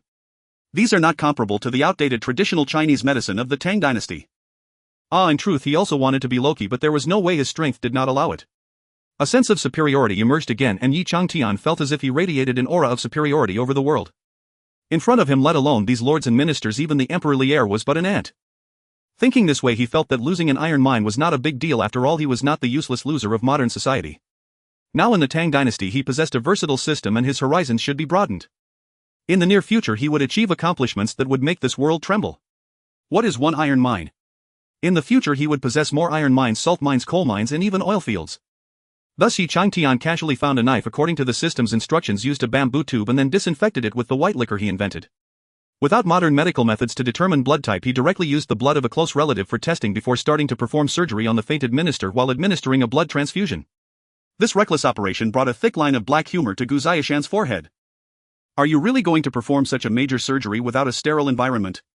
Can't you at least prepare some penicillin, a respirator, saline, and anticoagulants first? You actually started doing surgery in this desolate mountain wilderness. With your protagonist aura, nothing bad is going to happen to you and you won't have to bear any consequences. You can just enjoy your moment of glory. But others have to bear the after effects of the surgery. Gu Xiao immediately stopped Yi Changtian from messing around. Your Majesty, cousin Changtian has never studied medicine. How can he be so reckless? We should quickly find a doctor nearby to examine Minister Li. This illness of Minister Li can be cured with a few needles from traditional Chinese medicine, so why must he endure Yi Changshan's surgery? Only Yi Changtian thinks modern medicine is superior to traditional Chinese medicine and shows off everywhere, unaware that during the peak of traditional Chinese medicine a complete system had already been established and many difficult diseases could indeed be cured with the right herbs. Moreover, Yi Changtian, relying on his protagonist aura, recklessly carried out his actions. Seeing him succeed so easily, others learned from him, leading them to take surgery lightly. But they don't have a protagonist aura like him. If they rashly went to perform surgery and change someone's blood, that would be playing with people's lives. It's simply leading the misguided. Lier was also somewhat hesitant. He had many doubts about Yi Changshan's abilities. After all, this was one of his most trusted ministers. How could he let Yi Changtian mess things up? So he called Tu Jinwei to see if there was a doctor nearby. At that moment a loyal supporter of Yi Changtian had already emerged. Gu Xiaoqing, young master Yi treated my mother before and within just 2 days she was cured. I can vouch for his medical skills. You usually target young master Yi at every turn, but now that it's a matter of life and death, why are you stopping him from saving people? What are your true intentions? Gu Xiao. Yi Changtian, it's fine. Gu Xiaoqing has targeted me for quite some time. Previously he blatantly criticized the problems with the lipstick and hot pot base I made, so I've grown accustomed to it. But I'm just worried that if this drags on, Minister Li might not hold on. Does Gu Xiaoqing even understand what blood transfusion means? Does he know how much progress modern medicine could bring to this era? How could he question his medical skills? It's nothing but jealousy of his abilities, so he needs to belittle him publicly. What a narrow-minded frog at the bottom of a well. Minister Li's son usually loved to follow behind Yi Changtian, and at this moment he clearly trusted Yi Changtian a bit more. Young master Yi, please treat my father. I believe with your skills you can surely turn my father's predicament around. Yi Changtian nodded. Gu Xiao, however, was trying his utmost to stop him, looking quite stubborn. Your Majesty, this method of treatment really isn't feasible. Such medical practices have never been seen before. If there's the slightest mistake, Minister Li might. Yi Changtian directly interrupted Gu Xiao. Who says it has never been seen before? During the Three Kingdoms period, Hua Tuo wanted to perform cranial surgery on Xiao Qiao, which shows that solving ailments through surgery has a medical basis. Gu Xiaoqing, so you mean you have the same methods as that divine Dr. Hua Tuo? Yi Changtian with great confidence replied, to put it grandly, I am at least as capable as Hua Tuo, if not more so. Gu Xiao. You really are quite arrogant. How much medical knowledge have you even gathered in modern times? Do you know how hard a medical student has to work to even get a chance to wield a scalpel? You say you're going to do surgery like it's nothing, claiming to be Hua Tuo. If Hua Tuo knew he was being compared to you, he would surely be rolling in his grave. Seeing the two still debating, Li Er raised his hand. Alright, let the kid try. Whether it's a blessing or a curse, it's also a matter for the Li family. Since the son believes in Yi Changtian so much, how could you stop him? Yi Changtian, relying on a bit of cleverness, thinks he can reach the heavens. The emperor values his cleverness but dislikes his arrogance. But Gu Xiao possesses remarkable intelligence, yet his personality is rigid and pedantic. As an emperor, he is most assured with such ministers. Gu Xiao also doesn't want the emperor to associate him with Yi Changtian, leading him to suspicion. Thus he adheres strictly to the original personality traits. Thus the entire assembly supported Yi Changtian while he stood alone in fierce opposition. Although his opposition proved futile, Yi Changtian had already begun his surgery. Before long the surgery was completed and Minister Li gradually regained consciousness. Li Er's eyes shone with eagerness. Gu Xiao thought that if Li Er were in his later years, he might be contemplating asking Yi Changtian for an elixir of immortality at this moment. Meanwhile, Minister Li's son was already kneeling gratefully before Yi Changtian. Young Master Yi, you saved my father. You are my great benefactor. From now on my life is yours and I will surely serve you with utmost loyalty. Yi Changtian looked at young Master Li with great pride. This individual was also a historical figure, yet now he was kneeling at his feet, eager to become his subordinate. Haha, who would have thought that Yi Changtian would also experience such a glorious day? Gu Xiaoqing, are you convinced now? Just asking if you find it delightful. Just asking if your face hurts. However, I won't hold this against you today. After all, you are my cousin, but in the future never again judge a gentleman by the petty standards of a villain. Even if your family background is illustrious, you should understand that there are always greater mountains beyond the mountains and greater people beyond the people. Broaden your perspective, don't always be like a frog at the bottom of a well. Li Er was already very interested in the principles behind Yi Changtian's surgery. Yi Changtian spoke mysteriously, explaining this is quite complicated. Even if I told you, Your Majesty, you wouldn't understand. Just know that this is a profound medical technique I created, and it's not something that anyone can easily learn. Even if Li Er is a wise and virtuous ruler, how could he compare with a transcendent being possessing a golden finger? Li Er was naturally quite displeased with Yi Changtian's attitude, feeling as though Yi Changtian was treating him like a fool. But as the emperor, he would not easily reveal his emotions. Young man, you are truly a blessing to our Tang dynasty. Yi Changtian proudly replied, as long as your majesty is willing to believe in me and support me, treating me with equality, I can undoubtedly bring even more blessings to the Tang dynasty. In other words, don't keep suppressing me with your kingly authority. What I need is human rights. If you don't grant me human rights, then where will this blessing go? That's uncertain. Li Er. Li Er. At that moment, a guard from the Jinwu Guard arrived with an old man pushing through the crowd. Li Er, somewhat skeptical of Yi Changtian's unheard-of medical skills, immediately had the old man examine Li Shilang. The old man checked Li Shilang's pulse and examined the wound from the recent surgery, saying, I wonder which doctor performed this surgery. It was me. What's the problem? The old man replied, removing the disease directly is fine, but for such a minor ailment, simply inserting a needle at the Baihui point when it flares up and taking a few herbal remedies for a month or two would completely cure it. These cuts were truly unnecessary. Everyone was taken aback. Yi Changtian couldn't maintain his composure, saying, Old man, you practice traditional Chinese medicine, but this ailment cannot be treated effectively with it. To truly eradicate the problem, one must perform surgery as I did, targeting the source of the pain for effective results. The old man replied, I have practiced medicine for many years and traveled across the land, yet I have never heard of such reasoning. Why must one undergo surgery to remove a part of the body when a simpler method could suffice? If removing it has no effect on the person, then why does the body grow this organ in the first place? Hearing the old man's surname, Yi Changtian suddenly asked, Is your surname Sun? Are you perhaps the legendary medicinal king Sun Simiao? I am indeed Sun Simiao.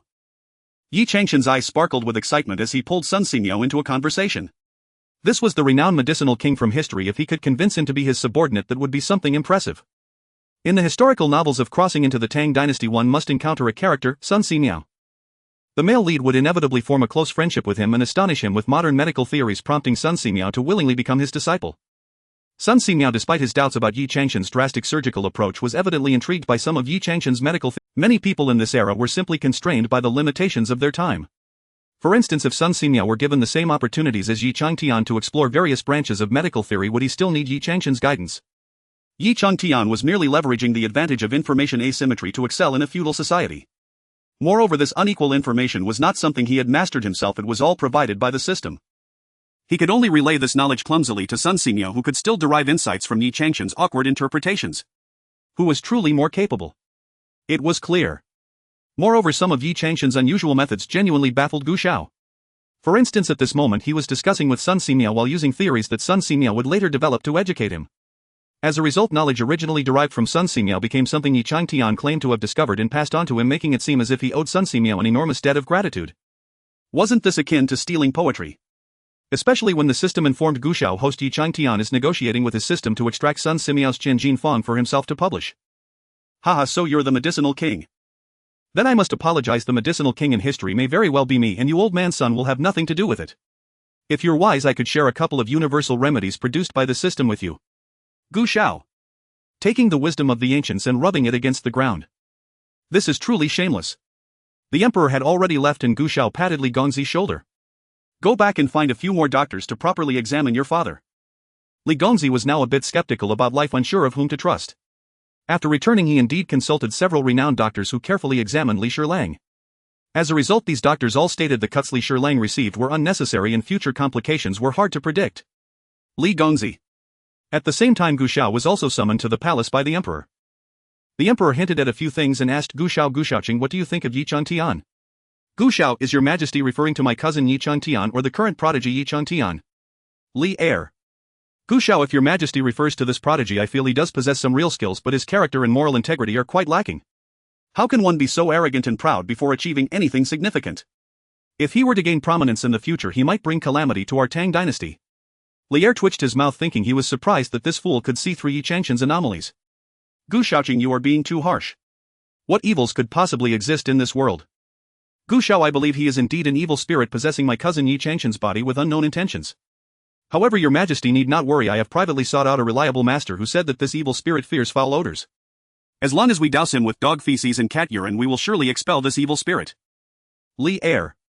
No wonder I heard you stuffed a bucket of dog feces in someone's mouth. Gu Xiaoqing. Li heir then spoke earnestly again before asking Gu Xiao. Do you understand my meaning? He hoped that this fool would help him restrain Yi Changtian and prevent him from becoming more powerful, while also figuring out how to extract more from him. Gu Xiao, I seem to understand. He reflected for a moment and said, your majesty can rest assured I will keep a close watch on this prodigy and will not let him harm the foundation of the Tang dynasty. Li heir. He felt as if Gu Xiao somewhat understood his meaning, yet also thought he grasped nothing at all.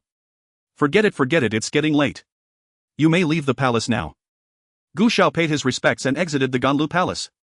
After walking for a short while, he saw a group of palace maids and eunuchs staring at the palace tiles swaying back and forth. Gu Xiao looked up and saw a girl running around on the palace roof. She seemed unafraid, but the palace maids and eunuchs were terrified, sweating profusely as they pleaded. Princess. Princess. Please come down. It's dangerous up there. This appeared to be Li heir's most beloved daughter Gao Yang. In the original plot, she also fell under Yi Changshan's influence. To win her over, Yi Changtian even devised a scheme to turn Fang Yai into his subordinate and eliminated BNG first. Could Li heir allow his youngest daughter to marry the prodigy he feared the most? Yi Changtian appeared out of nowhere, and Gao Yang, seeing him, joyfully shouted, Brother Changtian. Catch me. Then she prepared to jump down from the palace roof. Yi Changtian immediately rushed over heroically to save the damsel in distress. Gu Xiao turned to leave, but unexpectedly Gao Yang didn't fall from Yi Changshan's position. Instead, she came crashing down directly onto him as he passed underneath. The palace maids and eunuchs shouted, Gu Xiaoqing. Quickly catch the princess. Gu Xiao executed a swift turn, perfectly evading the falling Gao Yang. Gao Yang, who crashed to the ground, was left speechless. The eunuchs and palace maids were also momentarily stunned. After a while, Gao Yang managed to get up and confronted Gu Xiao. Gu Xiaoqing. Why didn't you catch this princess? Gu Xiao replied, Princess, you were calling for Yi Gongzi, weren't you? Also, it's fortunate that the princess didn't fall on me. I have just received an assignment from the emperor. If anything were to happen, the princess would surely be held accountable. Gao Yang gritted her teeth in anger. Meanwhile, Gu Xiao had already waved his sleeve and walked away. Gao Yang pointed at Gu Xiao's retreating figure, trembling with rage, completely oblivious to Yi Changtian standing nearby. Yi Changtian approached Gao Yang with a smile. Princess, are you alright? Gao Yang, already somewhat spoiled and arrogant, was further annoyed by Gu Xiao and she took it out on Yi Changtian. What does it have to do with you? She then ran off. Yi Changtian was left speechless. A eunuch chuckled and said to Yi Changtian, Yi Gongzi, the princess just fell and is in a bad mood, don't take it to heart. Yi Changtian merely responded with a hum, not even glancing at the eunuch. He often expressed his compassion and sympathy for the impoverished commoners to showcase his noble character. However, as a normal man and a time traveler with a sense of superiority, he secretly looked down on the eunuchs, viewing them as despicable and perverse. Ultimately, it was a facade of benevolence, promoting himself as someone who understands the hardships of the people. Yet when it came to ordinary people or those of lower status, he would reveal a petty demeanor, relishing in the moral high ground to judge and define their worth. Gao Yang, with her willful nature, held a grudge against Gu Xiao for not saving her this time. She found an opportunity to leave the palace and came to the Gu family specifically for revenge. As a princess, no one dared to stop her upon her arrival at the Gu family. She somehow procured some knockout gas and stealthily approached Gu Xiao's study, intending to use it to incapacitate him. However, Gu Xiao blocked the gas, causing it to blow back on Gao Yang, knocking herself out. Gu Xiao didn't care and let her lie at the door for several hours. When Gao Yang woke up, her head was spinning and she angrily knocked on the study door. Gu Xiao. I am the princess of the Tang dynasty. How dare you treat me like this? Gu Xiao remained calm, continuing to read through the documents in his hand. The emperor had assigned the iron mine to Yi Changtian but instructed him to assist from the sidelines. The implication was clear. On the surface, the iron mine was entrusted to Yi Changtian, but in reality it was to ensure that he kept control of it while extracting technology from Yi Changtian. And this iron mine was not Yi Changtian's private property. He certainly wouldn't put in much effort, so he naturally needed to plan well. Gao Yang shouted outside for a long time, but Gu Xiao ignored her. Unable to break into the study, she ultimately left reluctantly. The steward came in to pour Gu Xiao some hot tea. Master, that's Princess Gao Yang. Now that she's bothering you, why not take the opportunity to win her over? Do you think I'm a pedophile who can lay hands on a little girl? The steward was speechless. After the plan for mining the iron ore was set, it turned out that Yi Changtian's promised mining and iron refining technology was completely silent. He felt that he was working hard every day, creating products solely for the national treasury with no benefits for himself, naturally leading to a lack of motivation. He would delay as much as possible. Gu Xiao persistently pressured Yi Changtian daily, but Yi Changtian didn't even want to see him. Meanwhile, Su Yuner had officially moved in with Yi Changtian and become his woman. Because Yi Changtian had made efforts in various matters, he had resolved the bride price issue for her Su family. Unlike Gu Xiao, Yi Changtian was not someone who could provide her with such significant benefits while expecting nothing in return. She could not continue to play the aloof goddess. Thus it was only natural for her to offer her body as payment. Every time she thought about how she could have become Yi Changtian's legitimate wife with just a bit of effort, but now she was left nameless and unrecognized. Su Yuner despised Gu Xiao for pushing her into a corner. Upon learning that Gu Xiao was bothering Yi Changtian again, she said, Tiange, why are you still allowing someone like him to come in? Yi Changtian replied, now that we are colleagues, he has matters to discuss with me, I cannot ignore him. If the emperor were to blame me, I would also be implicated. Isn't the emperor most wary of the aristocracy? I truly don't understand why he favors a petty person like Gu Xiao so much. Though Gu Xiao is slightly inferior compared to me, he still possesses some abilities. Ultimately, he has always targeted me out of jealousy because you like me, sigh. Yi Changtian sighed, matters of the heart cannot be forced. I hope he realizes this soon and comes to apologize to me. I might just be willing to help him then. Su Yuner looked at him with admiration. Tiange, you are truly a magnanimous man. If Gu Xiao could possess even half of your generosity, I wouldn't have had to break off our engagement. Yi Changtian smiled and leaned in to kiss Su Yuner. However, upon seeing his face, she suddenly remembered his disgraceful expression, nearly feeling nauseous. Sometimes even a trivial matter can change the essence of a profound love. When Su Yuner emerged from Yi Changtian's room, Gu Xiao was still sitting in the front hall without leaving. Su Yuner coldly stated, Gu Xiaoqing, I advise you to leave. Tiange will not see you. Gu Xiao sat there nonchalantly, ignoring Su Yuner. Did he really think he was here to plead with Yi Changtian? He had traversed so many worlds and the information stored in Yi Changtian's system was already ingrained in his mind. In fact, the mining and iron refining technologies he mastered were far more advanced and environmentally friendly than those in Yi Changtian's system. However, since Lier had placed all suspicion on Yi Changtian, why should he stick his neck out and let Lier suspect him as well? Moreover, he was coming to Yi Changtian not just to use him as a shield. After Gu Xiao had been lingering around Yi Changtian for a month, Yi Changtian could no longer endure it and directly copied all the mining and iron refining technologies from the system, handing them over to Gu Xiao. If you want to mine, go ahead and mine. Don't bother me. Gu Xiao took the mining and iron's melting techniques and left, never to bother Yi Changtian again. Yi Changtian sneered. Gu Xiao wanted to take all the credit, didn't he? Without Yi Changtian, even if Gu Xiao had the techniques, he wouldn't be able to produce anything. Let's see how he will explain it to the emperor. In order to make Gu Xiao retreat and defeat Yi Changtian, even deliberately complicated some simple formulas or reversed their order. He did not believe that Gu Xiao could produce iron this way. When the time came, Li Er would understand how important he was to the entire Tang dynasty, and naturally he would entrust the entire iron mine to him. However, what Yi Changtian did not expect was that the next day Li Er sent someone to summon him to the palace. On the way, Yi Changtian asked the eunuch, "Do you know why His Majesty summoned me to the palace?" Could it be that Gu Xiao couldn't understand those techniques and went to complain to Li Er? The eunuch chuckled and said, "Congratulations, young Master Yi.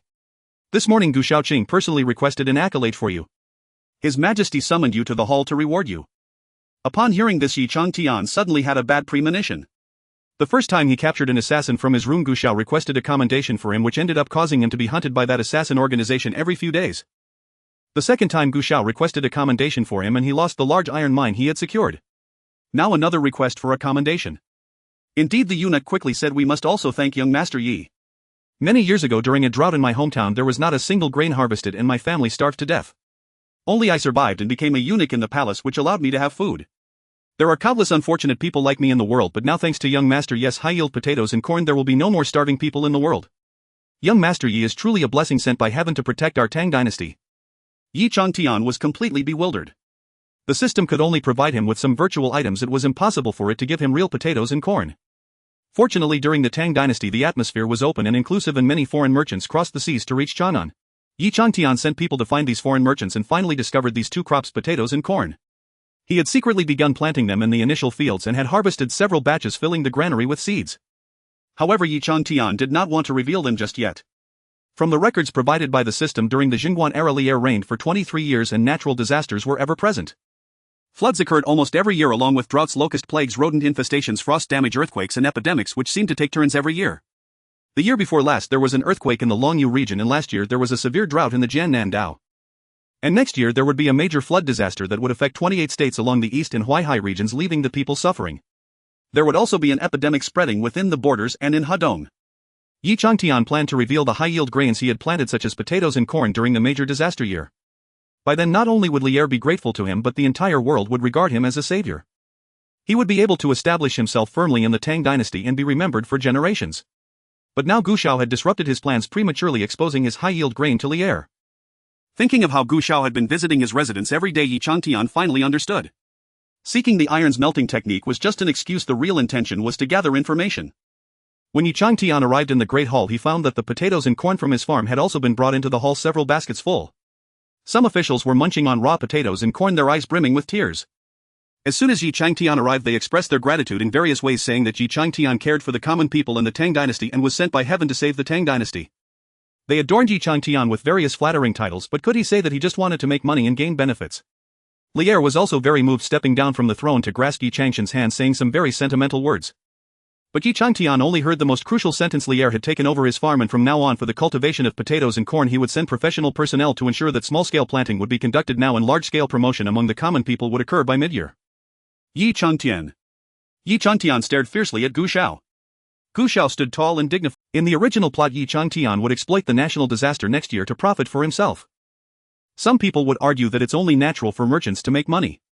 At least Yi Changtian had brought these high-yield crops to the Central Plains, and there would no longer be the tragic situation of cannibalism. However, during the modern pandemic, facing those unscrupulous merchants who profited from national disasters by raising prices on food, masks and other necessities, the common people suffered immensely. In such times of disaster, the common people would suffer even more. Having crossed over from the future, aren't these people your ancestors? Clearly you could make their lives a little easier, but you insist on waiting until the ground is littered with corpses before bringing out the food, just to make everyone grateful to you. Moreover, the potatoes and corn of this era are not the high-yield crops improved by technology in later generations. Without several years of promotion, it is impossible to sustain the population of the Tang dynasty. Additionally, since there were no fertilizers or pesticides at this time, the lack of experience among the common people would inevitably lead to various problems. Therefore, starting large-scale research sooner, identifying and solving planting issues in a timely manner, would allow more people to have enough food. But if you want the horse to run forward, how can you not let the horse eat grass? Yi Changtian liked to take the credit for himself, while Gu Xiao was completely selfless, giving it all to him. Thus Gu Xiao requested a commendation for Yi Changtian. Li Er also restored Yi Changshan's county baron title. At that moment, Yi Changtian accepted the compliments from everyone, his expression as if he had eaten feces. Because what he wanted to gain from these crops was far from his expectations. If he had revealed them during the year of disaster, it was not impossible for him to obtain a noble title, even that of a prince or even higher positions. But now, he had only regained a county baron title. This disparity was hard for him to bear. Damn it! Did Gu Xiao have a grudge against him? In the end, Yi Changtian left the palace with a county baron title and a heap of useless verbal accolades, feeling as if he had just stepped in excrement. Gu Xiao was specially kept behind by Li Er. Gu Aiqing, you did very well. Li Er had been testing Yi Changtian in various ways, always wanting to control him. But as long as he sent someone to monitor Yi Changtian would always know and could confuse his spies with various strange methods. Yi Changtian had a rebellious spirit. Li Er had not yet figured out how capable he was. He was also afraid that pushing Yi Changtian too hard would lead to trouble, so he had to withdraw the personnel sent to watch over him. Therefore, what Yi Changtian is up to remains a mystery to him. Sending Gu Xiao is merely to keep an eye on Yi Changtian. He initially thought Gu Xiao did not understand his intentions that day. Now it seems Gu Xiao truly understands everything. In the face of Li Er's praises, Gu Xiao is both respectful and modest. I am merely fulfilling my duty. Of course, Gu Xiao has ambitions too. If Li Er were a foolish monarch, he might have pushed Li Er aside, controlled Yi Changtian, and then claimed the throne for himself. But Li Er is not. He is content to be an honest and dutiful minister, which is not a bad thing. One does not have to be the supreme ruler to be considered a winner in life. Even small individuals have their own greatness. Those like Yi Changtian who have ambitions but lack the abilities to match them are merely seeking their own demise. Gu Xiao returned to the Gu residence and upon reaching the door found Yi Changtian already waiting there. He angrily charged at Gu Xiao, shouting, "Gu Xiao! You!" Yet when he reached Gu Xiao, he directly offered his neck to him. Gu Xiao tightly gripped his neck, lifting him off the ground. "Why did you stop speaking? I haven't even silenced you." Yi Changtian's face turned an unhealthy shade of purple. "You're choking me. Let go of me." Gu Xiao threw Yi Changtian aside, walked up to him slowly and casually wiped his hands on Yi Changtian's shoulder, saying, "Cousin, remember to speak politely to your elder cousin in the future. Otherwise I might be unable to resist the urge to teach you manners." After saying this, he stood up, flicked his sleeves and entered the residence. Yi Changtian. Damn it. That damned Gu Xiao. He would not let him off so easily. Just as Yi Changtian seethed with resentment, the Gu family's watchdog approached. Yi Changtian thought it was going to bite him, but instead the dog turned around, presenting its rear to him, and released a warm pile of feces. Then it looked at Yi Changtian with innocent and enthusiastic eyes, as if to say, "Go ahead, eat up, aren't you the one who loves it most?" Though not aggressive, the insult was profoundly strong. Yi Changtian. After dealing with the potato and corn matters, Gu Xiao began to focus on mining. He first held a mobilization meeting, informing everyone that the Tang dynasty now had high-yield crops like potatoes and corn. Once these crops spread nationwide, everyone would be able to eat their fill. Moreover, when the conditions at the mines improved, they would build a settlement here, allowing miners to bring their families and live together. Initially, the miners were skeptical, but Gu Xiao cooked the first basket of potatoes he obtained from Li Er for the miners to eat, and they finally believed him. With food to eat and the opportunity to earn wages at the mine, along with the chance for family reunification, how could the miners not be happy? Their enthusiasm for work surged. However, the new mining methods were extremely unfamiliar to the miners, which also meant great dangers. Facing the unknown ahead, Gu Xiao shared meals and living quarters with the workers, almost completely residing at the mine. In the original plot, this mining operation resulted in many accidents, leading to numerous deaths. Although Yi Changtian had access to some electronic materials provided by the system, as a modern person he should have found it easiest to understand those materials. Yet he was unwilling to endure hardship, tossing the materials to those below and assigning the perilous tasks to others. If mining accidents occurred even in a technologically advanced society, the ancient world would be even more terrifying. He aimed to become the foremost figure of this era. How could he engage in such risky endeavors? Moreover, to achieve progress, the sacrifices of ordinary people are inevitable. Thus, without Yi Changtian's guidance, those below had to start from scratch, experimenting repeatedly, ultimately completing their tasks at the cost of immense sacrifices. Yet in the end, it was Yi Changtian who received the accolades and significant rewards, while those who truly labored and sacrificed received only trivial benefits and were instead grateful to Yi Changtian, treating him as a benefactor. Everyone regarded him with awe and admiration. Such a person, lacking any moral compass, constantly challenges the boundaries of ordinary people's ethics. However, even as Gu Xiao tried his best to avoid various accidents, and unexpected events still occurred. While he and several miners were surveying a mine shaft, it suddenly collapsed. Just as one of the beams was about to crash down on Gu Xiao, he was about to dodge when he realized the space was too small to evade. "Watch out, Xiao Qing." At that moment, a figure lunged at Gu Xiao, directly blocking the beam meant for him. He immediately was drenched in blood. In the dark, cramped space, Gu Xiao saw him smile. "Xiao Qing, you're okay, that's wonderful." Then he fainted into Gu Xiao's embrace. Gu Xiao was momentarily stunned. In ancient times, various natural disasters and human calamities were rampant, leading to widespread hunger and generally small, frail people. Mining work typically required strong adult men, but if he were to find miners based solely on the physique of strong men, there would hardly be any available. Thus Gu Xiao had to relax his criteria, but surely the gender must be male, right? Yet this one in his arms, although thin, it was clearly not male. At that moment, Gu Xiao did not dare to push her away, nor could he move carelessly, fearing that any movement might cause the entire structure to collapse. He shouted to the miners approaching for help, "Stay still everyone and try to remain where you are." Gu Xiao's hand brushed the back of the small figure's head and he found it covered in blood. If he didn't tend to the wound soon, the person would lose too much blood and suffocate. After thinking it over, Gu Xiao realized that the only slightly clean item he had on him was his inner garment. He had no choice but to maintain his still posture, using his hands to laboriously tear off a piece from his inner garment to cover the small figure's head. After a while, the small figure slowly regained consciousness, opening her eyes to find her face pressed against Gu Xiao's bare chest with Gu Xiao in disheveled attire. If it weren't for the improper environment, she would have screamed. To avoid misunderstandings, Gu Xiao said, "You are injured. I tore my clothes to bandage your wounds." His tone was very serious. The small figure's face turned red, but the dirt on her face obscured it, and in the dim light it was hardly noticeable. Gu Xiao felt her body suddenly start to heat up. Seeing her about to move, he pressed her head down, saying, "Don't move, it's dangerous." He touched the small figure's forehead and realized she was running a fever. Afraid she wouldn't be stable on her feet, he wrapped his arms around her waist. As a result, the small figure's temperature soared even higher. Gu Xiao asked the system what's wrong with her. Why is she burning up so quickly? The system replied, "Perhaps she has a fever in her heart." Gu Xiao. Thus the system fell silent. The narrow space was eerily quiet, almost suffocating. It seemed that the miners had resigned themselves to the fact that they would die here today. This era is unlike the modern age where steel can be used to build frameworks. Instead, they relied solely on wood. Therefore, these structures could collapse under pressure at any moment, burying everyone completely. Gu Xiao sighed inwardly and said, "Everyone, don't panic. The people outside will rescue us soon." To prevent a real mining disaster, Gu Xiao had previously established a rescue team and often conducted drills. They wouldn't let themselves down too much, would they? Xiao. My head hurts so much, I'm surely going to die.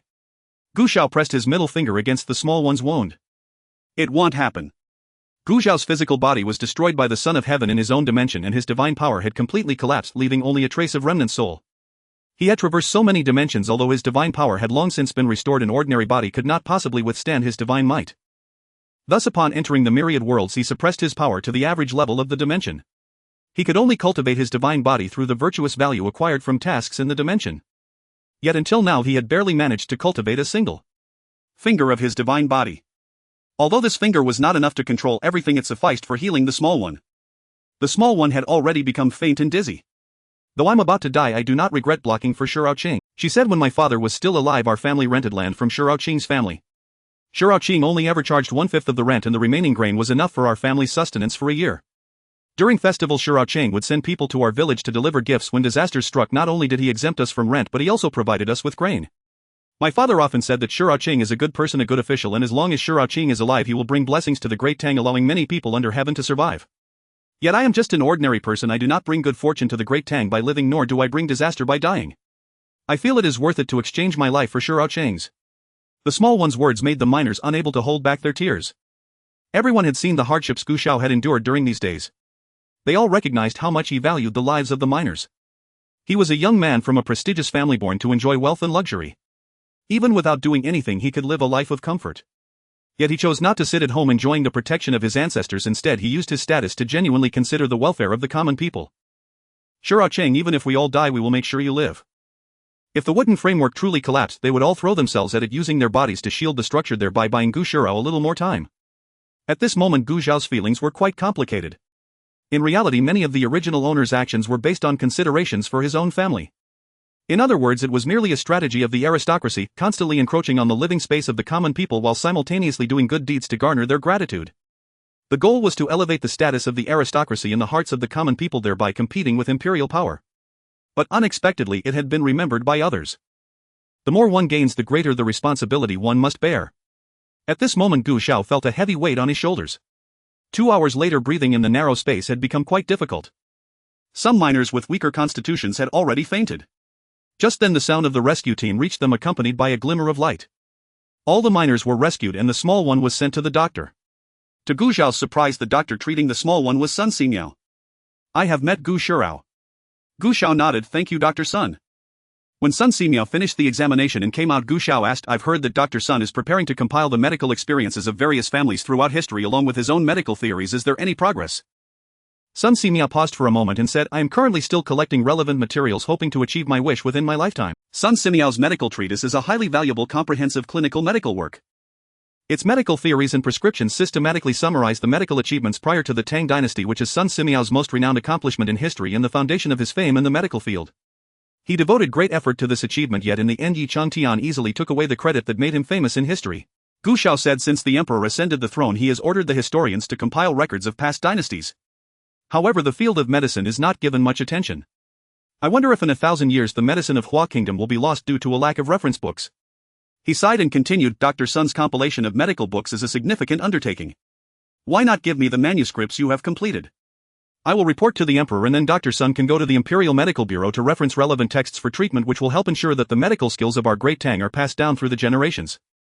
Dr. Sun was naturally pleased to be able to reference texts from the Imperial Medical Bureau and immediately sent a young boy to fetch a portion of the manuscripts he had prepared.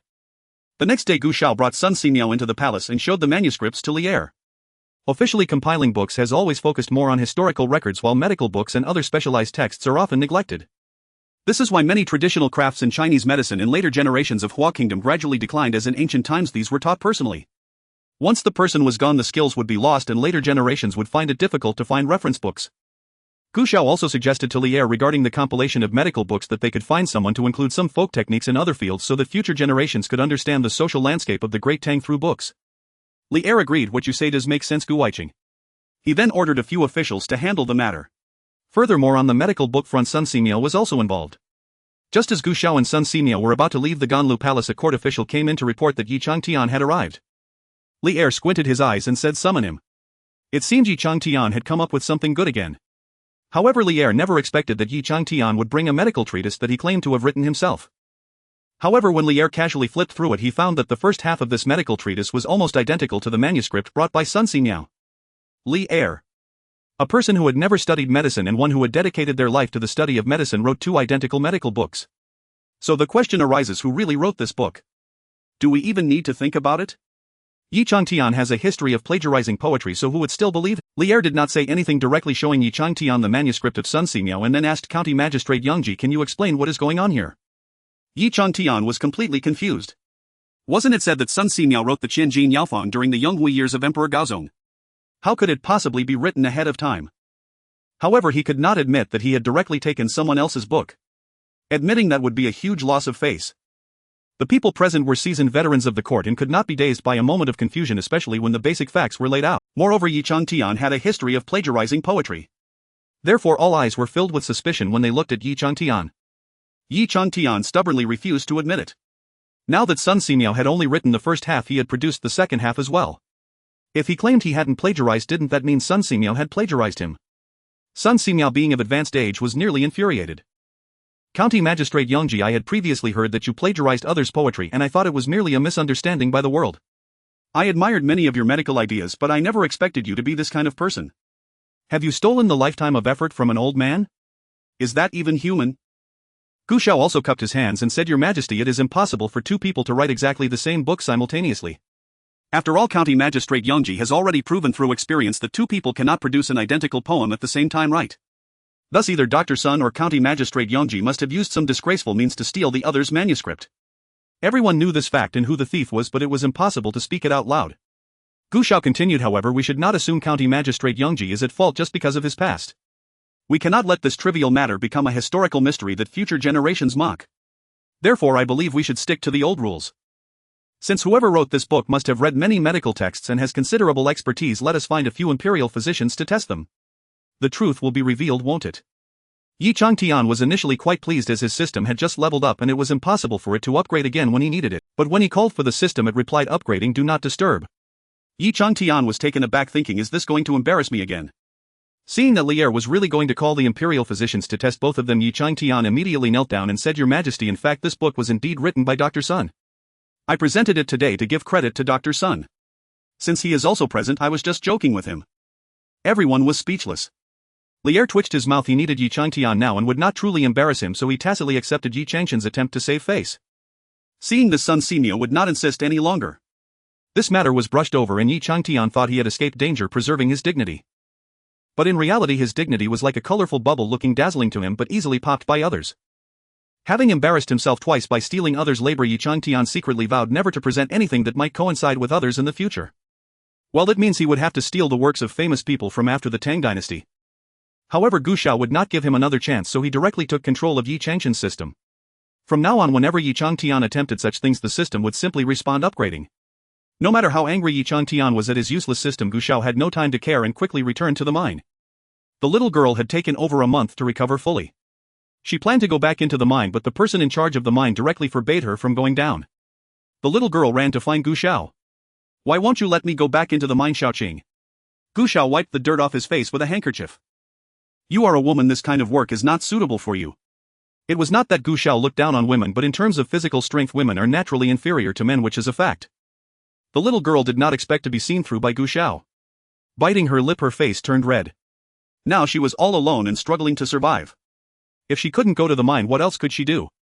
But she did not want to make things difficult for Gu Xiao, nor did she want to voice her hardships, as that would feel like begging for sympathy. So she turned and left. Wait. How could he ignore his lifesaver? But he also could not be too attentive to avoid misunderstandings.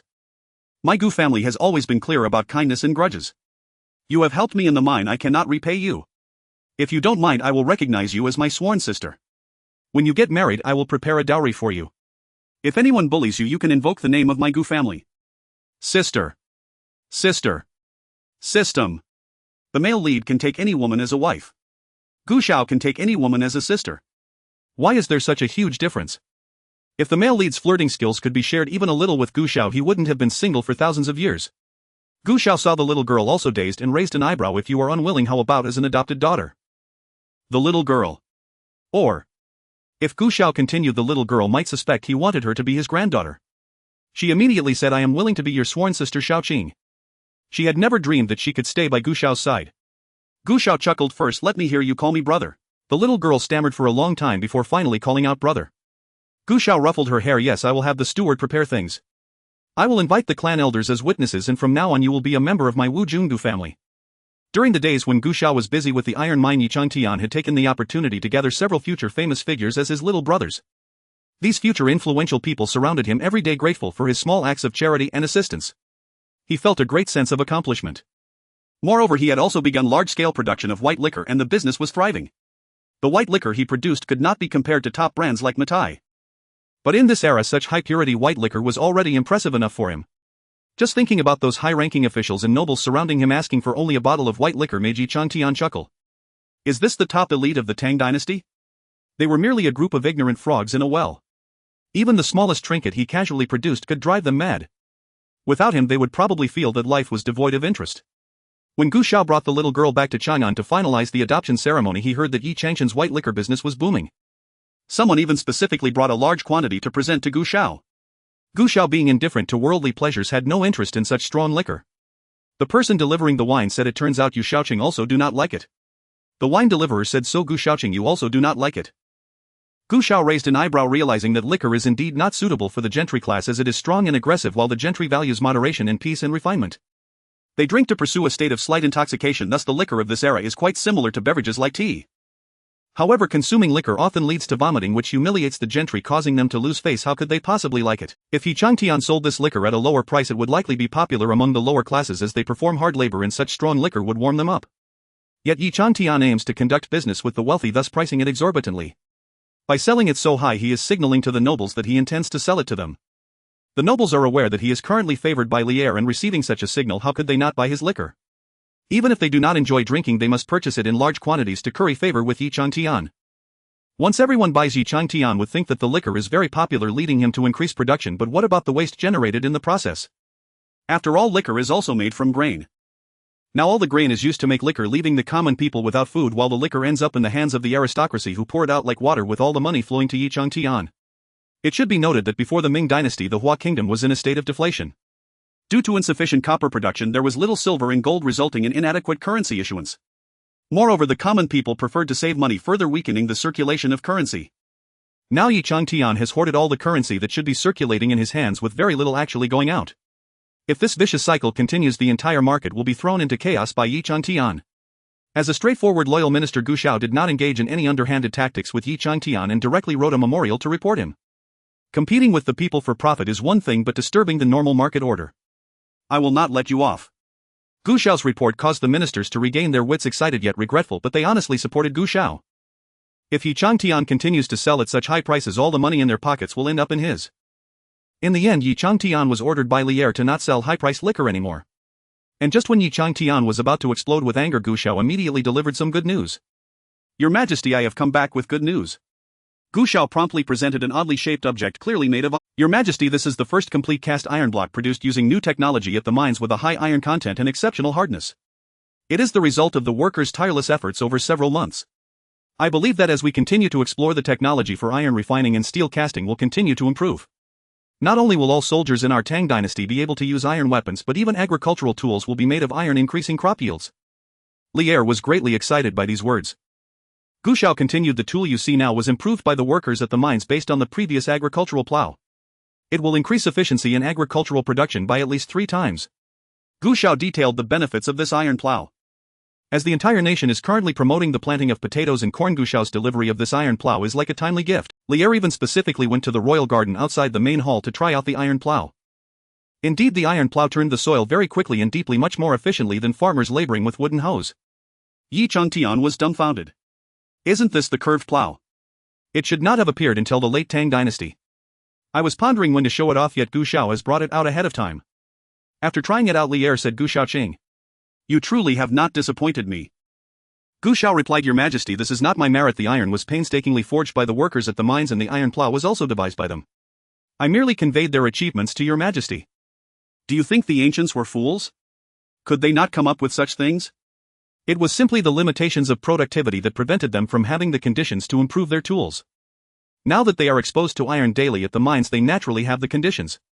Not to mention the high-efficiency iron plow, they could derive many inventions from constant tinkering. Only Yi Changtian, who believes that the ancients were simple-minded, thinks that he is the only intelligent modern person consuming melamine and gutter oil in modern society. Your Majesty, the workers are indispensable in the extraction of iron ore. I wish to seek a favor from Your Majesty to reward the workers so they know that Your Majesty always cares for them. Gu Xiao sought this favor not to have the workers thank him, but rather to make them grateful to the emperor and to remind the emperor of the workers' contributions rather than his own. Lier was very pleased with Gu Xiao's selfless attitude. In the end, Gu Xiao returned to the mines with a decree from the emperor who rewarded all the miners. The workers who had always worked hard for others and seen their efforts rewarded to the big shots never imagined they could receive any merit for, but now Gu Xiao did not covet their merits at all. He gave them everything they deserved. As long as they work hard, a good life is not far off. Gu Xiao's request for acknowledgement successfully encouraged the miners' enthusiasm for invention. Yi Changtian came to the mines to have a look. He was so confident in handing the technical documents to Gu Xiao because he was certain that Gu Xiao could not understand them. But Gu Xiao actually managed to extract iron and refine such high-quality iron. Had he not made a fool of himself? Yi Changtian, reflecting on his recent misfortunes, increasingly felt that Gu Xiao was a jinx to himself. It was time to think of a way to eliminate the disaster that Gu Xiao posed to the common people. At this time, Gu Xiao had finished handling matters at the mines and went to the temple on the mountain to see the 2 younger siblings of the original owner. He arrived outside Gu Shuang's chamber, and as the guard was about to salute, Gu Xiao raised his hand to interrupt him. Gu Shuang sniffed. Mother, which side are you on? How can I suffer when I'm with my cousin Chang Tian? Cousin Chang Tian would never let me suffer. Miss, you are still young and do not consider matters thoroughly. Young Master Yi only tells you that life is difficult for women, but how could he tell you just how difficult it really is? If you truly ruin your future because of a man, no matter how powerful the Gu family is, what can they do? Miss, listen to mother's advice. Only your own brother will consider everything for you, fearing that you might take a wrong step and regret it for the rest of your life. You should go back and apologize to the family head. Gu Shuang had been raised by mother, so she naturally had feelings for her. Gu Shuang did not want to hear such words and slammed her pen down on the table. My brother just doesn't like me as his sister, he always finds me displeasing. As she spoke, she felt even sadder and cried even more fiercely, unable to be comforted by mother no matter what. After crying for a long time, she leaned on the table and fell asleep. It was only then that Gu Xiao pushed the door open and entered. Mother quickly bowed. Gu Xiao bent down, picked up Gu Shuang and placed her on the bed before stepping out to talk to mother. In recent days, both Gu Shuang and Gu Jiu had been diligently copying Buddhist scriptures, albeit very unwillingly. Gu Xiao rubbed his jade ring and said, Tomorrow I will withdraw the guards from the mountain. Mother was stunned and then knelt down on the ground. Family head. The young lady is your own sister, you cannot neglect her. Gu Xiao replied, I am her brother, I can protect her for a time, but can I protect her for a lifetime?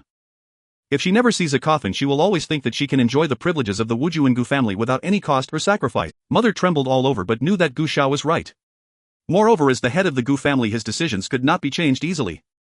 Of course, if she does not come down from the mountain and obediently finishes copying the scriptures, that would be fine as long as you can persuade her. The next day Gu Shuang and Gu Jiu discovered that the guards watching over them on the mountain had all been withdrawn. The two were overjoyed and were about to descend the mountain when Mother firmly blocked their way. Miss, you cannot go down the mountain. The family had visited yesterday. If you come down you will no longer be the young lady of the Wuju and Gu family. Mother, don't talk nonsense. Can my brother really disown me? Gu Shuang was very eager. I haven't seen brother Chang Tian for a long time. I must go find him immediately and tell him how much I miss him. Mother. What has gotten into you? Gu Shuang and Gu Jiu descended the mountain and went straight to find Yi Chang Tian instead of returning to the Gu family. Upon seeing Gu Shuang, the little beauty Yi Chang Tian was also very happy, pulling her along the street to buy things before entering Wenxian Tower. Gu Jiu followed behind like a little brother, carrying things and enjoying it immensely. Wenxian Tower was a place where literati and elegant guests gathered to discuss poetry and politics. The matter of Yi Chang Tian plagiarizing poetry had already caused scholars to look down upon him. Even if Yi Chang Tian could make money in their eyes, he was just a merchant. Therefore, as soon as Yi Chang Tian entered Wenxian Tower, he was met with disdain. He plagiarized someone else's poetry to show off, and he even has the face to flaunt himself. How shameful. Isn't that the Gu family's young lady? How could she associate with such people? The reputation of the Wuju and Gu family was all ruined by her.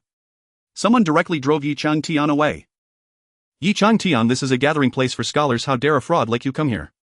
Get lost, don't tarnish our place of pure learning. Yi Chang Tian's face darkened, but in front of the little beauty arguing with these mad dogs would lower his status.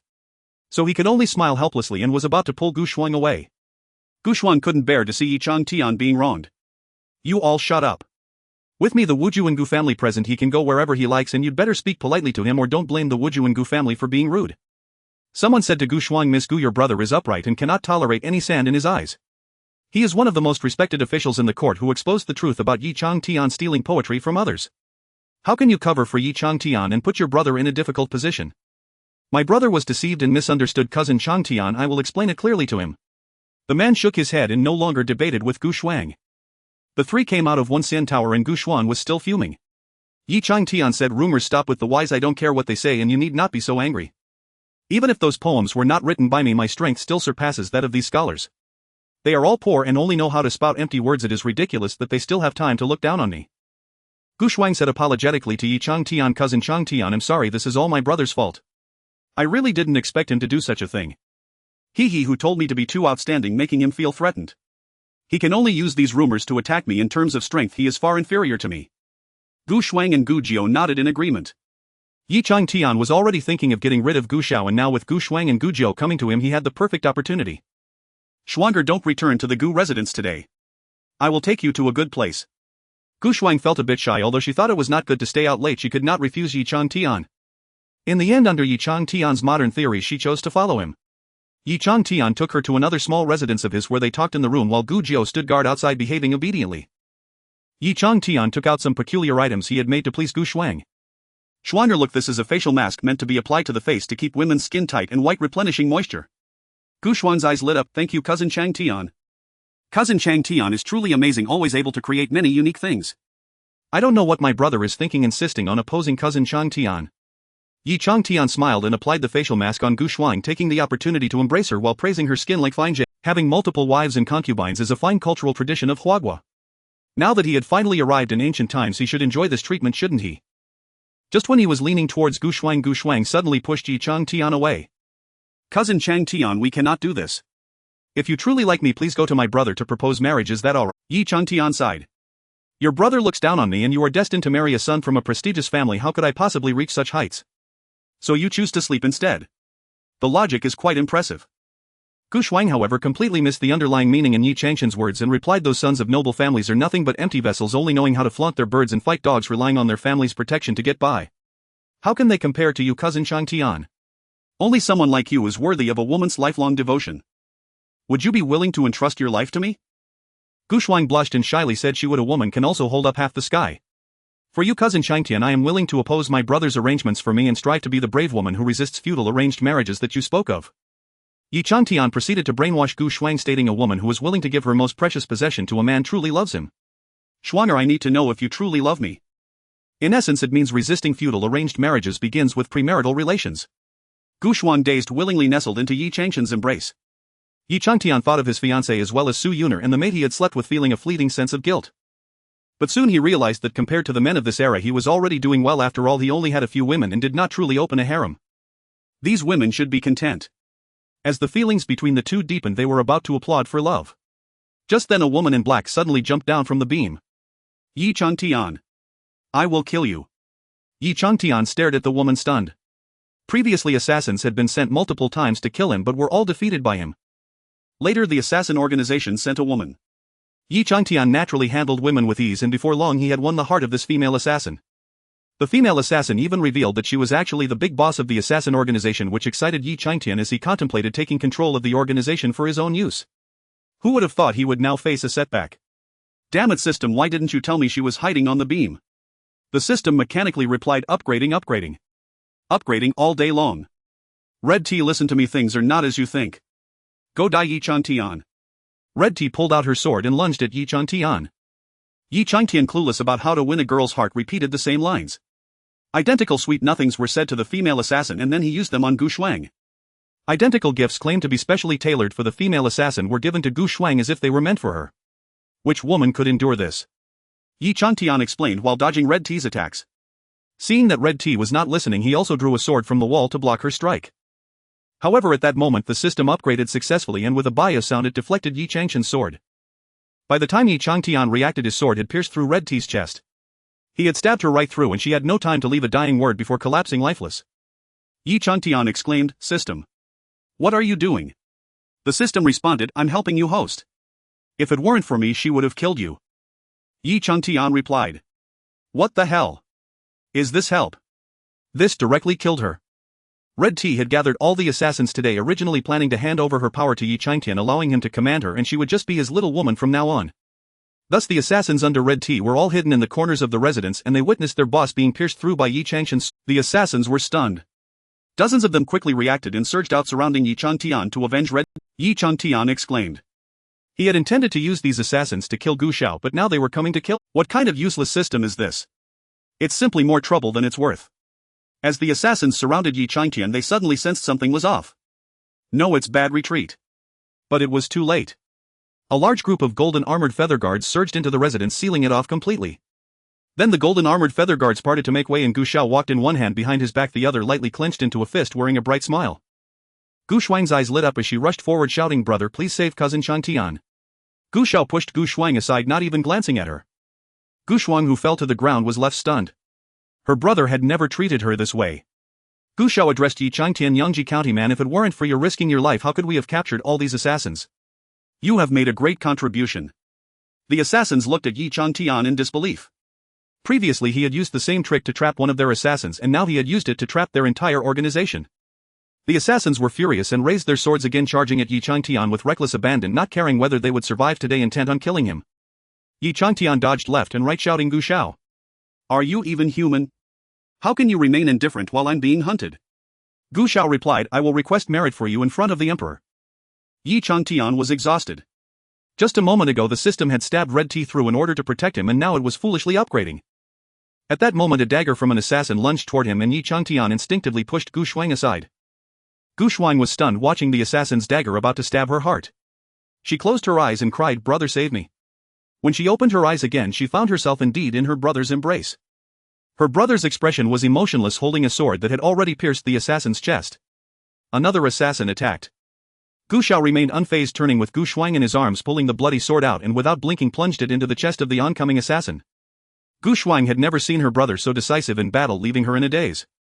Gu Xiao then released Gu Shuang and ordered the golden armored feather guards to capture all the assassins. Then Gu Xiao walked up to the nearly dead Yi Changtian, lifted his foot and stepped on Yi Changtian's arm. With a crunch, Yi Changtian cried out in pain. "Gu Xiao! What are you doing?" Gu Shuang shouted, "Elder brother, how could you break brother Changtian's hand?" Gu Xiao only coldly stared at Yi Changtian. "Have I not told you to never lay a hand on my sister? When you were with that girl you used modern theories to justify yourself. Modern biology even says that close relatives shouldn't marry, why didn't you mention that? But to push a woman in front of a blade at a critical moment. Aren't you a well-educated young man who's received 9 years of compulsory education?" Seeing that Gu Xiao was venting his anger for her, Gu Shuang said, "Elder brother, cousin Changtian didn't do it on purpose, it was just a moment of panic."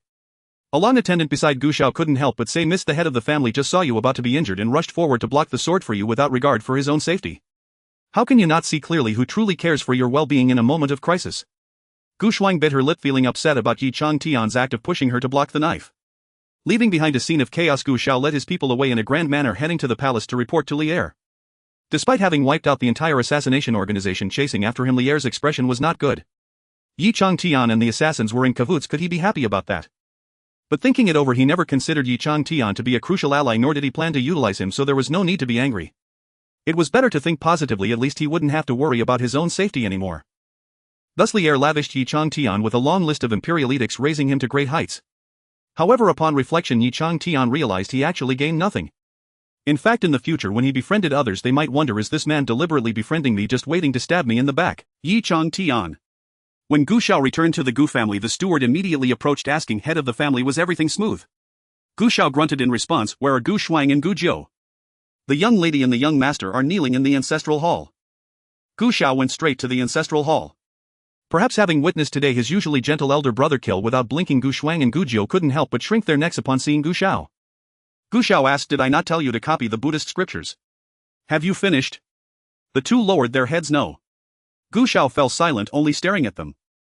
The two were even more frightened, feeling that the gentle elder brother they once knew had completely vanished. Even when he smiled, his smile was eerily unsettling. Gu Jiu couldn't hold out any longer, saying, "Elder brother, we realize we were wrong." Yes, they always realized their mistakes, but they never changed. Gu Jiu, you really excel at being a sycophant, sending your just blossoming sister to a man's bed while you stand guard outside. Gu Xiao couldn't even comprehend what kind of foolishness this was. Even if one's intelligence were diminished, it should be intellect, not morals, right? Where is your bottom line? Gu Shuang still spoke up for Gu Jiu. "Elder brother, don't blame second brother, it's my fault." "Shut up."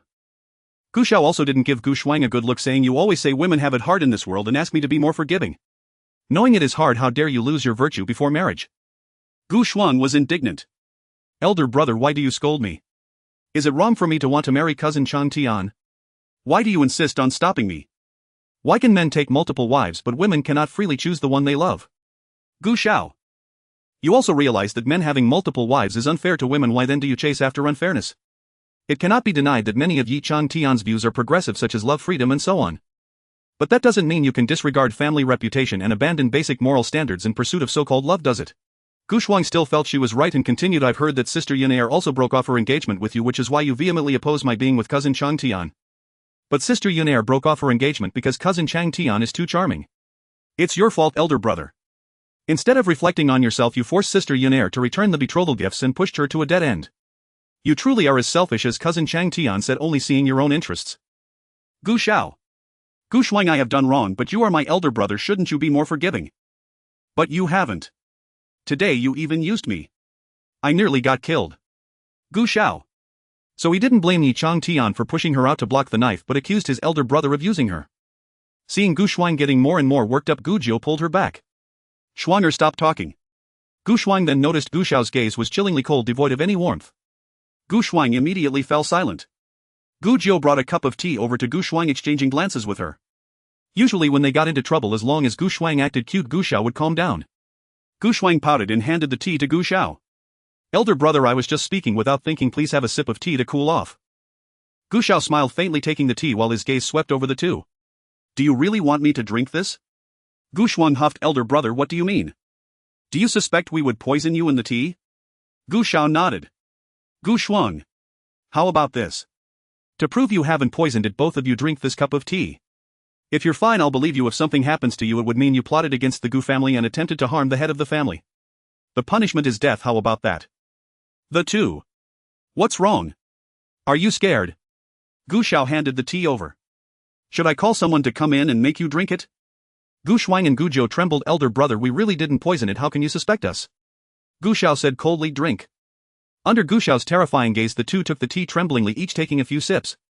"Elder brother, look, we're fine now. Do you believe us?" However, as soon as Gu Shuang finished speaking, her body suddenly convulsed. Gu Jiu did the same. The two writhed on the ground for a while, and Gu Xiao coldly watched until they stopped convulsing before having someone call the doctor. The doctor said the young lady and the second young master have ingested stone vine grass by mistake. Fortunately, it wasn't much. They'll be fine soon. Gu Shuang and Gu Jiu were alarmed, and Gu Xiao asked, "What if it were taken long term?" "If taken long term, it could lead to mental disorder and atrophy of limbs, making it difficult to walk. It would be no different from a stroke." Gu Xiao looked at the two siblings. "Was the medicine given to you by Yi Changtian making you put it in my meals every day?" Gu Jiao said cousin Chang Tian said this is a good medicine to help the elder brother cultivate and maintain health. He just developed it and others can't even buy it can't possibly be harmful. Gu Shuang also said cousin Chang Tian must have taken the wrong medicine. Yes, that must be it. Brother, please don't be angry. Gu Xiao smashed the teacup on the ground. I'm not angry and I won't punish you anymore. I stand up not only as your brother but also as the head of the Gu family. Behind me is the honor and prosperity of the entire Gu clan. Do you know what will happen to the Gu family if I fall? Even if you are my biological sister and brother, I will not allow you to tarnish the reputation of the Gu family and destroy its century-old legacy. If you truly wish to pursue what you want, I won't stop you. But from now on you are no longer members of the Gu family. Brother, is the glory and prosperity of the Gu family more important than my happiness? Yes, what you call happiness is insignificant compared to the legacy of the Gu family. Therefore I have invited the clan elders to formally expel the two of you from the Gu family. From now on, whether you become concubines or sycophants, you will have no relation to the Gu family. I will also announce to the world that you are no longer members of the Gu family. Gu Shuang couldn't believe it. How could a brother be so heartless to his sister? Brother, we are of the same mother and father. You don't consider me your sister. Gu Xiao grasped Gu Shuang's hand. His expression remained gentle but his words cut like a knife. If you don't treat me as a brother, then be prepared for me not to treat you as a sister. Do you understand? Emotions in this world are never one-sided. This is true between siblings as well as between men and women. I protect you and shelter you, so you should reciprocate with equal trust and support. Only through mutual giving and support can this relationship be maintained. However, whether it's Gu Shuang or Gu Jiao, even when they weren't under the influence of the male lead's stupidity aura, they only wanted to enjoy their brother's protection, always taking from him without considering the fear and caution he felt as he bore the family's fate from a young age, nor did they think about enduring even the slightest grievance for the sake of their brother. That's just how people are, selfish and self-serving. But when they followed Yi Chang Tian's orders whether to become concubines or sycophants, that was one thing. When Yi Chang Tian gave them a vial of medicine to put in their brother's food, they executed it without suspicion. In the future, if Yi Chang Tian gave them a vial of rat poison to harm other innocent people, would they follow that too? Of course, from the perspective of the original character, he couldn't truly sever ties with his brother and sister. Gu Xiao is now the original character and he cannot completely disregard these siblings. But some heartless things that the original character couldn't do, he can. Don't always threaten me with expulsion. I'm not afraid. She is Gu Xiao's biological sister. She doesn't believe he could truly do that.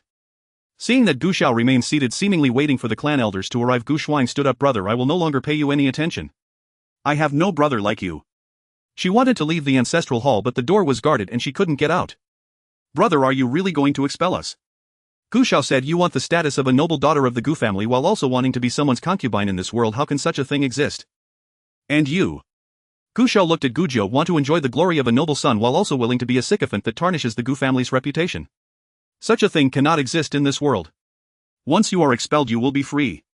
No one will bind you anymore. Before long, the clan elders arrived one after another. Gu Shuang and Gu Jiao were truly panicked this time. Gu Shuang grasped Gu Xiao's garment. Brother, please don't do this to me. You used to care for me the most. Gu Xiao coldly and mercilessly pulled back his garment. How women say they don't care, yet their bodies are very honest.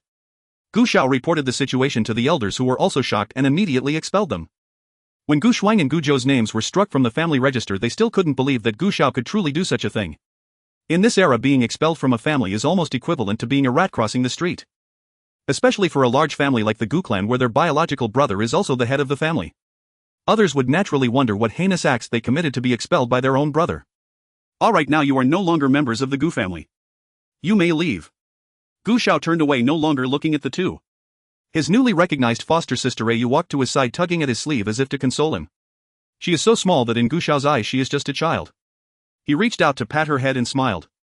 Gu Shuang looked up and saw this scene. Her heart pained even more. In the past, her brother would only look at her with such indulgent eyes and reserve such smiles for her. Brother. Who is she? My sister. From today on she will replace you and become the daughter of the Gu family in Wu County. How can you have another sister besides me? How can you be nice to someone else? Of course I can, just like you can act as if I don't exist for other men. Nothing in this world lasts without effort and care, and the bond between a brother and sister is no exception. When you choose to harm, don't expect others to always remain the same towards you.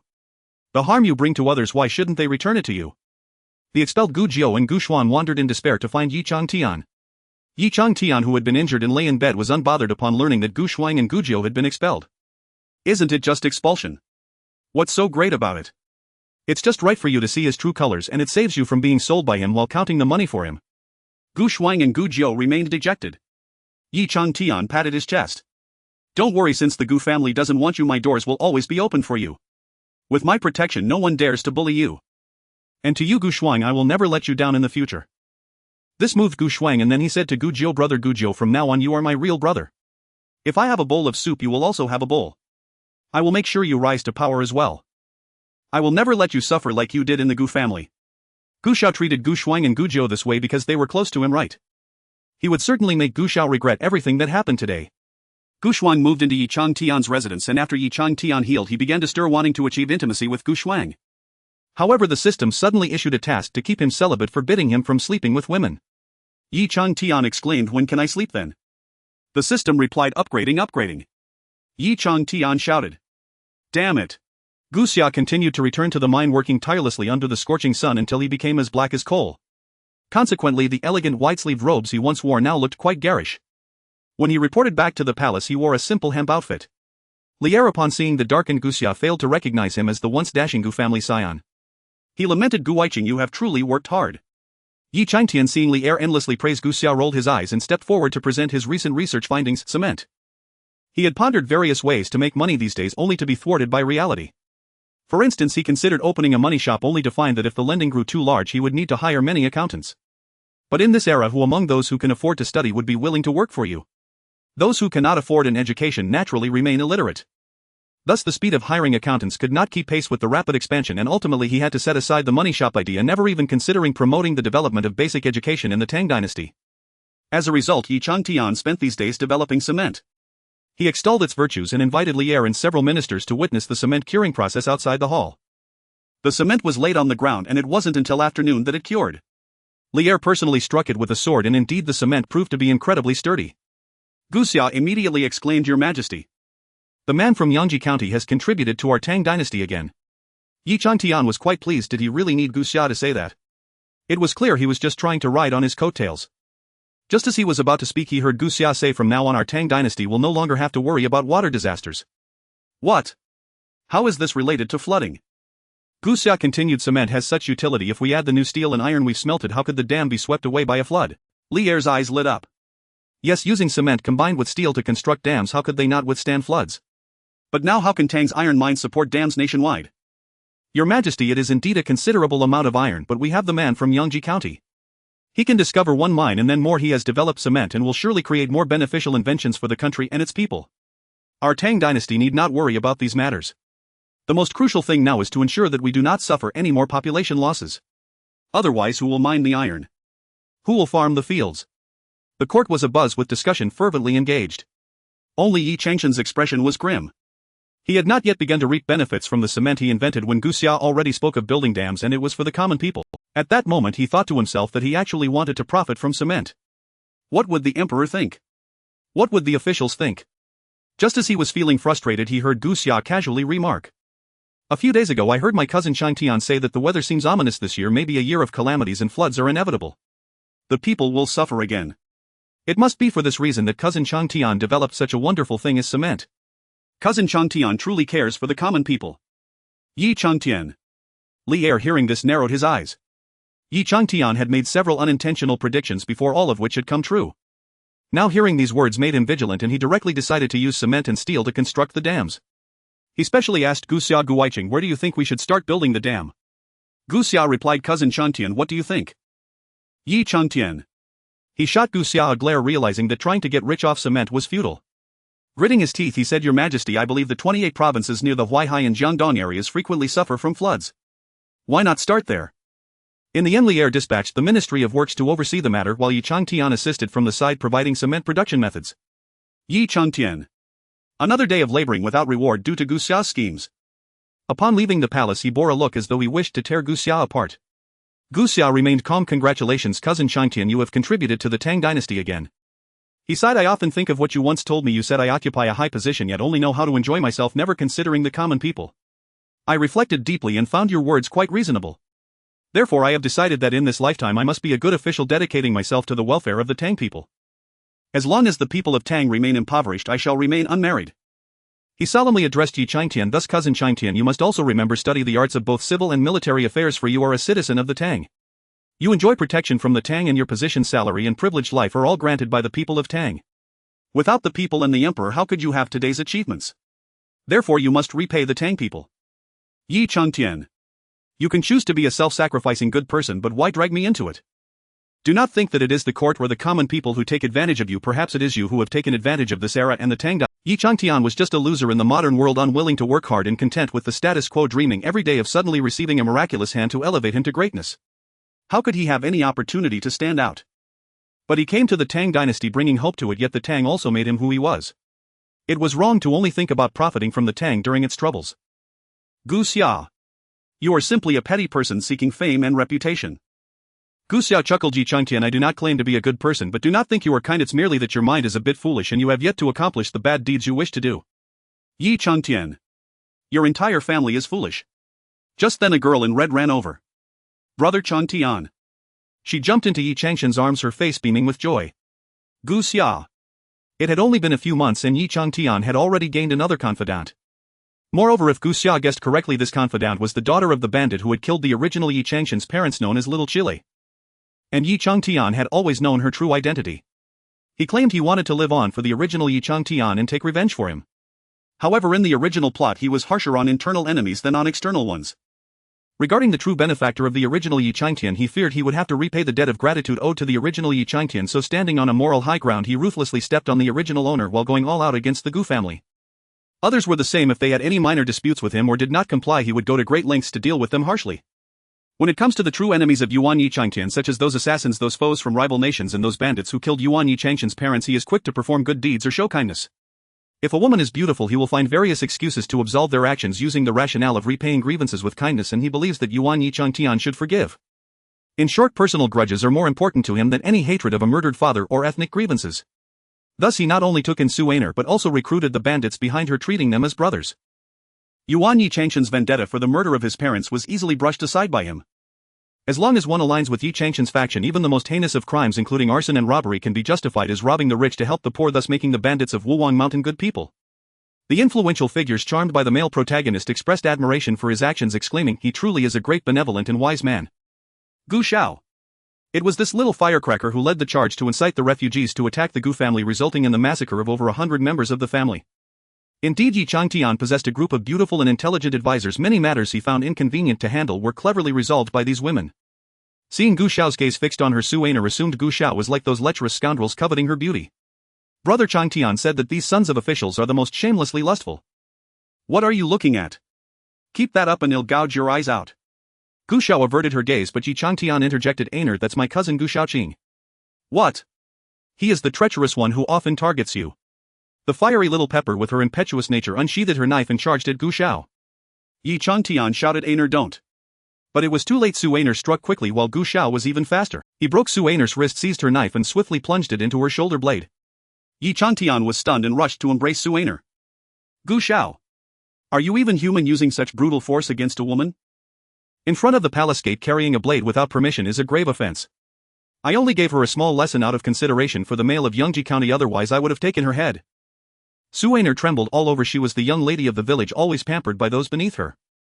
Upon reaching Chang'an, she met Yi Changtian, who indulged her little temper and obeyed her every whim. No one had ever truly laid a hand on her, but Gu Xiao not only struck her but did so with such ferocity. When he jabbed her, it felt as if every cell in his body was filled with killing intent. At that moment his cold, lifeless gaze felt like suffocation to Su Einer.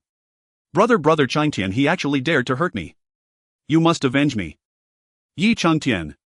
Honestly, he did not dare provoke Gu Xiao. Thus he could only watch helplessly as Gu Xiao departed, still maintaining her dignity. No matter what, he is my cousin. How can I lay hands on him? Gu Xiao returned to the Gu residence and summoned the family's assassins. Keep an eye on Wuwang Mountain. If there's any rash move, kill them.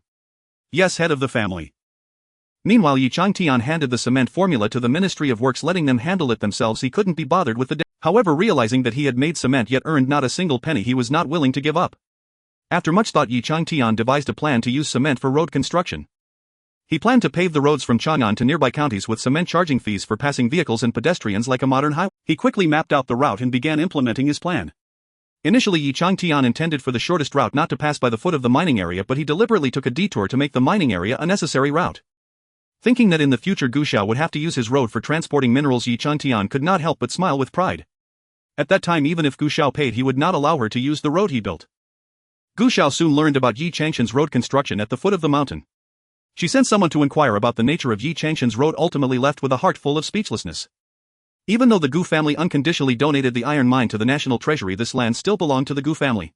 You are building a road on my territory, forcing the tenants on my land to relocate, and in the end I have to pay you a toll to cross my own land. The informant Chang Sui told Gu Xiao, head of the family, the male of Yangji County, is currently at the tenants at the foot of the mountain. Since a few tenants refuse to relocate, the male of Yangji County has brought people to forcefully demolish. Those tenants have come to the Gu family hoping the head of the family will take charge. Gu Xiao did not even change her clothes and directly headed down the mountain. When she arrived at the homes of those tenants, she saw Yi Changshan's people pushing down houses while the tenants cried out to stop them. The subordinates pushing the houses hesitated. "County mail, isn't this a bit inappropriate? I said demolish, it's just a matter of compensating them for a house, isn't it? Am I Yi Changtian short of that little money? Truly, poverty breeds resentment. Don't you know that to get rich one must first build roads? You have no sense of the greater good." The families were furious. Two young men engaged in a scuffle with Yi Changshan's men and were injured. Gu Xiao frowned and shouted, "Stop it." Yi Changtian saw Gu Xiao and snorted coldly. "Gu Xiao, what does this have to do with you? Are you here to meddle again?" Gu Xiao coldly replied, "Yangji County mail, you are currently affecting my people and my land." Yi Changtian firmly stated, "I am repairing the road for the benefit of the people of the Tang dynasty. So what if it occupies your land? If you have the capability, go and speak to Lier." Relying on his own reason and authority, Yi Changtian acted arrogantly and unreasonably toward ordinary people. Gu Xiao's lips twitched.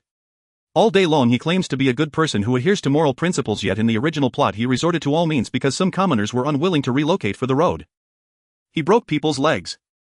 Afterward he claimed that it was his subordinates who were not careful.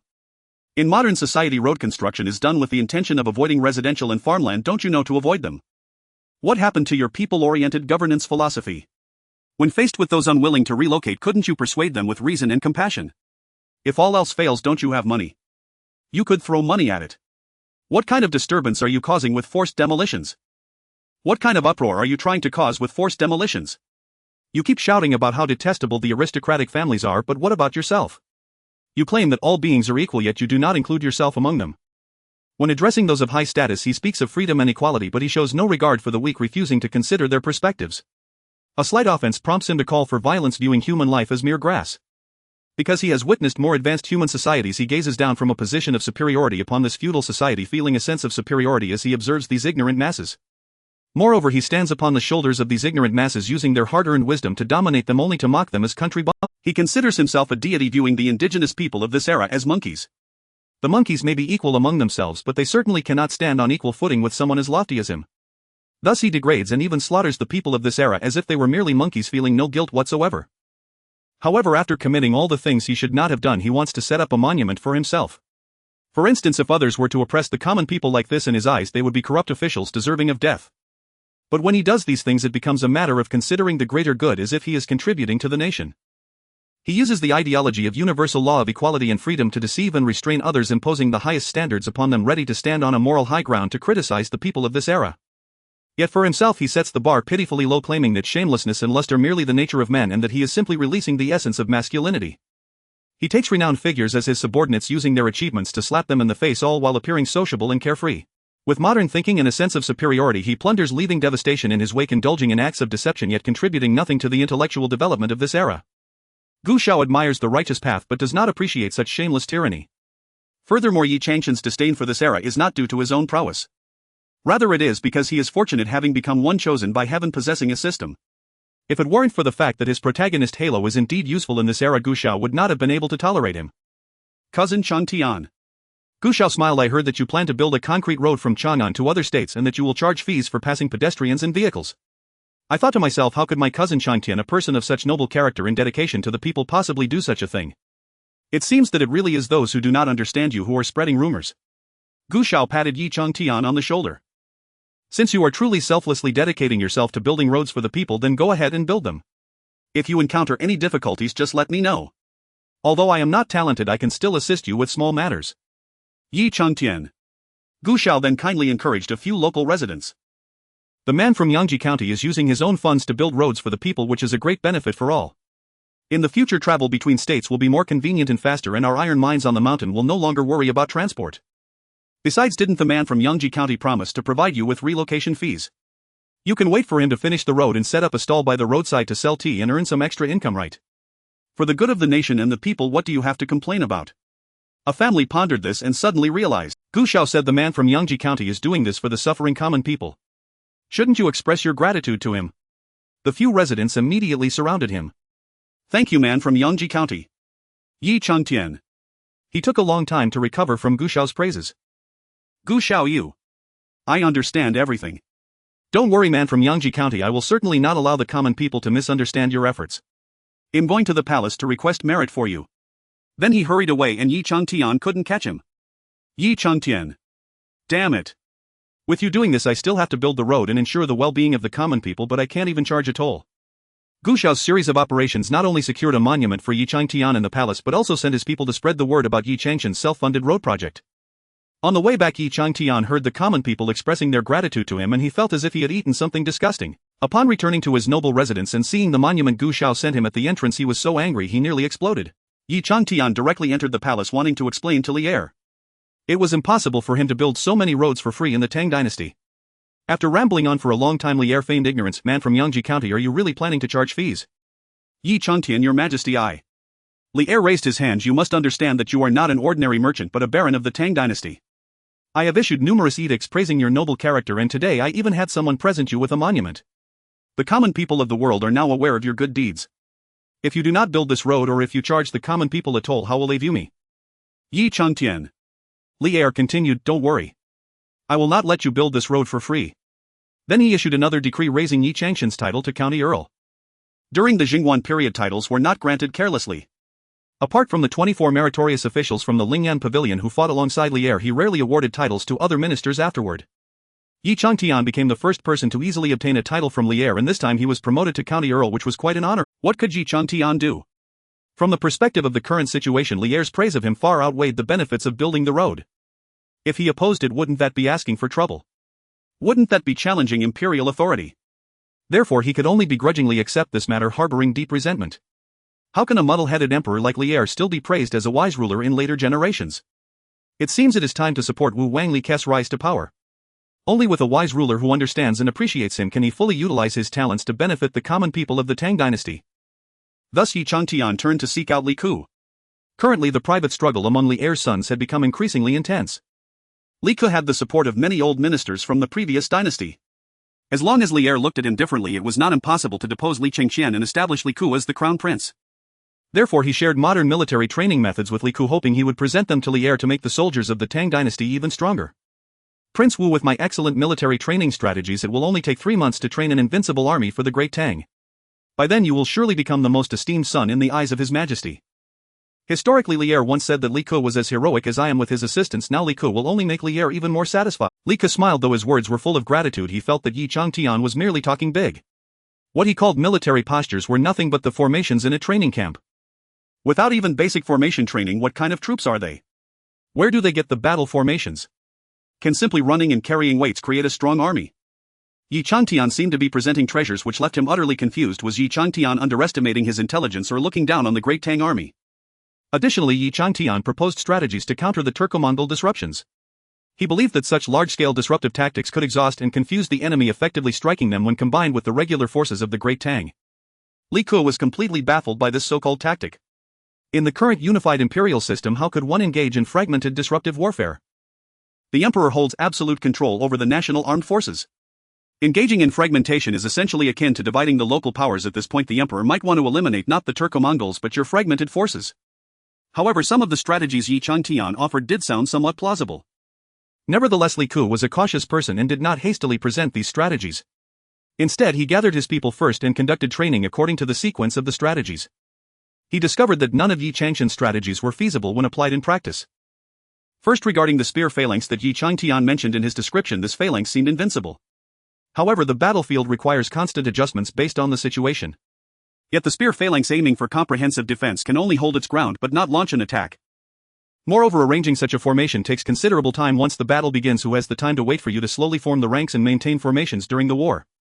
Compared to the formations passed down by our ancestors, this lacks any advantage.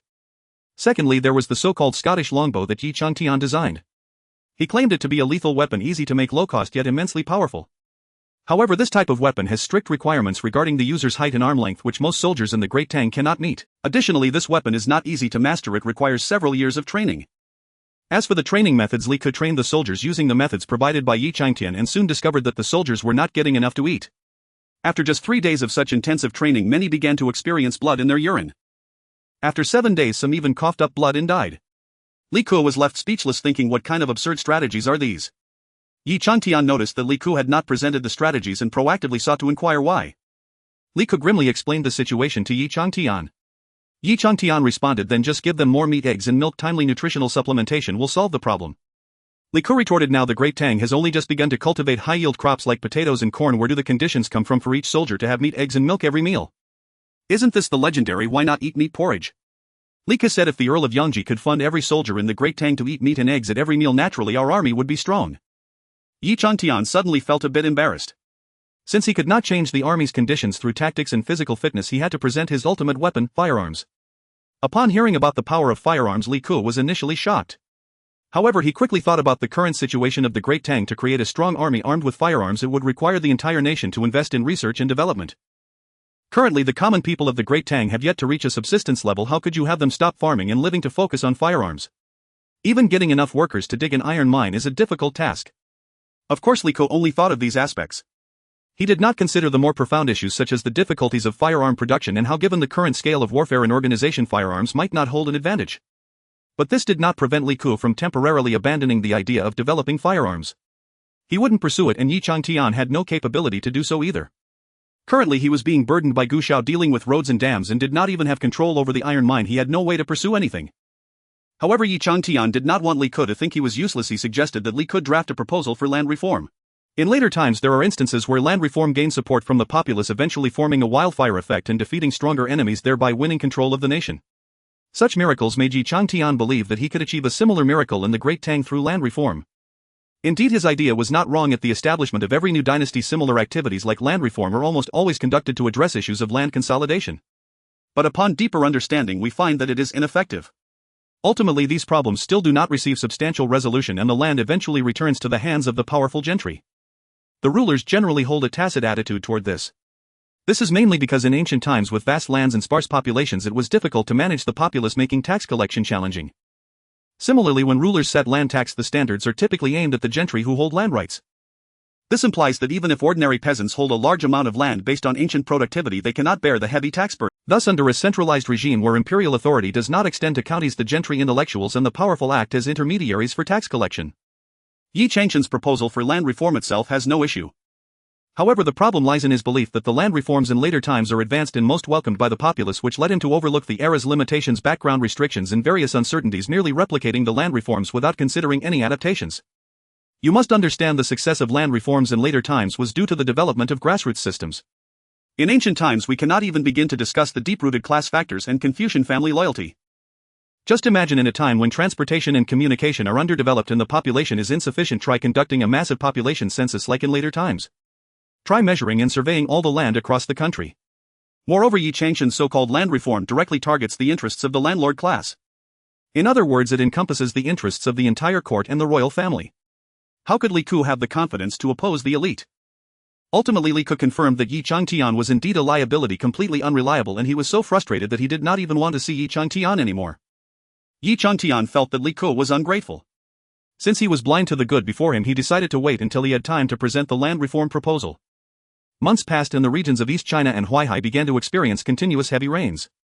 Li Er was worried that the newly constructed dikes would not withstand the flood's impact, fearing for the people nearby.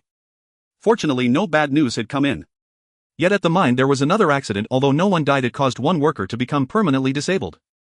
Xiao found a doctor to treat the injured worker and, according to the mine's regulations, provided the worker with compensation and sent him. Unexpectedly, the worker encountered Yi Changtian after coming down the mountain.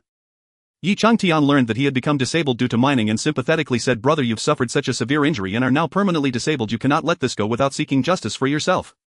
The worker was taken aback. Accidents in mining are inevitable. Although he could no longer work in the mine, Xiao had provided him with some compensation. He did not feel any discontent over it, so he shook his head and prepared to leave. Yi Changtian felt powerless to fight against the powerful like Xiao. He had already given up on himself and said boldly, "Brother, as long as you wish to seek justice for yourself, I, the Lord of Yangji County, will certainly help you uphold fairness." The worker replied honestly, Lord of Yangji County, I truly have no grievances. How can you have no grievances? If it weren't for the lack of safety measures at the mine and the failure to ensure the safety of the workers, how could you have been disabled? This is the responsibility of the mine, a responsibility that Gu Shaoqing should bear. These ancient commoners are too ignorant, they suffer yet do not seek justice for themselves. Alas, it still requires someone like him, a traveler from the future, to help these poor commoners uphold justice. The worker explained, Gu Shaoqing has already taken responsibility, he compensated me. This sum of money is enough for their family to live securely for the rest of their lives. Yi Changtian, feeling frustrated, said, what use is that amount of money? Can it buy back your health and completeness? For these ignorant ancient people he truly felt pity for their misfortune and anger at their lack of striving. Yi Changtian's influence had long since dulled the minds of those around him, effectively reducing their intelligence. Thus the miner still retained some rationality. Lord of Yangji County, we are grateful for you standing up for us commoners, but this matter really cannot be blamed on Gu Shaoqing. At that time Gu Shaoqing was trapped with us in the mine and was also injured, and he did his utmost to ensure our safety. No one can guarantee that such accidents will never happen. The miners understood this point. Yi Changtian's expression darkened. This was not what he wanted to hear. He wanted Gu Shao to be denounced by everyone, not praised. What was there to praise about such a person? Thus Yi Changtian, who unilaterally believed that the miner was oppressed by the powerful yet dared not confront them, forcibly took the miner away and sent someone to relay a message to the miner's family. Originally the miner had not returned home since going to the mine due to the distance. At this time Yi Changtian's people arrived and informed the family that the greedy mine owner Gu Shao had crippled the miner, and now the miner was missing, potentially having been murdered to silence him. The family was terrified and, believing Yi Changtian's words, rushed to the Gu residence to cause a scene. They knelt at the gate of the Gu residence weeping bitterly. Gu Shaoqing, we are merely common folk, too afraid to confront you powerful individuals and seek justice. We only ask that you return the corpse of our child's father to us so that he can be laid to rest. Please, we beg you. The miner's wife with her child kept bowing until her forehead bled. Gu Shao was not at the residence and the steward asked to invite the miner's wife inside to talk. The miner's wife, recalling Yi Changtian's instructions and fearing that Gu Shao might kill the three of them, refused to enter and shouted grievances at the door. The steward, with a semblance of decorum, was about to say something more when unexpectedly Gu Shuang emerged from the crowd, angrily stating, Sister, rest assured, I, Gu Shuang, will take charge of this matter. If it truly is my brother's fault, I will definitely seek justice for you. Gu Zhou nodded as well, saying, indeed, if my brother has made a mistake, we as younger siblings will surely not stand idly by. The steward was left speechless. Have you forgotten that you have been disowned? At this moment Su Ainer was also in the crowd, signaling to her brothers from her village. The bandits immediately began to shout, stirring the emotions of the onlookers and successfully inciting the anger of the common folk. At this moment the atmosphere in front of the Gu residence truly resembled that of a noble family, treating human lives as mere grass, not caring about the lives of the common people. Stirring the emotions of the common folk, Su Ainer attempted to lead the bandits to rush into the Gu residence amidst the chaos, creating a riot. In the original plot, the Gu residence, including the servants, had more than 100 people. Aside from Gu Shuang and Gu Jiu, all the men were decapitated and all the women were violated, with not even a single underage child escaping the disaster. However, all of this was clearly orchestrated by Yi Changtian through Su Ainer, yet he still claimed that he was doing this to uphold justice for the common folk. In the original plot, it was because a flood occurred that Yi Changtian was able to use the flood to divert disaster towards the Gu family. But now, with no flood occurring and no influx of refugees in Chang'an City, this single incident was clearly insufficient to incite the anger of the common folk and compel them to join the bandits in storming into the Gu residence. Instead, upon witnessing the incident, they fled swiftly. Su Ainer had no choice but to urge her bandit brothers to charge into the Gu residence. Just as her people rushed through the gate of the Gu residence expecting to wreak havoc on the Gu family, they found themselves surrounded by armored guards. Realizing that something was amiss, they attempted to leave the Gu residence only to find the entrance blocked by the armored guards. Only Su Ainer stood outside. Sensing the unfavorable situation, she fled immediately. When Gu Shao received the news and returned from the mine, he went straight to the palace without even changing his clothes. He did not accuse Yi Changtian but instead sought permission from Li Er to personally lead troops to eliminate the bandits of Wuwan Mountain. You ask whether Li Er agreed. Of course he did. A group of bandits dared to provoke the common folk into rebellion against the nobility in Chang'an City. If those bandits were to turn against him one day, would they not also attempt a coup? Yi Changtian was still waiting for good news from Su Ainer when he saw her return in a disheveled state. He comforted Su Ainer and sent someone to inquire about the news. By evening, news came that Gu Shao had led troops to eradicate Wuwan Mountain, capturing all the bandits who would be executed in front of the vegetable market the next day. In just one day the situation had developed to this point, which Yi Changtian had not anticipated. Su Ainer was also panicking. Brother Changtian, you must find a way to rescue my father and brothers Wu. Yi Changtian pretended to be strong but was actually at a loss. He went to the palace to find Li Er, but the palace directly used the excuse of it being late and Li Er resting to send him back. By the next day it was already too late.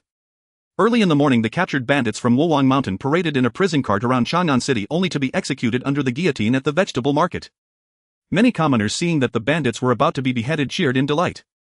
These bandits claimed to be righteous robbers looting and pillaging, asserting they were robbing the rich to aid the poor. However, where was the aid for the poor? Suaner suddenly charged out at this moment, pointing at Gu Xiao. Gu Xiao! In broad daylight, how dare you kill my father and brothers? Do you not fear the law? Gu Xiao frowned. Were bandits in this era so uneducated?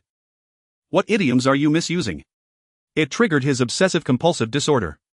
A group of murderers and arsonists speaking of law and reason with this official. Do you even qualify? P.S. Recommend my friend Yuming's Undying Body. Gu Xiao's attitude ignited furious anger in Suaner. You greedy official. You are seeking personal revenge. I am seeking personal revenge. This accusation I do not acknowledge. Gu Xiao raised his hand and a subordinate presented a document which Gu Xiao opened and began to read. It detailed the misdeeds of the bandits of Wuwang Mountain over the years. Each incident was well known to the gathered citizens. Some of them were even victims. They shouted angrily, demanding that Gu Xiao immediately execute these people. Gu Xiao said the bandits of Wuwang Mountain commit atrocities, bringing disaster to the region, causing great suffering to the people. As a high-ranking official of the court, it is my duty to punish evildoers and uphold justice. Therefore, capturing you is in accordance with the will of the people, and you have brought this upon yourselves. Upon finishing, Gu Xiao issued the order for execution. In the next moment, the heads of the Wuwang Mountain bandits flew off before Suaner's eyes. The citizens were all cheering. Well done, well done. Eliminate these bandits completely. Suaner screamed and attempted to attack Gu Xiao, but Yi Changtian held her tightly, preparing to take her away. However, Gu Xiao issued another command: capture the remaining scum of Wuwang Mountain. Suaner. Yi Changtian stood protectively in front of Suaner. As long as I am here, you shall not harm a single hair on Aner's head. Is that so? Gu Xiao drew his sword and walked straight towards Yi Changtian. Yi Changtian realized just in time to dodge Gu Xiao's thrust, but inadvertently collided directly with the sword's tip. Moreover, he ended up offering his kidney as a sacrifice. Yi Changtian spat out a mouthful of blood as his kidney was pierced. Gu Xiao. A man must drink kidney tonic if he wants his kidneys to be healthy. Injured Yi Changtian fell and Suaner was captured. Gu Xiao was a man of action, directly pressing Suaner under the guillotine. When Suaner died, her eyes widened in disbelief. She never expected that Gu Xiao would truly strike down a weak woman. Gu Xiao, I will kill you. I will kill you. Even now you still do not understand who led Wuwang Mountain to this point. Gu Xiao smiled at Suaner and said, the knife was raised by me, but it was not I who truly brought down Wuwang Mountain, it was your brother Changtian. You are talking nonsense. You have no grievances with me and our waters do not mix, but your brother Changtian has deep-seated enmity against you. Your father and brothers killed his parents and siblings. You cannot be unaware of that. A villain should do what villains do, like ensuring the female lead dies with regret. With such deep-seated hatred, how could he possibly love the daughter of his enemy? Thus, using my hand, he killed your entire family. Then he looked at Yi Changtian, cousin Changtian, seeing your enemy's family annihilated, do you not feel a sense of vengeance fulfilled and joy? Yi Changtian. He was so furious that he could not speak. Suaner's expression was dazed. Gu Xiao continued, you need not feel innocent or wronged compared to the hundreds of lives of the Gu family that nearly fell victim to your treachery. Your death is hardly unjust. What if you are beautiful and curvy? A woman with such an extremely malicious character is simply asking for trouble. Gu Xiao stood up and issued the command. In the next moment, Suaner's lovely little head rolled down, coming to a stop before Yi Changtian. Yi Changtian was stunned, unable to catch his breath, and coughed up blood before completely fainting. When he regained consciousness, the scene of Suaner's head being severed lingered in his mind. Yi Changtian's eyes were bloodshot. Gu Xiao. You dare kill the one I love. I will make you pay in blood for this. Yi Changtian entered the palace to find Li Er. Your Majesty, Gu Xiao is framing and maliciously killing innocent people. It is a blatant disregard for human life. If we allow him to continue so unrestrained, what authority will the laws of the Tang have? I beseech your Majesty. Enough. Li Er's expression darkened. The people Gu Xiaoqing has killed are all deserving of death. It is my decree. Are you questioning my authority to uphold life? This was the first time Yi Changtian saw such an expression on Li Er's face. His legs trembled. He wanted to say something more, but Li Er had already waved him off, telling him to leave. Yi Changtian understood how to manipulate the masses and public opinion. But he did not comprehend how much a ruler would fear someone capable of inciting riots beneath the emperor's feet. The recklessness he displayed had already begun to alarm Li Er. If Yi Changtian knew how to restrain himself, it would be fine, otherwise Li Er would never tolerate him. Years passed in the blink of an eye. During these years, Gu Xiao made considerable advancements using Yi Changtian's protagonist aura, while Li Er continuously tested Yi Changtian's limits. Yet Yi Changtian still did not understand the concept of restraint, constantly expanding his commercial empire, nearly grasping the economic lifeline of the entire Tang dynasty. He felt much discontent toward the Tang and Li Er, wishing for the new emperor to ascend swiftly so he could unleash his talents. Thus he actively participated in the power struggles between several princes, providing not only financial and technical support but also various strategies. Today he deemed one prince suitable for the throne and assisted him. Tomorrow he found another prince more appropriate and went to help him. His wavering stance felt as if he were merely playing games. If Li Er's health were still good he would continue to tolerate Yi Changqian's antics. But now with Li Er's health declining he had no confidence in his sons, fearing that upon his death his sons would fall under the control of the monstrous Yi Changqian, ruining the Tang dynasty and causing it to fade like the sway. Thus he must deal with Yi Changqian before his death. The guillotine was already prepared for Yi Changqian and the situation in Chang'an was brewing a storm. Yet Yi Changqian remained oblivious, continuing to scurry among the princes. Moreover, the group of women in his courtyard exhausted him, completely dulling his keen perception of the surrounding situation. These women quarrel over trivial matters in his courtyard, showing none of the obedience they once had. The wives and concubines Yi Changqian envisioned have become a complete joke. The most frustrating part is that the system's task forbidding him from contacting women has not yet ended. With so many women in the courtyard he is still unable to touch them. And these women, desperate to bear a son to secure their positions, are doing everything they can to seduce him. Whenever he is unable to resist and disregards the system's task he finds his once healthy kidneys now lacking. Yi Changqian. Being a man is truly difficult. Seeing himself unable to enjoy the favor of beautiful women while this group of women wreaks havoc in his residence, ruining his affairs, and because of his earlier remarks about taking responsibility for their beauty while he provided for the family they now indulge in excessive spending, Yi Changqian can no longer tolerate it. He wanted to send these women away. However, while it was easy to collect them, making them leave was far more challenging. With the others unwilling to leave, Yi Changqian said to Gu Shuang'er, "Why don't you go back to the Gu family and apologize to your brother? After all, you are siblings, he will forgive you." Gu Shuang bit her lip. "I absolutely won't.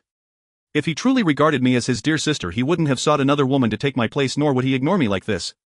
Even if he truly kneels and begs me to return I still won't go back. I only want to be with cousin Changtian." "Yi Changtian. But I don't want to be with you." Gu Shuang was completely oblivious to Yi Changtian's predicament and joyfully went shopping with a group of women from the manor the next day. Regardless of the private conflicts on the surface, they all appeared to be a loving family.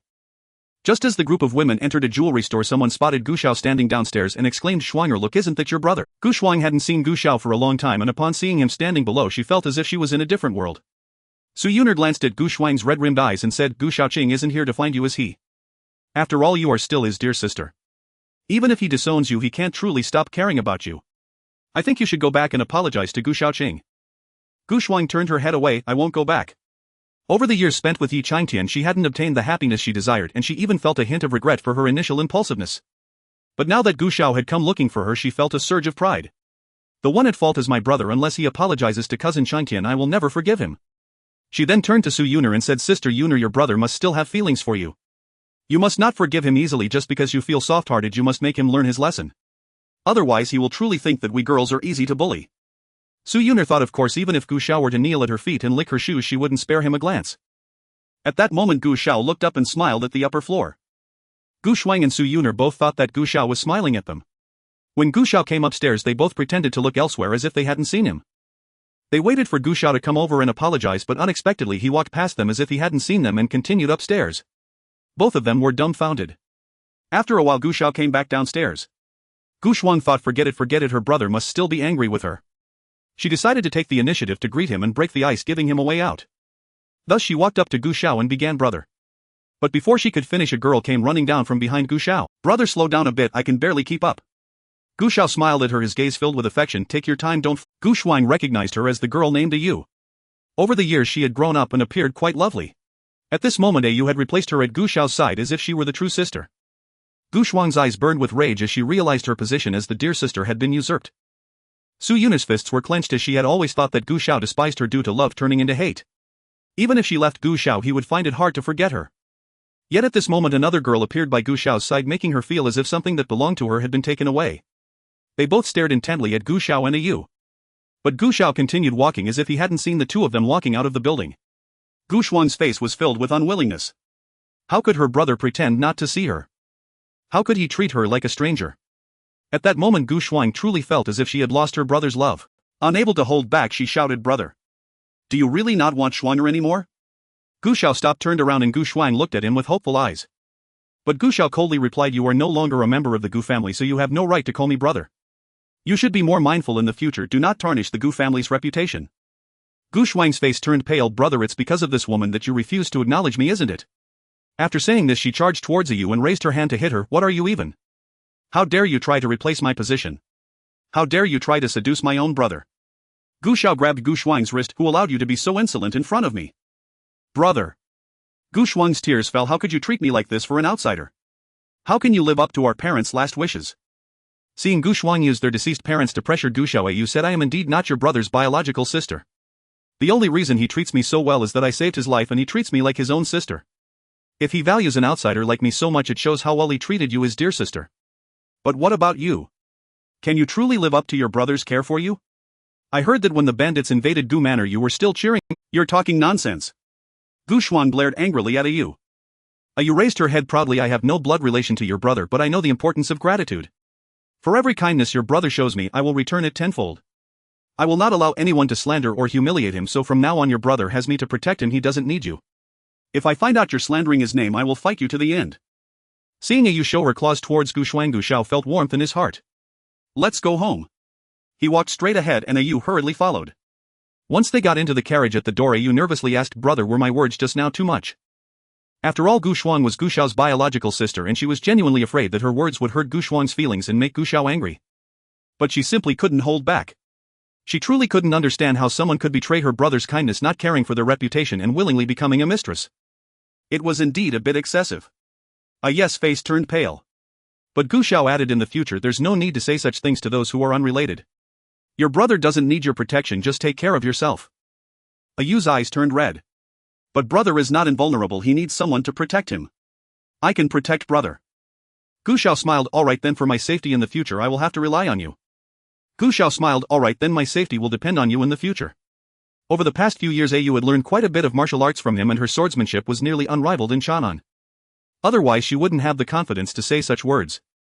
Yi Changtian had seen Yu duel with someone at a banquet once and was immediately captivated by her extraordinary skill. It wasn't that Yu was particularly beautiful, but when she wielded her sword her graceful demeanor reminded him of the red tea that he had stabbed through before even tasting it.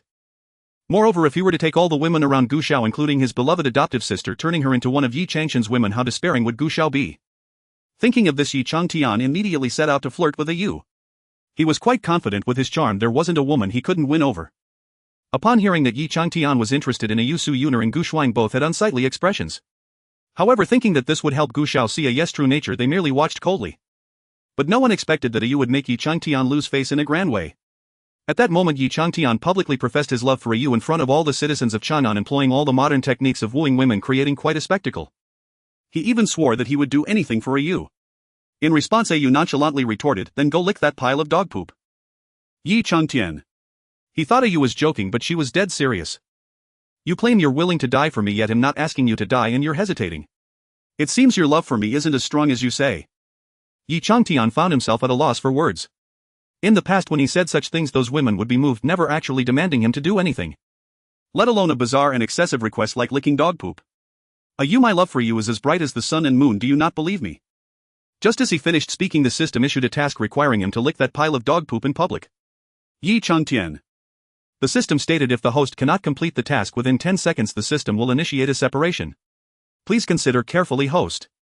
Then the countdown began. 10, 9, 8. Because of the system Yi Changtian had gained numerous benefits, he had become completely reliant on it. At this moment, facing the imminent loss of the system, he panicked. When the countdown neared 3 he actually bent down to lick the dog poop. Yu. Yi Changshan's women. In that instant they could feel the peculiar glances of the citizens upon them, as if they were wondering how they could possibly be attracted to a man who would eat poop. The citizens of Chang'an. We cannot marry 3 or 4 wives, is it because we have not eaten poop? The atmosphere in Chang'an turned icy as if a ghost had passed by. In this strange atmosphere Yi Changtian desperately tried to save face, saying to Yu, do you now believe in my love for you? See? I am licking dog poop for the sake of love, and that is a noble act. Yes expression faltered for a moment. I believe you, but I'm sorry, I don't like men who lick dog poop, it's too disgusting. Then Yu ran away. She needed to return and cleanse her eyes by looking at her brother's face. Yi Changtian. Having eaten dog poop, lost face and failed to pursue a woman, Yi Changshan's expression darkened. Turning around he saw Gu Jiu still dazed and unresponsive and shouted at him, are you blind? Why aren't you bringing the carriage over? Gu Jiu, being yelled at, looked unhappy but still dutifully went to bring the carriage. At first Gu Jiu thought being Yi Changshan's errand boy was quite good because Yi Changtian treated him as a brother deep down. From this perspective, even if he were to be expelled from the Gu family it didn't seem like a big deal. However, over time Gu Jiu realized that being this errand boy was no easy task. Without the backing of the Gu family, Yi Changshan's subordinates truly treated him like Yi Changshan's little brother, ordering him around without the courtesy of calling him young Master Gu as they used to.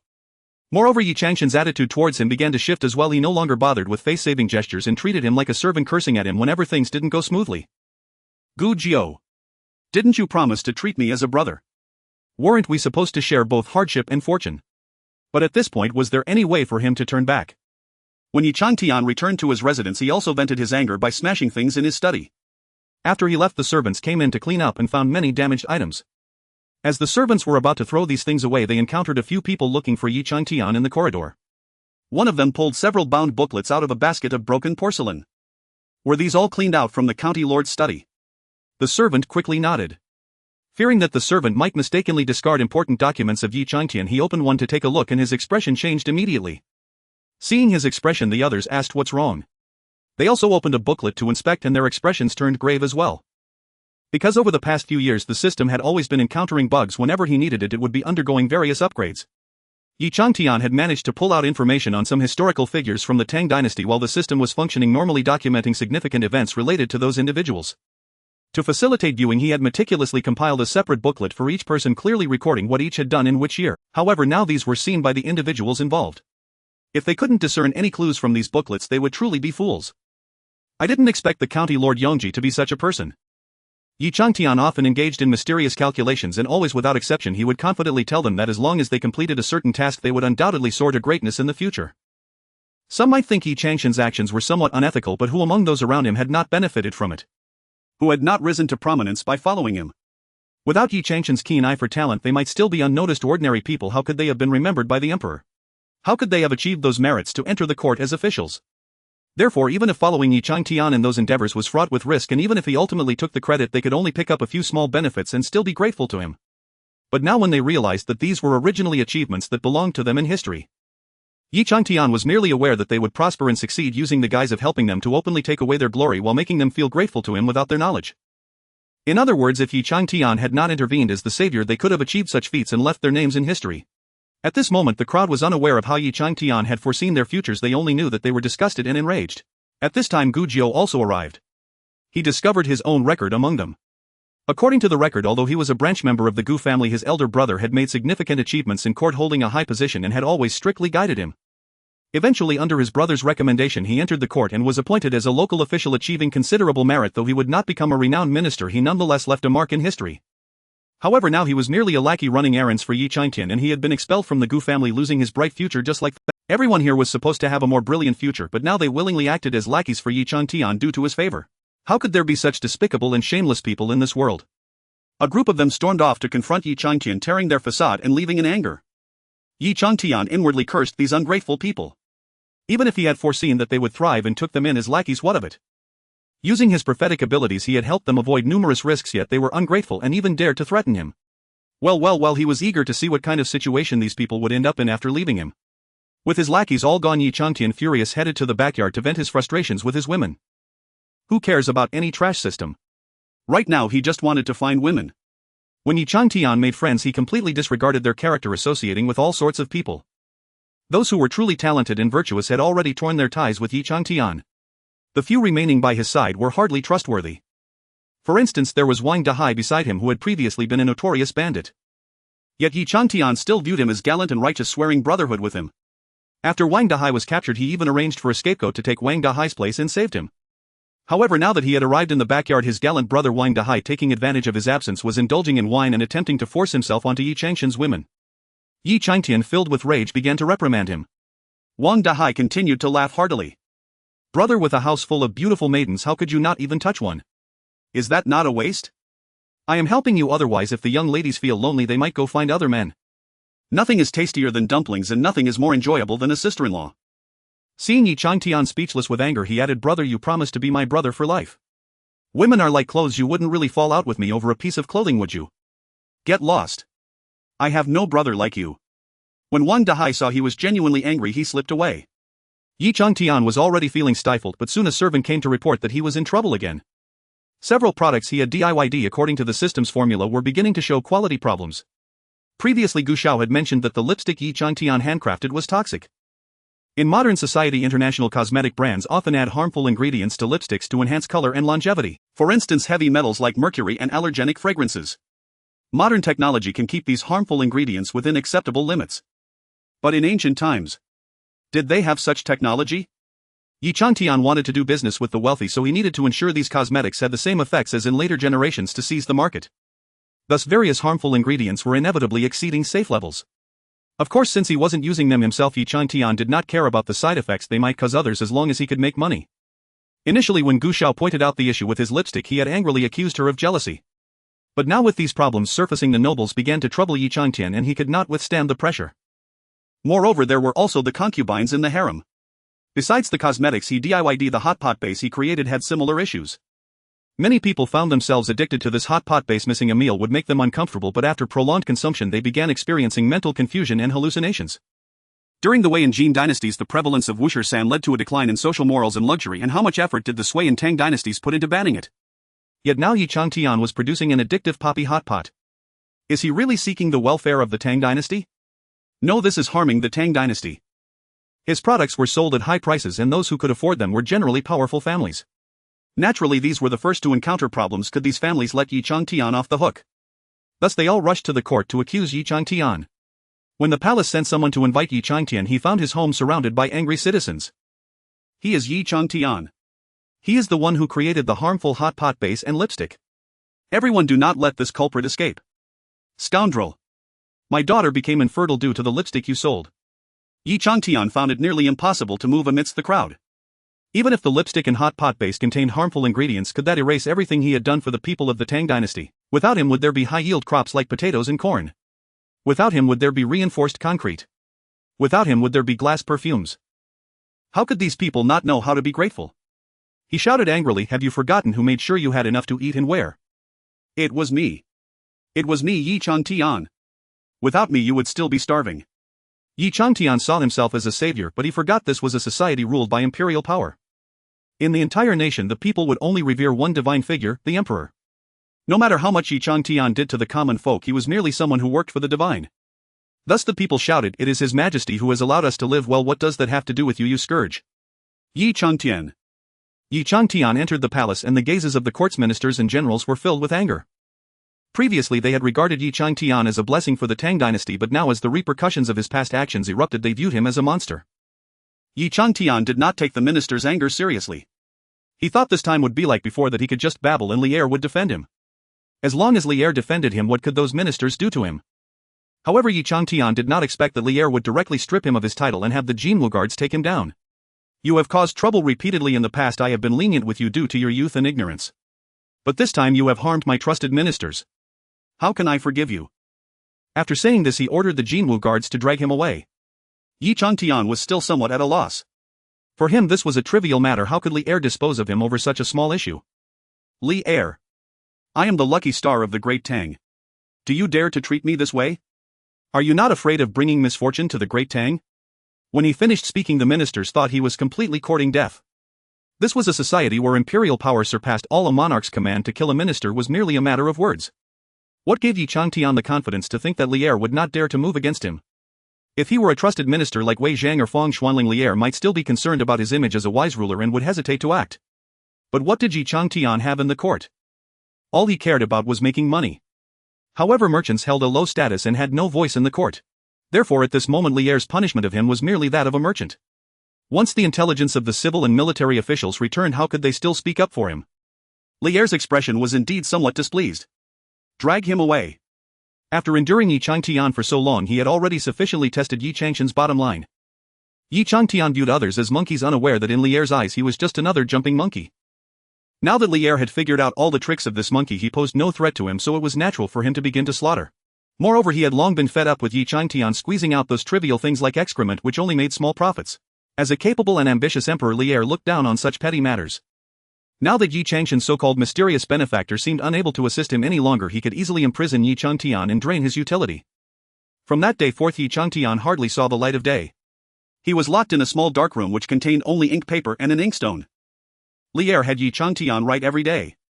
No matter what he wrote, as long as it served a purpose for Li'er, he would have food, otherwise he would go hungry. At first, Yi Changtian was still defiant. However, this confined environment was inherently capable of causing psychological stress, and with the added physical hunger, how could an ordinary person like Yi Changtian endure it? He continuously called out to the system, not knowing how long it took for the system to respond.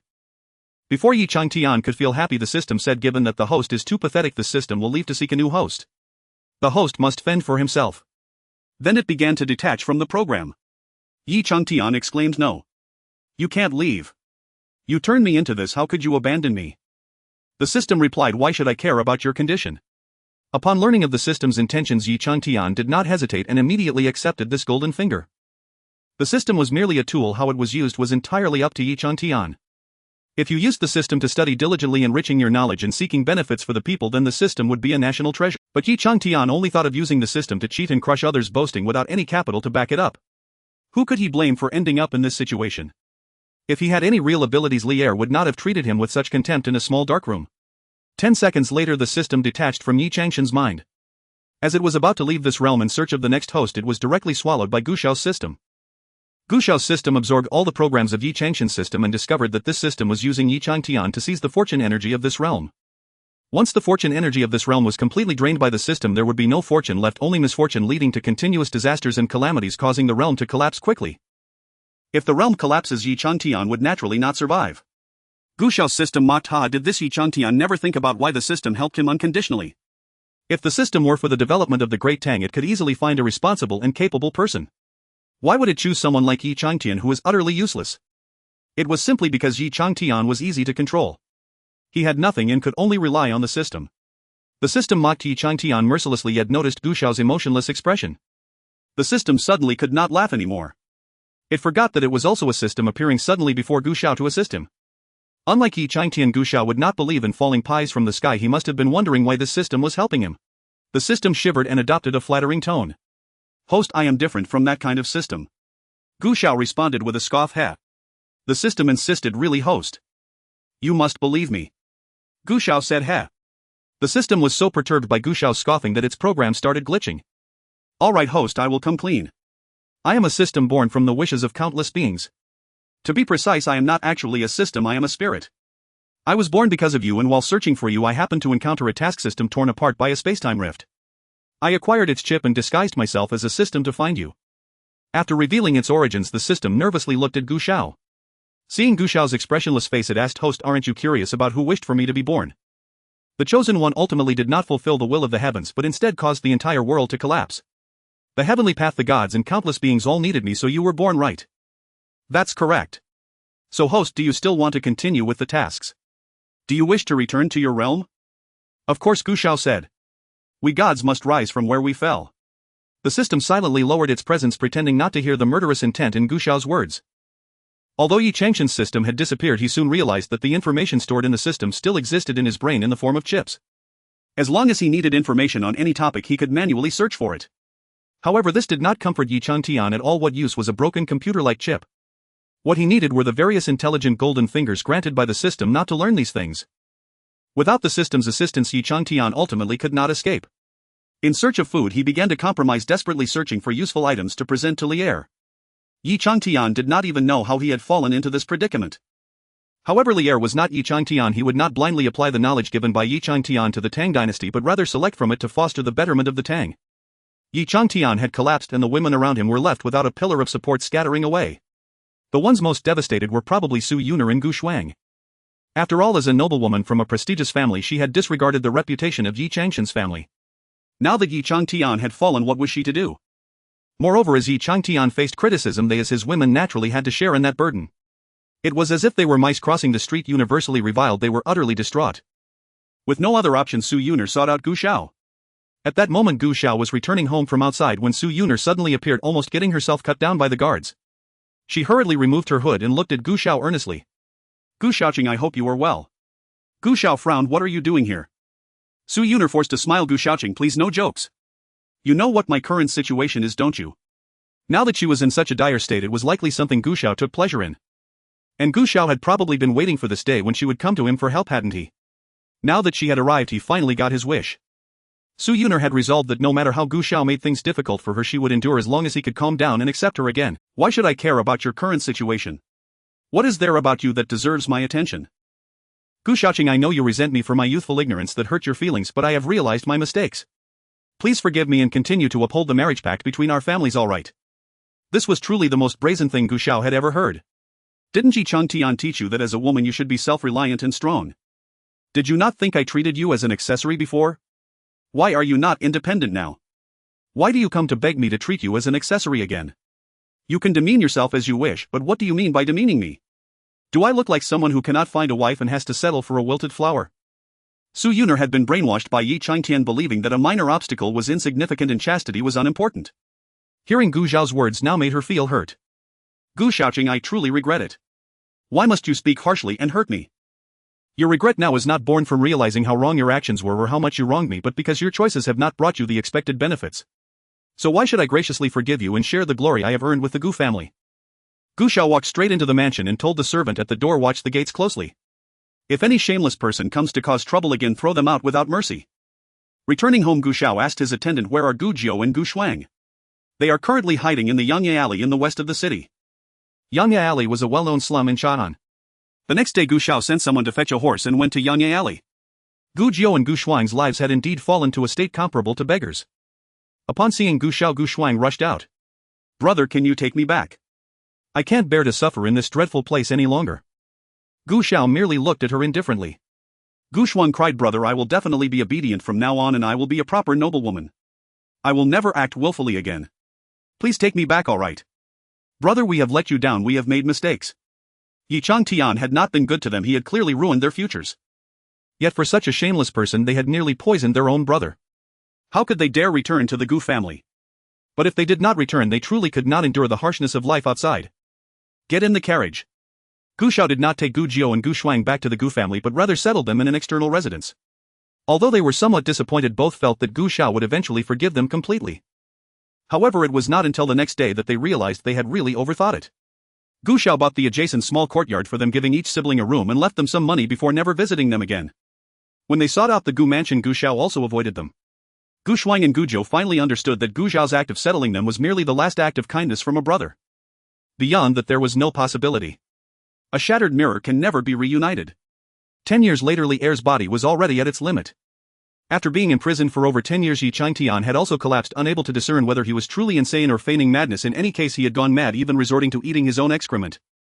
Li Er had someone release Yi Changtian but still sent people to follow him. Yet Yi Changtian finally saw the sun again.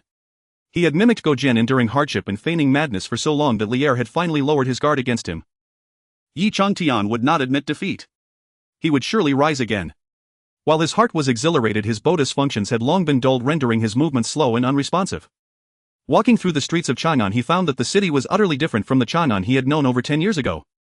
Before his imprisonment, the people of the Tang dynasty were barely scraping by. Even in the heart of the empire, life for the common folk in Chang'an was not easy. But now the prosperity he observed in the Tang had far surpassed that of the historical Golden Age.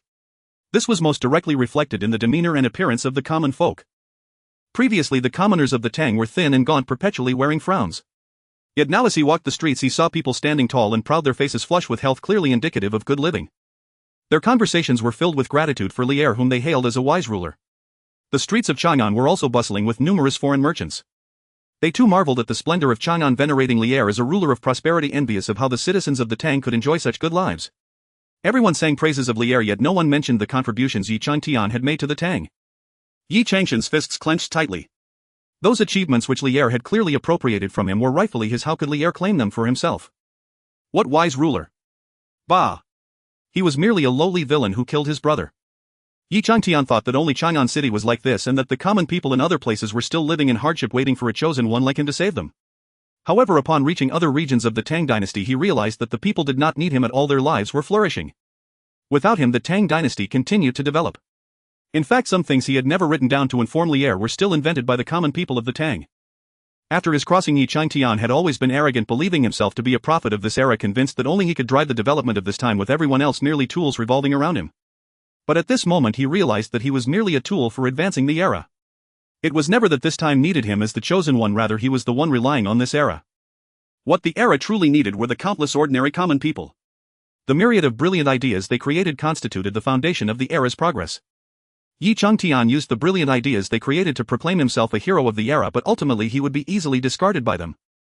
Yet Yi Changtian could not comprehend that as a time traveler and the chosen one, he was meant to utilize his system to create great achievements in this era, leaving a mark in history to be revered by generations. Otherwise, what was the meaning of his crossing? When he first arrived everything had indeed gone smoothly for him. But why had it changed so drastically now? How could the glory of the Tang dynasty not have been brought about by his own hands? At this moment Yi Changtian also spotted Gu Xiao. Gu Xiao had steadily advanced over the years, managing to remain unscathed during Li Er's major purge of the aristocracy, preserving the Gu family's position and securing his own steadiness in the court. Yi Changtian fixed his gaze on Gu Xiao. Gu Xiao felt the intense scrutiny and turned to meet Yi Changshan's eyes. He jumped down from his carriage and approached Yi Changtian. "Cousin, congratulations. You've finally seen the light of day." Yi Changtian could no longer pretend to be mad. All his rage was directed at Gu Xiao. "Gu Xiao. Was all of this your doing? Did you set me up?" In the small dark room he had once had a dream. In the dream he enjoyed both love and career success, truly a winner in life, but now the stark contrast with his miserable confinement was undeniable. Yi Changtian had always believed that everything in his dream was the life that was rightfully his. And all of this was due to Gu Xiao's unexpected survival. At this moment he rushed towards Gu Xiao, wishing to kill him instantly, but was restrained by those monitoring him still struggling.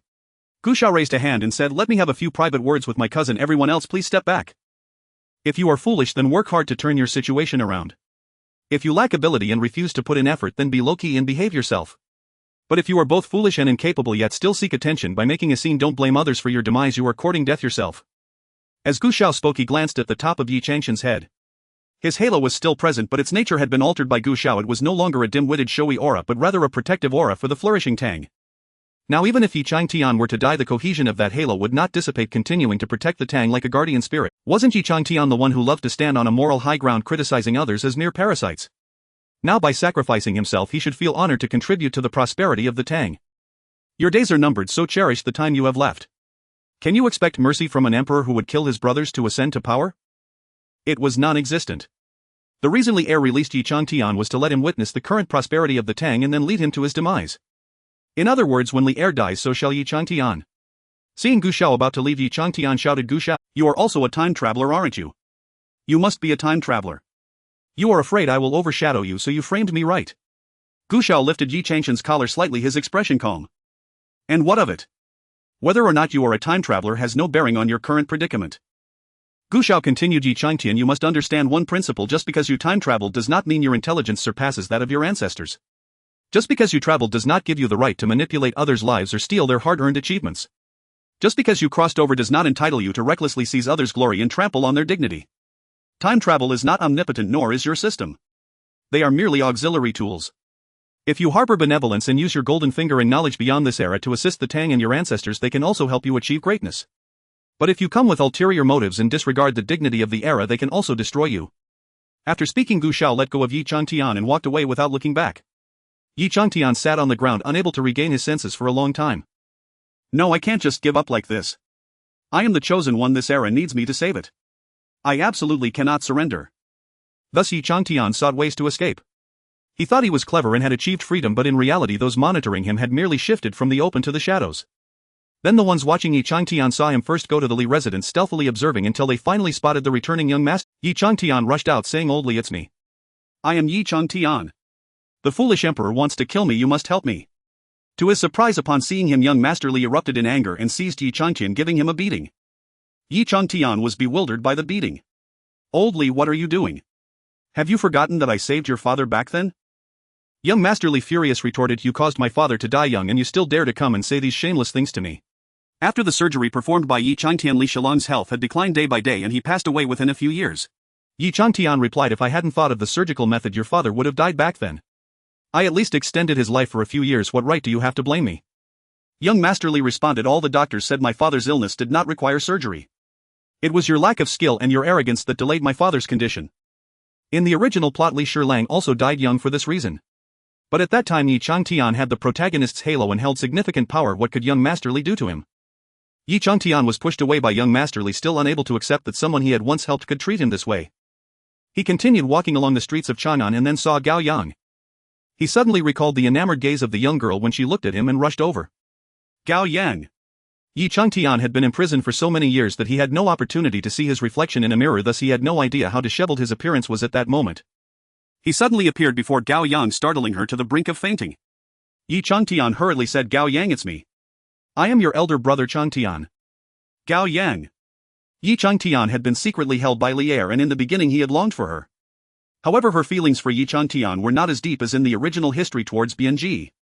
Yi Changtian did not love her exclusively like Bianji did, right? Thus when he truly could not be found, Gao Yang abandoned all thoughts of marriage. Over the years she often remembered Yi Changtian. But at this moment when Yi Changtian appeared before her in such a disheveled state, all her thoughts were thrown to the dogs. Compared to Yi Changtian, she found Fang Yai much more pleasing to the eye. Gao Yang immediately stopped looking at Yi Changtian's glaring appearance, boarded the carriage and urged the driver to hurry up and leave. Yi Changtian struck again. Just as he attempted to escape from Chang'an City, he was captured. The person monitoring Yi Changtian immediately entered the palace to report but saw Gu Xiao also present in the Ganlu hall, so he stood aside. Li Er said, "Guiqing is not an outsider, speak up, what is the matter?" "Your Majesty, the Turks have already abducted the person." Li Er waved his hand to dismiss the messenger, then coughed several times and looked at Gu Xiao. "Guiqing, do you think I should send someone to deal with Yi Changtian?" "Gu Xiao. This is a test of my loyalty."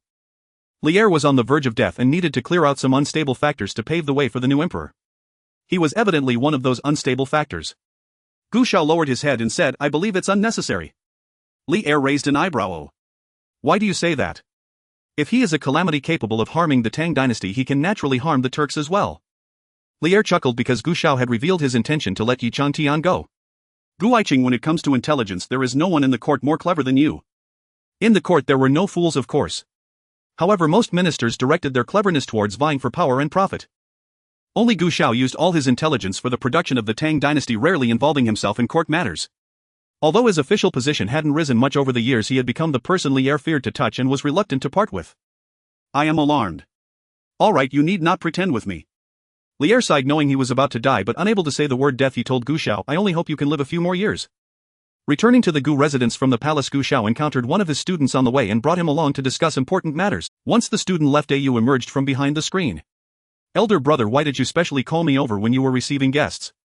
Gu Xiao replied, "The young man just now is your elder brother's student, a mature and steady good child. I've observed him for a while." "You? Why are you telling me this?" "Gu Xiao, do you think he is worthy to be a husband?" "You? I want marry." "Gu Xiao, why won't you marry?" You huffed, "Then why don't you marry?" "Gu Xiao, because I swore an oath that as long as there is one person in the Tang who hasn't escaped poverty, I will not marry or have children." "System. You are amazing, you completely blocked your path to marriage with one sentence." You was speechless for a moment. "I also once swore that as long as you don't marry, I won't marry either." "Gu Xiao." Seeing him silent, Au asked, "Elder brother, do you think I have eaten too much in the Gu family and want to drive me away?" Gu Xiao sighed and stood up. "All right, if you won't marry, then don't." Gu Xiao then remembered the siblings Gu Jiao and Gu Sh. Those two siblings initially did not recognize reality, but after so many years they finally understood that the Gu family could no longer accept them and began to work hard on their own. Now their lives were quite good. It seemed he had nearly fulfilled the original host's wishes. The intelligence tasks were completed and the production development of this era was steadily progressing. However, Gu Xiao had yet to hear the system prompt indicating he could leave this dimension. Gu Xiao asked the system and it replied in silence, "Host, you have forgotten that you do not possess the halo of Yi Changtian. Even if the halo deteriorated, it still exists. Without breaking the halo, how can you leave?" "Then when can I leave? Do I really have to break the halo? Isn't that counterproductive? How hard was it for me to turn Yi Changtian's halo into a protective one for this dimension?" "That's not necessary. The host must forcibly stay in this dimension for 50 years. Gu Xiao. Not long after news reached Chang'an City that Yi Changtian was thriving among the Turks. Moreover, under Yi Changtian's instigation, the Turks planned to take advantage of the transition of power in the Tang dynasty to strike. In the end, the Turks, just as they were about to mobilize, discovered that they had been led into a trap by Yi Changtian, suffering heavy losses. The Turks were not as convoluted as the Tang people. Upon realizing that Yi Changtian had no real ability, they directly executed. With Yi Changtian's death, Li Er also breathed his last. The new emperor ascended smoothly. At this time the Turks were in disarray, fearing that the new emperor would seek retribution, and hurriedly brought Yi Changtian's corpse to Chang'an to make amends. Gu Xiao requested Yi Changtian's body and arranged for a proper burial. After all, it was the true body of Yi Changtian. After his death, Yi Changtian found himself in a state of soul completely unperturbed. Because he knew he would be reborn again, just like in his first life when he died and crossed over to the Tang dynasty. He died once in the Tang dynasty and was then reborn. Indeed, the current Yi Changtian was actually experiencing his second rebirth in the Tang dynasty. In his previous life he had a smooth journey, seemingly at the peak of life, but no one expected that before his death Li Er had left a decree ordering all royal assassins to kill him at any cost. A monarch possessing the true dragon's purple chi relentlessly pursued Yi Changtian, and to be honest, even the system could not protect him. Thus in the end he was killed by Li Er's assassins. After his death he found himself reborn in the body of Yi Changtian again.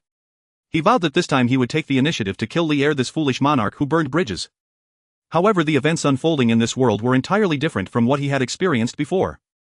He was imprisoned by Li Er early on, drained of his usefulness, and now he had fallen into the hands of the Turks. Yi Changtian attempted to use the Turks to make a comeback, but even with the memories of his previous live's success without the system, he remained utterly powerless. The outcome was predictable: he failed and was killed by the Turks once again. Now he had died again. Just when he thought he could be reborn again, he saw another even more powerful soul that could easily crush him. Who are you? You have occupied my body and acted recklessly, yet you do not even know who I am. Yi Changtian finally recognized that this soul was none other than the original Yi Changtian. The original Yi Changshan's eyes were filled with hatred. Today I finally have you in my grasp. I will crush your bones to ashes. Yi Changtian was no match for the original Yi Changtian and could only flee. As he ran in circles in this white expanse, the original Yi Changtian followed him like a shadow. He could only say, "You are so incompetent," only knowing how to envy Gu Xiao, clearly liking Gu Xuan yet not daring to express it. I helped you turn the tide. Living a different life, I helped you get revenge and even slept with the woman you longed for. What right do you have to hate me? You should be grateful to me. Without me you would just be a despicable insect rotting in a corner and no one would even know. Yes, I am incompetent. I envy cousin Gu Xiao, but I also appreciate the Gu family's protection. Jealousy is a common human sentiment. I never wanted to annihilate the Gu family, nor did I think of taking revenge on them. If anything, I only wanted to avenge the bandits who slaughtered my family on Wuwang Mountain. And Yi Changtian. He is in love with his enemies and causes his benefactors to suffer devastation. It is hateful that he could only watch helplessly as everything unfolded. Indeed, this original Yi Changtian followed the fake Yi Changtian through the entire plot in a state of soul and witnessed the fake Yi Changtian being killed by Li Er's assassins, then followed the fake Yi Changtian into rebirth. He was fated to be occupied by Yi Changshan's body and could not blame anyone, but the actions Yi Changtian took with his body were intolerable. He could never allow Yi Changtian to have another opportunity for rebirth. Thus the original Yi Changtian, with the intent to perish together, directly swallowed the soul of the fake Yi Changtian. He initially thought he would explode and die, but unexpectedly he survived. At this moment he saw Gu Xiao. Recalling how the fake Yi Changtian had harmed his cousin's family in his previous life, this time Gu Xiao had properly buried his body after the fake Yi Changshan's death, filling the original Yi Changtian with guilt and gratitude. Cousin, I'm sorry. There's nothing to apologize for, you have never done anything wrong. Gu Xiao lightly tapped his head with his middle finger. Go and be reborn. In your next life you will surely have a complete. Gu Xiao lived for over 70 years in this dimension, which was considered a long life in this era. Looking over his life, it seemed ordinary at first glance, but upon closer inspection every action he took was a crucial point in leading the Tang dynasty towards prosperity. When the historians compiled records, they found that as soon as they wrote about him there were endless matters to detail. When they wanted to delete a few unimportant ones, they discovered that each event was significant and could not be omitted. In the end, they simply dedicated an entire biography to him. It was this biography that caused future liberal arts students to lament endlessly. This damn content that the Tang dynasty has to bear is 2/3 of the 3-year history book's content, and 2/3 of that is about Gu Xiao. Is this Gu Xiao crazy? Why is he doing so much for no reason? Is he trying to drive us liberal arts students to death? The history teacher, however, looked at him with admiration. Students, the early Tang period was a watershed moment in Huaguo's history, and Gu Xiao was a key figure in this era. Without his lifelong efforts in laying the industrial foundation and the seeds of capital for the Tang dynasty, how could the subsequent industrial revolution unfold smoothly? How could our nation continue to lead the world? How could we have today a strong nation no one dares to provoke? Understanding his contributions throughout his life is also a tribute to his spirit. For those studying history, the more they learn about Gu Xiao, the harder it is to resist his charm. While he was alive, he could be said to be low profile and unremarkable in the talent-rich Tang dynasty. However, 100 years, 500 years, 1,000 years after his death, the contributions he made for the Tang dynasty and his importance in history gradually became apparent. Every action he took pushed the wheels of history forward and contributed to the prosperity and strength of Huaguo. No one can deny his contributions to today's Huaguo. He deserves a bold and colorful stroke in the annals of history, remembered by